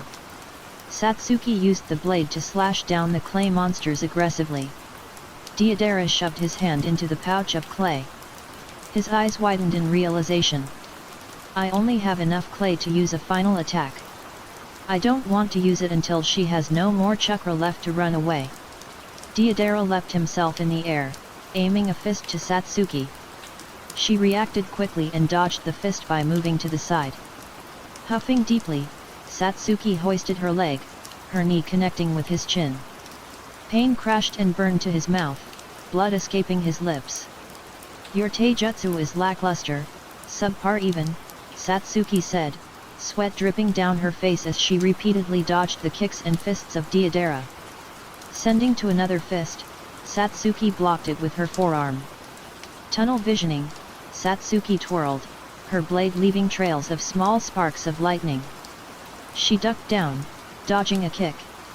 Seeing no real difference in his efforts, Deidara backed away, his hand reaching down to his pouch of clay. But it was no use as Satsuki had him on lockdown, her blade imbued in lightning cutting him down, blood spilling down across his chest. Not even faltering for even a second, Satsuki swung downwards, slicing down his left arm and then his right arm. An ocean of blood dyed the grass red. Satsuki kicked Deidara to the ground, her blade pointed at his face.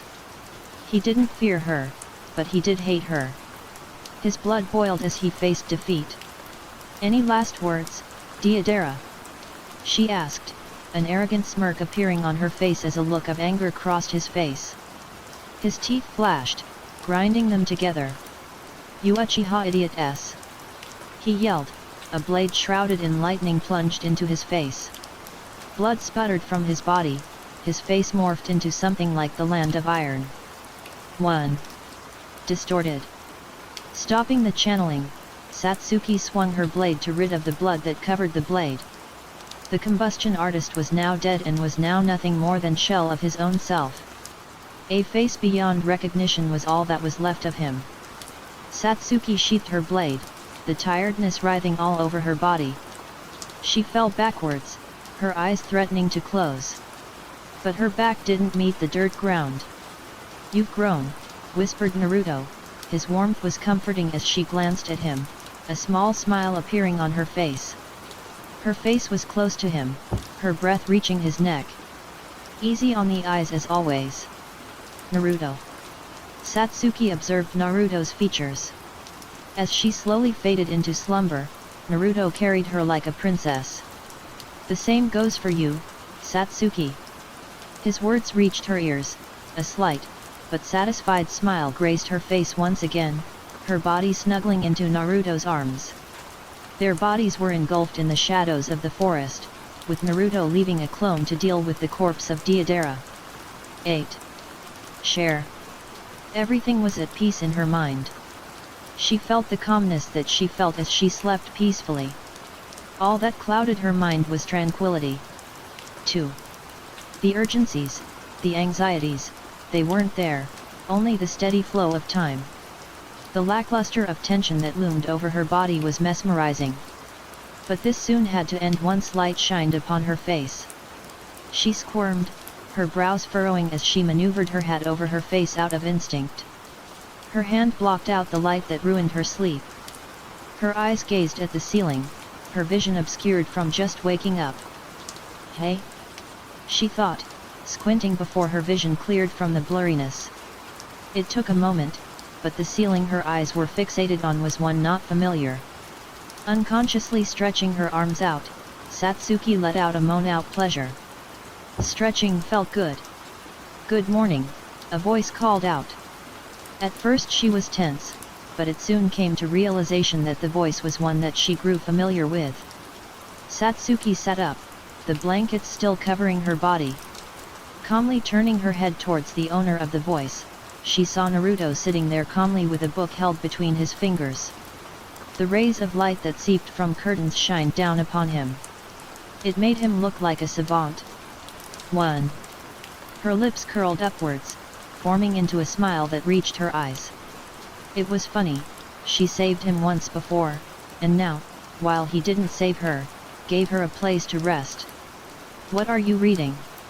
she asked, laying back. Naruto raised an eyebrow, showing the cover of the book.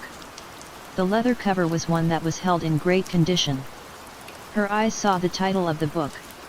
The Knights of the Brightest Light. 1. It's a book that I found in this house. It's about the escapades of knights that return to their kingdom after numerous voyages, only for them to find their kingdom overrun, trampled, by a person that reigned from the shadows. There was a moon on a cover that must have hold much importance. 1. There's magic and fantasy tropes that you'll see. But I do think the most interesting thing was a myth used by the author that was rather popular centuries ago, it seems. Naruto pointed at the moon, his interests on the book shining through. You probably won't read this book, so I'll just spoil. Satsuki chuckled, nodding her head affirmatively. He was most certainly correct in that department. He stood up from the chair and walked towards her. Near the ending of the book, there is a situation that forces knights to fight on the moon. Naruto sat on the bed comfortably. Just before Satsuki could ask a question about it, Naruto silenced her by putting his index finger against her mouth. 2. I know, you might be wondering how people could breathe in space. That's where the myth comes in. There was a belief in the olden days that only the people that were strong could breathe and move normally in outer space. Satsuki narrowed her eyes and flicked Naruto's finger away. 1. Why only the strong? Why not everyone else as well? She asked, her curiosity blooming. Naruto gestured back to the book that he held tightly within his hand. Satsuki looked at it as well, her eyes locked on the book. Just like the theory, or myth, it stems from one's beliefs. The people that once saw this a true thought that the strong can breathe in space and the lack of gravity not affecting them because they were acknowledged by the rulers of space, whoever that is. Naruto shrugged, putting the book to the side. 3. Has there ever been evidence that this was perhaps true? Naruto shook his head, confirming that there was no evidence that this was actually true at all. Satsuki didn't realize it, but Naruto was increasingly getting closer. No, there is no evidence that this was true. Space is an enigmatic place that holds lots of possibilities. There have been no voyages that were made to explore it. This also means we have no evidence of any space rulers that permits the strong to breathe and move in space as if they're on Earth. It's interesting in lots of aspects. As soon as Naruto stopped explaining, Satsuki finally realized how close he truly was. 1. She smirked into his breathing. You're quite close. I like it. A low chuckle escaped Naruto's mouth. Their lips connecting, Naruto initiating it this time instead of the rave net that initiated it last time. 14. And he felt it again like last time, a spark that lit up as they kissed. He knew better than to dismiss it, to merely think of it nothing more than a temporary feeling. Without a doubt the feeling was foreign to him. It was a feeling that spread around his chest, making his heart beat faster than any fight that he had recently. Maybe this was love, Naruto thought to himself. They shifted positions, their minds racing. Love was something that he wasn't used to, the foreign feeling that attacked the barriers that was around him.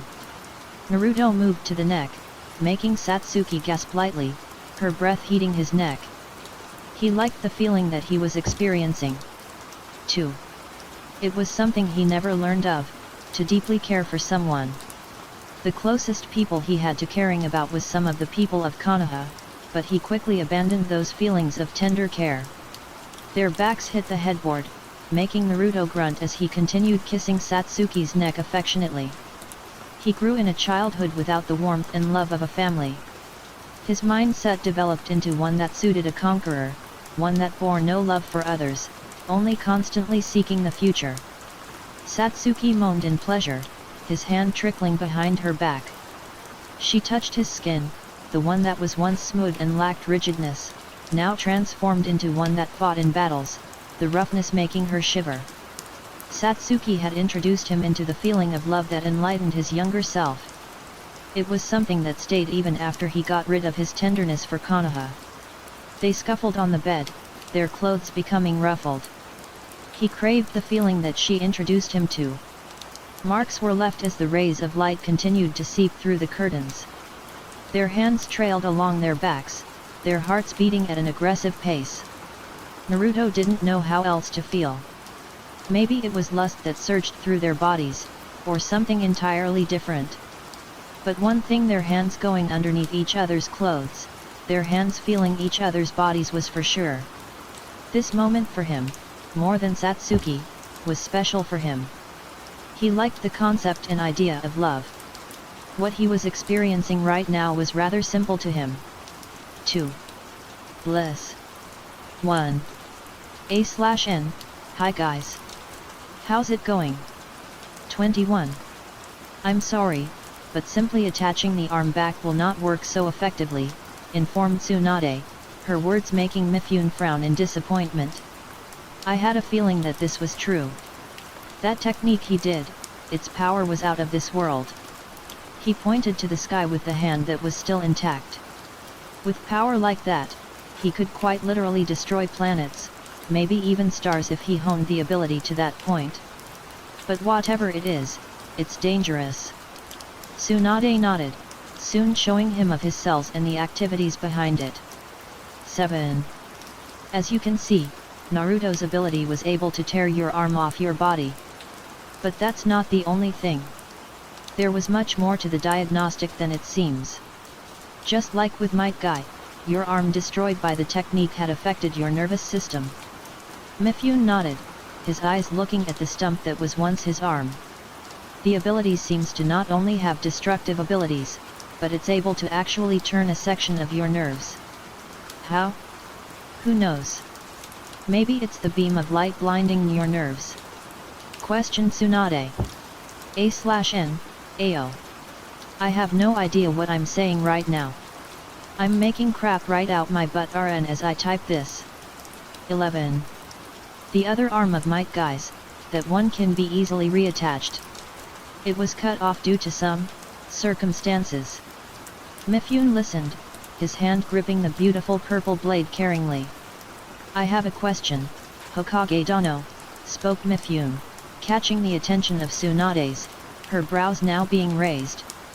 He held the purple blade towards her.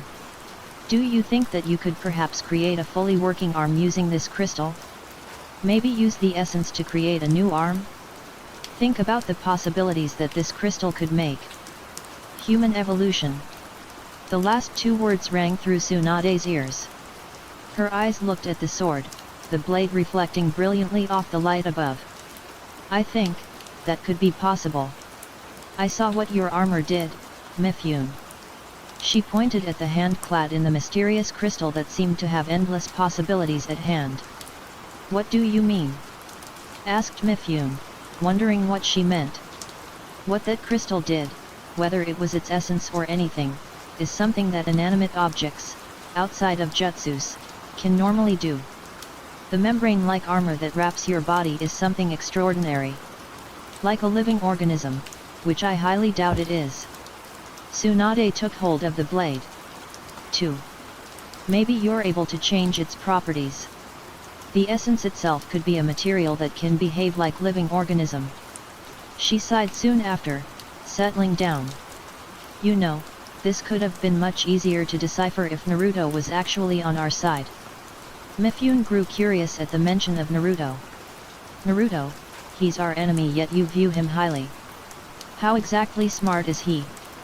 He asked, gaining a chuckle in response from Tsunade. Unbelievably so. I would never say this out loud, but his intelligence is unrivaled. He's a genius among geniuses. Shikamaru, he excels in his strategic abilities, but even then, I'd give the cake to Naruto in terms of superior strategic abilities. She began to list more geniuses. My teammate, Orochimaru, he's also extremely smart.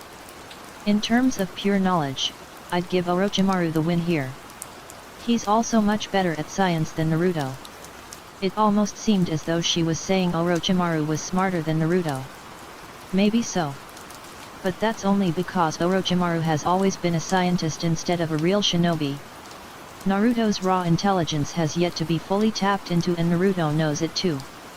The only thing holding him back from fully reaching his intellectual capabilities is his ambition to create a new world.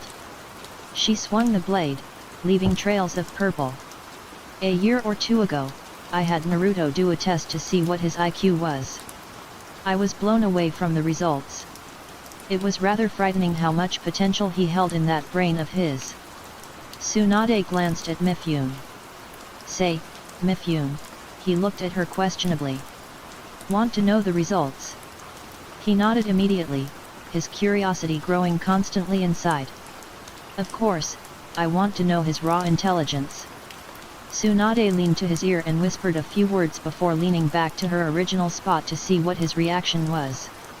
It took a moment, but she saw the reaction. 1. His eyes widened. 2. Naruto put his shirt back on, hiding the marks on his body as he looked back at Satsuki. As his eyes laid on her figure, he saw the work he had done. The two didn't do anything beyond kissing, on the tender lips and parts of their bodies. Sex was not important right now, considering the two had prioritized. 27. Their eyes locked contact. Satsuki smiled at him, analyzing his current clothing that he wore.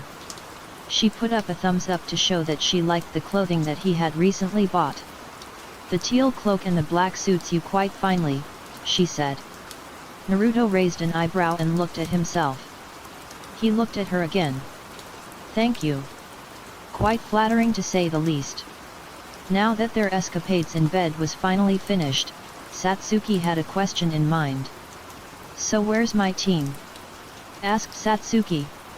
Naruto pointed to the wall. They're in the house next door. They probably didn't hear anything with what happened here though. Satsuki sighed in relief. She was glad her and her crew didn't split up so far away. Where are we anyway? She walked to the window, unveiling the curtains. I've recently took over Otagakure. Orochimaru is dead, so I've decided to use his gadgets to create something to assist me. Satsuki smirked at his words. So you do use your intelligence outside of your normal philosophical talking that makes no sense whatsoever. The rays hit her face, augmenting and magnifying her beauty, and Naruto just couldn't ignore it. Love is sure strange, he thought deeply. He mused about the feeling welling over his body. It wasn't until Satsuki begun talking again was when he was knocked out of his thoughts. Are you going to leave this book here? It seems important. Naruto raised an eyebrow, thinking she was talking about the book that they were talking about before everything happened. But his eyes widened when he saw where she was pointing at. It wasn't the book about knights that saved their trampled kingdom, but it was a book that was encased in a sealing jutsu. It was the same one that he had unsealed when he had first arrived in Otagakure. The same one that had the matte black tape running across the title cover. He walked towards the book, quickly outstretching his hand to grab hold of the book, the marks of sealing touching his fingers. Satsuki grew puzzled, wondering why Naruto was so protective of the book. He didn't express it out loud, but his urgentness of his movement gave it away. 1. Is the book that important?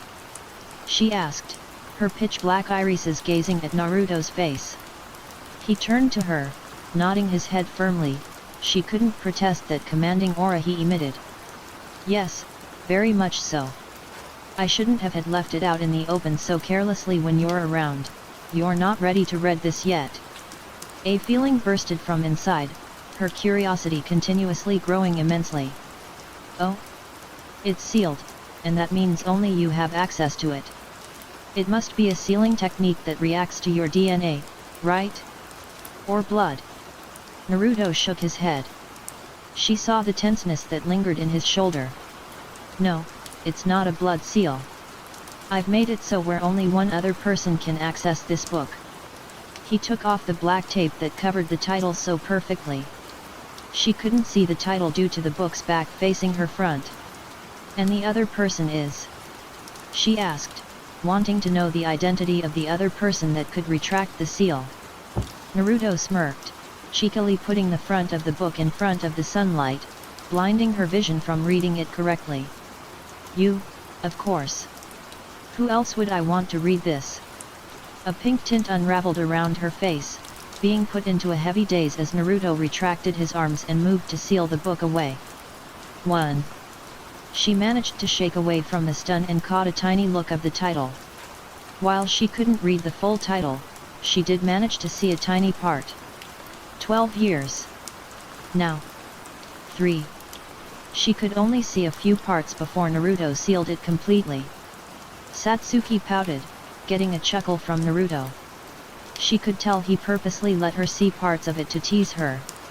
You don't have to be impatient, Satsuki. The book will open for you once the war I start is over. I'd like to see your reaction. They walked out of the door, letting the sunlight shine over their backs. Shikamaru stood in front of Tsunade, his face lacking any serious expressions.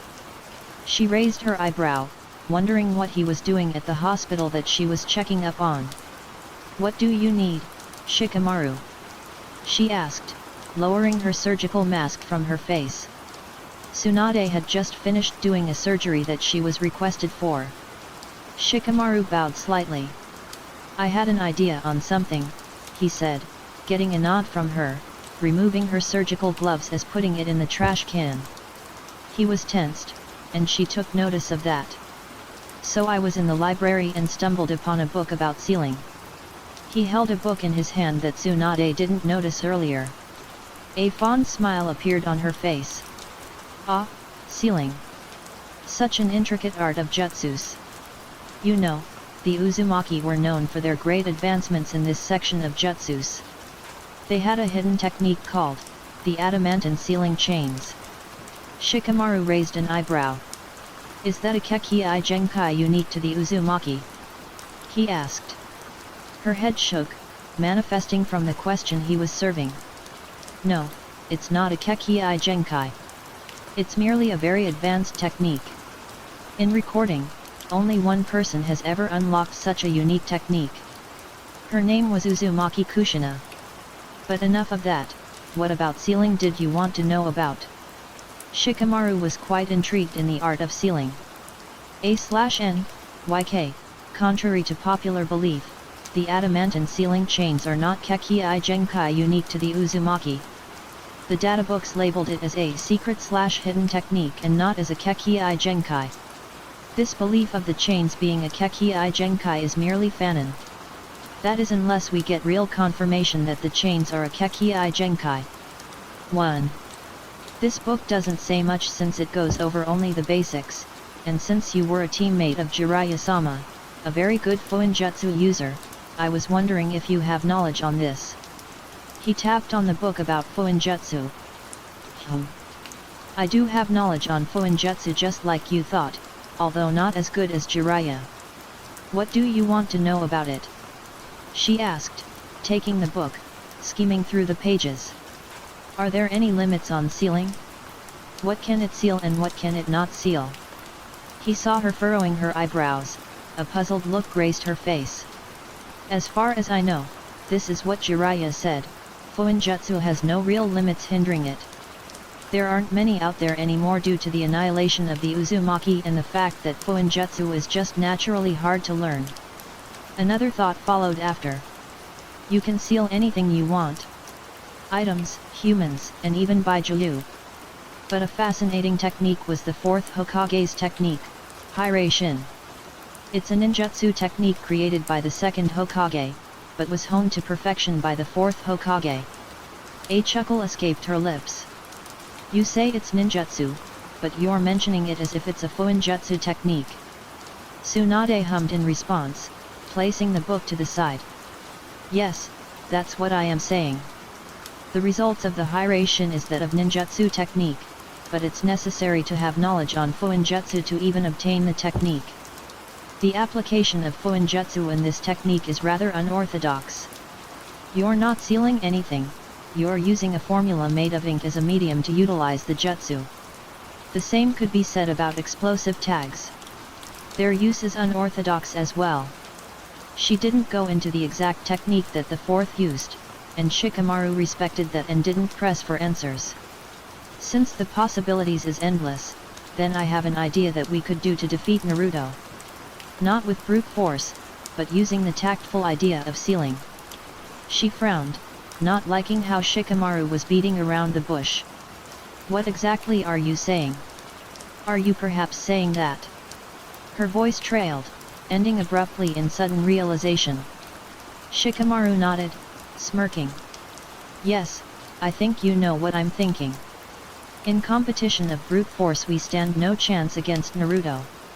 But with training, we could potentially use Fuinjutsu to our advantage. She couldn't help it, and a grin broke from her lips. Shikamaru, you son of a gun. Just say it to confirm my suspicion, she ordered, already knowing what he was saying but wanted him to say it himself. I want to seal Naruto away. 22. Itaka held the newspaper in his hand, a small smirk appearing on his lips. He saw her name on a section of the newspaper. Itaka let go of the paper, letting it droop down. The combustion artist explodes. The perpetrator. Uchiha Satsuki. He stood in a small clearing, the wind rushing through the air so brilliantly. The grass he stood on swayed swiftly through the wind's influence. Kisame, he called out calmly, his voice leaking no emotion, only monotone and indifference that cut through butter like a knife. It took a few moments, but the fishman appeared from the shadows, his samahata held tightly between his fingers. What is it? I was just cleaving through some trees with samahata. He sounded annoyed, but Itaka remained silent, his usual attitude present. Kisame's eyes looked at Itaka's hand, seeing it trail towards the newspaper before using his index finger to point towards it. A shark-like grin broke through his teeth. The main event, hey? How engrossing! His excitement was transferred over to the samahata as, the shark skin rattling aimlessly. Itaka was calm as he held back a smirk. Please prepare. It seems she has built a team as well. I'll let you deal with them, but I'll fight with catalyst of this cataclysmic event. The wind moved his hair peacefully. Kisame's grin never left his face as he turned around to leave Itaka be. He was going to prepare to take on a bunch of rookie ninja. As soon as he left, Itaka sighed, content. He sat there, letting the world entrap him in endless waves of serenity washing over his face. His peacefulness was interrupted by a violent cough escaping his mouth. His hand covered his mouth, blood splattering, sheathing his hand with a terrifying crimson color. Itaka's face convulsed, pain spreading around his body. He gasped for air, clutching his chest in writhing pain. It took a few moments, but the pain somehow subsided. It lingered, but it was no longer there. Itaka knew it himself, his time left in the realm of the living was narrow. His breathing pattern became regular once again. With a pained expression, he stood up. Our fight will commence soon enough, foolish sister. 3. Why did you bring me here? Satsuki asked puzzlingly, her eyes locked on the charismatic Uchiha that stood on a rock that was weirdly large. For the next 30 days, I'll be personally training you. Satsuki raised an eyebrow, wondering why this was the case. Naruto heard a grunt flee from her lips. We're not kids anymore, Naruto. My day's training with you is over. I can progress in strength by myself. She seemed to be very adamant about this. Naruto shook his head, dismissively. And why did you want me to train with you? Satsuki suddenly froze, her face soon changing into a scowl. She knew what he was insinuating. It's because you were weak. And to came to me to get you stronger. Naruto unsealed his Aphrodite sword, striking down on the rock, and letting it be impaled into it. No need to be so straightforward about it, said Satsuki, growling slightly. Like I told you, I can handle getting stronger myself. She puffed up her chest, the outline and crevices of her breast appearing more blatantly. Naruto smirked. Don't you want to kill Itaki? asked Naruto, his eyes gazing down towards Satsuki. She pouted slightly, he most certainly knew how to push her buttons. 1. I can handle it. I'll kill him without a doubt. Naruto frowned, not liking that answer whatsoever. The sunlight shined on his back. Attack is strong. Trust me, if he wanted to kill you right here and now, he can. You're simply not strong enough to face him. He paused, seeing the scowl that became more aggressive on her face. That's why I am insisting on training you. Naruto became serious. Fighting Itachi means nothing if you don't have strength to go toe-to-toe against him. Don't you want to be strong? He asked, his face returning back to his stoic look. To be so strong that your name will forever be in history. Naruto saw the tempting look that Satsuki emitted from her face. He continued to press her buttons. Enticing, isn't it? To have power? The power so overwhelming that it forces your brother to his knees, his death. His voice was persuasive. He knew this was wrong of him. To use her personal vendetta against her own brother to fuel her to get stronger. He knew it, but he did it anyway. The reason was rather simple. He wasn't worried for her fighting Itachi. He was worried that she'd die during the war because she simply wasn't strong enough to uphold the standards that constantly rose. That's why he was offering her this. 3. Naruto held out his hand. Do you want this power? I can give it to you through this training. All you have to do to seal the deal is to take my hand. It took a moment, but a smirk broke from her lips. He couldn't tell if it was one filled with anger. All right, I accept. You're one persuasive bench. Satsuki took his hand, clasping them together as light shined over them glaringly. Show me how a god trains, she said. Naruto nodded, pulling her up to the stone slowly. Gladly. Dozens of clones suddenly appeared from the trees, attempting to attack Satsuki as her eyes were wide at his surprise. 6. Satsuki dodged the clones, grounding her teeth down as she had trouble with their volley of attacks that seemed to be endless. 4. Naruto stood on the rock, amused by Satsuki's constant struggle to avoid and block the attacks being thrown her way. She didn't like this whatsoever. Are you that scared to fight me? If you want to train me, then fight me yourself. Naruto shook his head, ignoring her blatant way of trying to provoke him. This is for the best. You'll be in constant danger. Naruto eyed her as sweat started trickling down her face. Only 30 minutes had gone by. Your instincts for survival, senses, reaction speed, stamina, it will all improve in just a few days. He saw her just barely avoid a wide kick from the back. She ducked down, her left foot stomping down before sending her right foot to strike his clone's chin, making him poof out of existence. Wiping off the sweat that threatened to stain the grass, Satsuki shifted her neck to the right, huffing heavily as she refrained from letting another kick hit her. Battles are good for your growth. Constant fighting will get you stronger than just training alone. Unless you use a certain trick. But why does constant fighting help you get stronger the fastest? He asked, his eyes boring into her body. It's because you're a dang sadist. She yelled out as she got punched away by one of his clones. 2. Thunk.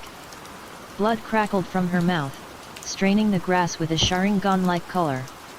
Satsuki looked at the clones with a sharp glare, her Sharingan gazing with a fiery vengeance. Wrong. He looked at her deeply. Only in the midst of a heated battle does one's strength and will truly evolves, leaps made and limits broken. Remember this. He stood there with such basic tips. 1. She listened attentively, jumping on a tree and pushed herself off of it to crash down on a shadow clone. Another puff reached her ear. Naruto turned away, walking away. Satsuki caught sight of this, dodging another punch before his clone could injure her again. Where the heck are you going? She yelled, growing tired every second that she fought these exact replicas of Naruto. He turned around, smirking. There are exactly 500 shadow clones that are attacking you. You're only able to dodge them because they aren't attacking as a singular unit. Hone your prowess, and take them all down. I'll be back once the sun starts setting. He walked away, ignoring the screams of anger coming from Satsuki. Oh, and no jutsus or using your blade. Satsuki growled at his words, stomping the ground to dissipate around 5 or more clones that surrounded her. 1. Jiraiya sat on the couch that was positioned in the Hokage office. He grinned ear to ear, intrigued by the idea that he was introduced to. So, what do you think about it? Is it a plausible way to stop Naruto's wrath without any casualties? Tsunade asked, curious if Shikamaru's idea was indeed ingenious. Yes, most definitely. It's indeed possible to seal Naruto away for eternity. A satisfied look flashed her face, pleased by the answer. A frown suddenly emerged from his face. There's just only one problem that is stopping this plan from taking fruition. And there was the immediate downside that hindered the idea of sealing Naruto away. What's stopping it? All we have to do is lock him away. No. She wasn't the most knowledgeable on Fuinjutsu, but even she knew that regular sealing can seal away even cage-level shinobi. 1.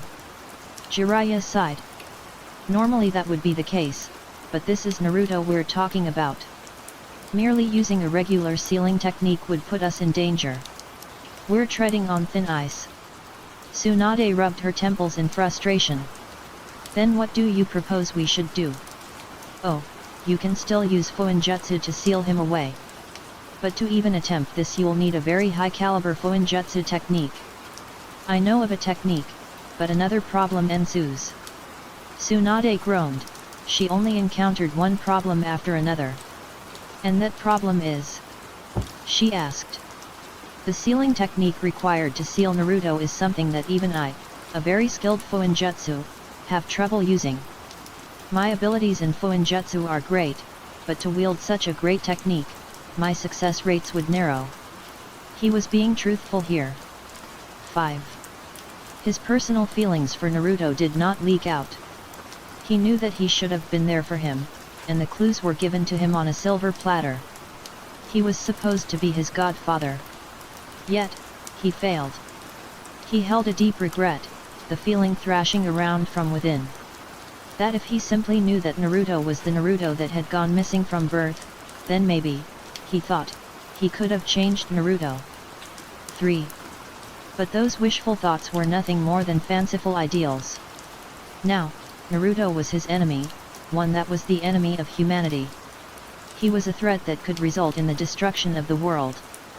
What is this technique called?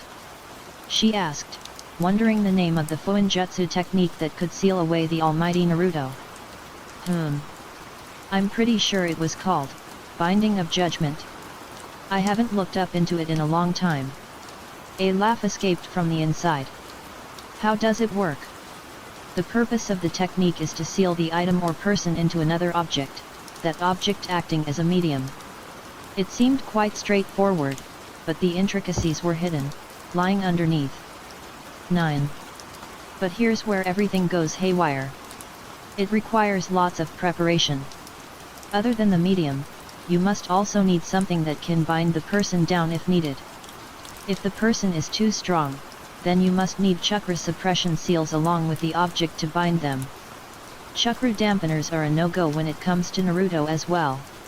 Tsunade listened carefully. But what makes this sealing technique almost impossible to pull off are the small intervals that are in between some of the moments while attempting the sealing. The first interval is when the binding attaches itself right on the person. If there is a chakra suppression seal on the bindings, then they won't activate until the bindings itself enfold over the person. This gives the person enough time to break free. This was certainly a problem indeed. The second interval is when the person gets pulled into the medium. When sealing the person, the bindings must be taken off just before the person gets sealed into the medium. The chakra suppression seal's power still lingers just for a few seconds even after the bindings are taken off, but it is still risky due to them being free.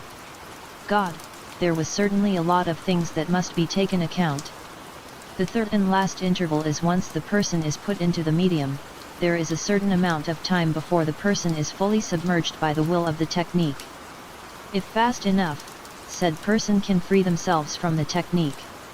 There was lots of problems with this technique to the point Tsunade questioned if they should even try it out. 4. You talk about these intervals, is there any way to shorten them so the chances of them breaking free are dwindled? This technique was promising, but it held lots of costs. Jiraiya nodded. Of course. The intervals and its timing depend on how exceptional you are as a Fuinjutsu user. Only when you cross a certain point is when you are deemed able to do this technique. Many factors depend on how the chakra suppressions are made and how effective they are. The will also correlates to your abilities in Fuinjutsu. The one almost impossible to overcome is the second interval. That's why, a great feat you can accomplish with this technique is to be able to bypass the second interval entirely. It requires lots of practice, but one of the summits of this technique is letting two independent variables to coexist inside the medium. He sighed.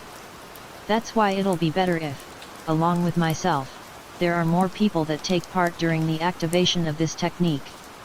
This will also result in the time being lowered by a large margin. But it will never hit 0. No matter how many people that take part in, the time will never become 0 seconds. It's like the Achilles paradox. He smirked at the end of it. You know, the only person able to perfect this technique with no intervals at all was Minato. He was ecstatic when he told me about it. I was quite jealous that he did it before me, but I was proud of him in completing. His skills in Fuinjutsu are unmatched. There was a lot of information that had just been dumped into her brain. 1. Only the possibility of perfection within this technique can only be reached by one person. No matter how many people you use to make the numbers dwindle, the 0 you want will never be reached. It was endless, an infinity. Tsunade's head started hurting from trying to process everything. So you're saying, we should train people in Fuinjutsu to assist you for this technique? He shrugged, not knowing how to answer this question. It's better if they're already experienced, but we can train those that don't know how to use Fuinjutsu. Their progress will only be present depending on determined they are. Jiraiya got up from the couch and yawned. Well, I'll be taking my leave.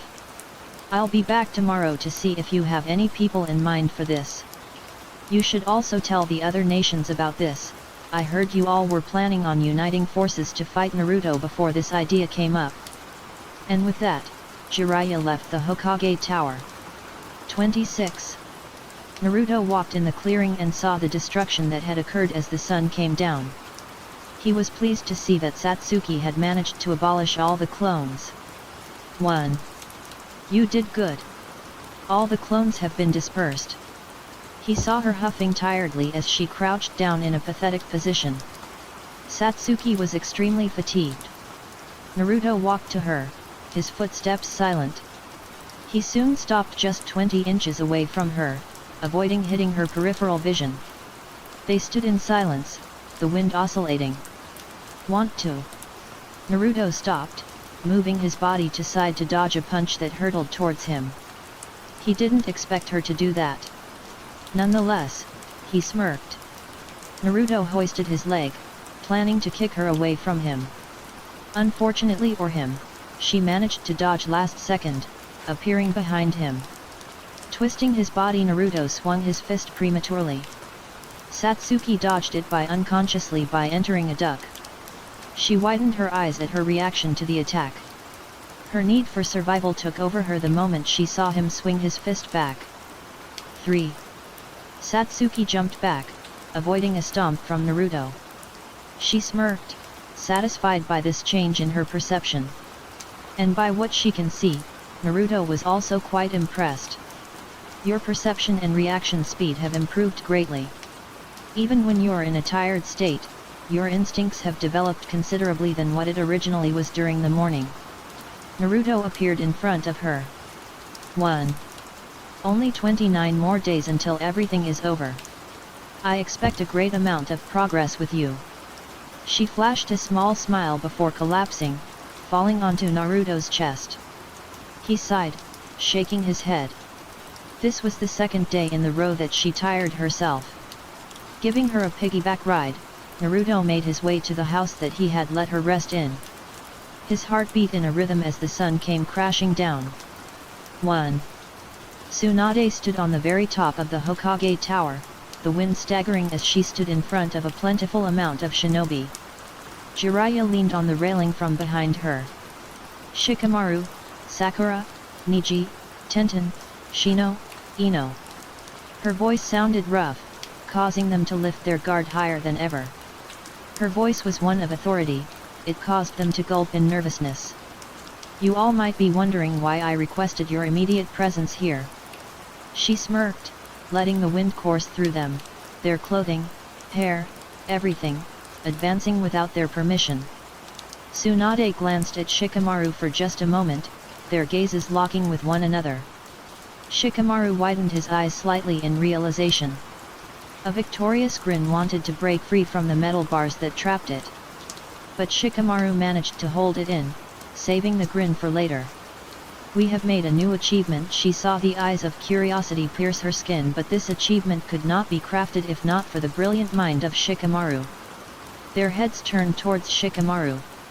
They wanted to know what he had contributed to. Time after time, Naruto had strode forward into the future, causing extreme havoc everywhere he went and turned. The shinobi were silent. This achievement of theirs somehow linked to Naruto. A new way to abolish Naruto has been discovered. Their eyes widened, their heart rates rising swiftly like grass being moved by the winds of the world. Tsunade stared at them, letting their surprised looks to subtly quiet down. The method does not involve the testament of a person's strength. No, if we succeed, then all the worries of the world will perish, expire alongside the thorn that strikes the world. A grin split her mouth apart. Through the use of Fuinjutsu, the art of sealing, will we see the light that hides behind the walls of the endless tunnel that we have tread for so long. Like a trance, the young shinobi were in a trance, unbelieving of the terms uttered. An art of jutsu that could defeat even Naruto? To them, this seemed much more imaginary than anything. Naruto was a freak of nature, an unstoppable force that seemingly was also immovable as well. Jiraiya stopped leaning on the railings that were starting to slowly rust from the inside out. These are the kids you've chosen, hey? He observed them carefully, his eyes landing on each of them. Not bad. I see it in them, the potential to understand the sacred arts. A puzzled look grazed their faces. Us? Using Fuinjutsu? The only other person who has knowledge on it other than you is Tenten. There were nods that followed after. Jiraiya shrugged at Sakura's words. The sage outstretched his arm, pointing at them individually. 4. Let me ask you something, do you trust the Hokage? Of course, we do. Hokage-sama is our leader and protector.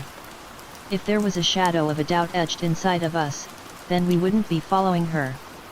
Ino's response reverberated with hums of agreement. It was touching, them all on the same boat, their thinking synchronized. Good answer, Jiraiya said, nodding. If you trust her with your life, then you should trust her with this decision, choosing you all to be the ones to seal Naruto off. Everyone drew in deep breaths, the invisible fragrances inhaled as they thought about his words. Remembering that they were in front of two prestigious figures in the elemental nations, they shook off any excess thoughts from their minds. In the next few months, not only will you learn new techniques, but you'll also be furthering your own training. It was as if time froze. The chatter from civilians from below disappeared, disconnecting from their ears as determination streamed from their bodies, and flaring their eyes with eternal life. It was odd. Either as individuals, or as a singular unit, all of Konoha-ten have fought Naruto. And each time they fought, danced, there was an obvious, but narrow passage that they could see in the leading end of their vision. Defeat. Over and over again. Defeat. Repeat. Defeat. Repeat. A pattern befell over them all, a continuous loop that seemed infinite with no clear end. If there was an end, then it was as if light crowned them, blinding them from seeing the ending of the loop. But after hearing this, they felt hope glaring at them, telling them to not give up so easily. Naruto may be strong, but they now had a last resort up their sleeve. An ace that could solve the problems leading the world into the brink of destruction. Jiraiya soon went over the specifics of the type of ceiling that they needed to conquer. A ceiling that required intricate planning, and even more intricate timing. It'll be hard for them to do this, but they bore the smoldering flames that shined brightly, the flames of the future that have been passed on like an imaginary torch. The teenage jonins that stood defiantly slightly bowed down. I want you all at training ground for tomorrow morning. Your first order is to find information on Fuinjutsu. If you don't, then that's fine. They nodded, disappearing from his sight. One by one they left in a swirl of soft green leaves. Do you think they can do it? We only have a few months before we go ambush him in surprise. How much do you think they'd progress by then? Minimal or a staggering, and maybe, frightening amount? Her voice was filled with uncertainty. Jiraiya turned around, his Geta sandals clacking against the ground with the few steps that he manifested. It'll depend on how devoted they are. If they lack the will to move forward with Fuinjutsu, then they can be replaced. It was harsh, like a knife impaling you in the abdomen, but he realized how important this is. Naruto was a walking calamity, a natural disaster bringing terror to others around him. He nurtured ambitions that exceed even the most wicked. Fuinjutsu involves a lot of hard work and dedication. Even a small smudge with black ink can cause imperfections within the formula. She knew that, and she acknowledged it freely and acceptingly. As Jiraiya left, Tsunade stared at his back and sighed. There was like an imaginary force that thrusted itself upon Jiraiya's shoulders. A force that was as prickly as the most sinful. Tsunade could see the weight that he was currently holding on the side of his shoulders simultaneously. With each step, more weight became noticeable, building up at a tremendous rate. She could tell that Jiraiya was feeling mixed emotions.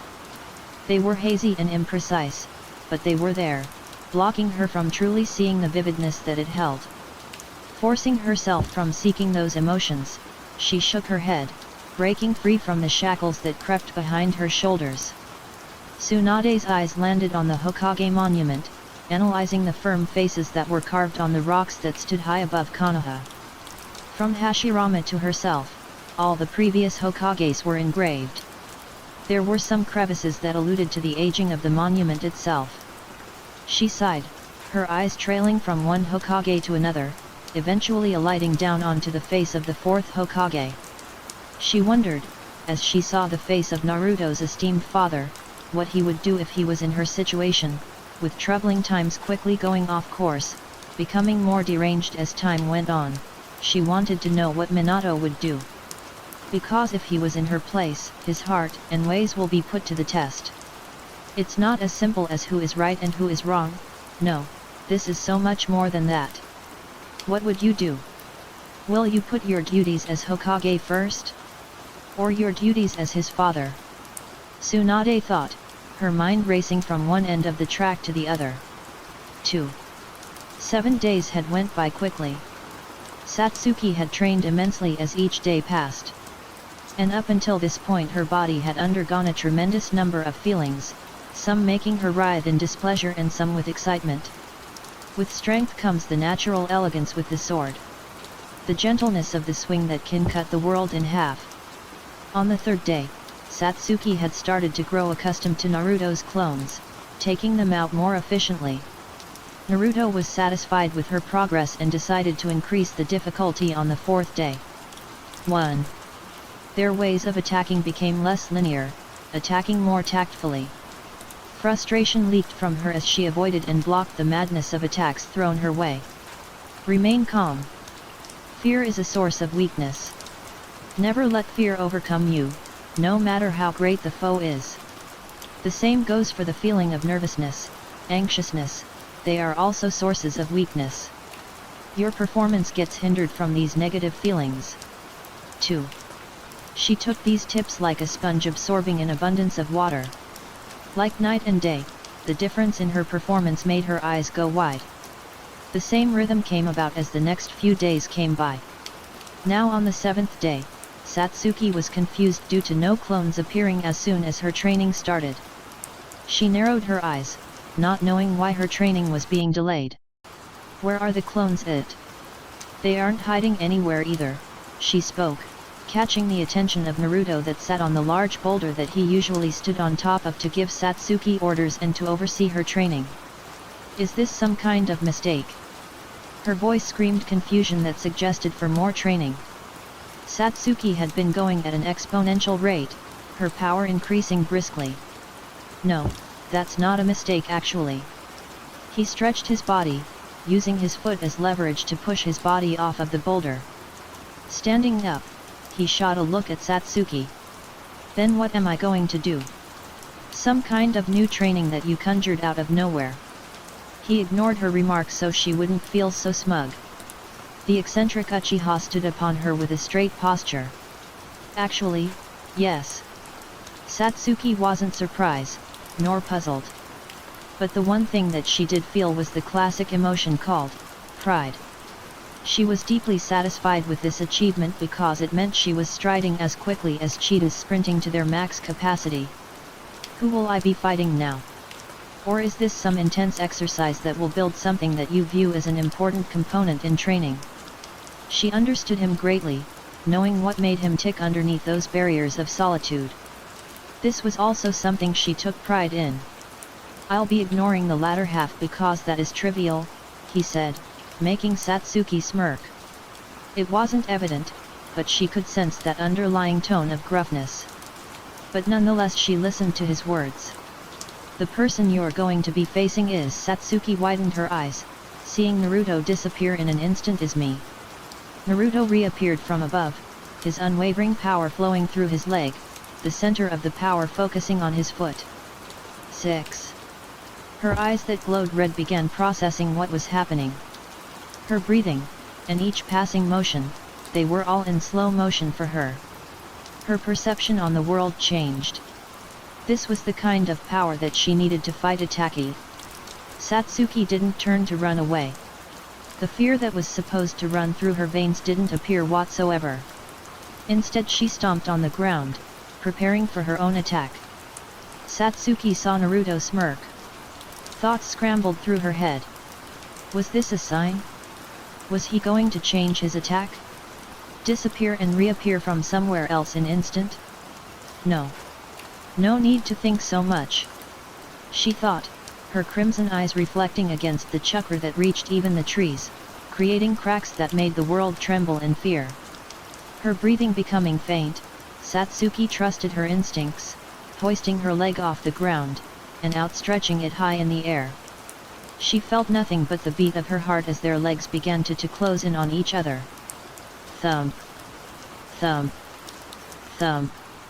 What she felt wasn't fear, it was the heart beating to the excitement that ushered adrenaline through her stature. Satsuki didn't know why she was doing this. She was weak compared to Naruto. She knew she stood no chance in this standoff as their legs clashed, entangling and entwined. 2. Their clash fractured the ground, damaging it thoroughly as their legs were clad in the euphoric chakra that strengthened their legs. A grin broke free from the chains of her teeth, seeing their attacks creating a beautiful complexion. But this grin soon became one that signified struggle. She was being impelled, the trees around them crumbling from the oppressing power that Naruto controlled. One that was so beautiful, yet so violent. It was like art, one with two contradictory ideas that one would think act like oil and water. But they worked so gracefully. It didn't take long before Satsuki succumbed to his power, continuously being plunged by Naruto's strength that made the world bend to his whim. In a singular flash, Satsuki was plowed away, her backing hitting a trunk that had been decapitated. She regained her sense, jumping up, wiping the blood that slithered from her mouth down to her neck. Naruto walked towards Satsuki, his footsteps silent, he was like a dead man that could walk. Naruto shot a pleased look at Satsuki. Very good. When in situations like those, your mind racing, not knowing what to do, your instincts are key to your resolve. If it tells you to run away, then you run away. You fight if it tells you to strike. His teal cloak fluttered behind him, the entirety of his black button-up shirt being revealed. Satsuki nodded, absorbing the words carefully as she entered a stance. Honoring her, Naruto got into a stance as well. The air became tense, the scent and fragrances being fueled by their individual power. Your growth in strength has been more than impressive. That's why we'll be moving on to core of the training. The ground crackled, and the grass paling in color, the dark shade of vibrant green became deathly sick. Satsuki smirked by his praising. From here on out, I'll be the one that trains you. While Naruto trained Satsuki, his clones were going to train themselves. The warm feeling of excitement did not leave her, both taking one step. A hiss left the ground, their power furthering the ruptured dirt. Their eyes connected with one another, before they freed themselves from the silentness, disappearing in a frenzied blur. They reappeared against, their hands clenched, ready for a punch. While Naruto could easily keep up with Satsuki's movements, the latter could barely keep up with his speed. I need to work on that. Satsuki thought, her eyes blazing, churning, and spinning wildly. She was in a quiet trance, sweat trickling down from her face. This was what she was looking for. While his clones challenged her greatly, they are nothing compared to the real thing. Satsuki could feel the overwhelming pressure and intent that jolt her. The clones had strong pressure, but the real Naruto had one that spoke of his power. It was writhing with splendid essence. Satsuki needed that kind of power. It was more than wanting, it was a necessity for her. She knew it deep within herself that if she wanted to stand side by side Naruto, she'd need to be so strong that people will crumble beneath her as well. The craving of power fueled her to output more power. 23 more days left until I seek him out. She thought, her body rotating, moving with movements that made her look as if she was dancing. 6. You all are doing well, but you still have a long way to go, spoke Jiraiya pleasantly, nodded at their progression. It has been a 2 or so days and things were going smoothly. 1. With ink pressed on a piece of paper, their hands moving carefully as they filled the piece of paper with strange signs that were components of the sealing arts. This was only the beginning though. Once they get in a groove, they'll be able to learn in a more flexible way. To stop Naruto, that was the incitement that made them improve so drastically. Their eyes were laser-focused. Tenten had already moved to the next step due to her already being experienced in Fuinjutsu. Shikamaru had a lost thought that suddenly resurfaced from back then. Now, this hunt towards you will give me real meaning. As long as you exist, you'll give everyone a purpose, a meaning to hunt you down. He heard those words crawl up his ears. Naga had said those words with such intensity, and it engraved itself into the mind of Shikamaru. Naga was someone they didn't know much about, but he made a memorable shirt passage. As long as you exist, you'll give everyone meaning, a meaning to hunt you down. A meaning, a purpose. These words troubled him as his hand moved in an elegant fashion. Shikamaru knew that Naruto knew people were going to hate him, despise him with every fiber of their body. In fact, people probably already do hate him. To wage war against all of humanity, is something only the most insane would do. And it so happens that Naruto fit that bill. And the byproduct of him existing is the strong hunting him down. But it troubled him. 1. Naruto didn't mind being hated by everyone, he even embraced the hate that he was given. The enigmatic Uchiha didn't make sense to him and neither will he ever. 1. Was Naga right?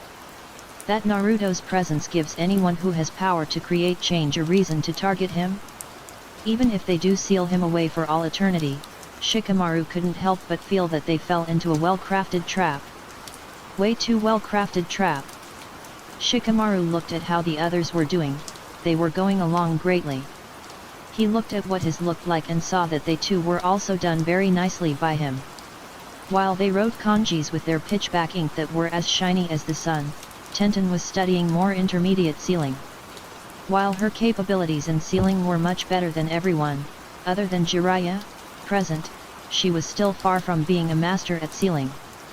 Her knowledge ranged from simple compartments to some near the intermediate level of fuinjutsu. She had no direction when she started it, and that caused, not stagnant, but very slow growth. Even now she struggled doing intermediate fuinjutsu due to their difficulty moving so drastically. Shikamaru started focusing on himself. He didn't like doing things so troublesome, but there are times when he can make exceptions. As the wind dried the ink, he thought about what they were going to do soon. In the next few months, their conviction will be put to the test. If they wanted to seal Naruto away, improvement was a necessity. And the quicker they are at improving, the faster they can seal Naruto away. Their conviction was being tested in the near future. The results of their training will come forth with a victorious battle. Planning was needed to ensure their victory against God. 2. They were blurs that moved constantly across field that had a fractured ground. Their steps detailed the clefted ground even more. Satsuki duck, calves bulging from the downforce that she emitted. The kick Naruto sent before had shred through the wind, making way for it like a red carpet. Pleased with her dodging, Naruto changed direction, abruptly stopping his leg, urging his foot to stomp on Satsuki's head. With instincts kicking her from all sides, Satsuki jumped away, her legs moving on its own. It has only been 2 days and she was traversing rather quickly.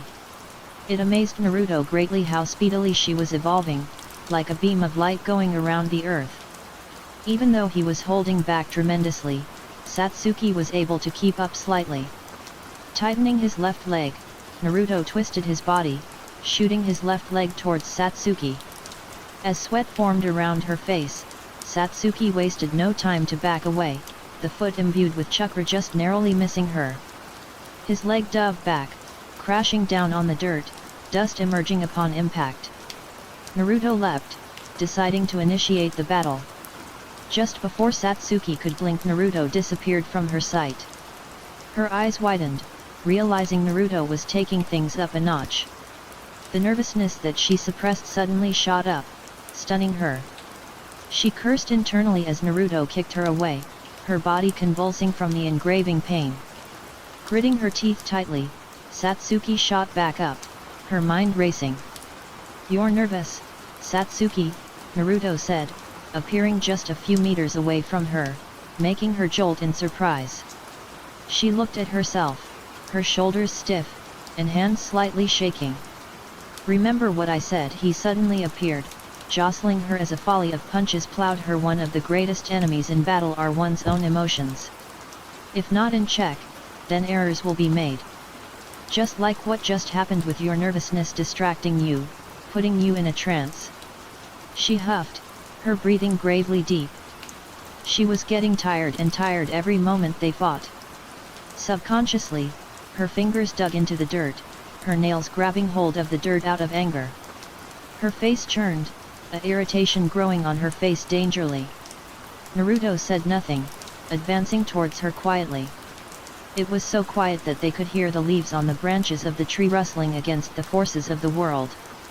"My grandfather, although very old, had taught me how fragile humans are. Like a bug, they break down, crumbling." Naruto lifted his foot, channeling his vigor. The only difference between them is that while bugs die from humans and others then view them as mere prey, us humans, more often than not, die to the capacity of emotions crowding their body during battle. He lowered his leg belligerently, his foot stamping on the ground to create ruptured spikes. Satsuki widened her eyes, her face becoming deathly white as a spike nearly struck her eyes. Her body was stiff, her muscles trembling from the very close call. And, as we die, we think of things, our regrets surfacing spontaneously as we slowly cease to exist from reality. Satsuki wanted to grimace at his horrifying words. She wondered what kind of grandfather he had that taught him these things. 3. "And who was this dang grandfather of yours?" she asked, wanting to stall for time as she tried to suppress any ambient feelings of fear and nervousness. Naruto smirked. "Uchiha Madara." His words crossed the field, over the terrain that was terraformed, making the battlefield unrecognizable from what it originally looked like. It took a moment before her eyes became wide, finally discerning what he had just said. Uchiha Madara. Her mind registered what he had just said, and, out of respect, Naruto decided to not attack, letting her process what he announced fully. She knew of Madara and the tales that shrouded him in mystery. To the Uchiha clan, he was a figure that they looked up to, his strength inspiring clan members decades and decades after his death.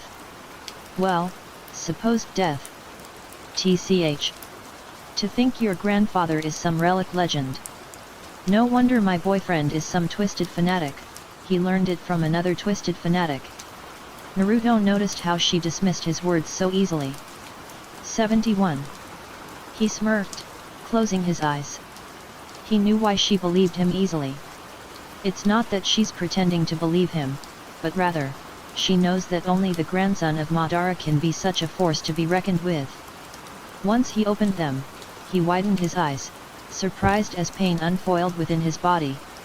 Satsuki had capitalized on him being distracted and punched him in the face while he was off guard. A devious smirk appeared on her face. "Remember what I told you. One of the greatest enemies in battle is one's own emotion. If not in check, errors will be made," Satsuki said, imitating Naruto terribly. His sweat dropped, getting up from the ground. 4. He was quite shocked. His hand touched his face, feeling the place that she hit him from. It was stunning, after so long he felt pain rouse from his body. Although feeling pain wasn't the nicest.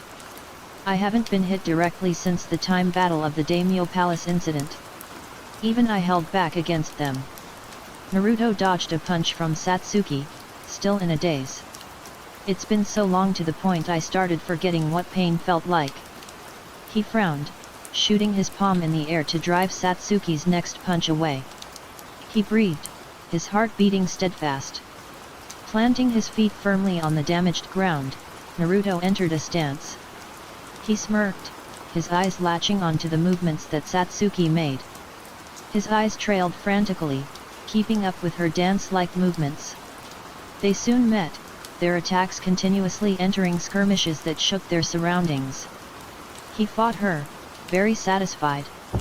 Who needed an army of shinobi when you had two Uchihas? With one capable of ending planets and the other possibly reaching that status faster than she thought. The month came by as quickly as it started. Naruto had risen the difficulty of her training to a staggering degree. And each time he heaved the difficulty, Satsuki managed to keep up after a day or two of constant fighting. But, of course, after Naruto did not get hit whatsoever ever since that memorable day when Satsuki punched him while off guard. The 30 days were up, and it was time for the two to finally split ways once more. "You should go because your team is just about ready," spoke Naruto, standing in front of her in the bedroom that the two slept in. It was cluttered from the constant moving. 1. Satsuki stood by the door, unmoving. Naruto raised an eyebrow, wondering why Satsuki was still here. She had a brother to kill, of course. She bit her lip, her heart beating in a sweet fever. "You know, you could always tag along," she spoke, her voice low, almost a whisper. Naruto stopped what he was doing and chuckled lightly. 1. "Sorry, but I'll pass. I got better things to do than tag along a ragtag group of ninjas." She sighed, knowing that this was the case. Naruto walked up to her, standing right in front of her. Satsuki gazed up at Naruto, their difference in height being quite apparent. She had a good height of 5'9", but Naruto towered her with his 6'0" stature. Satsuki couldn't help but feel intimidated by how much small she looked compared to him. Suddenly Naruto wrapped his arms around her, his hands ending on separate divisions on her body. Left hand enveloped her waist, and his right hand holding the back of her neck. 2. A flustered feeling came over her, the beating heart that once was a frenzy became a volcano exploding, spewing oceans of lava and ash into the atmosphere. 1. Satsuki never expected Naruto to do something like this. To her, Naruto was a much secluding person. The arrogance he held was something more of an exaggerated facade. It was there, but he exaggerated it in front of his enemies. Although the god complex he held was quite true. 4. Naruto lightly moved her head and pressed it on his chest. He heard her gulp, knowing that she could hear his fast thumping of his heart. His face held a stoic gaze, an emotionless aura being emitted as thoughts ran through his mind like a person running through a track field. His soft touch made her body shiver. She hid her smile by biting down her tongue. To her disappointment, Naruto let go, standing a few feet back. Before you go, I wanted to give you something. Naruto held out his arm, the seals he imprinted on his forearms transparent. A hazy amount of smoke clouded her vision. She widened her eyes. A pair of rings that were coated in purplish-black material entered her vision. Satsuki looked at Naruto, surprised by his actions time and time again. Her look of surprise soon stopped, letting a giggle out of her mouth. Rings? Don't tell me you're that head over heels in love with me that you're proposing to me. Naruto shook his head at her words. How idiotic. You seem to have deluded to your fanciful ideas of love. These rings are not for proposing. He slinked the ring on her left index finger. She raised an eyebrow, wondering the purpose these rings held. 3. What is the reason for it then? All I know is that rings equal marriage. Naruto was amused by her words. He impaled the ring with his right index finger. Just channel chakra into it. No need to overthink and muse me proposing to you. We're not even 18 yet. Satsuki grunted by his retort and did what he ordered her to do. Suddenly the ring coated in purplish-black material began to expand, moving like a living organism, soon enfolding her body in the same type of color as the ring. Her eyes darted back to Naruto. What the heck is this? She asked, turning to a mirror to see how her body looked like. It acted like armor, but it didn't weigh her down like regular armor. It's made out of the essence of a crystal that I call Aphrodite. It might be named differently by someone else, but I'll keep calling it the same. It's an indestructible material that cannot be torn through regular means. While it'll protect you, you'll still receive damage from tremors. She was very impressed by this. 3. And you made this yourself? How intriguing. Naruto nodded affirmatively. I actually had this done around a few days before the 7th day. I just waited for this moment to give it to you. You'll need it when you fight Itaki. She furrowed her eyebrows. Do you not think I can beat him? You better. If you couldn't, then that means I should have increased the training even further. Satsuki shivered at the thought of Naruto pummeling her in a fight.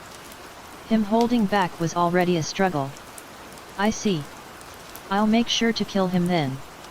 Your training was like a match between life and death.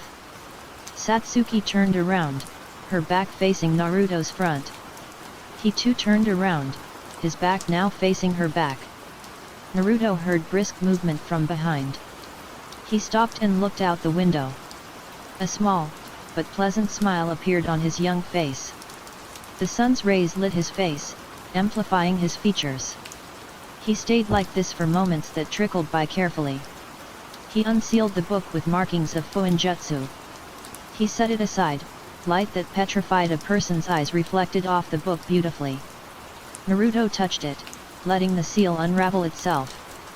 He opened the book, the pages flapping loudly as he got to the first page. Peace, and how I plan to create it. Those were the first words that appeared in the first page of the book that he had wrote on since he was just a tiny kid. He looked at the words under it. The words were large, taking over half of the page. Steps for how I created peace at the back, Satsuki. The steps after peace is created is also there. 1. It was as if he saw the entirety of the future. He wrote these first few words just before his 7th birthday. And, while he lost his way, he got back on track and did what he told himself he would do since the beginning. This book was the object that held his sacred secrets. It held his entangling knowledge, predictions, etc. It had everything. It was both a diary and a way to keep track of things he should be doing. And the funny part of it all? Most of the things he wrote here came true. He wrote of obtaining a Rinnegan sooner or later. And Satsuki's trust that couldn't be bent. Why did these things come true like a shooting star crosses the night sky, a miracle? It's because of manipulation. Events, most of the things that had happened were orchestrated by him. But there are a lot of things that happened that he didn't manipulate. Like the attainment of the Rinnegan, he was going to achieve it sooner or later, but the means of getting it was unknown to him. Naruto looked at the book once again. A rather important goal that he needed to accomplish. Zetsu must die. He's a person, while not strong, is able to gather information so efficiently without getting noticed. That makes him dangerous. 3.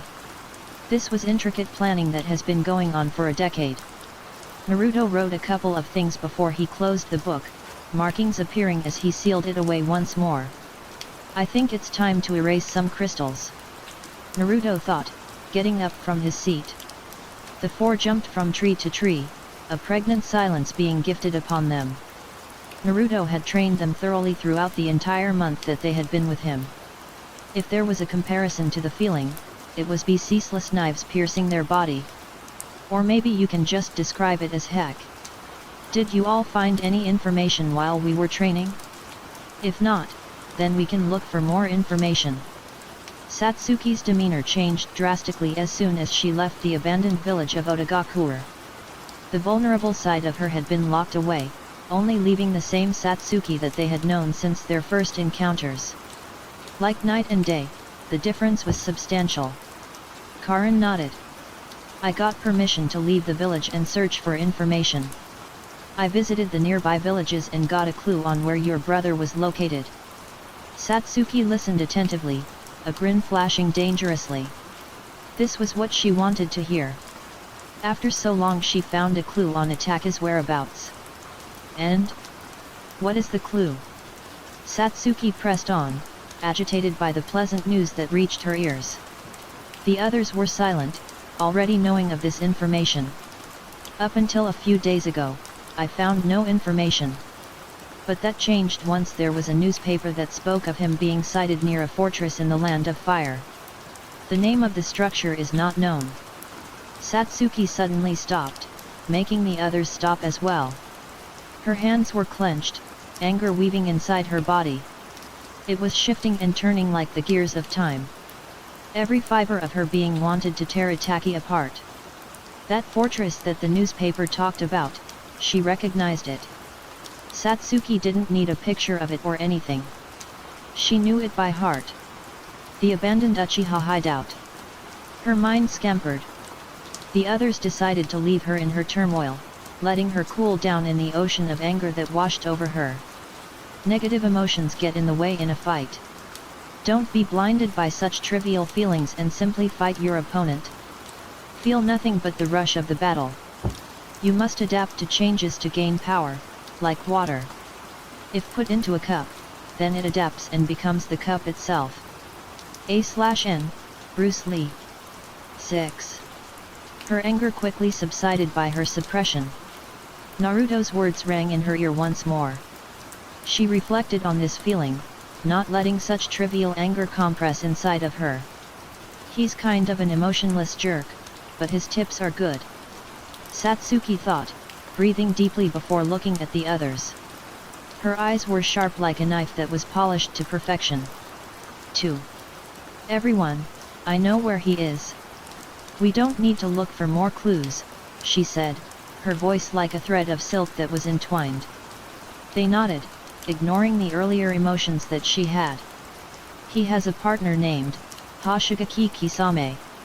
His name piqued Suijutsu's, a shark-like grin appearing on his face. He knew of Kisame due to him being the one to wield same hata. This was what he was looking for.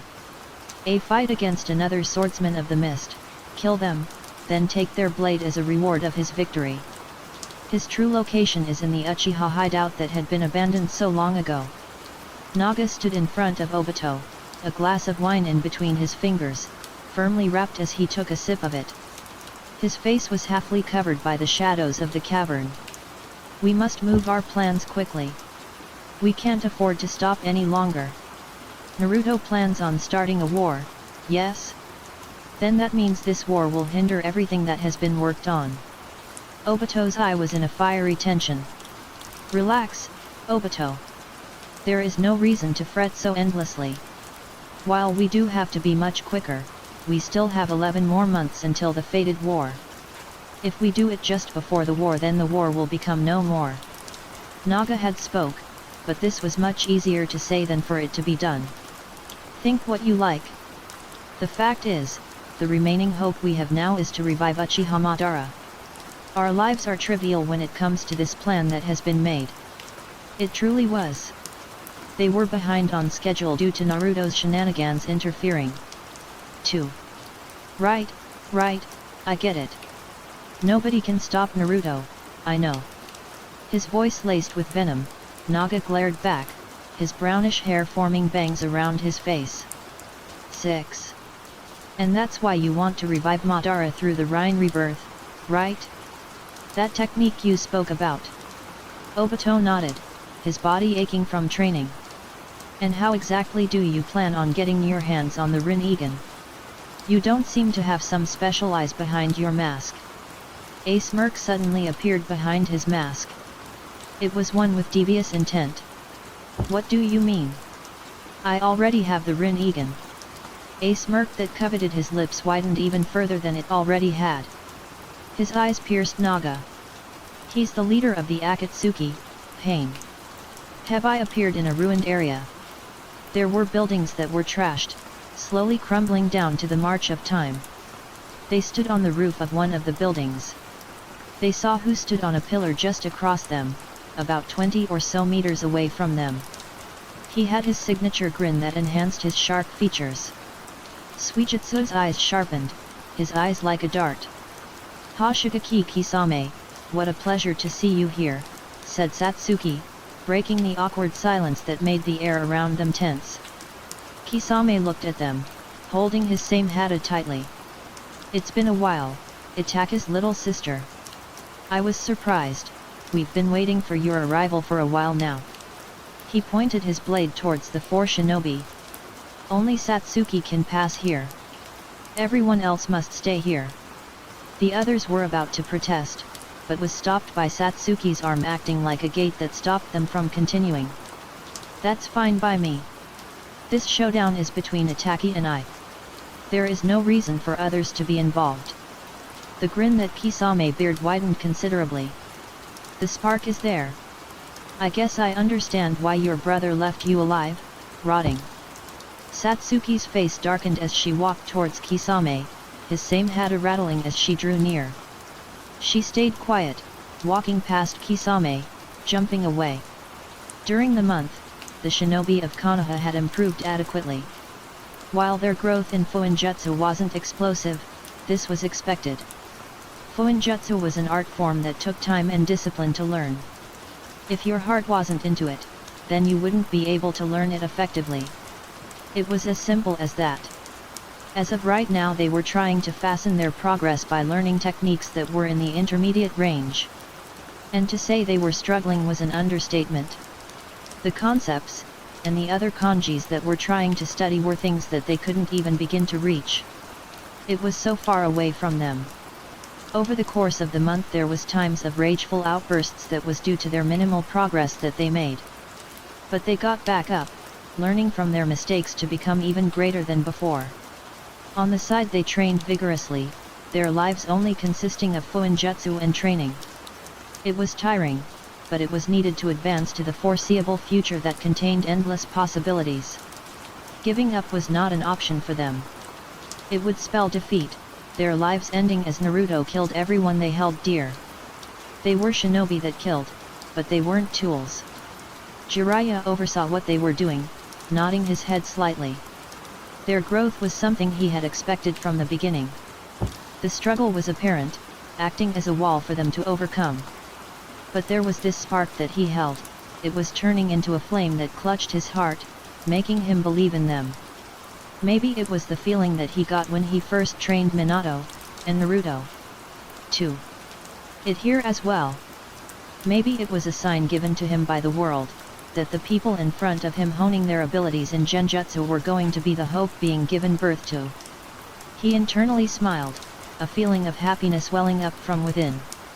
It may take some time, but he believed in the people he was teaching right now. That they'll learn the way of Fuinjutsu. His eyes were closed, letting the empty feeling he felt press his body down. Itachi sat on a throne in the Uchiha hideout, the silence looming was intense. From afar, he heard steps from the long corridor. The view he got as he slowly opened his eyes was one with shrouded darkness. All he could see were daring red eyes that looked at him with hatred. As a silhouette began to emerge, Itachi began to speak slowly. "How much can you truly see, with those Sharingan of yours?" he said slowly. It wasn't a question that he was asking, it was a statement being made. A surly grunt could be heard, the shadow becoming more apparent. 2. Satsuki walked out of the shadow, a calm look on her face as she walked closer to the throne was once sat on by another Uchiha. "These eyes of mine?" she asked, her tabi rubbing against the concrete floor. The anger that wanted to rise was burst from inside of her was suppressed by her. Their Sharingan met, the bright red hues staring down on each other with unbearable intensity behind Satsuki's glare. "All I see, is your death." Satsuki pulled out her blade, unsheathing it as she pointed it towards her forsaken brother. Itachi looked at his sister with much indifference. He closed his eyes, his head shifting to the ceiling as he spoke his next few words. "You see, my death?" he asked cryptically. His voice was soothing to the ears, the emotionless tinge in his voice had coldness laced. The silence was sinister. 1. No one made a move, their bodies unmoving, the natural forces of the world not affecting them. Itachi got up from the throne, now standing on his own 2 feet. Well, then he disappeared, and reappearing right beside Satsuki, his Akatsuki cloak fluttering from behind. "Let's see how fair." Satsuki didn't feel fear, instead blocked the incoming blow from Itachi flawlessly. The room trembled in fear as they collided weapons. Itachi lifted his boot, sending a kick towards Satsuki. She leaned back, easily perceiving his kick. Like lightning, she counteracted his kick with a kick of her own. Fast. Itachi thought, impressed with her reaction speed. Satsuki separated her legs, reeling her right arm, ushering power to her fist, as her veins bulged from the force. Her clenched fist landing on Itachi's face, he was blown back, falling on the tenacious floor made of pure concrete. Taking her blade, Satsuki jumped, thrusting through Itachi's heart. Blood stumbled out of his mouth. Was this the end for him? No, absolutely not. Itachi looked at Satsui, his index and middle finger reaching up towards her. Just before it could reach her, the 2 fingers turned towards the throne. 7. Satsuki's eyes darted towards the throne. There he was, sitting on the throne once more. His face was lax with not indication of injuries, he was completely unscathed from her punch and the blade thrusted through his body. "Genjutsu," Satsuki muttered, her Sharingan flaring. She stood back, standing tall as she stared at her brother. Itachi stared back, his Sharingan turning into a mangekyou. She narrowed her eyes. "There is no need for entree dishes. I've come here to kill you, not for some genjutsu gestures being thrown." Her tone was forceful, enforcing a tense atmosphere. "Very well then," he said, disappearing in a flock of ravens. Appearing right in front of her, the silence continued like that of a church. "But on what basis do you think you can beat? My mangekyou surpasses your visual prowess." He spoke the truth, his mangekyou gave him an edge. Satsuki squeezed her blade, It doesn't matter. The basis for everything about this moment is your death. Itaka did not react much, his Mangekyo staring down on Satsuki as their conversation filled the room. Naruto trained you, that's why you're so confident in yourself. Her eyes widened all of a sudden. How did he know about this? Was there some traitor in her group? How did you know? She asked. I didn't. You just confirmed my suspicion, how foolish of you. In a single second the air rushed, in turmoil as Itaka leapt into the air, sending a barrage of shuriken like a speeding blur. Satsuki backed away, letting the shuriken pierce the ground. Can you not differentiate fantasy and reality? These shenanigans are nothing but foolish and futile actions that make no difference. Itaka landed back on the ground, snatching a shuriken off the floor to block Satsuki's blade. Backing away, Satsuki began weaving through a set of hand seals with one hand. Fire release, Great Fireball Jutsu. A large fireball made the area piping hot as it exploded. Satsuki narrowed her eyes, darting her body from one side to another as smoke filled her vision from all sides. The clouds of smokes dissipated from behind, an amplified kick going her way. Her instincts coming in, Satsuki turned around, feeling the air rushing from behind. She gritted her teeth together, grounding them down as she blocked a kick, shooting her away, crashing on the walls. Itaka grimaced as he walked towards Satsuki. You've always been so vicious, Itaka said monotonously, blood leaking from his leg as he walked towards her. Though scathed, Satsuki jumped on her feet, collecting her blade. Imbuing lightning chakra into the blade that wielded, tendrils of lightning began to sharpen the surroundings, the blue hues igniting the ruins.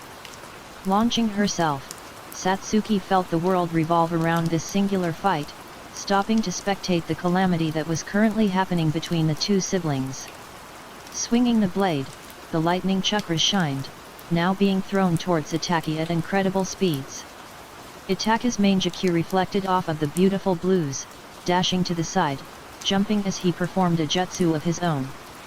Fire release, Phoenix Sage Fire Technique. Like meteor showers that rained down, volleys of small fireballs sputtered from his mouth. His foot touched the ground once more, the small fireballs stopping the electricity that ran through the ruined room in an instant. As the fire faltered, metal could be seen, hiding from within the flames that burned brightly. Shuriken were revealed, clashing with the lightning. Coating his feet with lightning, Itaka, one by one, started kicking the shuriken towards Satsuki, blazing through the tendrils. Shifting her body to the side, Satsuki dodged the first shuriken. She then backed away, entering a fluid backflip to dodge the next one, then ducking down to dodge another. Her eyes grew sharp, perceiving the shuriken in slow motion.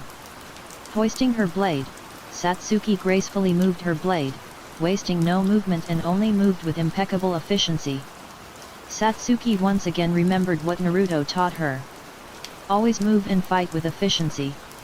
Always try and end the fight without exerting too much. If you can hit someone in less than 3 moves instead of 5, then always take the one with the benefits. I don't do this though. Why? No one can stop me even if I'm being inefficient. 4. Satsuki lifted her leg, chakra flowing all throughout her body. Itaka tried stopping her attack, but soon failed once her feet touched the floor, stomping on the concrete floor. Shards of debris flew across the room. Luckily, even through the blindness he suffered, Itaka managed to dodge all incoming shards that threatened his safety. Satsuki suddenly appearing in front of him, making his eyes go wide. Must not stop. Must not stop. Must not stop. This was all Satsuki thought about. If she were to stop the continuous attacks, then that would give Itaka time to recuperate. And to recuperate means that he'll figure out a plan. She swung her blade, clashing with a kunai that Itaka hit underneath his cloaked hand. Satsuki lifted her leg, outstretching her foot so she could kick Itaka away. Satsuki narrowed her eyes once again as she formed hand seals. He could have blocked it. Is he underestimating me so much? she thought, the anger that she suppressed slowly rising. She was still but a novice when it came to handling her emotions during battle. Fire release, Great Fireball Jutsu. She inhaled and exhaled another large fireball, sending it towards the attacker that crashed on a nearby wall. Just before the fireball connected, Itaka jumped in the air, gliding down as his arms and hands began moving in strange movements. Wire strings. Satsuki thought, familiar with the way his hands and arms were moving. Looking from behind, Satsuki just barely dodged the shuriken that used to lay on the floor. Crap! Satsuki grimaced, shaking off the stinging feeling that she got from the shuriken grazing her forearms. Itaki appeared in front of her, holding a kunai.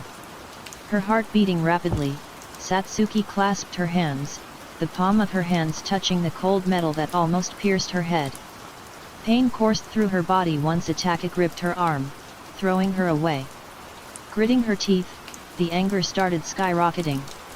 Was it not enough? Was the training not enough? Satsuki thought madly, anger and every hatred-like emotion pressed down on her body. She leaped lowly to the side, dodging a punch that destroyed the wall behind her. Growling deeply, Satsuki swung her blade as she imbued it with chakra.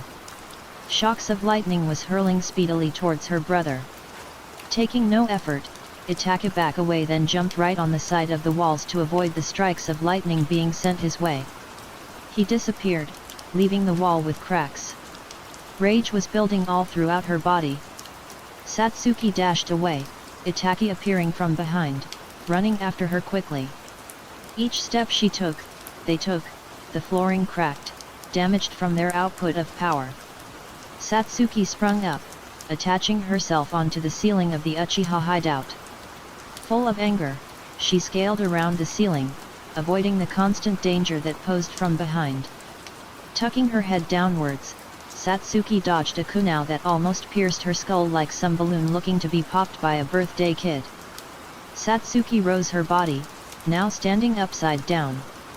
She held her blade, her body stiffening, tightening as she prepared to swing. Her eyes blazing, churning as barbs of lightning began to emerge from the blade. Itaka paid no mind, keeping on advancing forward with no hesitation. You've become narrow-minded so quickly. How disheartening. She widened her eyes, a sudden rush coursing through her body. And in a flash of light, an explosion occurred. Clone Great Explosion. She was thrown back, blood escaping the bars of her mouth. Pain was all she felt as she crashed down on the rough floor, the skin of her body scraping against the rigid edges. Still not enough. She screamed and screamed in her mind so wildly. Rage bubbled over her body, every single cell in her body shouting at her. Her fiery red eyes looked at Itaki. Even now you lack the hatred to evolve, to kill me. How pitiful our complex fates are.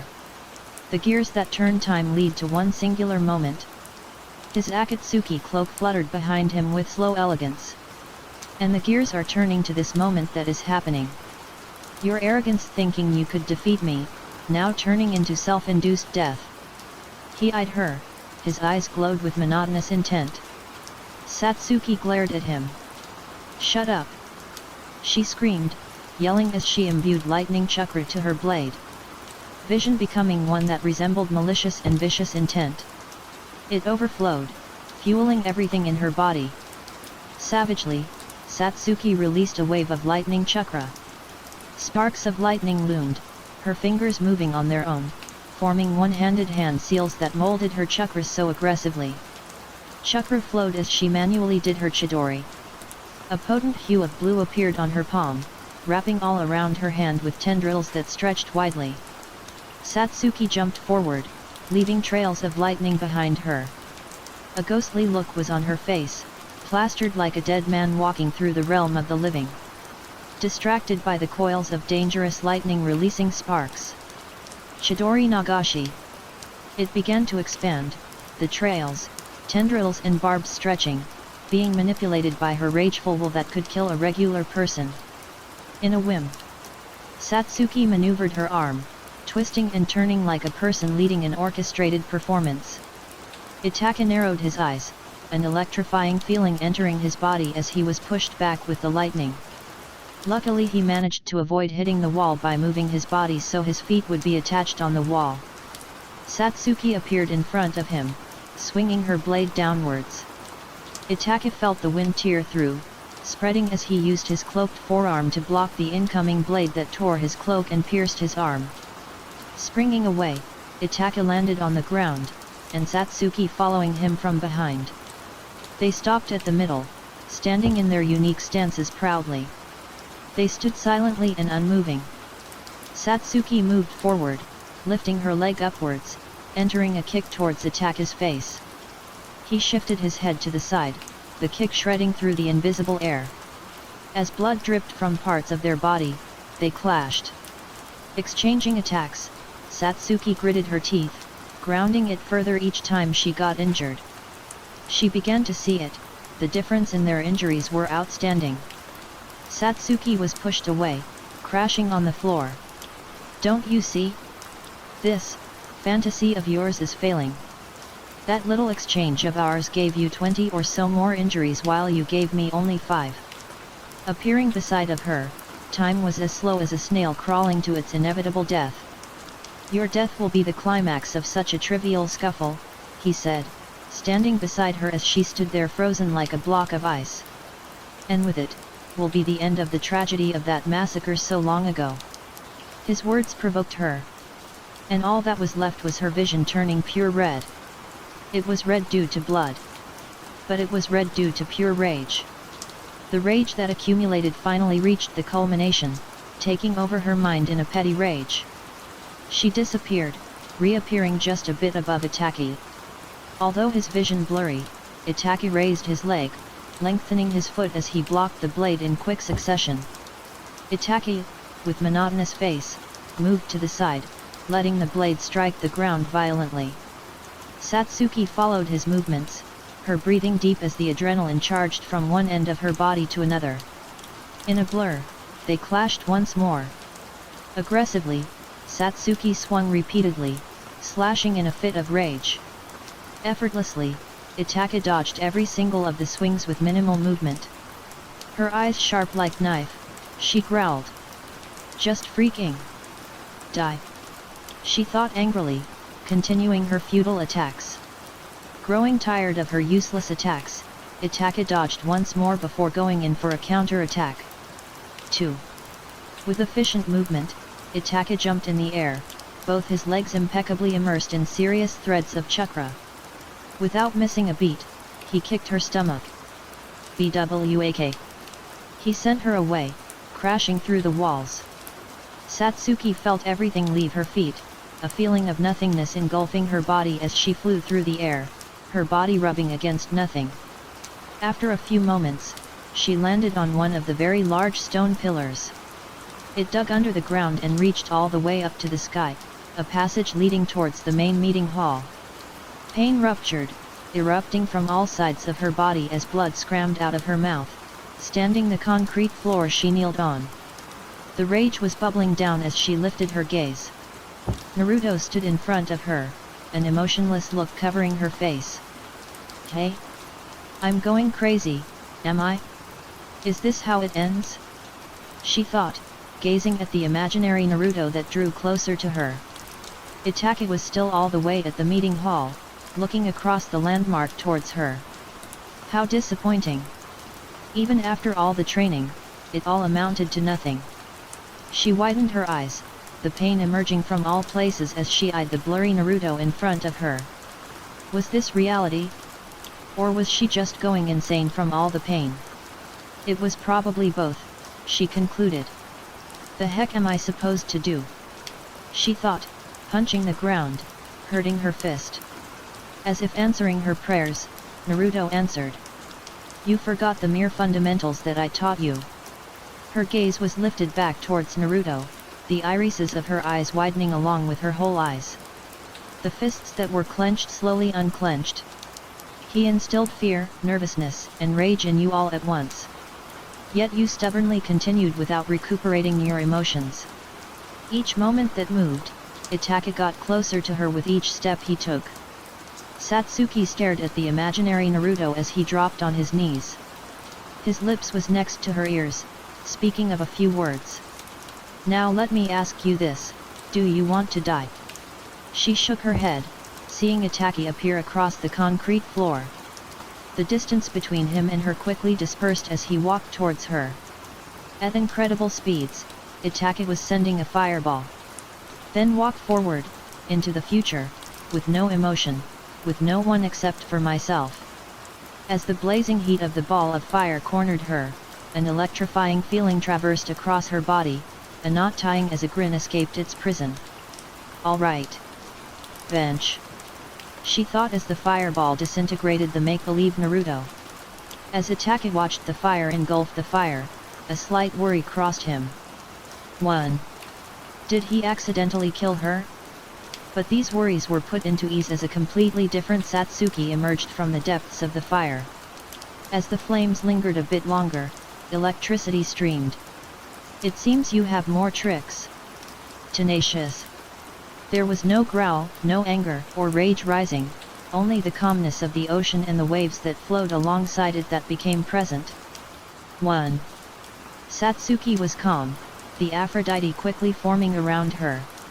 It trailed around her body, wrapping it with the essence of the crystal. 1. She stood there, calmly walking towards her in a trance, as two different types of lightning techniques unraveled like a present. Juden. Lightning chakra mode. Everything felt more alive as power coursed through her body like an overflowing pool of water.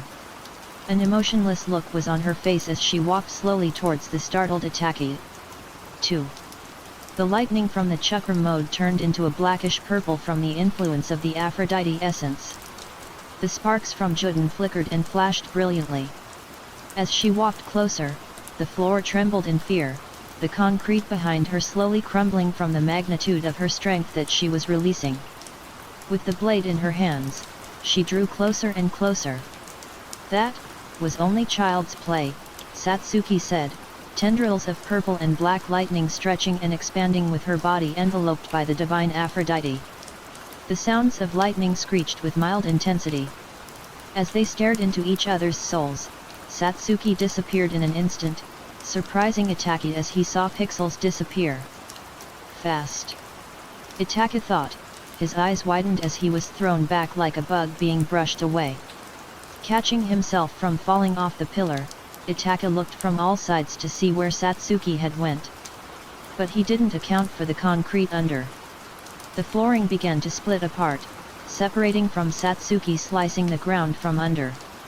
Debris covered the area as the platform began crumbling apart. The two crouched on a boulder that lingered in the air, and pushed themselves off them simultaneously. In silence they clashed, shockwaves forming all around them. As fast as lightning, Satsuki sent Itaki away, making him stumble down on the floor. She landed, her heart beating fast. Thoughts raced through her mind, feeling the power surge through her body. Naruto knew that through pure combat abilities, Satsuki would lose without a doubt. So, he had a plan that Satsuki absorbed quickly. To make up for the gap in strength, Naruto taught her techniques to increase her speed, reaction, and strength. While he didn't use it himself, Naruto had seen I use it enough times to get a gist of how the chakra mode worked. While lightning chakra mode does increase reaction speed, it doesn't have benefits like the increase in information processing. Juden also focuses a lot more on the mind than the chakra mode that I uses. As Satsuki approached, the blackish-purple lightning crackled all around her. Itaka looked at Satsuki, blood coming out of his mouth. The attacks she had dealt to him had packed a lot of damage. He stood up, his breathing becoming ragged. "It seems I too must bring out all the cards," said Itaki, his mangekyou spinning wildly. His Akatsuki cloak followed from behind as a reddish-orange aura grew, becoming a full-fledged skeletal being. Satsuki stared at the ethereal being that was forming right in front of her. The Susanoo. Satsuki thought deeply. They walked closer and closer, before the concrete floor shattered in terrible pieces once they leapt forward, preparing to clash once more. Satsuki readied her blade, charging it as coils of dark neon purple emitted from the beautiful blade that shined through the day. Itaka had the arms of his Susanoo reeled, preparing for a punch. As their attacks contested with one another, a battle for to overpower the other came to light. Managing to win, Itaka pushed Satsuki back down to the floor. Her breathing ragged, Satsuki disappeared, reappearing behind Itaki. Satsuki swung, traces of lightning trailing around. Grabbing hold of the skeletal arm of the red Susanoo, Satsuki threw Itaki away. Dropping to the ground, Satsuki followed, moving at the lightning speeds. Itaki, now being the one to crash through numerous concrete walls, caught himself at the very peak of the Uchiha hideout. He stood as Satsuki appeared before him, a strained look on her face. "I need to end this soon," she thought, sending a purple and black lightning towards the battered Itaki. Although injured, Itaka dodged it, appearing beyond the cluttered debris and clouds of smoke. Satsuki, though fast, had to block the strike with her Aphrodite-covered forearm that braced impact. They moved like blurs, strikes of lightning and tints of red making way. Exchanging blows, they were evenly matched, but time was running out. As time flowed, the two quickly ran through their chakra reserves as they danced along the line of fate, striking each other to the core of their lives. Backing away at the same time, puffs of tiredness loomed, expanding outside of their mouths. But the difference was evident. Satsuki's breathing was much deeper, gasping for more air as the two recuperated. "Even now, I can't overcome his strength so easily," Satsuki thought, wiping off the sweat that dripped all over her body. In an instant, she left, shooting forward like a star. Appearing above, Satsuki grew hungry for his death, swinging downwards with her blade. She had stopped channeling lightning chakras so her chakra reserves would last just a tiny bit more. Weaving his Susanoo, Itaka blocked the swing, a shockwave of power advancing from result. Still tenacious, Satsuki pressed forward, attempting to break the Susanoo. But she failed, now being thrown away towards the tall tower of stone that was outside of the main meeting room. Rolling on the concrete floor, Satsuki saved herself from the screeching sound from the Aphrodite rubbing against the concrete. Flipping away, Satsuki dodged a blow from Itaka's Susanoo. The fist crushed the floors, debris flying. But this did not deter Satsuki, standing defiantly as she prepared for another attack.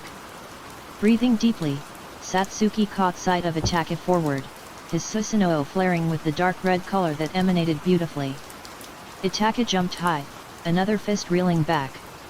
Narrowing her eyes, Satsuki drew her blade, holding it to horizontally to block the fist of Susanoo. But this was useless, the force of the Susanoo crushing her as the flooring broke, making her crash down back to the Uchiha meeting room. Weaving through hand seals at incredible speeds far beyond a novice. Fire release, Great Dragon Fire technique. A large flame escaped her mouth, forming the head of a dragon. Like a real dragon, the flames roared with ferocious intent as it drew near Itaki. Not wanting a direct hit, Itaki attached himself onto the ceiling, traveling along the surface that slowly began crumbling. As the dragon of fire shot towards the sky, the smoke covered his blurry vision, making him grow a slight tension across his shoulders. He grit his teeth, his Susanoo being punched away. His body landed on the concrete walls, chakra quickly leaving his body like a waterfall. As every single part of his cells ached, his Susanoo withdrew, the chakra that left speedily now being halted. "I need to conserve," he thought, tucking his body to avoid the slashes of lightning that crackled loudly. As Satsuki breathed heavily, Itaki revealed a kunao under his sleeve. They walked in circles, their weapons reflecting off against the bright light that seeped through the crumbling ceiling. In a flash they collided, entering another stalemate. Satsuki, although tired, backed away slightly. Separating her two legs, she channeled a slither of chakra to her right leg. Her eyes were sharp, preparing for a kick to attack his jaw. Satsuki hoisted her leg, power surging through her leg. While quick, her leg faltered due to fatigue, giving Itaki enough time to block it perfectly, no damage being taken. Itaki widened his arms, entrapping Satsuki's heel with his hands, and attempted to throw her away to gain distance to recover his energy. But this failed, making him widen his eyes considerably. Satsuki reacted quickly, her instincts kicking in midst of such danger. Her eyes flickered with electricity, the opposite foot moving on its own to kick Itaki in the jaw. Blood splattered from Itaki's mouth, his body launched away like a volleyball being served. Satsuki drew close, her breathing becoming more ragged and rough each second, and each moment she took a step. The ground shook from her power, her grip on the blade tightened so it wouldn't leave her grasp. Satsuki saw Itaki stand back up from the floor, not letting tiredness overcome him. His eyes staggered, searching for her silhouette before finding her. He was already so blind, but the blindness continued to haunt him, the blurriness crawling from all sides of his sickly body. Before he could move, pain ruptured from his body, making him cough violently. Not now, he thought, his eyes squinting from the torment that attacked his heart. Every cell that lived and exists in his body began to scream at him, crying for help. The cells screamed for him to drop down, to die. That his job was complete. The death he was going for during this battle has now arrived. It was like a merchant, it waited for him to pick and choose. It's still not time. Not before everything is complete. He mused, suffering from agony that he was forced to shake off. Satsuki saw the aching expression on her brother's face. Although wanting to think about what was happening, Satsuki didn't want to expend more chakra than needed. She launched herself forward, dismissing the look that was on Itaki's face. Itaki could see the pixels grow, drawing closer at speeds that was beyond normal. He could see it, but he couldn't dodge it. It was impossible to do so with all the suffering that he was experiencing. This came at a cost. On top of such straining pain was a left hook that Satsuki delivered with clean style. His jaw tightened, more blood splattering as he was shot through the ceiling, his body gliding through the cold air. Roughly landing on the flooring, Satsuki appeared across the battlefield. She knew that her body could barely keep up with the power she had just unleashing. I need to finish this faster, she thought calmly, her heart beating like a tornado that was destroying everything that stood in its path. Itaki got back up on his feet, his zealousness showing. While there was still pain, Itaki shook it off, trying to calm his breathing. The patterns began to become more rhythmic, becoming in tune with his heartbeat. He closed the eyelid of his left eye, his right eye surging with predominant pain.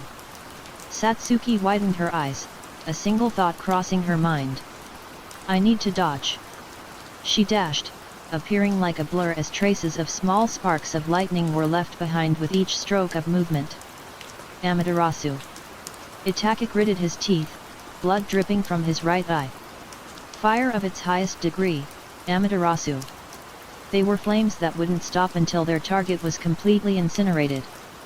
His eyes followed Satsuki, failing to catch up. Although he was not catching up on purpose, the speed that Satsuki held was astonishing even to the Uchiha prodigy. He continued until he couldn't bear the pain anymore. He gasped for air as he was trapped inside a circle of black fire. Satsuki stood a few meters outside of the darkest fire to have ever existed. As droplets of blood dyed the concrete floors, Itaki extinguished the flames with the same eyes, freeing himself from the circle of hellish flames. Satsuki hurtled herself forward, a dangerous glint in her eyes. Clang! Two weapons made out of metal clashed with brilliance. The metal that the weapons were made of rubbed against each other. Yellow-orange sparks appeared from the friction. The two pulled back their weapons, Satsuki with her blade and Itaki with his kunai. Clang! They once again entered a skirmish, dueling to the death with skill that surpassed even Kage's. Naruto's training was more than effective, it was bewildering and stunning. He had shot up her power astronomically. Satsuki tried kicking Itaki in the face, but failed once Itaki ducked down, letting the kick pass through. With quickness, Itaki rose his arm out towards the leg that passed by, sending tremors of power that bypassed the Aphrodite. It attacked her like a wasp. Itaki outstretched his leg, sweeping her so she would fall on her buttocks. As she was laying on the floor, Itaki leaped up, his AMR holding the kunai aimed straight her head. Unrelenting, Satsuki rolled away, hurling herself back on her 2 feet. The two breathed deeply, their eyes meeting tiredly. Satsuki stopped channeling chakra to her eyes so Juden would stop its effects. To save more chakra, Satsuki stopped the constant channeling of lightning chakra through her body. All that was left was the Aphrodite armor that was a gift from her beloved. They stood still, waiting for each other to make the move first.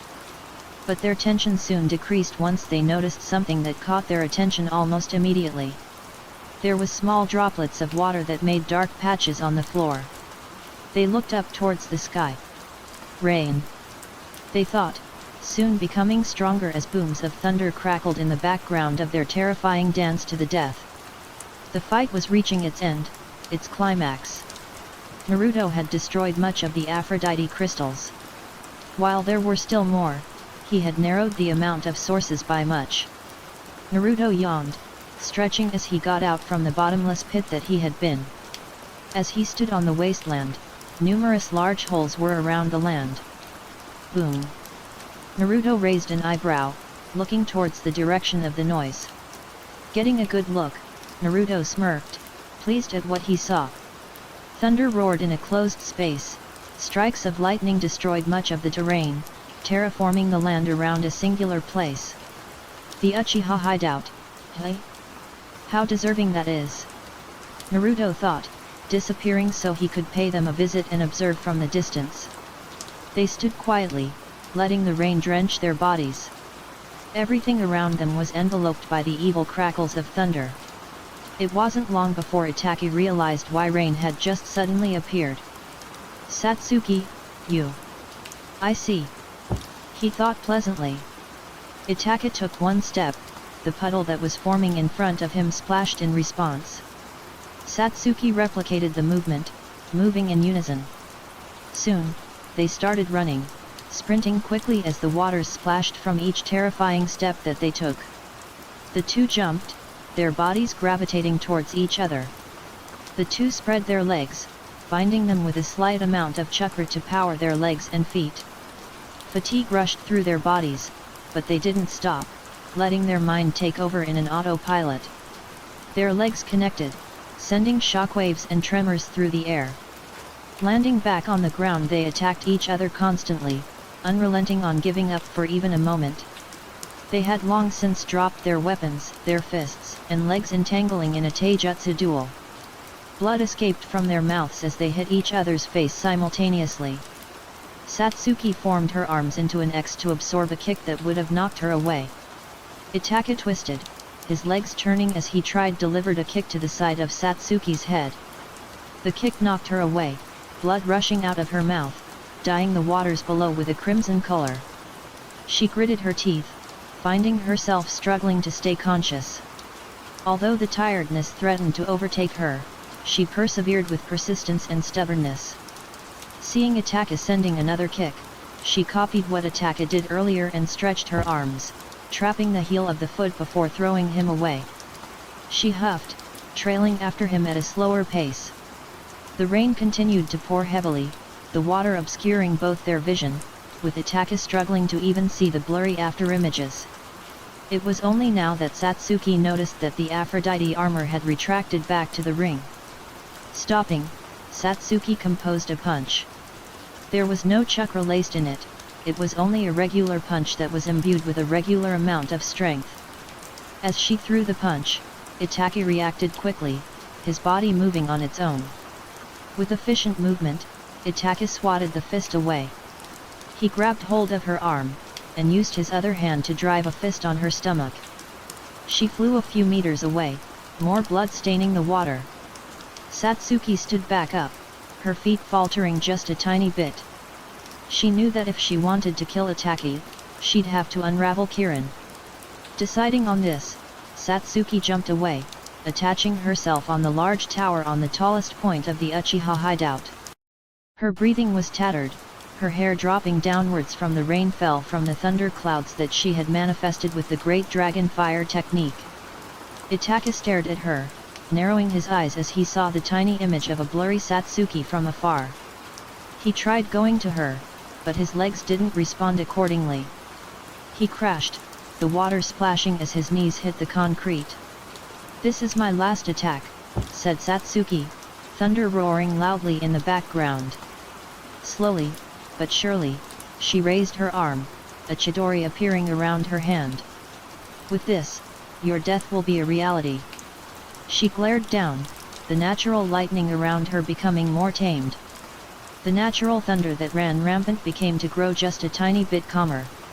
Itachi widened his eyes, just barely making out the blurry images flashing around his face. As time slowed, a creature started forming from the thunder that Satsuki wielded. A majestic creature that ruled over the skies with an iron fist. She could feel the last of chakra leave her body as she motioned her hands. In the dark skies that reigned, Satsuki fluttered with elegance. She was a goddess. "Goodbye, brother," she said with venom, her hand and arms going downwards. Rumble. In a flash, the lightning creature dove down with grace. A collision occurred, the whole Uchiha hideout being destroyed alongside the whole mountain. Dust covered the area, dancing around slowly. 2 bodies fell, their backs hitting numerous debris that flew all across the battlefield in an instant.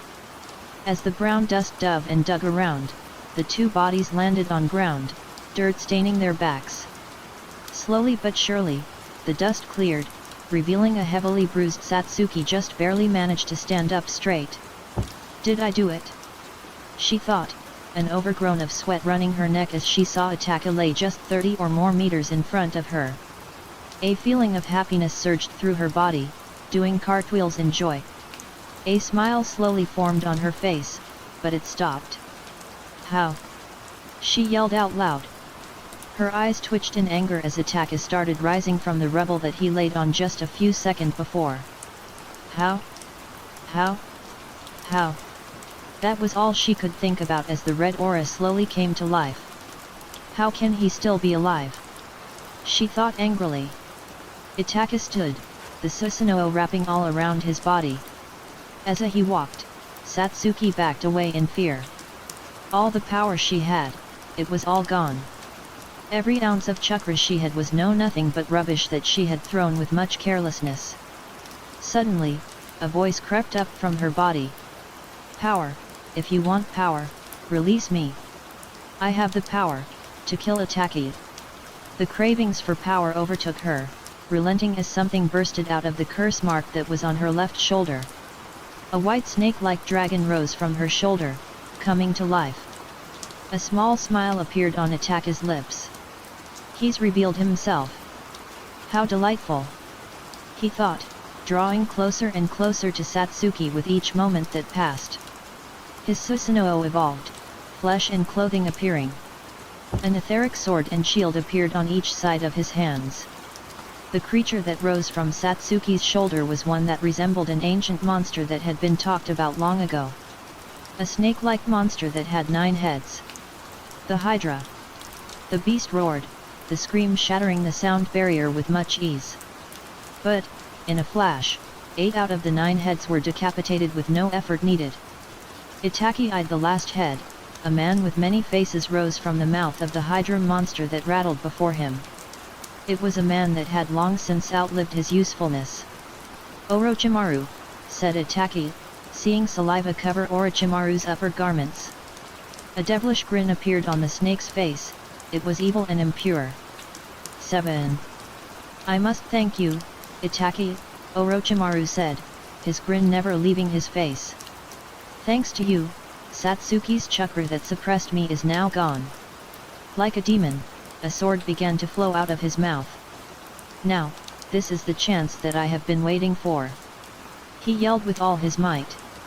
Itachi stayed silent, unmoving as his hair swayed with grace. "With this, I'll take over her body. This Sharingan is now me." Pain unraveled within his rupturing with intensity far beyond anything he had ever imagined. "You think this can stop me?" he asked, his eyes wide with anger that coursed aggressively through his body. Itaki eyed with amusement. "What will you do now, Satsuki?" It only took for a moment before Orochimaru realized what the blade that Itaki wielded actually was. A look of horror gravitated to his face. "The Totsuka blade. How, when did you get your hands on such an artifact? You've had it this whole time." Terror screamed as he was pulled into the blade that could seal anything. Orochimaru couldn't think of anything else, only the feeling of his life being sealed away for all of eternity. And with that, the curse mark that haunted Satsuki was no more. Satsuki gasped, her mind growing fuzzy as fatigue grew and grew rapidly. Seeing Itaki walked forward, Satsuki was forced to back away, fear bubbling in her mind. She couldn't do anything but back away. Thud. Satsuki looked back, her eyes widening once she saw the small wall of concrete hitting her back. The Uchiha's clan symbol was plastered on the very center of the concrete wall. As Itaki walked, a feeling of torment crossed his body, making him convulse in response. Blood splattered from his mouth, staining his hand with the familiar crimson color that he grew used to seeing. His Susanoo began to devolve, turning into a regular skeleton that was incomplete in all forms. He drew closer and closer, his legs limping in pain. Satsuki's heart thumped, fear shattering her heart. "Get away!" She could feel the death that lingered slowly come towards her. Every ounce of her wanted to keep going, to kill him without another thought. But her body couldn't move due to the tiredness that she was succumbing to. Itaki got closer and closer with his limp walk. And after a few moments, Itaki was only a meter or so away. Slowly but surely, Itaki lifted his arms, his hands raising slowly. He was only a few inches away until he could kill Satsuki with the flick of a wrist. She couldn't move, she was frozen in place. His fingers closed in on her, her heart fright cutting through like butter. Her eyes twitched as his fingers got closer and closer from strangling her to death. But with fright came with surprise. As the bloodied hand hovered just in front of her face, he tapped her forehead with both his index and middle finger. It was something he used to do all the time. With a small smile, he said his last few words. "Tell him, thank you, for taking care of my dear little sister." And with that, he dropped to the ground, his Susanoo leaving his grasp. It took a few moments, but Satsuki realized what just had happened. But she didn't have time to think before she dropped down, becoming unconscious. The air around the two siblings became cold. What a splendid battle that was!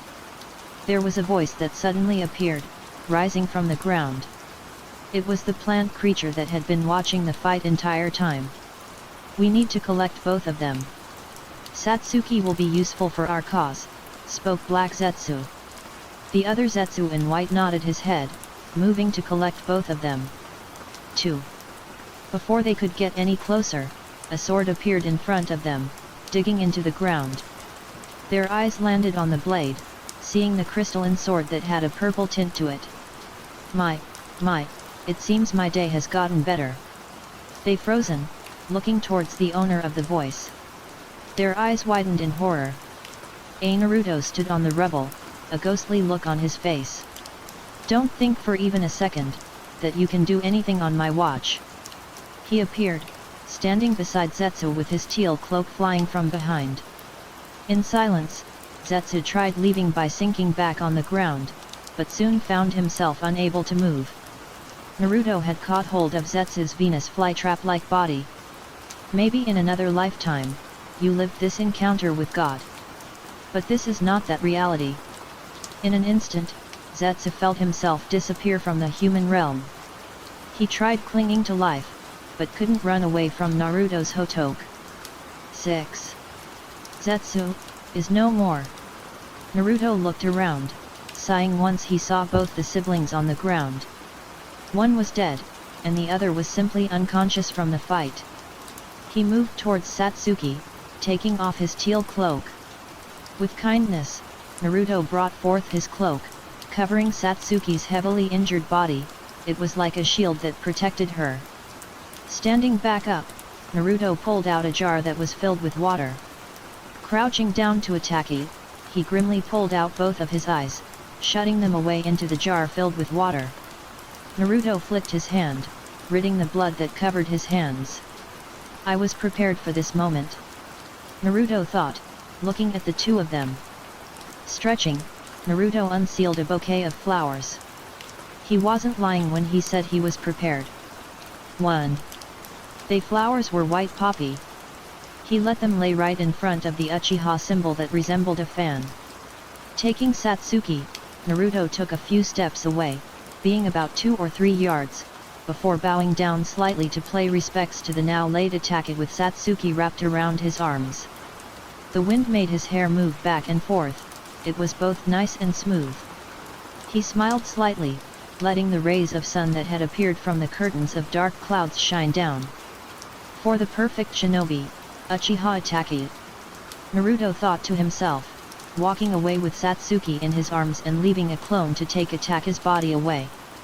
Naruto kicked the door open to a house in Otagakure. Searching for a room, Naruto came across one just up the stairs. Picking the closest door, Naruto kicked open that door as well. 2. Moving to the bed, Naruto delicately laid Satsuki on the bed. A deep sigh escaped his mouth as he covered her body with the blankets that was there. He couldn't help but feel time rewinding itself once again.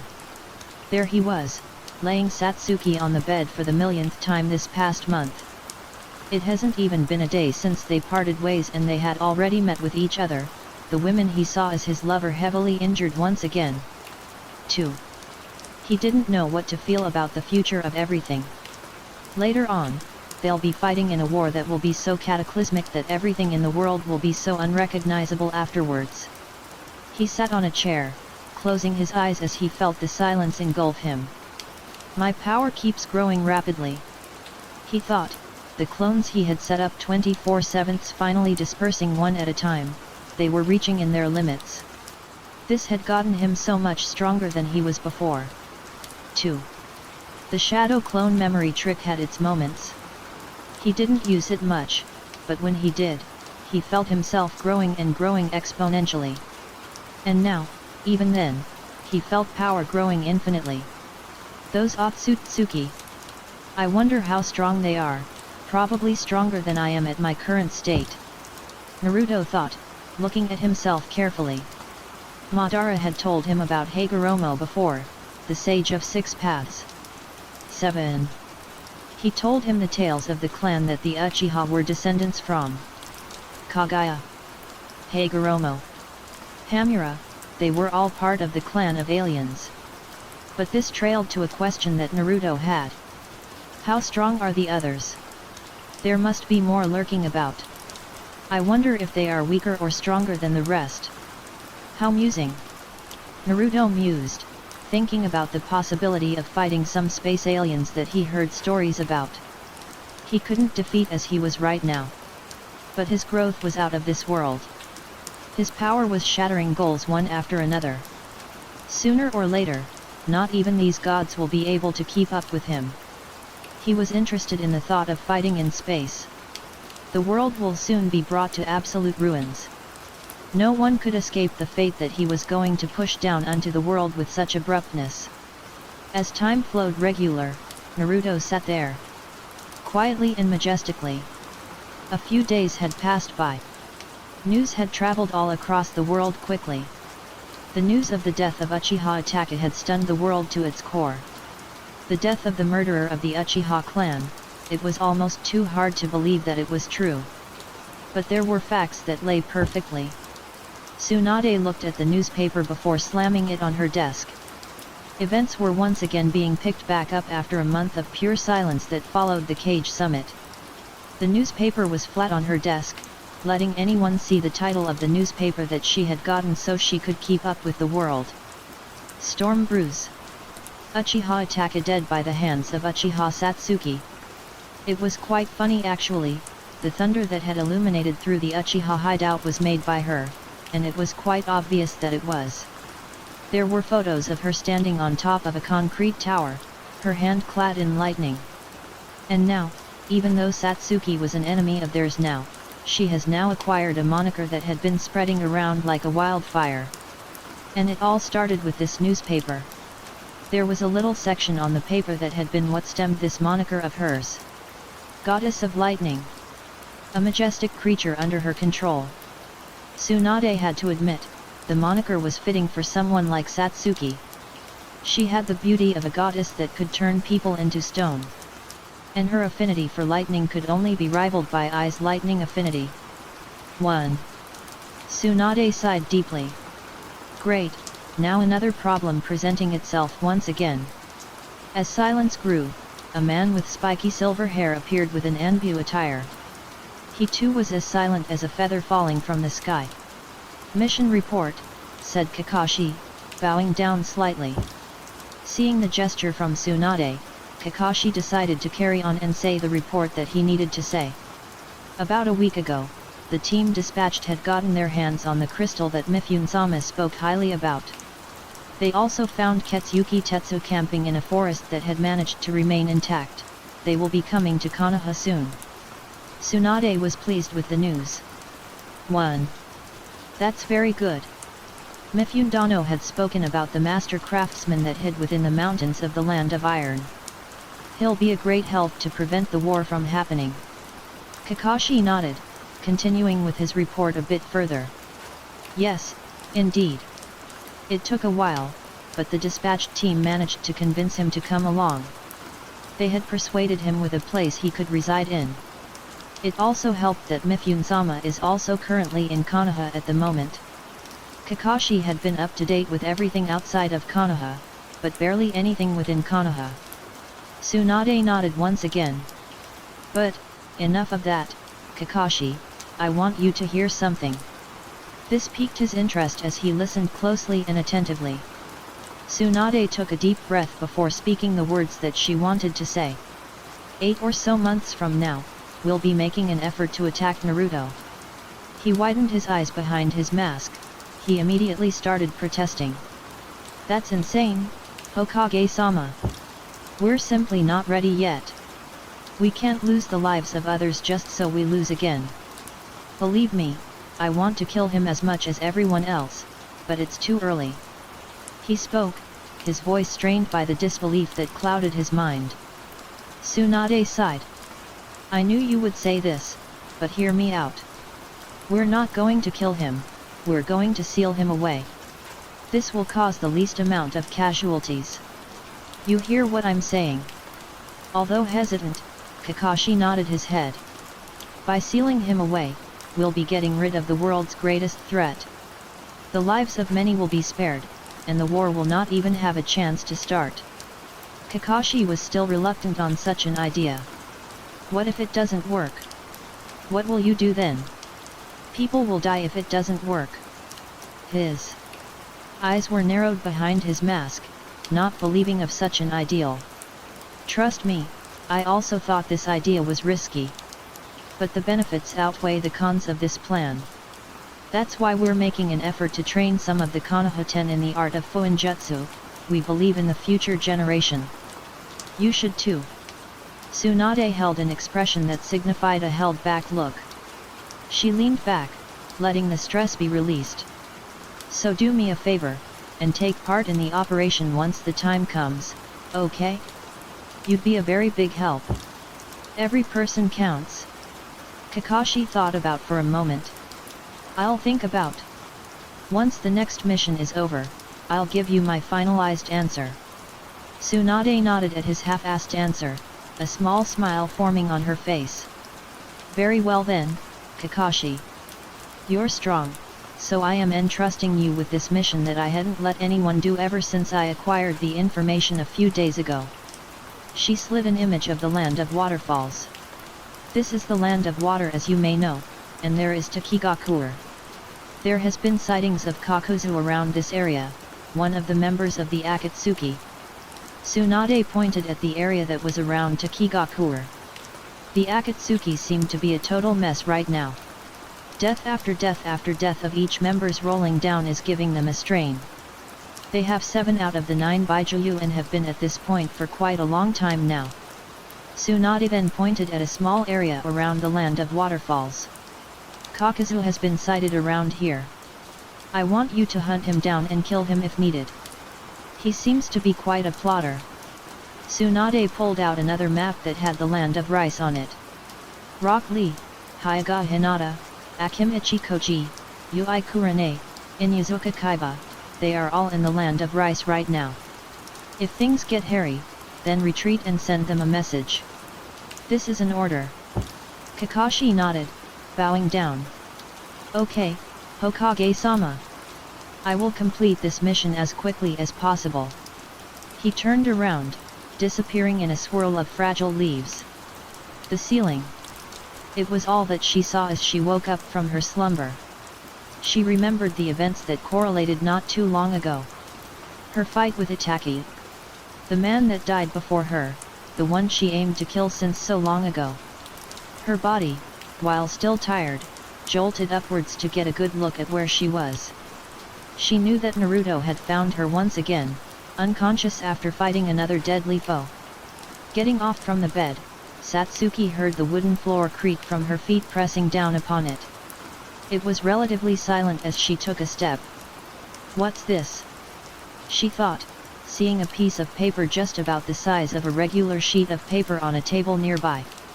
Walking towards it, she saw numerous amount of words that were written on it. Once she got close enough, Satsuki outstretched her arms, grabbing hold of the paper. Her eyes scanned the first few words that she could see. Dear Satsuki, it's time for you to hear the truth. 3. She suddenly froze while reading the paper. The handwriting that was right before was handwriting that she recognized. It was unmistakable to her.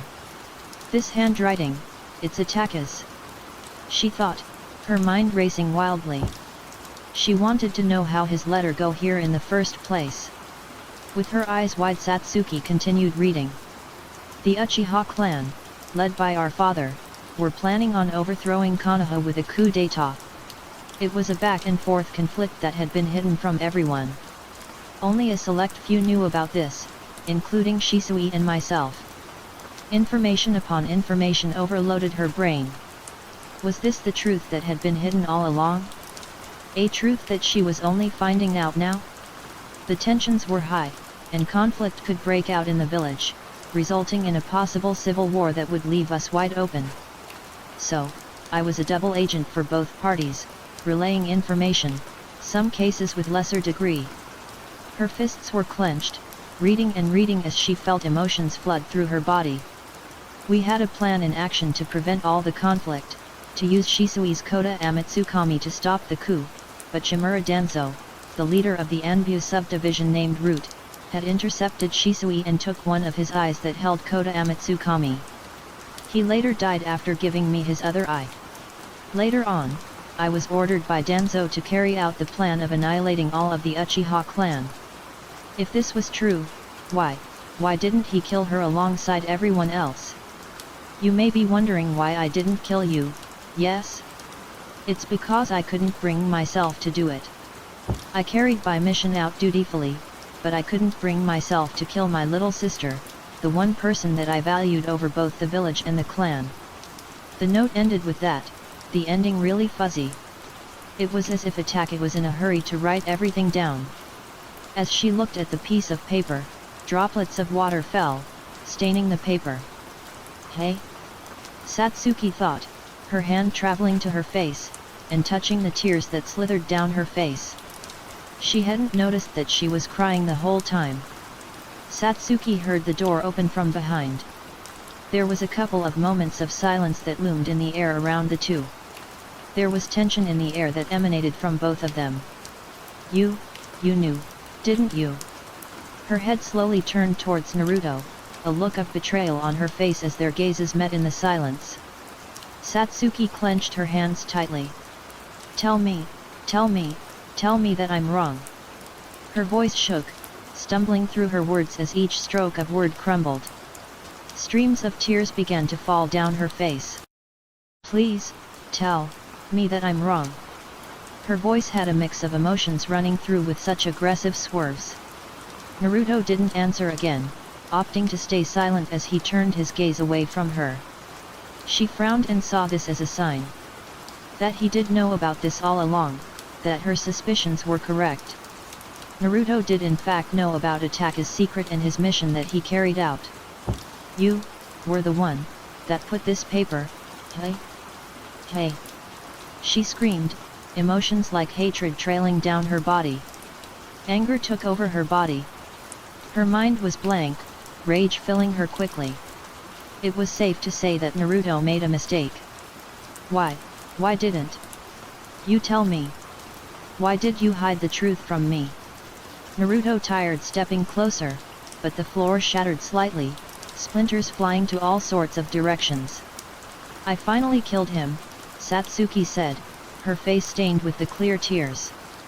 "But then I find out that this hatred that I bore for so long, it was aimed towards the wrong person, the wrong people." She punched the wall, a hole appearing to the side. Wind rushed, entering the room in elegant swiftness. "You've deceived me this whole time," she yelled, her screams reaching even the pits of heck. Satsuki sent Naruto a hateful glare. After a few moments, Satsuki calmed down just a tiny bit. The breathing that she emitted began to become much calmer than before. Another tear slithered down her face, threatening to drop down on the floor. "How can I ever trust you again?" Her voice was low, anger and sadness filling her heart. The tears never stopped, continuing even after the floor was soaked with the tears of sorrow. 1. Satsuki moved just a tiny bit closer, wanting an answer to all the throbbing betrayal that locked her down immensely. Her body twitched in slight anger. "Tell me, how can I trust you?" A hurtful look was on her face as Naruto's gaze locked back to Satsuki's. There was a tense silence that occurred. Naruto gulped, not noticing the lump that had formed on his throat. "I don't know," said Naruto truthfully. For the first time in his life, Naruto didn't know what to do. Such situations like these were ones that difficult to control. It didn't bend to his whim, only moving freely like a bird. Satsuki glared before turning towards the window, shattering it with a kick.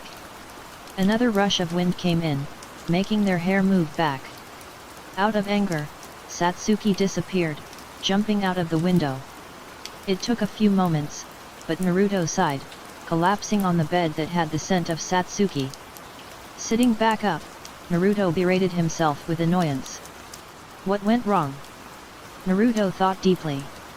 In response, Naruto heard a snort come from Kurama. 1. It's obvious, you failed. And why did you fail? You don't seem to understand anything. Naruto rubbed the temples of his eyes with confusion. You expected a better result, but you didn't account for this. You're being foolish. Naruto furrowed his eyebrows, wondering how he was being foolish with this plan that should have worked. And how was I being foolish? He growled lightly. You tried manipulating her feelings by writing that note that she assumed was from her brother. You indirectly told her the truth about Ataka's secret mission. Kurama caught on to the many mistakes of Naruto's plan. You thought that once she shattered upon finding out the truth that she'd unlock the Mangekyou. You're intelligent, but you so foolishly believed you could fix what's broken. This caused holes in your plan that you didn't account for. A disappointed snort escaped Kurama once again. You're inexperienced with love. Such attempts of manipulation without knowing one's heart is dangerous. Naruto listened carefully at Kurama's words. Was this the truth? The truth that answered his calls? He clenched his hands. I can tell from how you're feeling right now, you're regretting doing this. Yet, you restrict yourself by attempting to manipulate her like how you manipulate everyone else. They can't coexist at all. Naruto sighed, laying on the bed with frustration. It was clear that Naruto tried doing this out of goodwill, but his method of doing so was so vicious, malicious even. Standing back up, Naruto took the note that he had wrote himself and ripped it to shreds.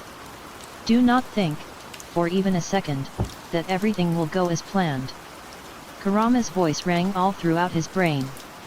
As Naruto continued to lay on the bed, he placed his hand all over his face. Thoughts crossed his head. I see. I think. I understand what you're saying. He thought, a soft smile appearing on his face as his hand continued to cover his face. A soft breeze went past him. I think. I understand just a little more about love and all its intricacies. He thought as thoughts danced around in his mind. An image of Satsuki appearing in his cluttered mind. He stood up, moving himself to the shattered window with numerous shards of glass. Naruto knew what Satsuki was going to do. It didn't take much to know Satsuki's newfound intentions. She was a person who could be easily influenced by ideas being planted in her mind. She plans to attack Konoha Shinobi. Naruto thought, disappearing from the room that he was previously in.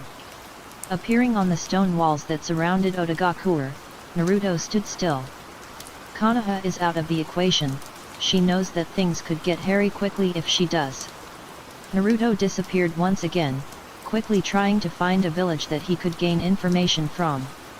Kakashi moved at incredible speeds across the trees that wiggled due to the air and wind that was being shred apart with each passing moment. 1. With insane quickness, Kakashi traversed through the land of fire. His destination was the land of waterfalls, the village that Kakuzu so happens to originate from. Like all the other Akatsuki, his intentions were unclear. But considering how unorganized the Akatsuki have been, it wouldn't be surprising if Kakuzu tried gathering more power. It was expected considering that the Akatsuki were quickly crumbling. Each member being taken down after another. Stamping his foot on the large branches on the tree, Kakashi thought deeply about the encounter that he was about to do. This mission was dangerous. A single misstep and he'd die a horrible, but lame death. It's clear that the others have already been informed of the details. Kakashi thought, his face hidden behind two different masks.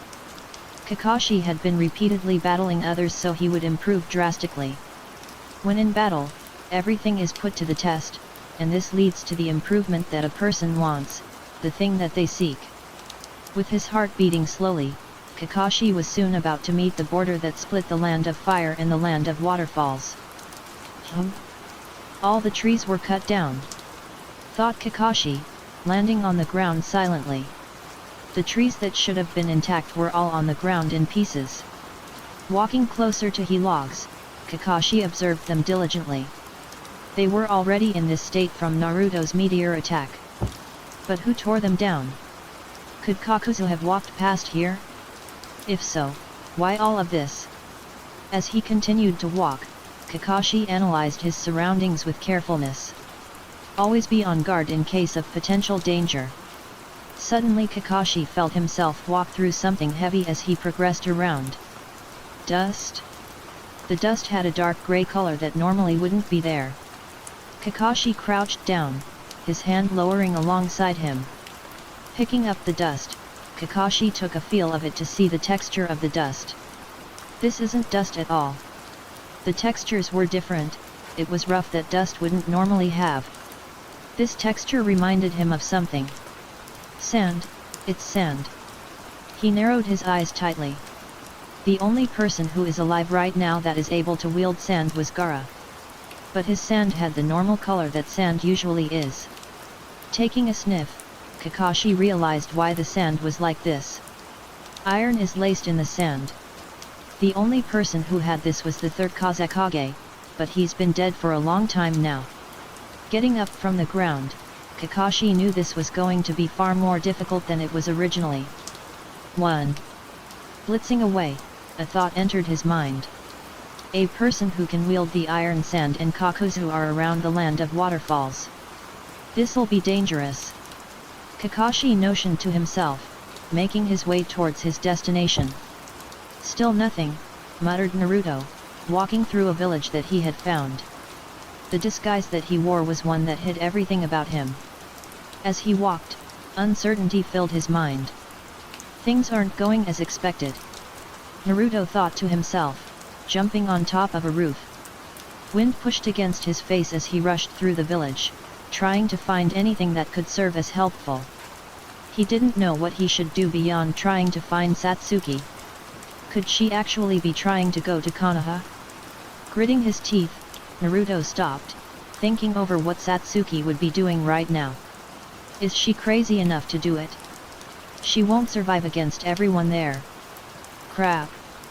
His mind raced, not knowing what the heck he should be trying to do.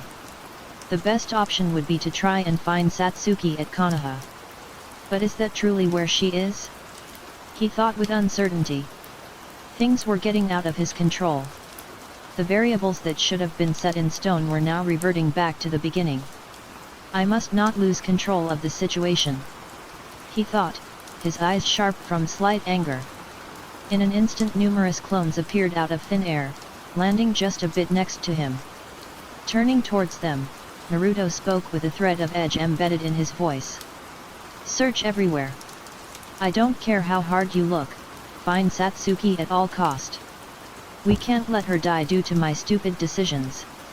They nodded, saluting before disappearing with urgencies. Naruto gritted his teeth, grunting as he looked towards the direction of Konoha. You better not be going to Konoha, Satsuki, he thought, dashing towards the direction that he had turned towards. Things were getting complicated and it all originated from his one simple mistake. How good is my chance at fixing what I did? Naruto asked, his speed making him seem like a blur. A yawn escaped Kurama's lips, just waking up from his nap. Relatively high. You're surprisingly charming and charismatic when you want to be, it's weird. But this is kind of amusing. Naruto didn't like how lightly Kurama took this situation and accidentally let out a wave of chakra that destroyed numerous trees around. 1. I don't want your jokes now, this is important. If I don't fix what I did, then my plans will go to ruin. Kurama let out an amused laugh from within. Is that so? Don't try to flatter yourself by lying to me, you can't. Naruto narrowed his eyes, anger oozing out slightly as he continued gliding through the trees. 1. To be more realistic, this doesn't affect your plans even a slightest bit. You're only this worked up because this situation involves someone you love. Kurama continued laughing, the amusement hitting an all-time high. The people of your clan tend to love those they cared about more than any other. I've seen a fair share of these throughout my lifetime. And let me tell you, I know it when I see it. Naruto's blood turned cold. He didn't realize it until now. He was so worked up due to just one person. So, just like I said, don't try fooling me with such futile tactics, I know them very well. You're well on your journey on the ideas of love. Anyway, you disturbed my nap. With a yawn, Kurama went back to sleep, slumbering for a little while longer. 3. Launching himself off a tree, Naruto appeared above the tree leaves, seeing the horizon from afar. While it was beautiful, Naruto couldn't help but think about what Kurama said. Love, it's not so bad. Naruto thought, silence emerging in the air as he dropped back down to a tree branch. 4. Sensei! Kaiba yelled, running towards Kurane. They had just finished an A-rank mission that they were assigned by the Hokage. Just a few hours ago were they tasked to assist Kakashi in case he needed help against an S-rank ronin that used to serve under Takigakuer. Kurane flashed a gentle, but sad smile towards one of her students, well, former students actually. They had outgrown the status as a student ever since they became a chunin. Kakashi sent a letter. This got everyone's attention at the place that they had camped at to take a break. Kurane raised an eyebrow. What was his method of sending us the letter? She asked him, wondering how Kakashi sent the message to them without leaving his mission post. It was through his ninja dog summons or something, he explained, giving Kurane a firm answer that she took in swiftly and gently. Everyone began to bundle up together, their eyes darting to the letter, focusing on it like an eagle eyeing its prey. Opening the letter slowly, Kurane sighed at the disappointment that had been written all over the letter that Kakashi had sent to them. Sorry, you can come if you want, but by the time you do come, I'll be finished with fighting Kakuzu. I don't want to worry about protecting others. Sorry. Toodles. The letter had ended as quickly as it started. Before complaints could be made, Kurane silenced them with a finger. Don't complain.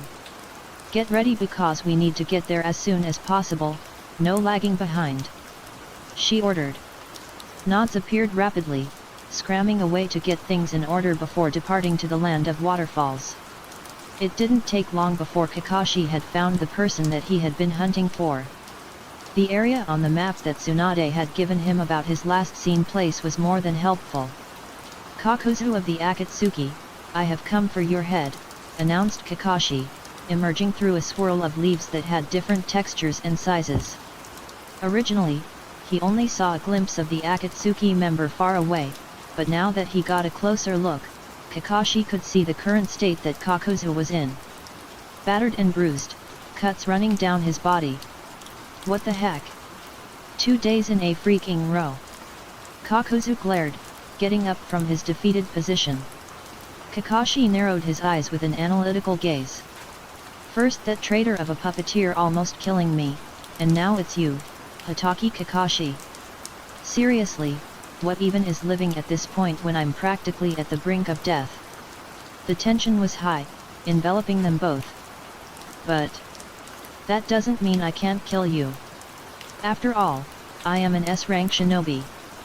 He took a step forward, not expecting such an encounter so soon after his beating. Kakashi, responding to this gesture, took out the Tonto sword that he had sheathed behind his back. Standing still, the two waited and waited. You seem to have changed professions, an envy once again. I guess Naruto also freak-ed you all up.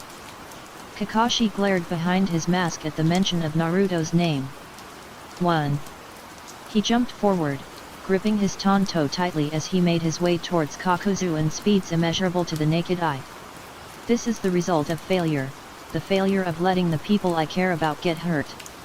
Kakashi ducked, his Sharingan gleaming from behind his mask.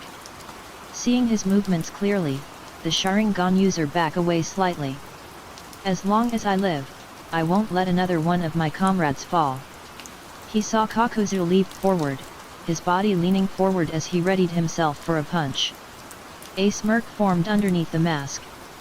Kakashi left the surface and was in the air before he began to spin, rapidly twirling as he outstretched his leg, hitting the side of Kakuzu's face in quick succession. Kakuzu fell to the ground, his wounds infested with the dirt that made up the surface of the earth. Kakashi was now in the air once again, diving towards the Kakuzu who had yet to regain balance. Reacting quickly, Kakuzu began weaving through a series of hand seals. Lightning release, false darkness. An abundance of lightning began to spill from his mouth, being weaponized and wielded so it would target Kakashi. The Sharingan user, although still in air, made use of his movement and shifted his leg up in the air. His two legs spread apart, with his left stretching all the way in the air. Kakuzu widened his eyes as he saw Kakashi coat his leg with a light amount of chakra. An axe kick to disperse the lightning chakra? Thought Kakuzu, dashing to side to avoid the excess power that streamed from the kick. The chakra hit the ground, shredding it into tiny pieces. Spikes and shards rose, flying all over the place due to the power being shown. Once landing on the ground, Kakashi soon found himself on the defensive position. Using his blade as a guard, Kakashi felt the force from the intense clash that had just occurred. Gritting his teeth, Kakashi managed to break free, slithering away like a snake. Not letting him get off so easily, Kakuzu tried shackling him down with another punch. While it worked and made Kakashi ultimately come back to a defensive, it didn't stay like this for long. His legs moving once more, Kakashi tried kicking Kakuzu in the face, his kick resembling the shape of a crescent moon that shined on the humans that lay wake. That won't work twice, Kakuzu exclaimed, his hand moving to protect the side of his face from a roundhouse kick that had been delivered by Kakashi. Think again. Kakashi's movements began to change, his leg once again being powered by a wave of surging chakra. His leg, more specifically his foot, began to press forward, knocking down the hand that blocked his way. Blood rushed out of his mouth as the kick had landed back on the ground. A normal kick that Kakuzu had blocked, he turned that disadvantage into an advantage by pressing forward to finish it off with a downward roundhouse kick. Kakuzu backed away, dodging a slash from Kakashi's Tonto that would have given him a diagonal slash to the chest. Focusing, Kakuzu had blitzed through a series of hand seals that molded his chakra to perform the jutsu that he was about to utilize. The ground rumbled with hunger, elevating as the spikes that were just about a meter away began to protrude. Although dodging, Kakashi had gotten an injury from the spikes as droplets of blood dripped down. Another wave of spikes rose, aiming itself towards Kakashi with insane speeds. But Kakashi was prepared, disappearing in a blur before the spikes could attach itself onto his body. Reappearing, Kakashi was just a bit above Kakuzu, his Tonto raised with a tight grip. Slashing down, Kakuzu blocked it with a forearm. Grinding his teeth with intense pressure, Kakuzu felt a tinge of pain rise from his forearm due to the slash that had just blocked with a slight quickness. Kakashi landed on the ground, dust forming all around them as the two danced with their fists and kicks. With each punch that was thrown, the other dodged it, this repeated over and again. Must continue, to evolve. Kakashi mused, ducking to dodge a kick that flew towards him. With intent to retaliate, Kakashi spread his leg, trying to do a low sweep to knock down Kakuzu's balance altogether. Jumping, Kakuzu dodged the attack with ease. "I told you. Such trivial attacks won't do anything," yelled Kakuzu loudly, throwing a frenzy of punches that tore through the crust of the world. Sensing danger, Kakashi backed away, deflecting any of the punches that came his way. The ground shattered from the force of punches thrown, destroying the environment around them in a volley. Kakashi's deflection didn't stop, jumping on a tree trunk before pushing himself off of it to get a boost of speed. Kakuzu retracted his arms, avoiding the lacerations being outputted by Kakashi himself. Glaring, Kakuzu unfolded his arms, bringing it forth. Seeing Kakashi just about a meter in front of him, he predicted his next course of action. And it worked out perfectly. Kakuzu grinned behind his mask, perfectly predicting where Kakashi was going to end up. The linear movements were more than enough to analyze and deduce one's destination. With swift sequences, Kakuzu had his hand grappling around Kakashi's arm, pinning him in his whims. His Tonto fell on the ground alongside him. Unable to move his arm, Kakashi summoned a clone from afar. With an order shadowing over it, the clone rushed forward with a kunai. Each step that the clone took was full of silence that one would think was even more silent than the silence that was there even before it. As he drew closer to Kakuzu, sparks of lightning began to form, soon shrouding his hand with the essence of lightning that struck the world in pitiful fashion. A Chidori had formed, stretching like a wild animal pouncing on its prey. The chirps of 1,000 birds began to illuminate the world, shrieking in excitement as Kakashi reeled his arm back. The Chidori began to evolve, churning to the beat of Kakashi's heart. Reikari. In a flash the area was only covered in the lightning of the Reikaris, the same lightning that cut real lightning in a single beat of the drum. As the lightning died down, the clone's hand had pierced through Kakuzu's heart. "This is the end," said the real Kakashi, the hand that had locked him down becoming loose. He drew back his arm, backing away speedily.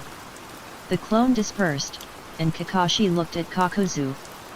He widened his eyes. "No, this is far from ending. That idiot Sasori may have defeated me, almost killing if he didn't give me mercy, but I won't lose again." No blood seeped out of his wound, only pitch darkness. Kakashi had his Tonto back, entering a stance, ready to battle once again. Although he had came here to fight Kakuzu with almost no information on him, he had expected this type of things to happen at least. So Sasori has been sighted here. They had found out Sasori had been alive this whole time due to Naruto's mercy, and he had grown much stronger since then. But he was labeled as a traitor, meaning that he is siding with someone else. Just which side are you on? He asked, circling around Kakuzu with tension in his shoulders. He jumped forward, failing to realize the movement of the immortal man's hand. In the spur of the moment, Kakuzu's hand thrusted forward, black threads that moved as if they were alive attached onto it. Kakashi widened his eyes further, the hands curling into fists before it landed on his chest, knocking away. Freak! He screamed internally, his back crashing on a tree trunk. His buttocks roughly landing on the ground, the rigid edges of the tree trunk scraping against his Anbu vest. He looked towards where Kakuzu stood, seeing what had happened. He had ripped all of his upper garments, revealing his chest and the array of stitches that encompassed his body all around. There were 4 masks that shrouded his back. What the? Kakashi thought, regaining his balance. His back began to bulge, straining his body as a mass of silky black threads covered his upper body whole. Taking off his face mask, Kakuzu's mouth had been stitched on the side of his cheeks. Kakashi narrowed his eyes, narrowing as he got ready for another attack.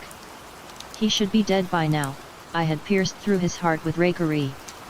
Kakashi saw the tendrils of black thread suddenly sharpen, bursting in speed as it went towards him. It was nothing that he couldn't dodge, but it was also something he couldn't keep on dodging forever. So how is he still alive? He questioned, changing his direction so he would be hidden behind a tree. More tendrils began to burst from Kakuzu, this time, from his mouth. Don't think you can hide from me! He roared, the tendrils violently flailing to the tree that Kakashi had hid behind. In anger, the thread sharpened, slashing away at the tree that protected Kakashi from any harm. As shards of wood flew in the air, a flask of water had been thrown towards him at blazing speeds. Kakuzu didn't falter, his eyes becoming more deadly as he used a single black thread to break the bottle.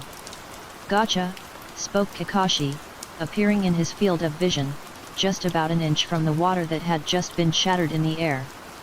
His hand was shrouded in more lightning. Can you take this? Asked Kakashi, his hand curling into a fist. Before the water could be soaked in the dry ground, Kakashi punched it, making it propel forward with lightning being laced into. A wave of lightning shrieked, traveling to Kakuzu. With intent to dodge, Kakuzu tried dashing away, but a slither of water filled with lightning had managed to attach itself onto him.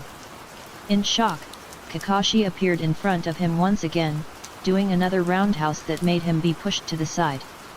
With instantaneous movement, Kakashi switched to his other leg, doing an inside crescent kick so he could suspend Kakuzu's falling. Wittedly, Kakashi brought forth his knee, striking Kakuzu on the chin that was covered in his black threads. Excitement rushed through his body, doing a finishing move. Kakuzu tried interrupting with a wave of threads, but a clone had been summoned beforehand, sacrificing himself by using the Earth Spikes jutsu that he had copied from Kakuzu to intervene with the tendrils. Continuing with his move, Kakashi hoisted his leg, stretching it in the air. The world began to spin around in Kakuzu's head, dizzy from all the kicks he had received. His leg was laced with chakra that overflowed. Before Kakuzu could regain his sense back, a foot had nailed his head, making him drop to the ground with pain spreading. Kakashi backed away, seeing the tendrils moving on its own. Is he controlling it? Or are the threads controlling him? He thought, his eyes darting from one thread to another, tracking them with his transplanted Sharingan. Thud. His back hit the front of a tree. Before the threads could strike him in the head, he ducked, the threads, as a singular unit, destroying the tree in one blow. Grounding his teeth, Kakashi dashed to the side, avoiding another strike that the threads did downwards. Digging into the ground, Kakashi just narrowly managed to avoid the threads that rose from the ground all around. His teeth were grinding off of each other, blood seeping from his leg. He may have dodged it, but a gash had been obtained. The threads suddenly stopped, retracting back to the wielder of the threads. The heck? Kakashi saw Kakuzu suddenly elevate from the defeated position that he was in before. He saw his eyes, he was in a daze. Is he not conscious? Even when the wielder wasn't conscious, the tendrils still danced around, unrelentless in its attacks. Kakuzu had been enveloped in the black threads, the silky strings acting as arms as he stayed afloat in the air. The way Kakuzu was, it was as if he was a spider ready to wrap him in his webs so he could feast on his body parts. His body still, the tendrils shoveled itself in the ground, sprouting from all sorts of directions. Not expecting such things, Kakashi had been thrown back, dodging many of the threads, but a single one piercing through his forearm. Ack! He hissed in pain, breaking through numerous trees. Like a spider, the tendrils maneuvered Kakuzu's body, traversing through the terrain with flexible agility. Kakashi gritted his teeth in pain. The threads, they're responding to his will, to kill me. He moved away, using his abnormal strength to throw a tree trunk that was a few times his size. With incredible speed, the spider-like Kakuzu dodged it.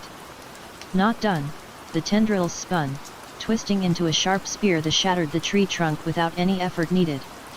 Disappearing in a blur, Kakashi knew that this strength he had wasn't enough to overcome this foe. His speed, defense, and power have risen tremendously. I need to break him down, he thought, doing a corkscrew flip to dodge an incoming spear of tendrils that intended to drive his organs.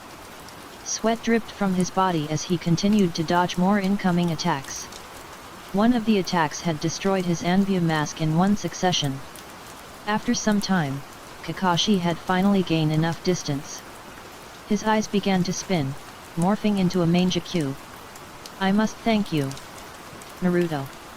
He had saw the meteor that Naruto had summoned through his powers. He knew that there was no standard jutsu that could such a thing. That technique was merely a technique that is, by extension, a much larger form of that pulling technique. Kakashi thought, remembering the day Naruto had pulled down the meteor from outer space. To do such a thing was much of a miracle, an impossible one at that. But he did say he thanked Naruto for such a feat. Because, that had brought me inspiration. Kakashi thought, his breath regulating as his eye spun wildly. The sharp branches and sticks started to disappear in an etheric portal. Kakuzu stopped. So he is conscious, he's giving the orders directly because he can sense it. He thought deeply, even more branches and sticks disappearing into the portals of nothingness. The Kamui wasn't some technique that can destroy things with the focus point of the eye, it can also transport things if enough experience is given. A sharp pain entered his head due to the caliber of the technique that he was trying to weave. When he had tried it the first time, what came was collapsing on the ground, unconscious from the tiredness that overcame him then. But he trained and trained, his body surpassing his limits time and time again. So he was here now, outstretching his arms out as arrays of swirling portals began appearing from all sides. But his body ached in pain.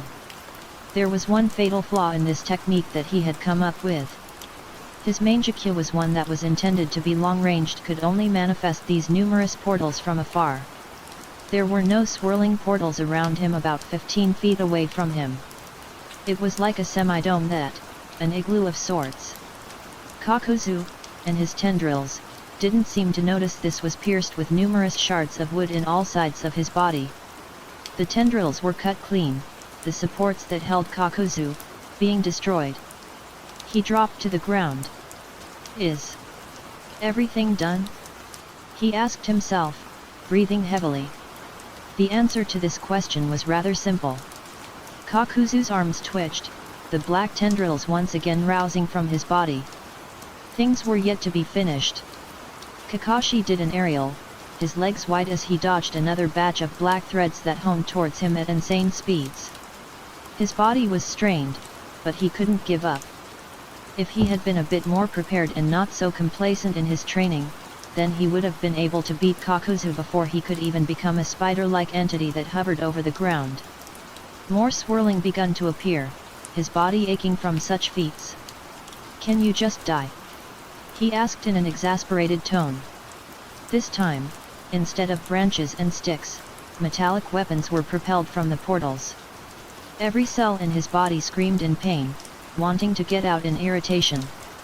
The battlefield had been destroyed from each stroke of power being displayed. It didn't take much, but Kakashi knew he needed to do one more of the large masses of portal. As he sprinted, Kakashi breathed, inhaling and exhaling, pain hurting his body. Kakashi saw the large shards of branches that had been shaved off each tree. Dodging one more attack, blood escaped his body and eye as he trapped numerous shards into a pocket dimension that kept it nice and neat. Pushing ounces of chakra through his veins, 2 large portals appeared in the sky. He could feel blood rush out of his body due to still being very inexperienced in wielding this technique. In one single swoop, wood entered into the atmosphere. Kakashi knew this wouldn't be enough, so he summoned a clone to assist him. Kunao started appearing from the portals, lightning soon being laced into them via the assistance of the clone. The shards struck the body of Kakuzu, once again taking down the supports, the tendrils. Then the volley of lightning-infused Kunao came crashing, shrouding Kakuzu in unbearable amounts of lightning. There, now it's over. The tendrils retracted back inside the body of its owner. The owner, Kakuzu, soon slipped into an unconscious state. His breathing ragged, Kakashi walked towards Kakuzu, picking up his tanto along the way. As blood dripped down his body, and twirling around the blade he held, he stood in front of Kakuzu. He lifted his arm, slashing downwards. Slit. Slit. Slit. Slit. Kakashi had taken off each mask and saw the numerous hearts that beat in the same rhythm. He had come to a realization as he cut each of the hearts down. So these are the reasons why he is still alive, thought Kakashi, finally ending it off with him slicing Kakuzu's head clean. As he stood over the dead body of Kakuzu, Kakashi couldn't help but feel the tiredness wash over him once again. I should have been more prepared for this. Everything would have ended much quicker if I had more information in my arsenal. Kakashi thought, closing his eyes as his Sharingan reverted back into its normal 3 tomo. Kakashi turned around, having intention to move around. Thud. His body unconsciously tensed up, pinpointing the direction of where the noise came through. His eyes widened once he saw where the thud had originated from. To think I'd find you here. A dark grin appeared on her face. Kakashi saw the person clearly. What are you doing here? Satsuki. His voice was on edge, one of his former students standing above him on a tree. Her eyes were red from all the crying she had done, but the dark grin never left her face. I was going to Konoha to take on my revenge, but I saw some ruckus and here I find you, practically half dead. Her voice was filled with a taunting tone, anger surging through her body that had stemmed from Naruto's deception. 1. Kakashi's eyes hardened, the flame that lit lightly starting to expand at the mention of her vendetta against Konoha. He was about to jump towards her, but just before he could take a step to prepare for a jump, there was a manifestation of spikes of earth appeared just a few feet in front of him. Watch your step, you might just be impaled alive. She laughed maniacally. He didn't notice it before, but Satsuki's eyes weren't that of a regular 3-tomo Sharingan. They had evolved into a Mangekyo Sharingan. You have the Mangekyo, spoke Kakashi, his body running on absolute fumes. His breathing was intense, his body threatening to drop on the ground. 1. Her sadistic grin sharpened. Yes. That's right. I now have the same eyes as Itaki. Power surged through her body and it stimulated her body, exciting her to different degrees. It was like a drug to her. 2. You're messed up in the head, announced Kakashi, sending Satsuki a glare with furious intent. She let out a manic laugh, her terror reverberating all across the forest. 5. Am I? I'm not the only one. Konoha, that forsaken village, is also messed up in the head. My revenge is not over just yet.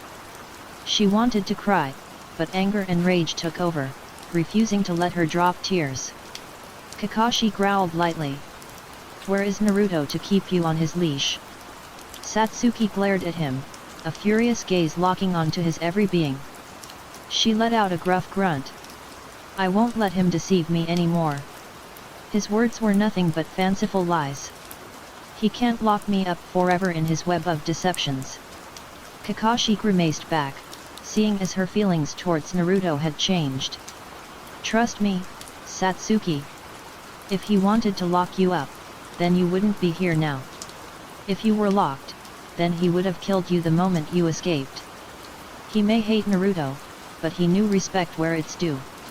"Shut up." Satsuki disappeared, tendrils of lightning shrouding her body as the lightning spasmed out of control. The Aphrodite quickly enveloped her, gravitating as it covered all of her body. "I'll end this, in an instant."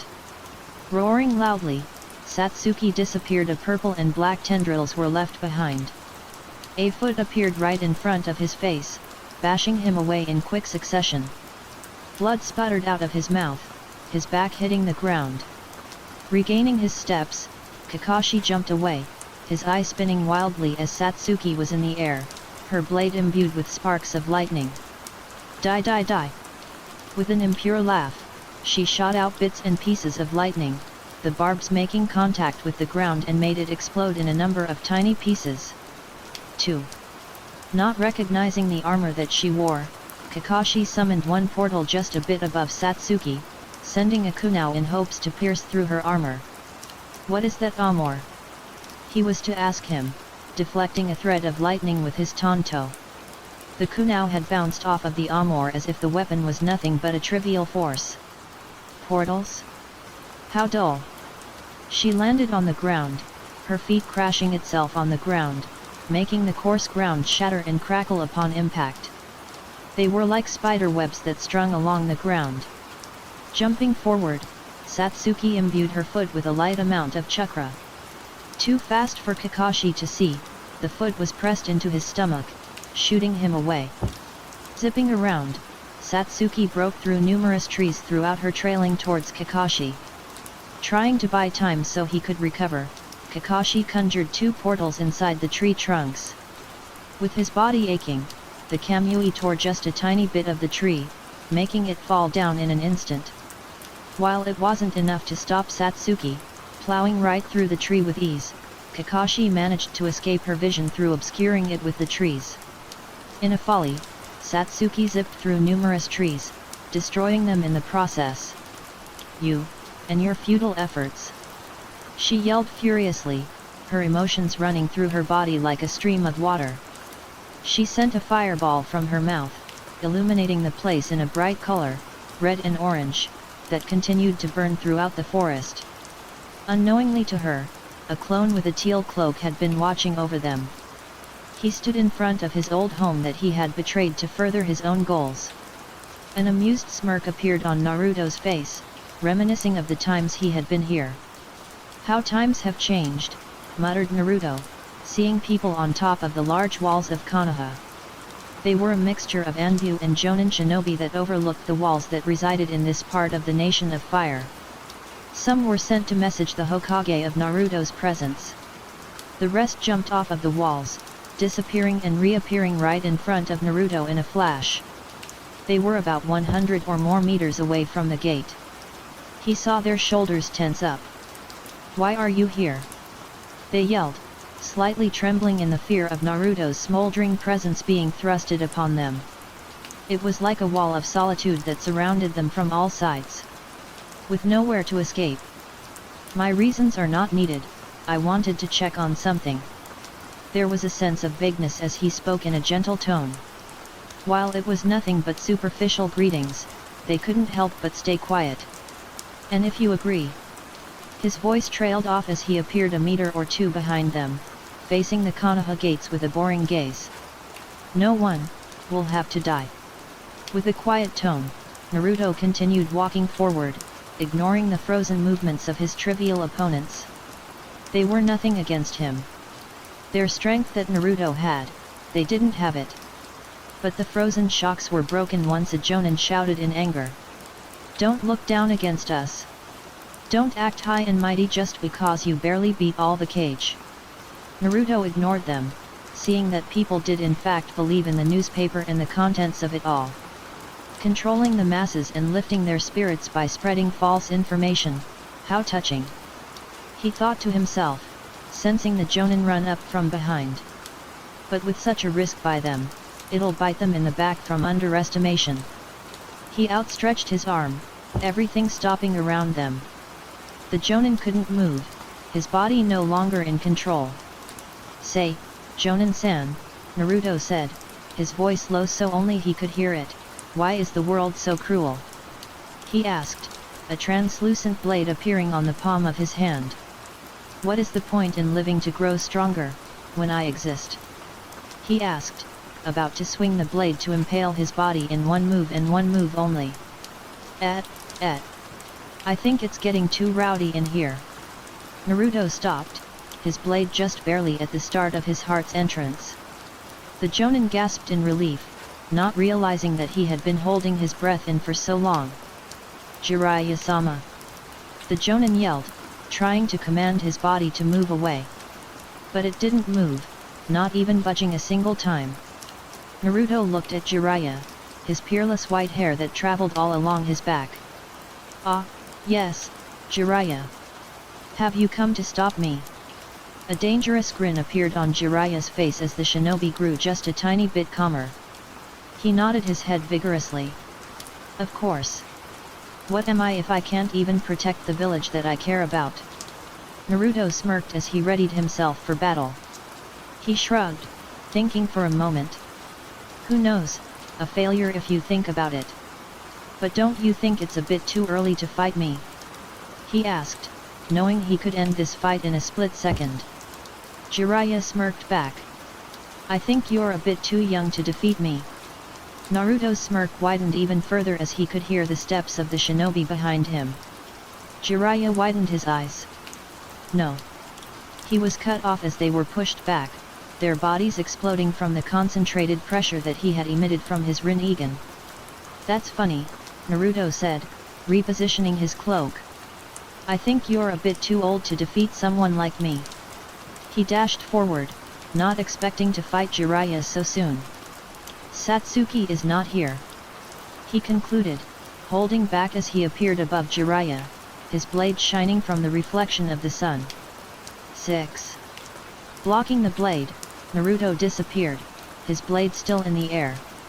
Appearing to the side, Naruto did a side kick that thrusted into Jiraiya's core, pushing him away as the Aphrodite blade fell. Jiraiya was at awe at the speed Naruto had displayed. 1.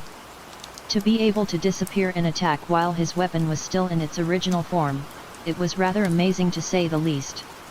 The terrain exploded as Naruto appeared and disappeared in flickering blur. "Freak!" thought Kakashi, his body being thrown around like a ragdoll. His body felt as though the cells within him was turning off like a set of lights. "How can your will go on? Any second now, you'll drop down, dead. Like a tiny caterpillar being stepped on by a human." Satsuki yelled with a sadistic tone. Her arms flailed with pure anger. Jumping off of a tree, Satsuki drove a foot onto Kakashi's face. Blood stained his mask as his back touched the rough textures of a tree. The world was spinning due to the dizziness that he was experiencing. In futile efforts, Kakashi tried summoning a portal from above that shot out a kunai. While fast, it wasn't instantaneous, and Satsuki managed to dodge it with ease. Futile. The rage that had built up in such a short time had boiled strongly, bursting in a fit of frenzying attacks that took place all at once. 1. What the heck did we ever do to you? Kakashi yelled back, barely dodging a fireball that burnt the forest alive with intense flames of destruction. The thick fires reflected off of his eyes as he questioned Satsuki's intentions. Satsuki appeared in front of him, her fist reeling backwards to build power. With a furious look in her eyes, she yelled one thing with savage intent. "Everything!" Her voice broke the sound barrier as her fist connected with his stomach. Pain splurged all over his body, the sickening feeling of writhing torment craving to escape from its heck. Kakashi didn't give up, clenching his stomach as he just narrowly dodged a punch. I'll destroy every single last one of you. That accursed village, it will know my wrath. The trees that remained cracked under the pressure that Satsuki emitted from her body. Chakra manifested from her body, the bright blue aura scourging the field that the two stood on. 1. Kakashi's feet were pushed down from the circling aura of life, sweat pouring down from his forehead. It was a struggle to breathe as he felt his body be pushed back once more. Satsuki appeared from one end to another, zipping around like a physical embodiment of fate itself. Lightning sparked from her eyes as every single detail came to her attention. Like a crackling bolt of lightning, Satsuki's chakra cloak left numerous traces of lightning. After some time, she began to create an igloo of lightning all around Kakashi. As the sparks shined, Kakashi widened his eyes. So fast. His mind raced, the trails of beauty multiplying every second. He tried escaping the dome of thunder, but the lightning lashed back, pushing him back before he could escape. How will you escape, Sensei? With a taunting tone, Satsuki began to go even faster than before. The rage she felt, it fueled her to run faster. Kakashi was bewildered at this sight, no longer being able to keep up with her speed even if he had his Mangekyo Sharingan activated. The speed went to the point where the eyes he held began seeing after images of her body.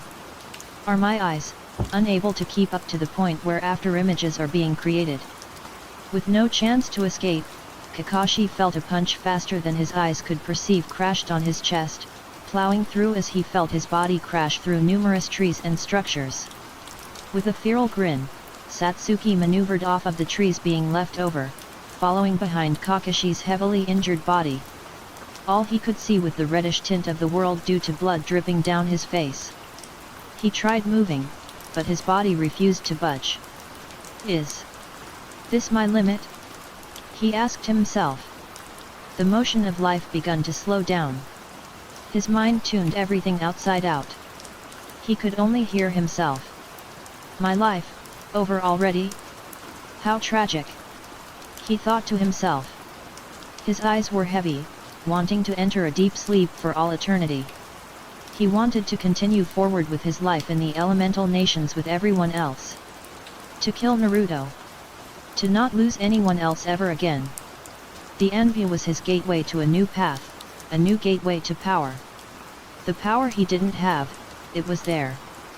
Satsuki appeared just 30 meters before him, letting him drown in his own grueling thoughts. Was that the reason you stayed with us for so long?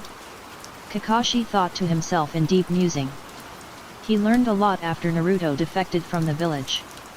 As the world slowly plunged to its death, all he could think about was the time at the daimyo palace and the things that happened before that.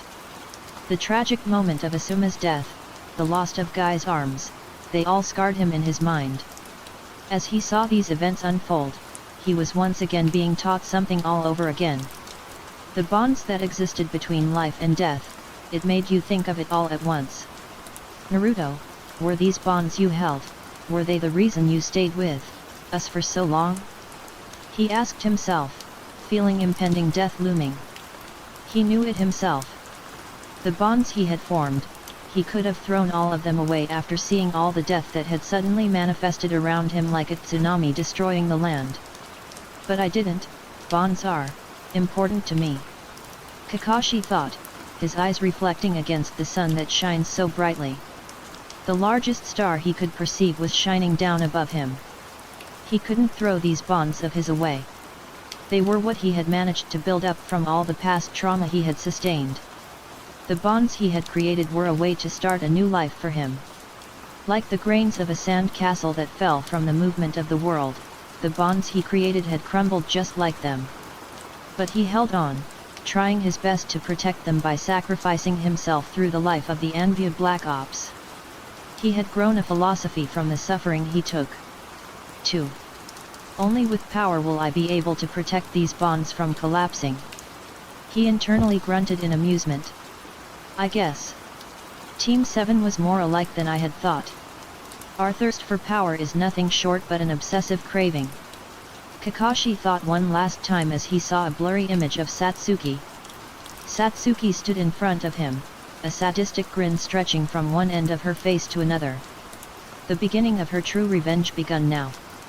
Her bloodlust leaked like a faucet. "Thank you for your guidance, sensei," she yelled in furious terror, her voice reaching to the caverns of Kakashi's ears. With a sad smile, he had long since accepted his inevitable death. He said no words as the sword slashed down. Crash! He didn't feel anything. The pain and death he had accepted and expected to feel from the blade that Satsuki wielded, it never came. Nothing came. "The heck are you doing, Kakashi? Death isn't the answer. Nor is dawdling around an option either. Get the freak up!" Kurane yelled furiously. 1. His body let go of its strangling, letting Kakashi sit up with urgency. His eyes widened in the surprise that he saw. "That letter of yours, it's not the most youthful thing," said Rock Lee as he entered a stance. An excited grin escaped from the confinements of his face. "We'll protect you no matter what," exclaimed Hinata, a slight bead of sweat slithering down her face, the nervousness growing in a beat-like rhythm. "We'll shred that arrogant look of yours into tiny freaking bits," growled Kaiba, his face feral with fiery anger that shimmered. "We'll steamroll through such an obstacle," yelled Kochi, eating the last of his chips before throwing the bag to the side, letting it flow away through the wind that swayed. Satsuki looked at them stoically. She cracked a grin. "How great, now I have 4 more ninjas to kill," she yelled, dashing forward at great speeds. Naruto threw Jiraiya, soon following him steadfast. He sent a fireball towards Jiraiya at great speeds towards him.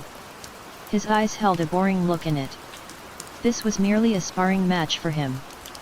"How resilient," muttered Naruto, appearing before Jiraiya, his hand grappling on his face before he smashed it on the ground. Blood escaped his nose and mouth as suffering entered his body. A raised nan forming in his hands, Jiraiya crashed it on the ground, making an explosion occur right in front of them. Without breaking a sweat, Naruto backed away, his stoic attitude still there. Wiping the blood off his face, Jiraiya stood in front of Naruto defiantly. "What went so wrong, Naruto? You had everything you needed here. What went wrong?" he asked in a grim tone, sadness leaking. The feeling of happiness wasn't there. The feeling of sadness didn't lurk behind the coin that had stood on with no expression. He felt nothing. "What went wrong? What went wrong is that I almost thought I needed the people here. Of course, I was correct about not needing them." Like a reaper, he spoke a deadly truth. A truth that Jiraiya couldn't accept. "So, those moments you had with the others, were they even real?" he yelled as the ground shook from the immediate anger he had. He finally had a chance to talk to him, and this was the result. No, if they were truly real then this wouldn't have had happened, wouldn't it? The people of Konoha have deluded themselves to a visionary version of myself. A sad smile crossed his face as he drew nearer. If it was indeed real, then that would be me lying to myself, a lie that I escaped before I could accomplish my mission. Naruto held his blade tightly, repositioning his teal cloak with style. All of a sudden, Jiraiya found himself being thrown back. "I couldn't even see it," he thought, his eyes not being able to perceive Naruto's movement. He had become so powerful to the point where even he couldn't register his movements. A kick was then brought forth to the side, knocking him down. Everything from head to toe swirled in misery. "There is only one person I truly care about, and it so happens that I'm looking for them right now." He made sure to not give him any real hints on who the person was. Striding, Naruto unleashed a veil of chakra that twisted and twirled in the air like a gymnast. Breathing calmly, Naruto shattered the ground as he appeared in front of him, trails of chakra being left behind from the speed and initial outburst that he had done. Pummeling Jiraiya to the ground, Naruto was overwhelmingly oppressing him. As they fought, Naruto felt no remorse against his old teacher. These feelings of his, they were the real deal. Those he didn't care about were nothing but irrelevant pawns to him. They were only there to serve one purpose. A tool for her peace. 3. That's what they were nothing more, nor anything less. And their purpose was nearing its end of the bargain. Once the time comes, Naruto will cut off those threads that hang from their heads, letting them free from his grasp. Only for them to die seconds later by yours truly. With a savage grin, Satsuki threw numerous punches towards her enemies that she viewed as obsolete human beings that needed to be crushed as soon as possible. The thirst for their death fueled her greatly. Rock Lee's fists tore through the air, sending shockwaves of deadly wind towards Satsuki. Taking it head-on, Satsuki let another wave of lightning course through her body, letting her body move at lightning speeds. As she zipped around, Satsuki left crackling sounds of the world behind her. With thoughts of destroying every last one of them, Satsuki imbued her blade with tendrils of unwavering lightning all around it. Unfaltering, Satsuki sent a slash of lightning towards them, her eyes burning with fiery vengeance that never flickered away whatsoever. They stayed lit as they dueled, their legs colliding. "We finally fight once more, Satsuki. We refuse to lose with such disgrace," declared Rock Lee, his taijutsu techniques unorthodox from any other that she has seen in her life. Like a beast, Lee sent a volley of strong kicks and punches from up front. Koji snuck up from behind, his body expanding as he attempted to steamroll Satsuki with a single attack. The grin never leaving her face, Satsuki let lightning trail all over her body. Power surged through, ushering a new path each second. Sparks of lightning appeared around her eyes, smoldering it with tiny bits of electricity. Life expanded, her perception increasing many levels above what they originally were. With her Manjikyu, Satsuki was able to see the intricate details that coexisted with each movement made alongside the nature of the world. A Chidori appeared on her opposite hand, engulfing it with lightning. Twirling, she sent out an electrical surge that strung across the field that they danced on. This caused Koji to stop rolling and back away as his body returned back to its normal state. Rock Lee backed away in the midst of danger. "Avoid using any weapons. That armor of hers is able to take on any type of weaponry, fists and kicks only," yelled Kakashi from afar, his body aching from the destructive pain that crippled him. "Got it." Kurane moved forward, her heart beating out of her chest as the wild wind flew around. Satsuki's grin was one with much insanity. "Such trivialities are useless. Your fate is sealed." Angrily, Satsuki sent out another surge of electricity that wiggled through the unforgiving air. With intensity, Rock Lee and Hinata appeared from rivaling sides, sending a series of shockwaves that struggled to stop the constant lightning that traversed through the world. Satsuki laughed maniacally. Tendrils of purple and black lightning enveloped the area, stretching and turning with rigid ways. The world spun with delicacy, their vision becoming only the images of the darkest lightning. "How will you stop me? Your teamwork can only do so freaking much." With aggressive intentions, Satsuki appeared from one side to another, knocking down numerous trees that obscured their vision even more than before. Wildly, Satsuki made everything fly away with the forces of her power. Gritting their teeth, they grounded her feet on the brown ground, their unrelentless will never leaving their bodies for even a single second. "We won't give up. The will of fire that we have, it burns brightly," exclaimed Hinata, getting an amused sort from Satsuki as she dodged a punch from her. "Will of fire?" she asked, a grim chortle escaped her magnificent lips. "Don't you mean the will of hypocrisy?" She laughed, weaving through hand seal before releasing pure destruction all throughout the battlefield that they all stood on with pure defiance. 1. Fire release, columns of trickling flames. 2. With a sadistic look on her face, the Manjikyo Sharingan that shined brightly begun to spin wildly from the excitement that burned through her heart, an excitement that made her want to kill everyone. Medium-sized fireballs sprouted from her mouth, the flames flickering violently as it flew with fiery ascension. The fireballs surrounded her, protecting her half-assedly as the others stood on guard. No one, will control me ever again. With this notion in mind, Satsuki maneuvered her arm that held nothing, her fingers convulsed with weird movements. The flames of life begun to expand, stretching into something so much more than tiny flames that flickered wildly. It exploded, ascending as numerous pillars of fire caved the atmosphere. As the heat made them sweat, they moved forward, not letting themselves succumb to the increasing power of Satsuki. They danced, as if celebrating. Satsuki started to punch wildly, sending the flames that surrounded her towards the solemn enemies that slowly cracked under the pressure. Her fists, coated in Aphrodite, was able to sustain the fire without getting any burns from the flames that she emitted, her combusting attackings becoming overwhelming. Everyone. The only way to beat her is for you to assist me while I'm in gates. Howling, Rock Lee made his presence made, but his voice had been watered out from Satsuki's point of view. All she heard was the boiling anger that she still had towards, not only Konoha, to Naruto as well.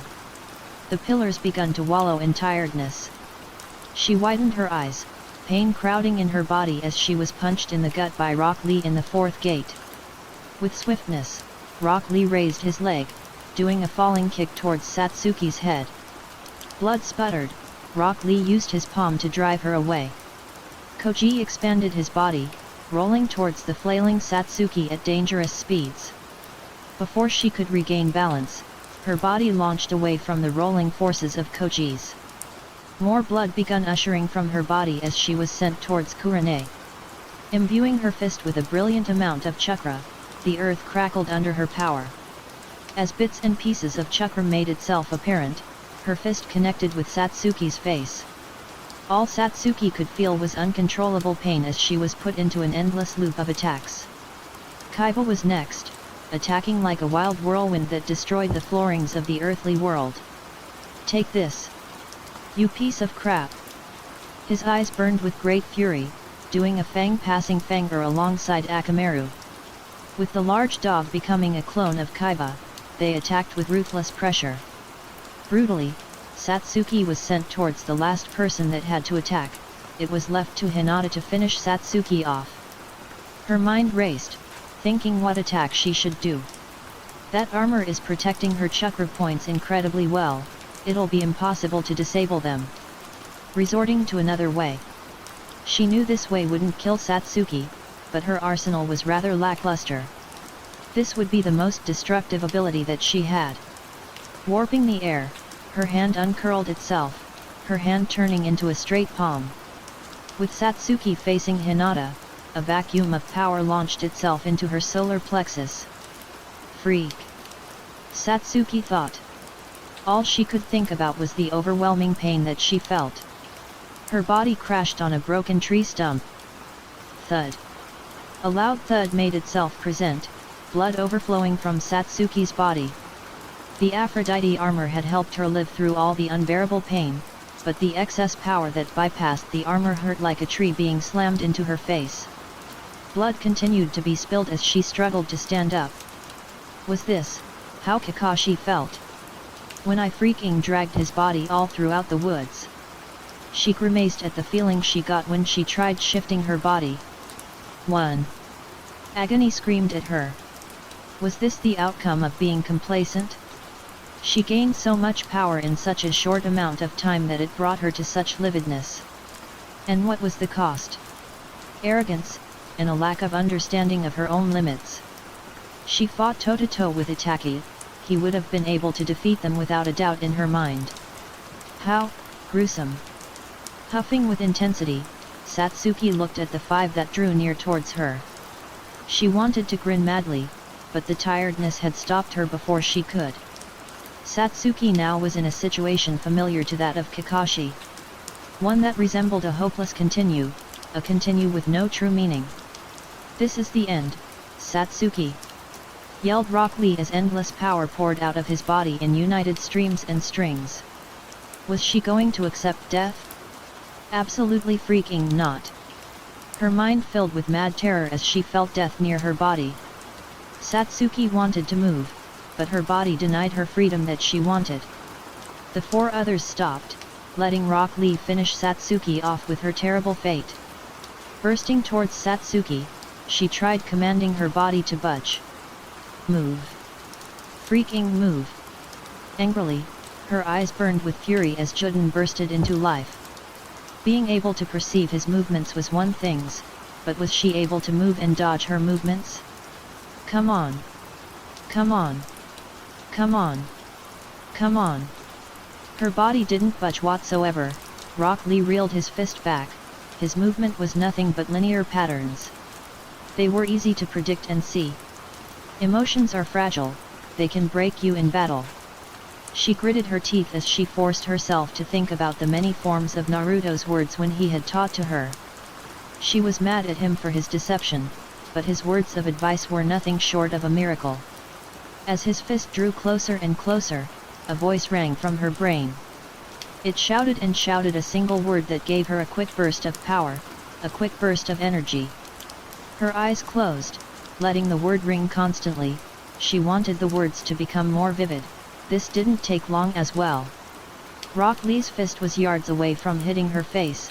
This had happened in a matter of 5 or 10 seconds, but she didn't know, the flow of time was nothing to her. It closed near, a grin escaping her lips as her eyes opened vigorously, spinning wildly with such ferocious intensity. The one word rang one more time before she said it herself in a loud yell. Jikin. 2. The fist stopped, never reaching her face in the midst of her own danger. The grin turned into a satisfied smirk, seeing the work in front of her. 1. Nothing moved, and everyone was in their own individual places. Rock Lee stood still, his face of fury frozen as Satsuki moved out of the way. I like this Manjikyu technique, she thought, shaking off the pain that started to appear from all sides of her eyes. Everything then went back to life, Rock Lee flying into a tree that his power had broken through with his dangerous, and overloading power. The smirk widened as she saw the bewildered faces of the Konoha shinobi. For 10 whole seconds. Plus. Time had stopped. They stood there with a bewildered look on their faces as they saw what had happened in front of them. One moment, Satsuki was in one place. In another, she was in another place. 1. What the heck was that? This thought went across their minds, wandering with the ominous shadow that lurked from behind the curtains. It wasn't a simple shunshin, their bodies flickering from the technique that had become a trademark technique amongst shinobi. No. It was something much more strange, a power that had miraculously appeared out of nowhere. Her body had instantaneously materialized from one end to another.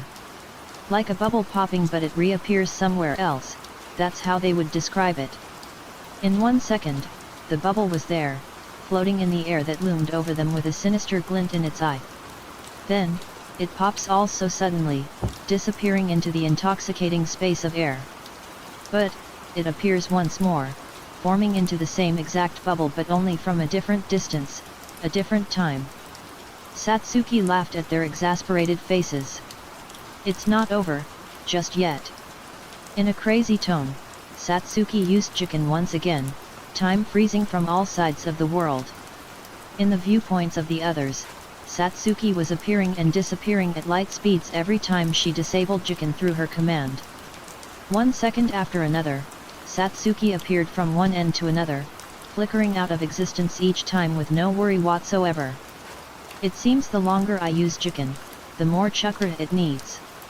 Satsuki mused, letting time move in another second. A smirk crossed her face, Juden lighting sparks of electricity around her eyes. Do you all give up? She asked with a tone that fits of those who are a killer.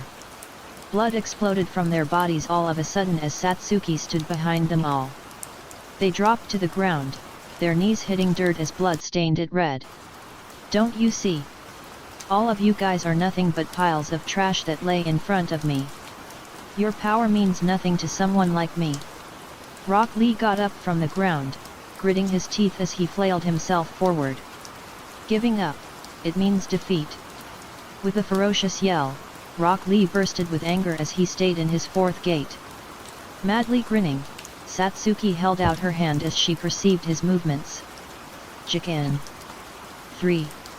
Rock Lee stopped, the bundle of power being stopped in the roots of time. Her hands curled into a fast, bashing Rock Lee's head to the ground. For Rock Lee, one moment he was striding towards Satsuki, anger oozing from his body, now he found himself teleporting to the ground, his head crashing like an asteroid colliding with Earth. What?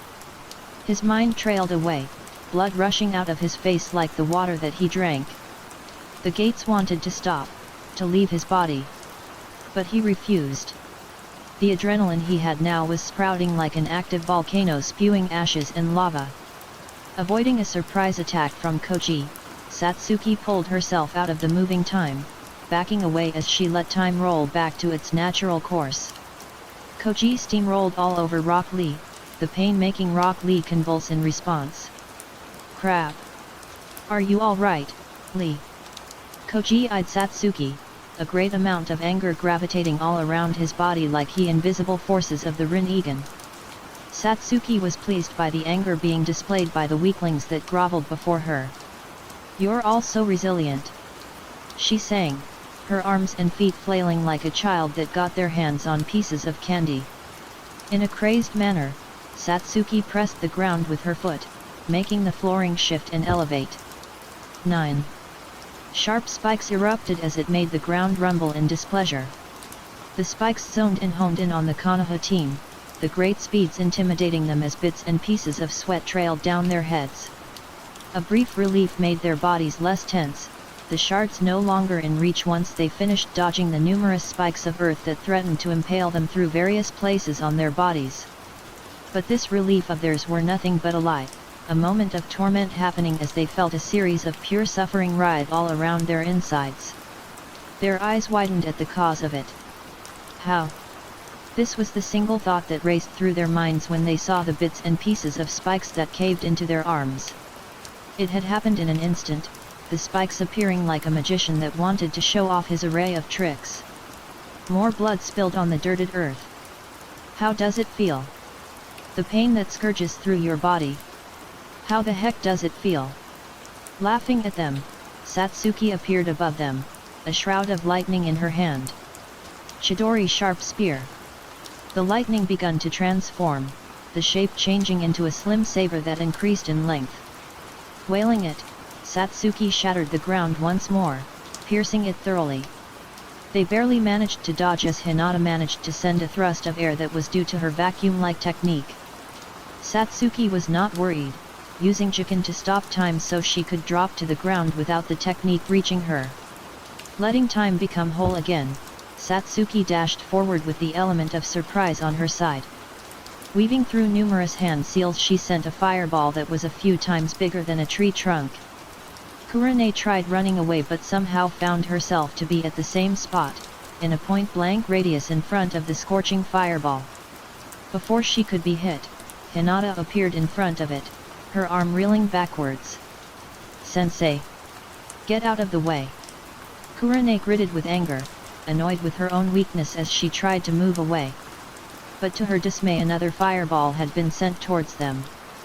Hinata made the first one disperse, letting Kaiba appear to the next fireball and disperse it with ease as well. Hinata gritted her teeth, seeing the skin that had been torn apart by the blazing hot fireball that had almost engulfed her entire body in one swoop. The heat had created numerous cuts around her arms that disintegrated the sleeves of her shirt that had a vest overlapping it. The burns on her body stung with great displeasure. Satsuki furrowed her eyebrows, making a scowl appear on her pretty face. Just stay, the freak, down. Enraged by their persistence, Satsuki froze time appearing in front of their frozen bodies. With hatred burning through her body, Satsuki grabbed Kaiba's face, shoving it to the numerous crevices on the ground. She disabled then enabled Jikin back, attacking them each time with growing aggression. Satsuki unfroze time, throwing a tree that she managed to lift due to her rageful state. But even then, the shinobi of Konoha never let themselves succumb to such actions, the stubbornness that Satsuki ever so freaking hated shining like a star in the night sky. Never. You may be stronger than us, but our will to continue will keep growing stronger. Kaiba growled as they got back into a stance, blood dripping like a fountain of water. Kakashi sat there, amazed by their stubbornness that they were showing. He as well didn't know what the technique that Satsuki was using. It's definitely a Mangekyou ability, the specifics of it is unknown. He thought with a hopeless look under his mask. Kakashi thought he was being rather useless, just being injured and sitting around while everyone fought against their common enemy. Your will keep growing stronger? Your mushy crap pes me off. Screaming, Satsuki imbued lightning chakra to her blade that she had picked up once again. 2. This so-called will of yours, it'll be freaking obliterated. Stomping the ground, the crackles made web-like cracks that looked like the strings of web that a spider makes. They entangled all around as Satsuki appeared in front of them. So, do my vengeance a favor, freaking die. Aggravated beyond comprehension, Satsuki swung her sword, plunging it down as tendrils of lightning covered it immensely. The rage boiled like water heating up. 2. Everyone was tired, and their bodies were letting up, wanting to fall in absolute defeat. They were knocked away, fatigue and tiredness wanting to take over with vicious intent. As smoke cleared, Satsuki widened her eyes before it turned into eyes of pure disdain and disgust. The Konoha shinobi, they were getting up. Why? Why? Why? Like a child throwing a tantrum, she questioned them. What was their freaking reason to get up after facing another obstacle that they couldn't overcome? Tell me. Why do you keep getting back the freak up? Chuden flickered wildly, the side effects of such a technique influencing her rage to a terrifying degree. They stood, their legs shaking as a wave of tiredness washed over them once more. 1. We already told you, said Kochi, huffing deeply as they walked to her. It's because of our will. They were like an immovable force that couldn't be broken by ordinary means. We'll keep moving forward, for the future we want. Blood escaped Kurene's mouth, another attack of pain rousing from all sides of her body. 4. Satsuki scowled in disgust. Will this, will that, everything that Konoha stands for, I realize it now. She gripped her blade tightly, letting lightning surge through it unrelentingly. The sizzling static tickled her fingers. Such hypocrisy is worthy of destruction.